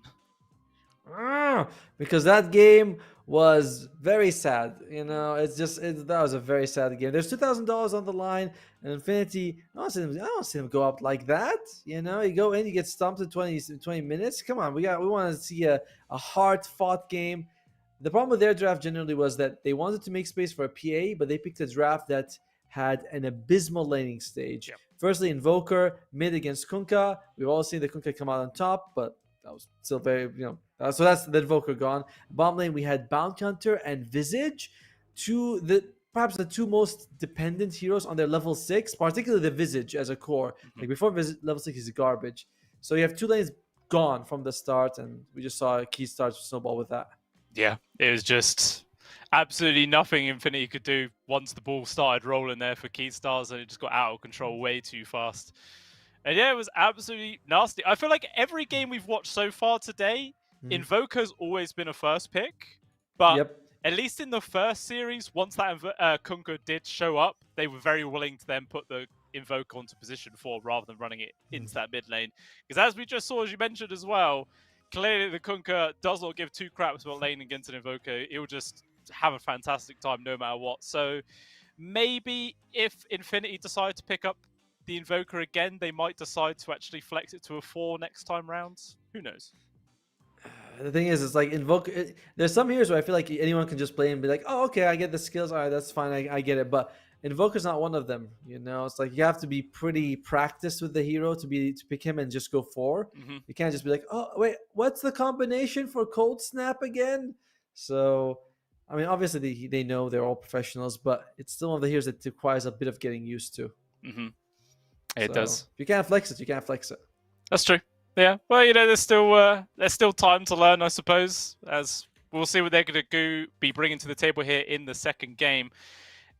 Any sort of key adjustments you think Infinity have to make so they don't run into the same problems? Better lanes, much better lanes, 10 times better lanes. You know, that's what you need, because you can't go up against Vyokisa, who's playing very fast, and you just go with this. I don't know. The timing was when the Bounty Hunter came out. That was the one that I didn't like, you know, because of the first 4 picks I thought they were fine. You know, PA and Undying, cool, mid Invoker, standard. But then you see Visage and Bounty Hunter, like there's something wrong with that combination. But yeah, you know what? Maybe we can see a new combination in just a few minutes. We are going to go into the draft right now. We're going to be seeing what Infinity and Vyokisa they've been cooking up for us. Yeah, let's hope it's not a big pile of rotten eggs, because those are never fun. And something that's going to make this a bit more of an even game, a bit more entertaining. That's all we can hope for being Dota 2 fans. You know, win or lose, we don't care which team come out on top, as long as if they make it a good old fight. Yes, exactly. You know, I was like, we don't care. You know, we don't have favorites here. Well, our favorite is a good game of Dota. Yes, it is. Unless we're betting our nans, right, Otomo? You know, we've been through that before. And then we care. Well, I'm gonna make you feel very bad and tell you that my nan passed away. So you know, thanks a lot for reminding me. Oh shit! Like 10 years ago, so it's fine. Oh, okay. you bastard.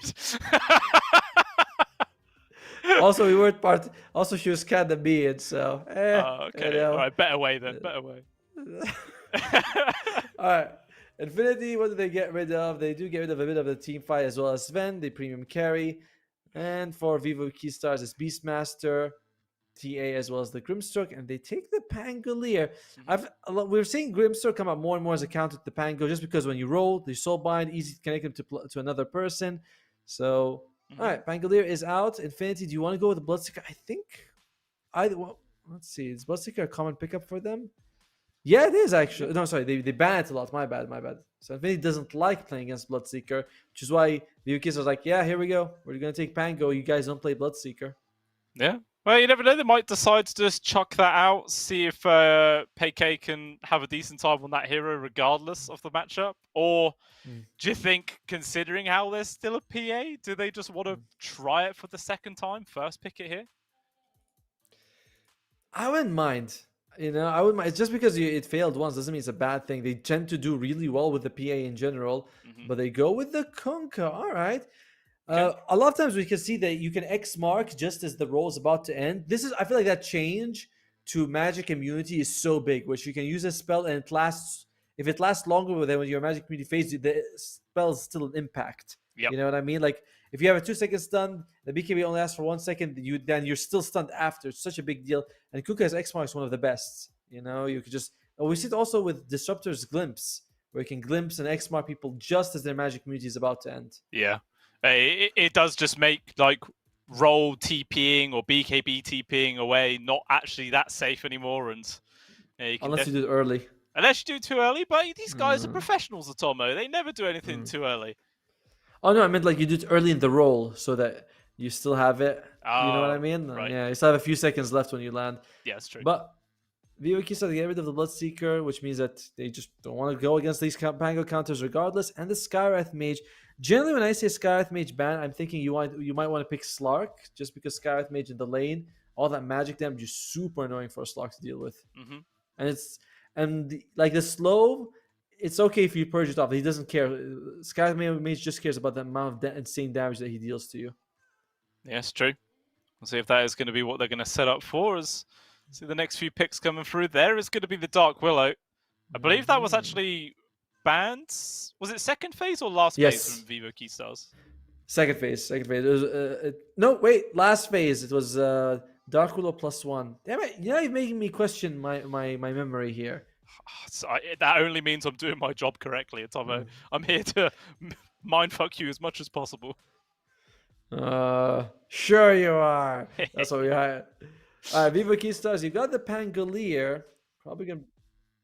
Oh god. So people who wonder, the problem is that we hear production, but the audience doesn't, so they don't know what they're saying. And we respond to them, and people are like, "Well, are these guys delusional?" It's like, no, they're talking to us. The voices in my head are real this time. Yeah, for the first time ever, you can tell those psychiatrists to do one. The voices are real. Undying coming out from Vivo Keystars just to give them a little bit of that strong laning phase. Decent team fight as well. Generally, this hero has I feel like he's fallen off ever since they nerfed the Shard. Mm-hmm. And he's actually been receiving nerf after nerf to like Decay, to Soul Rip, the Flesh Golem cooldown I think was increased a little, and he doesn't seem quite what he used to a couple of patches ago, where he was like S tier position 5.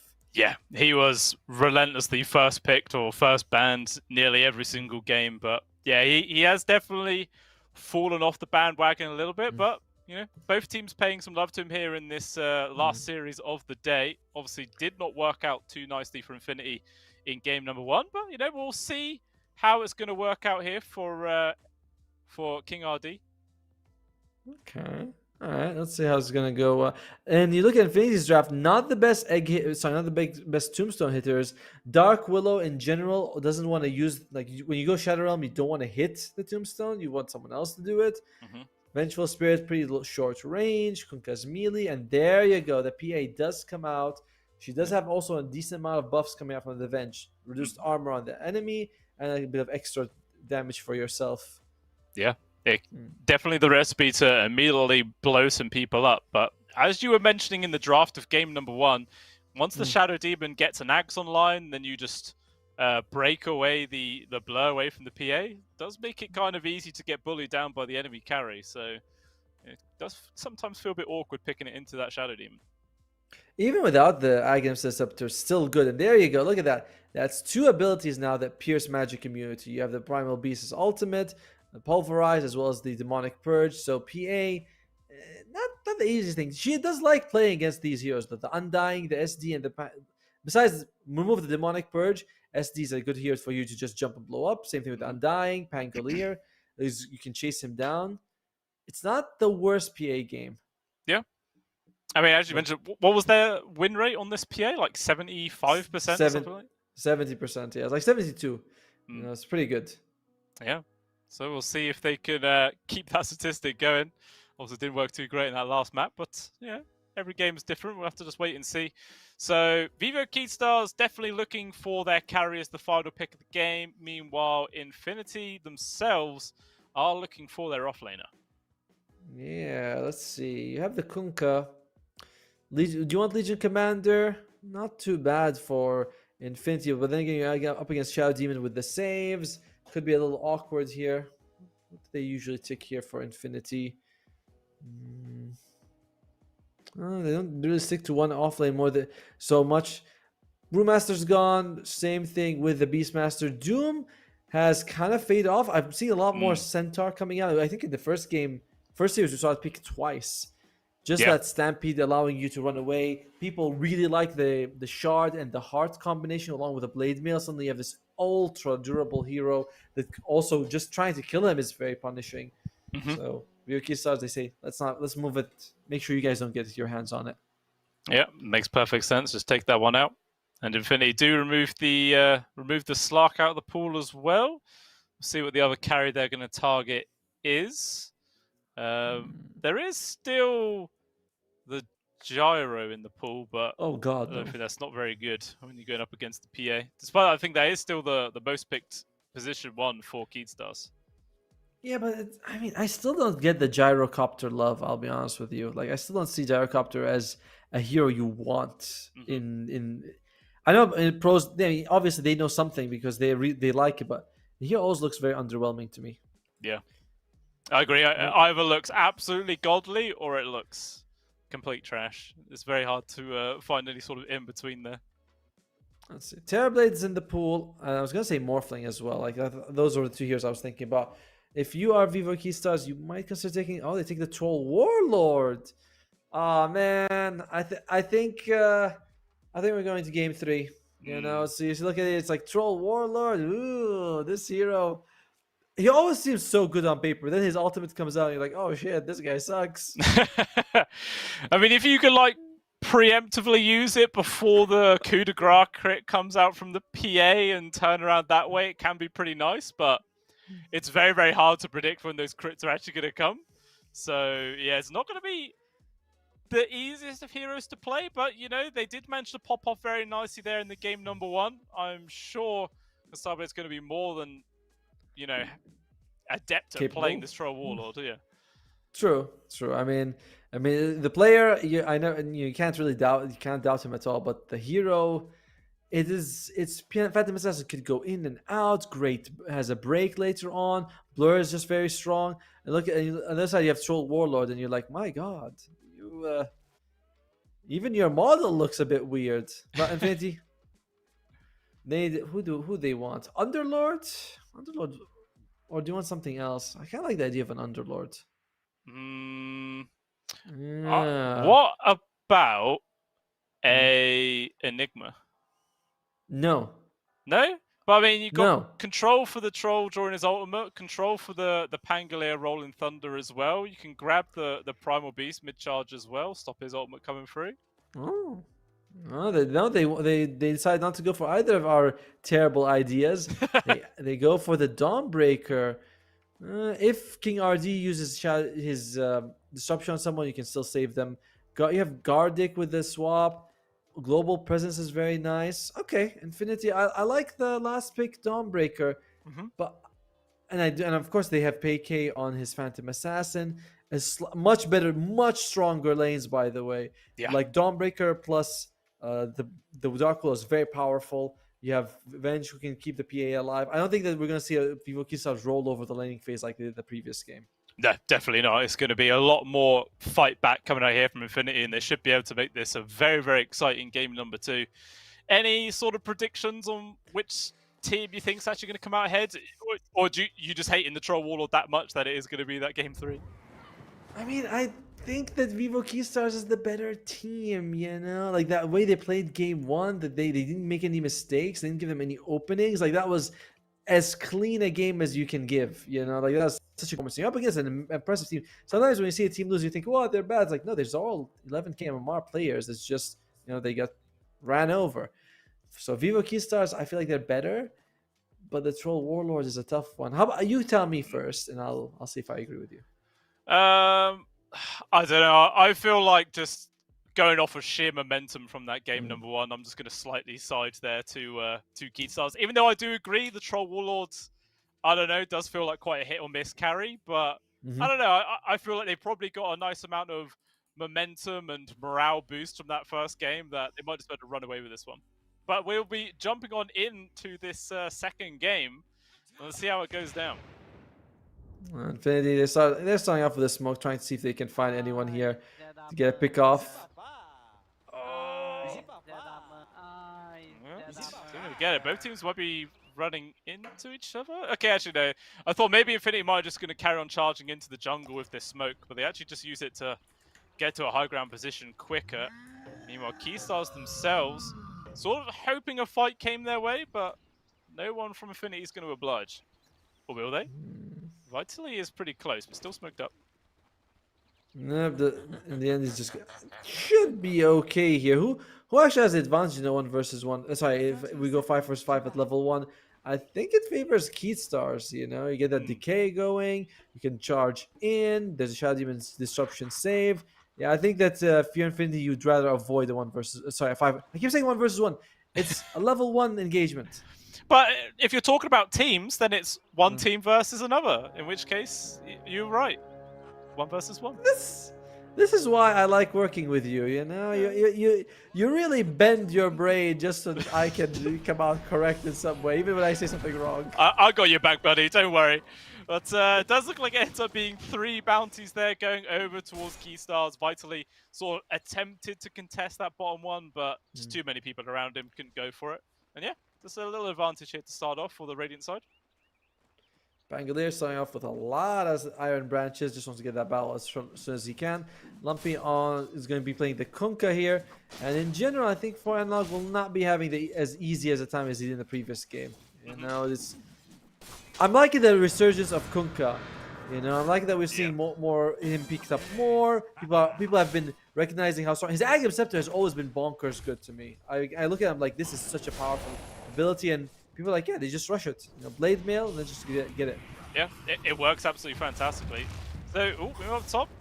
Just a little trample coming out right now. PK takes a fair amount of damage, but he will be able to walk off for Willie. He won't. He does actually end up getting ran down there. King RD picking up the first blood here in the second game. And, all right, just Keystars carrying on playing very, very aggressively. Yeah, they noticed that she only has Stifling Dagger level 1, which is, you know, the standard, and they're like, yeah, we're just gonna go for a kill. Stun was already used by King RD, so they're like, sorry, by Gardic. They didn't have to worry about anything here. Won't be as easy once level 2 comes out and she has the jump. I think at that point, unless she jumps in, which is very unlikely, you can't even kill PK. Yeah.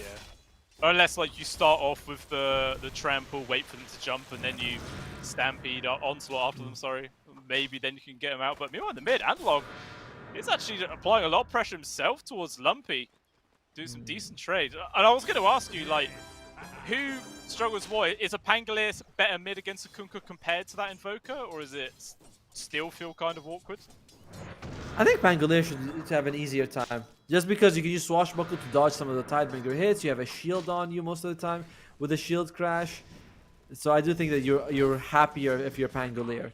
Later on, once the X mark, I think you get very annoyed, but until then you're happy. Yeah, it looks like he definitely is happy, especially in terms of CS. 10-3 to Analog to the 7-0 there, Lumpy. Even in the bot lane, look at Vitaly's CS, only 4-1 right now. Meanwhile, Constabulate is 14-2.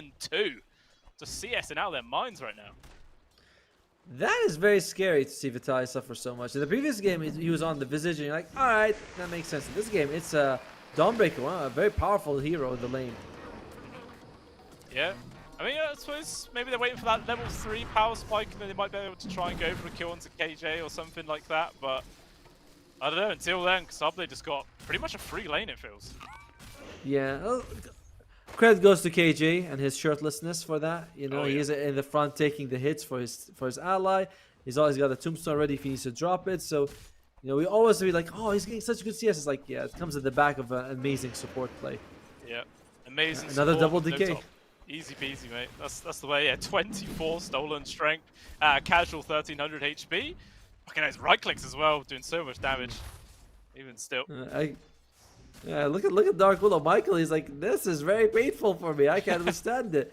And that's what happens when you have so much. I mean, he's only got 500 health on the Dark Willow, and he takes like 100 damage per hit. So you run out of regen very fast doing that. It's all economic damage. It is, yeah. Just chipping away more and more. Even still a couple of blood grenades left for KJ as well if they feel like they can actually go for a kill. So they really are just having a fantastic game here already. I mean, it looks like the CS in the mid is starting to balance out a bit. Lumpy was behind by a fair bit, but now literally only 2 separate them. Actually, 5 denies is still quite impactful, but it's not looking too badly. Yeah, in general, it's going to be okay. You know, like we said, the Pangolier has an easier time against the Kunkka. And overall, it's just a much better draft from Infinity. The laning phase, they were like 2,000 gold behind at this point in the previous game. This game, fairly even. Vitaly's suffering a little bit, but even then he's getting something, and there's going to be a few creeps coming out. I'll probably get 1 or 2 of them here. Should get a couple. Oh, up top, looks like they were applying a bit of pressure towards PK. 4 stacks of Shadow Poison on him as well. He's not going to be able to get the 5th, so he should be fine. Unless somehow King ID gets a sneaky one. That's not going to happen. Magic 6, such value in this lane. You know, on one side has Sibling Dagger, the other side has Shadow Poison. So both sides are like, yeah, thank you. We're having a lot of fun with this. Yeah, so many stick charges absolutely everywhere. Does feel good. The best lane is if you're like Undying against Tide Hunter and Shadow Demon. You know, there's like Anchor Smash and Shadow Poison. You're like, thank you. I IDK back again. That's always a fun lane. The endless trades. You know, down bot, vitally, maybe in some danger, but never mind. The Bramble Maze is there, perfectly placed. Does make space there for Vitally to back off, but even still, you could just tell as soon as he gets close to those creep waves, it is definitely possible for Keystars just to jump on him. And actually, speaking of, they're going to try and go over towards the Undying right now, slowed up from the hammer, but maybe Vitaly's overstepped his bounce right now, has to turn around from the stun on towards Constabile. And with the Bramble Maze, they're able to duke it out, but these guys are both so low. The Troll Waller is after blood, a couple of right clicks are all they're going to need, and Michael will fall. KJ is here, going for the TP out. There's no mana left actually for the Whirling Axes, so the Willow will survive. I think you're okay with that with your Infinity. You wasted a lot of time here from both players, and Troll's been getting farm, and Dawnbreaker hasn't. And now, for a couple of seconds, neither one was, so you're okay with that for Infinity. Just have to make sure you don't lose Vitaly, who, yeah, he just keeps falling further and further behind teams of CS, but at least Constabile wasn't able to get that much during that chase. Yeah, it's true. So run back to do what he's doing. Well, 6-minute rune spawns, and it is a regen, which is going to get secured there for Lumpy. Exactly what he ordered. Meanwhile, KJ as well as King RD here, use the Rolling Thunder coming through with the Tombstone drop. Going to stun him up in place. The boat not really connecting on all too much right now. Only a couple of zombies spawn. Make that 3. Is the slow going to be enough to find this one? Lumpy's duking left and right, trying to avoid the shadow poison, but unfortunately, it's not going to make any difference. He still does die. Even the disruption on towards guarding. Maybe they're going to look to try and get another one, but PK's actually getting involved. The PA rotating from the safe lane to get the kill on towards KJ. Even the roots once again connected on towards King RD. Can they get the second right now? They got another jump up, but they're not even going to need it. PK gets a double, and actually, Analog steps forward as well. But he should be able to get away with this one. She'll crash up to the high ground. And now this PA will have to back off. Even still, you know, making a nice rotation. Gets a double kill for their efforts. Yeah, but they also lose two cores across the map. I think they only killed 2 supports. It's an even trade for Infinity, but remember, that fight started off with Lumpy dead, and Bombing Constabile killed Vitaly solo. They just ran up to him and brought him down.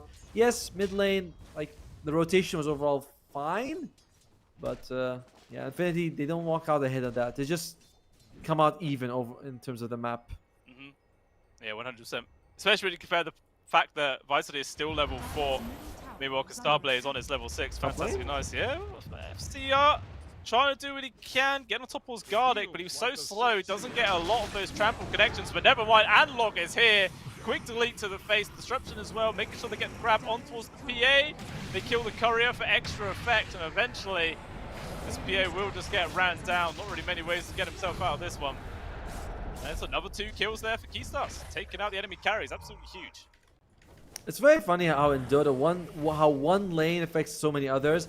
If Vitaly did not get crushed, he would probably be around level 6 on this Dawnbreaker, which allows him to use his ultimate. But because he's only level 5.5, Keystars feels like they can play aggressively in other lanes. And yes, all very connected. And Observer's telling us, yep, top 3 net worth, all on Vivo Keystars.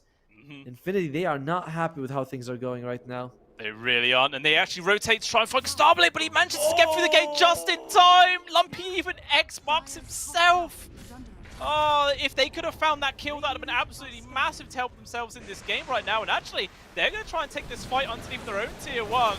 Looks like Starblade is more than willing to try and take this fight as well. He's going to get stunned up by the Gearing Crown. Jumps towards some PK. The crit's not doing huge amount of damage right now, but he had to run in a really awkward direction.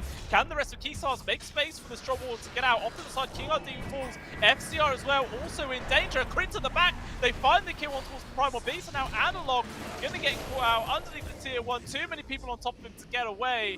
And it ends up being a huge win here for Infinity. Actually, it's not even done yet, because Starblade, he's still nearby. They will get the trade on towards Lumpy, but it doesn't even matter. They're going to kill the Troll. They're going to kill KJ. And that's 5 heroes dead there for Keystars, and a huge win for Infinity.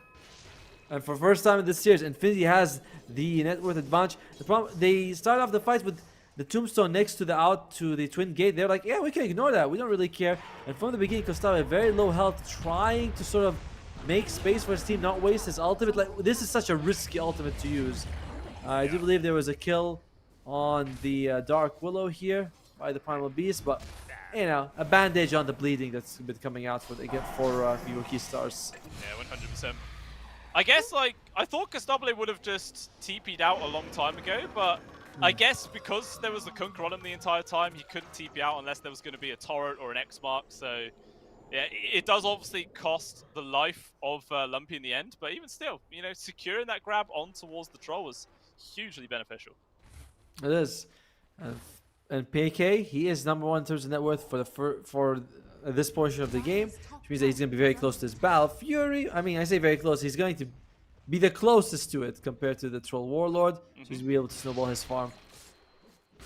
Yeah, see just how much he can snowball. It is still the other two cores on his side are lagging behind just a little bit.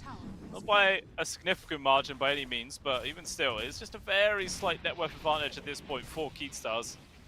And which team do you think needs to continue to play aggressively, or are both teams just happy to sit back and farm? I think Vivo Keystars might want to be the team that plays more aggressively. You know, late game Undying is kind of bad. Troll Warlord is, I don't think you really match up too well against the PA. Not because 1-to-1, I think the Troll wins, but PA is able to go in and out of fights very easily and just bait out his ultimate.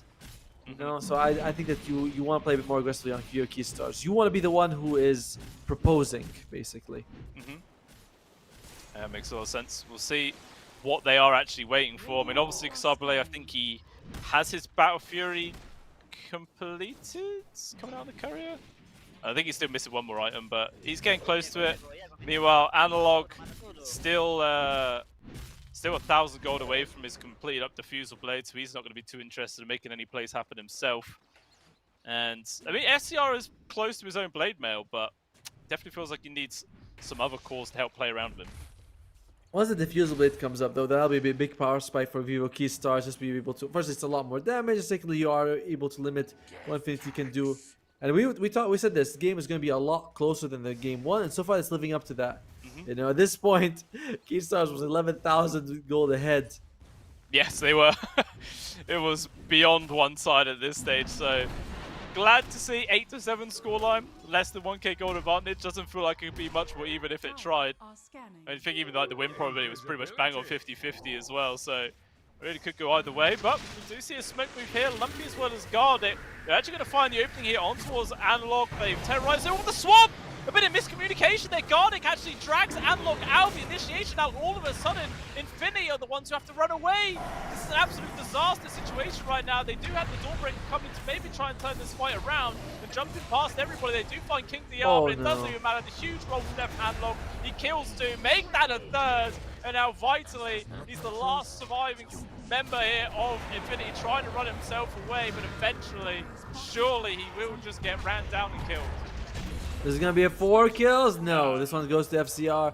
And the thing is, he swapped him because they were worried about the Shadow Demon Disruption coming out. So he's thinking, I'm kind of in the zone. Maybe if I swap him, he's still going to be hit by the boat, but not saved by Disruption. You can see Shadow Demon is right there. He's like, all right, I'm going to set up. But no, that's not all how it worked out. Yeah, if Gardic was literally like 30 units or something like that forward, it probably would have actually still connected. But yeah, I agree. It did sort of make sense trying to go for that play. Unfortunately, it just didn't quite work out for him. Nice. I also like what KJ did. Just goes on forward with his ultimate, drops a tombstone, forcing the enemy team. They're like, there's no way we can run away with this tombstone there, and there's no way we can. So we have to like bring it down, but bringing it down was so risky. Still lose 4 in the end. Big win for Vivo Keystars. And all they sacrifice is a position for Shadow Demon. Yeah. Yes, it's the life of support. Sacrifice yourself to get your team further in the game. Do you see the Battle Fury now completed up 40 minutes in? But it is still now 3k gold advantage, and the Battle Fury hot on his heels there, coming out from Castable of his own. So we'll see who can actually get the most value out of this item. It's another game where it feels like, apart from PK, the rest of the team is just so far behind. Yeah. It's like you might think, oh, okay, mean, they're not that. There's like 1,000 gold behind the cores of Infinity as well and FCR, but it's only a couple of like less than 2,000 between them and the sports. That's still a problem. That is a massive problem. Definitely going to need to find some way of recovering in this game, but it's hard. I mean, I suppose there is some decent aggressive potential from like Kunko plus Dark Willow and Venge, and then the Dawn can always get involved, but it's still a long ways away for PK to even feel comfortable going anywhere near enemy heroes. Dawnbreaker going for the Heaven's Halberd. Again, this is one of those items that I always think is a good one to get. You know, you're up against if Troll War's ranged, it's a 5 seconds disarm. A bit of evasion is also very helpful. Troll War is gonna have to build an MKB this game regardless, so that evasion is gonna be like useless later on, but still very nice while you have it before the MKB is ready. Yep, 100%. See how much value he's going to be able to get out of it, but he's still... he's not a million miles pined away. It's like about 1,000 gold and you will have that online. So, you know, hopefully once they have that online, Infinity can do something to try and balance this game out a bit more, because just like game number 1, it's starting to get a bit of a out-of-control lead here. It is. For analog, he finds Gardic. We'll see if he wants to go for the... Oh my god, look at the damage. Jeez, just a 1 swashbuckle, 2 stacks of Shadow Poison not going to be enough. Actually, AK getting involved right now. Now he's going to get controlled up. There is going to be Swap. He actually swaps him back into another connection off the stun. Even still, 4 heroes just jump on top of King RD. Roll through comes on, and with the swashbuckle as well, they get the grab onto Asgardic. PK has to try and run off to the side as FCR will just run down the enemy carry. Analog in danger, but a short-range swashbuckle brings him to safety. He's still just trying to survive. Physical damage block comes through from the Shieldcraft, keeping him going for as long as possible. Kasabe has to use his ultimate to avoid the dot damage. He sat just off to the side, whew, very close. Barely keeps himself going, but again, another 4 kills going towards Keystars, and all they lose is the Shadow Demon. I think at this point you're like, they're like Gardic. Don't, whatever you do not swap one of us. You know, he just swaps him right next to where the Pangoli's path. But they do still jump in. They bring a kill, they get a kill on King RT, but it doesn't matter. You know, it's just really like we already used everything he needed to, and everyone comes in and just starts cleaning house. It's just somehow Analog able to survive through all of that, like on death's door the entire time. Shield crashes to avoid the torrent there as well. Oh, it's a nail-biter situation. It is, and if you're Infinity, you have to you need to stop bringing PK to these fights. This is the second time I see him jump in. Oh well, Gardic. Well, this is more than the second time we're seeing Gardic die, as that is the 5th death on the board for him. And actually looks like they've also found Lumpy. Torrent will actually get the connection onto KJ, so he's able to retreat at the very least. But just such aggressive position here from Vivo Keystars, denying any access to the dire jungle, really is limiting the amount of space that Infinity have to farm. Vitaly's doing the right thing. You know, he's like, I got my ultimate. I don't need to be in a like with my team. I can be in a different lane. I like it, but they need PK to do the same. Just blur, go to a lane, push it out as far as you can, or you know, just farm. But whatever he does, he cannot join his team for fights for a while. You're just simply too far behind. And I don't think he's going for BKB next. He's going for... Oh, actually, he's going for it next. I saw the Deso being queued up before that, but he wants BKB. Maybe once he has the BKB and the Deso, then he's ready to jump on people. Okay, I was just envisioning Constable dying then. Like, he waited really long. If a stun came out on that last Roche hit, I think he actually would have died. It was risky. I would have loved to have seen that. Just to cause some chaos, of course. Meanwhile, Michael does end up getting caught out. Looks like Rolling Thunder was used to get that kill. So they're finding kills, they're getting Roshans, they're just doing absolutely everything they want to do here. It has not been Michael's series in general. I mean, game 1 it was terrible for him with the Bounty Hunter. This game not as bad. It's 2, 4, and 6 on the Dark Willow, but in general the dire supports have been suffering like both games. Vitaly continuing to push bottom, has the Heaven's Halberd now. He wants to. Ooh, I like this. Top lane, sorry. Yeah, they're gonna get this kill onto FCR for very aggressively positioned with not much HP left. So he is punished for that one, and doesn't look like Infinity can get the grab onto anybody else. But even still, that was quite a lot of golds. It was like 900 pretty much just for that one kill. Well worth it. Well worth it. I was actually going to say that Vitaly in the bottom lane, he is going to go for an Aghanim Scepter. He just wants to be able to get that missed chance for his allies. 60%, it's a big deal. Good amount of heal. And Costabile, like, it's not. I don't think it's enough to overcome Costabile's damage, but it's still very useful. Yeah, 100%. It can just make all the difference in those small situations of keeping someone alive and changing whole fight around. So we'll see just how impactful it's going to be. But again, he's still got quite a long of the way to go before he's got that item on the line.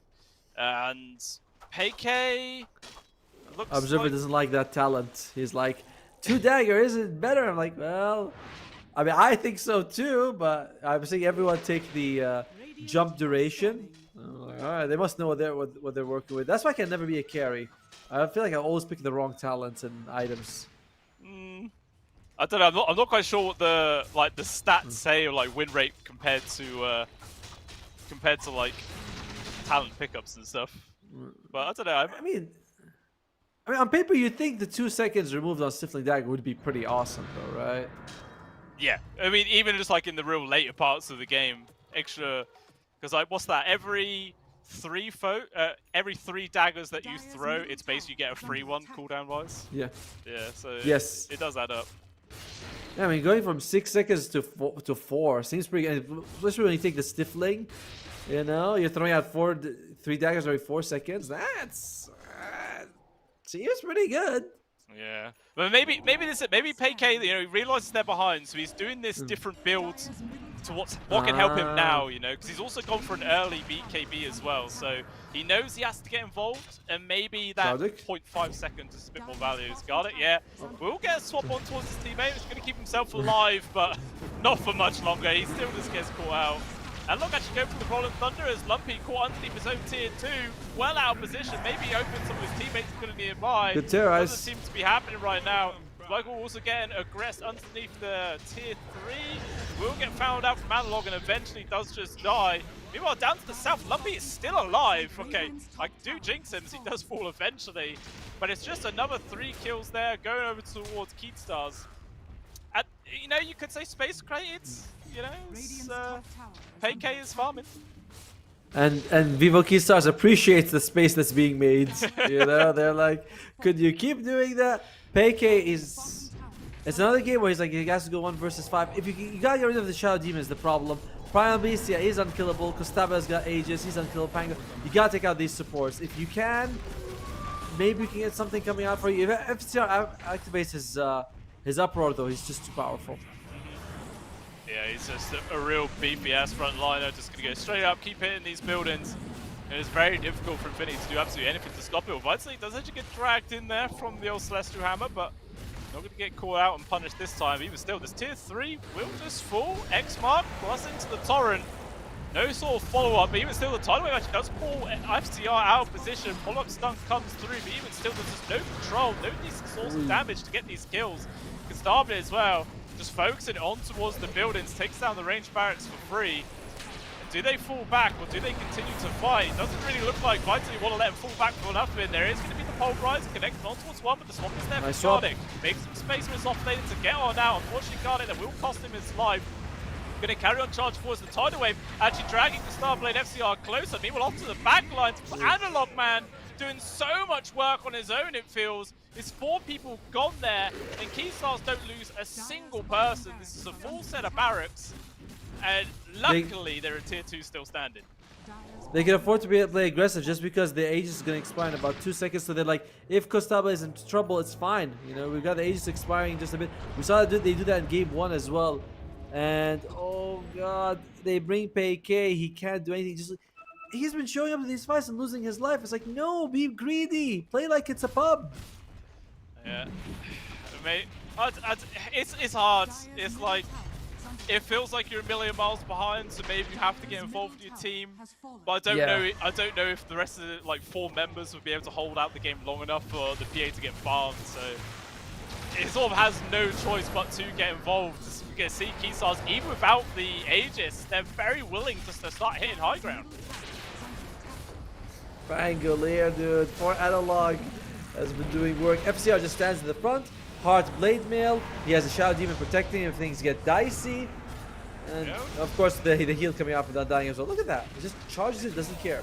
Oh yeah, Michael, even with the Shadow Realm, doesn't make any difference, man. There's so much AoE damage there to just burst through it. gone for 30 seconds. Meanwhile, Starblade just carries on hitting buildings. That's another set of barracks gone. And I'm sure they're just going to go for the top set now. Just keep rinse repeating. There's only so long that Infinity can last under this pressure. Doesn't look like it's going to be very long at all. They might consider holding up until they get the Deso for the PA. Go for that fight with the Deso BKB Battle Fury. I mean, she is basically got it. So, 2 racks is behind, 24 minutes in. 8%? Okay, I say 8% is fair. You know, I don't believe it's like a 0 or 1%. There's a chance here for Infinity. It's just it's a very small one. Yeah, I feel probably more like a 2% chance. I don't know, that could just be me being a little bit one-sided there, as we do see another kill gets found. Guarding falls. Michael even is going to get controlled up inside his own base. Lots of AoE damage. He's still able to survive. Sliver of HP. 20 is there. The Bramble holds back KJ as well. Does he just go for random jump? He does, man. The AoE Axe damage gets the kill. What the hell? I only now realize, and looks like they're gonna get lumpy as well. Like every time we're looking at someone on Infinity, they're dead, which makes sense because they've been dying 29 deaths in 25 minutes. But it's going to be all on this team. It's going to be the biggest PA performance of his life, you know? Yeah, I mean, it would be an absolute miracle, it feels, if he can somehow get his team back into this game. He's just so far behind. There's just no time at all to really get what he needs going. And I don't know, Keystars, they're just performing like a team that are going to TI because they are. You know, if they can carry on performing like this in all their future games, looking forward to some real magic coming out of this team. Same here. Guardian Greaves finished up on the Undying, so like killing Peike. He's trying to find the Shadow Demon. Peike, he has to jump back to save. I think he's gonna die before he gets any value. There you go. Yeah, controlled BKB means absolutely nothing. Dives of it still activated. And this could be where we see those 2 levels put together and put on the screen, and there it is. GG is called. Vivo Keystars take this series 2-0. The whole thing took less than 50 minutes for them to win both games. Like that is shorter than game 1 of our first series. That's what crazy. Dude, Keystars just destroy them. I'm not sure what it is, but there's a difference in level between the 2 teams. You know, I mean, Infinity. Every time I look at Infinity, someone's in a bad position being killed. Like in game 1, we saw Bounty Hunter a couple of times. Did we way deep on the enemy side, losing his life? We had the draft with the Visage and Bounty in the same lane. Like that looks terrible. This game lanes went well.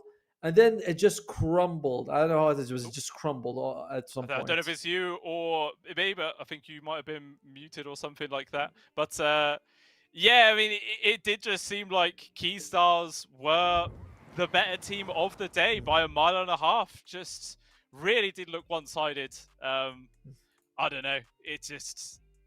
I don't know what else we could say, really. It's just absolutely an absolute smashdown. We'll have a quick look at the brackets here after that series has ended to see what it's all looking like now, as all the quarterfinal games have been set. And there's a lot. Bait versus Cyber Team, Keystars versus Team Tickles. That should be a very fun one indeed to watch. And still MarsBet team versus Namiga Gaming, and then Lunar Galaxy versus Moneymaker. So it's going to be a very, very exciting day tomorrow. One thing I like about the Pinnacle Cup is that as we get more and more, we're seeing the teams that make it through the group stage actually go further and further. I remember in the first 2 Pinnacle Cups, it's just like invite teams. They come in, they immediately smash everyone. We have 4 invited teams in the top 4. Now it's like, nah, that's not happening, you know? The top 4, we're going to have 2 invited, 2 guest teams at best. So I like that. I like that a lot. And one thing that Vivo Keystars did that I really appreciated was they bought Pavis against the PA.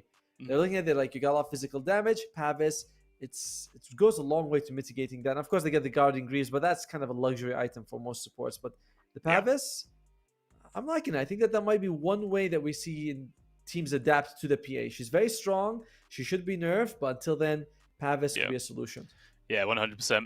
I mean, when that item first came out, it was literally in every single game. Didn't feel like whatever lineup you're up against, you just build Pavis, and then it fell off. But yeah, starting to see a little bit of a resurgence of it again, as you mentioned, just really effective in that series. And yeah, hopefully we see a lot more of it.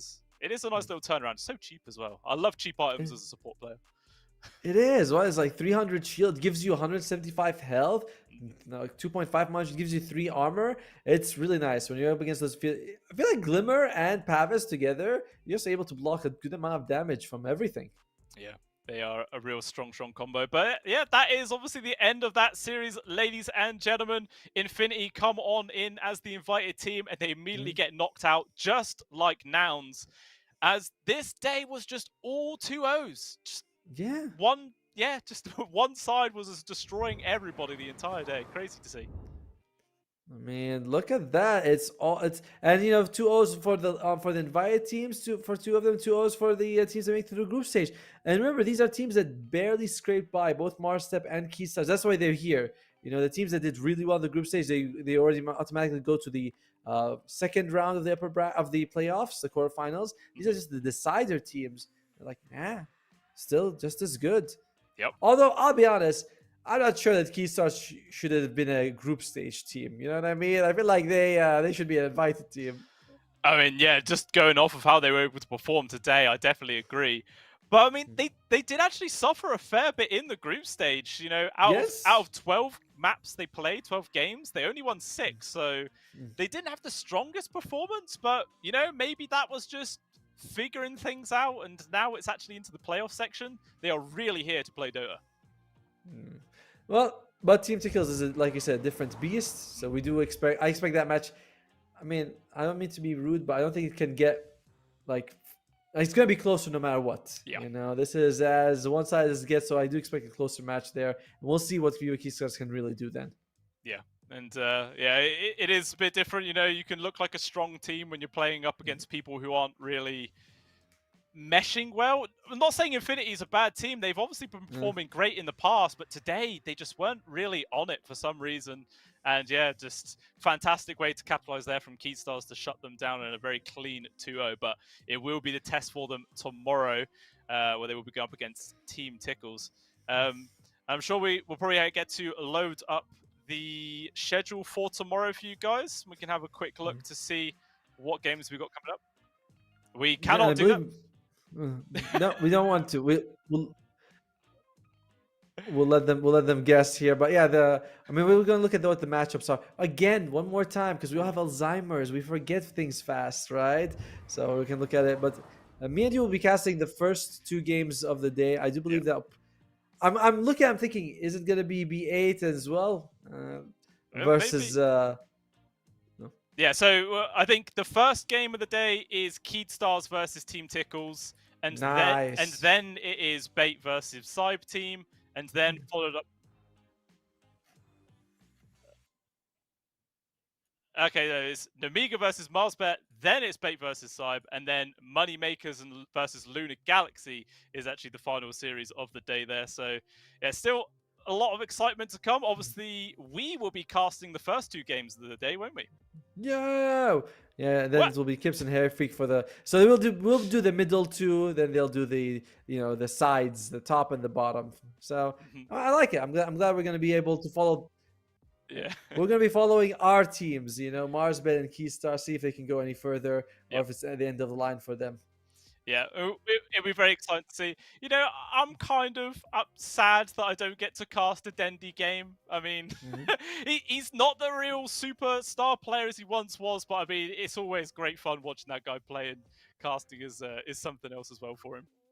Yeah, but then you get very emotional if he does well, yay! But then he loses, and you're like, "Oh, poor Dendi, no, guys, be easy on him."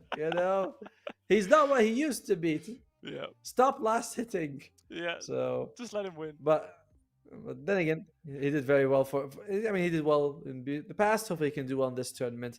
But I believe we're done for today, aren't we, Blue Scale? There's no more games. We're out. That is it. We are finished. The day of 2-0s have come to a close, and hopefully tomorrow will be the day of 3-0s. 2-1s. That's 2 what 1s. I mean. That's what I mean. But yeah, thanks for watching, ladies and gentlemen. And we will hope to see you all tomorrow for the continuation of the Pinnacle Cup Malta Vibes Tournament number 4. We'll see you then. Bye. Oh, esport. You and I have come a long way. It was such humble beginnings. As we gathered in small groups, We were professionals right from the start. Passionate, organized, and ready to rumble. We dreamed big, and surely enough, our parents supported us at every step of the way. Didn't they? Fired up by all this love, it wasn't long until we caught the scent of competition. To be honest with you, it wasn't always that easy. Joe here, he had to take on 2 side jobs to afford playing professionally. It's gonna get better, Joe. Fist bump. And some of you dared to not even call this a sport. And look where we are today. An endless stream of esports events every year. Bet you didn't see that coming, Mom and Dad. And you know what? We have been with you every single step of the way.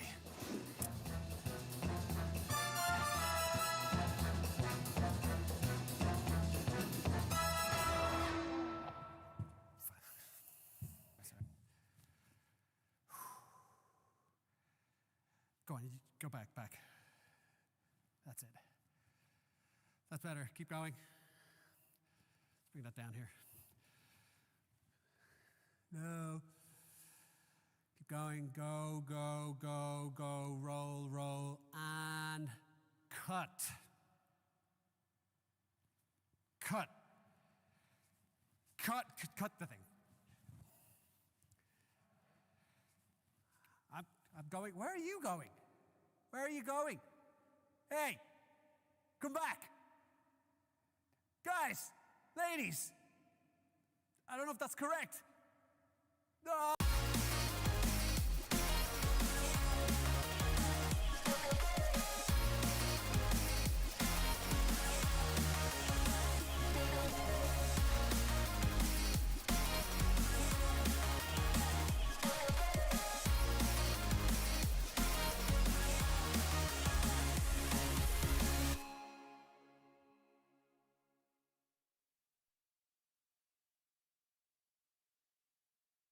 Dream of working with people you watch on screen. Exclusive esports opportunities handpicked just for you. Candidate profile to raise above competition. Let 10GG handle routines. Make a step towards your dream today.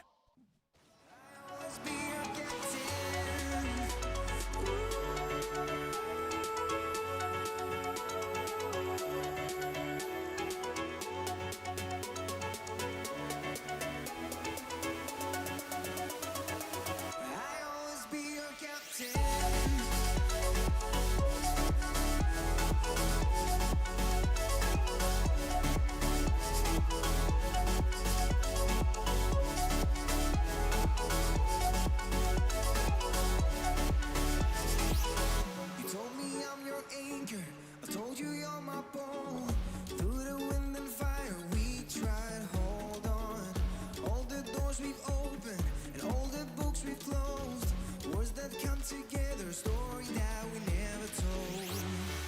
So for his sake and for my own, you said just keep holding on. If you're about to break, I'll always be your captain. For our failures we have grown. You said just keep holding on.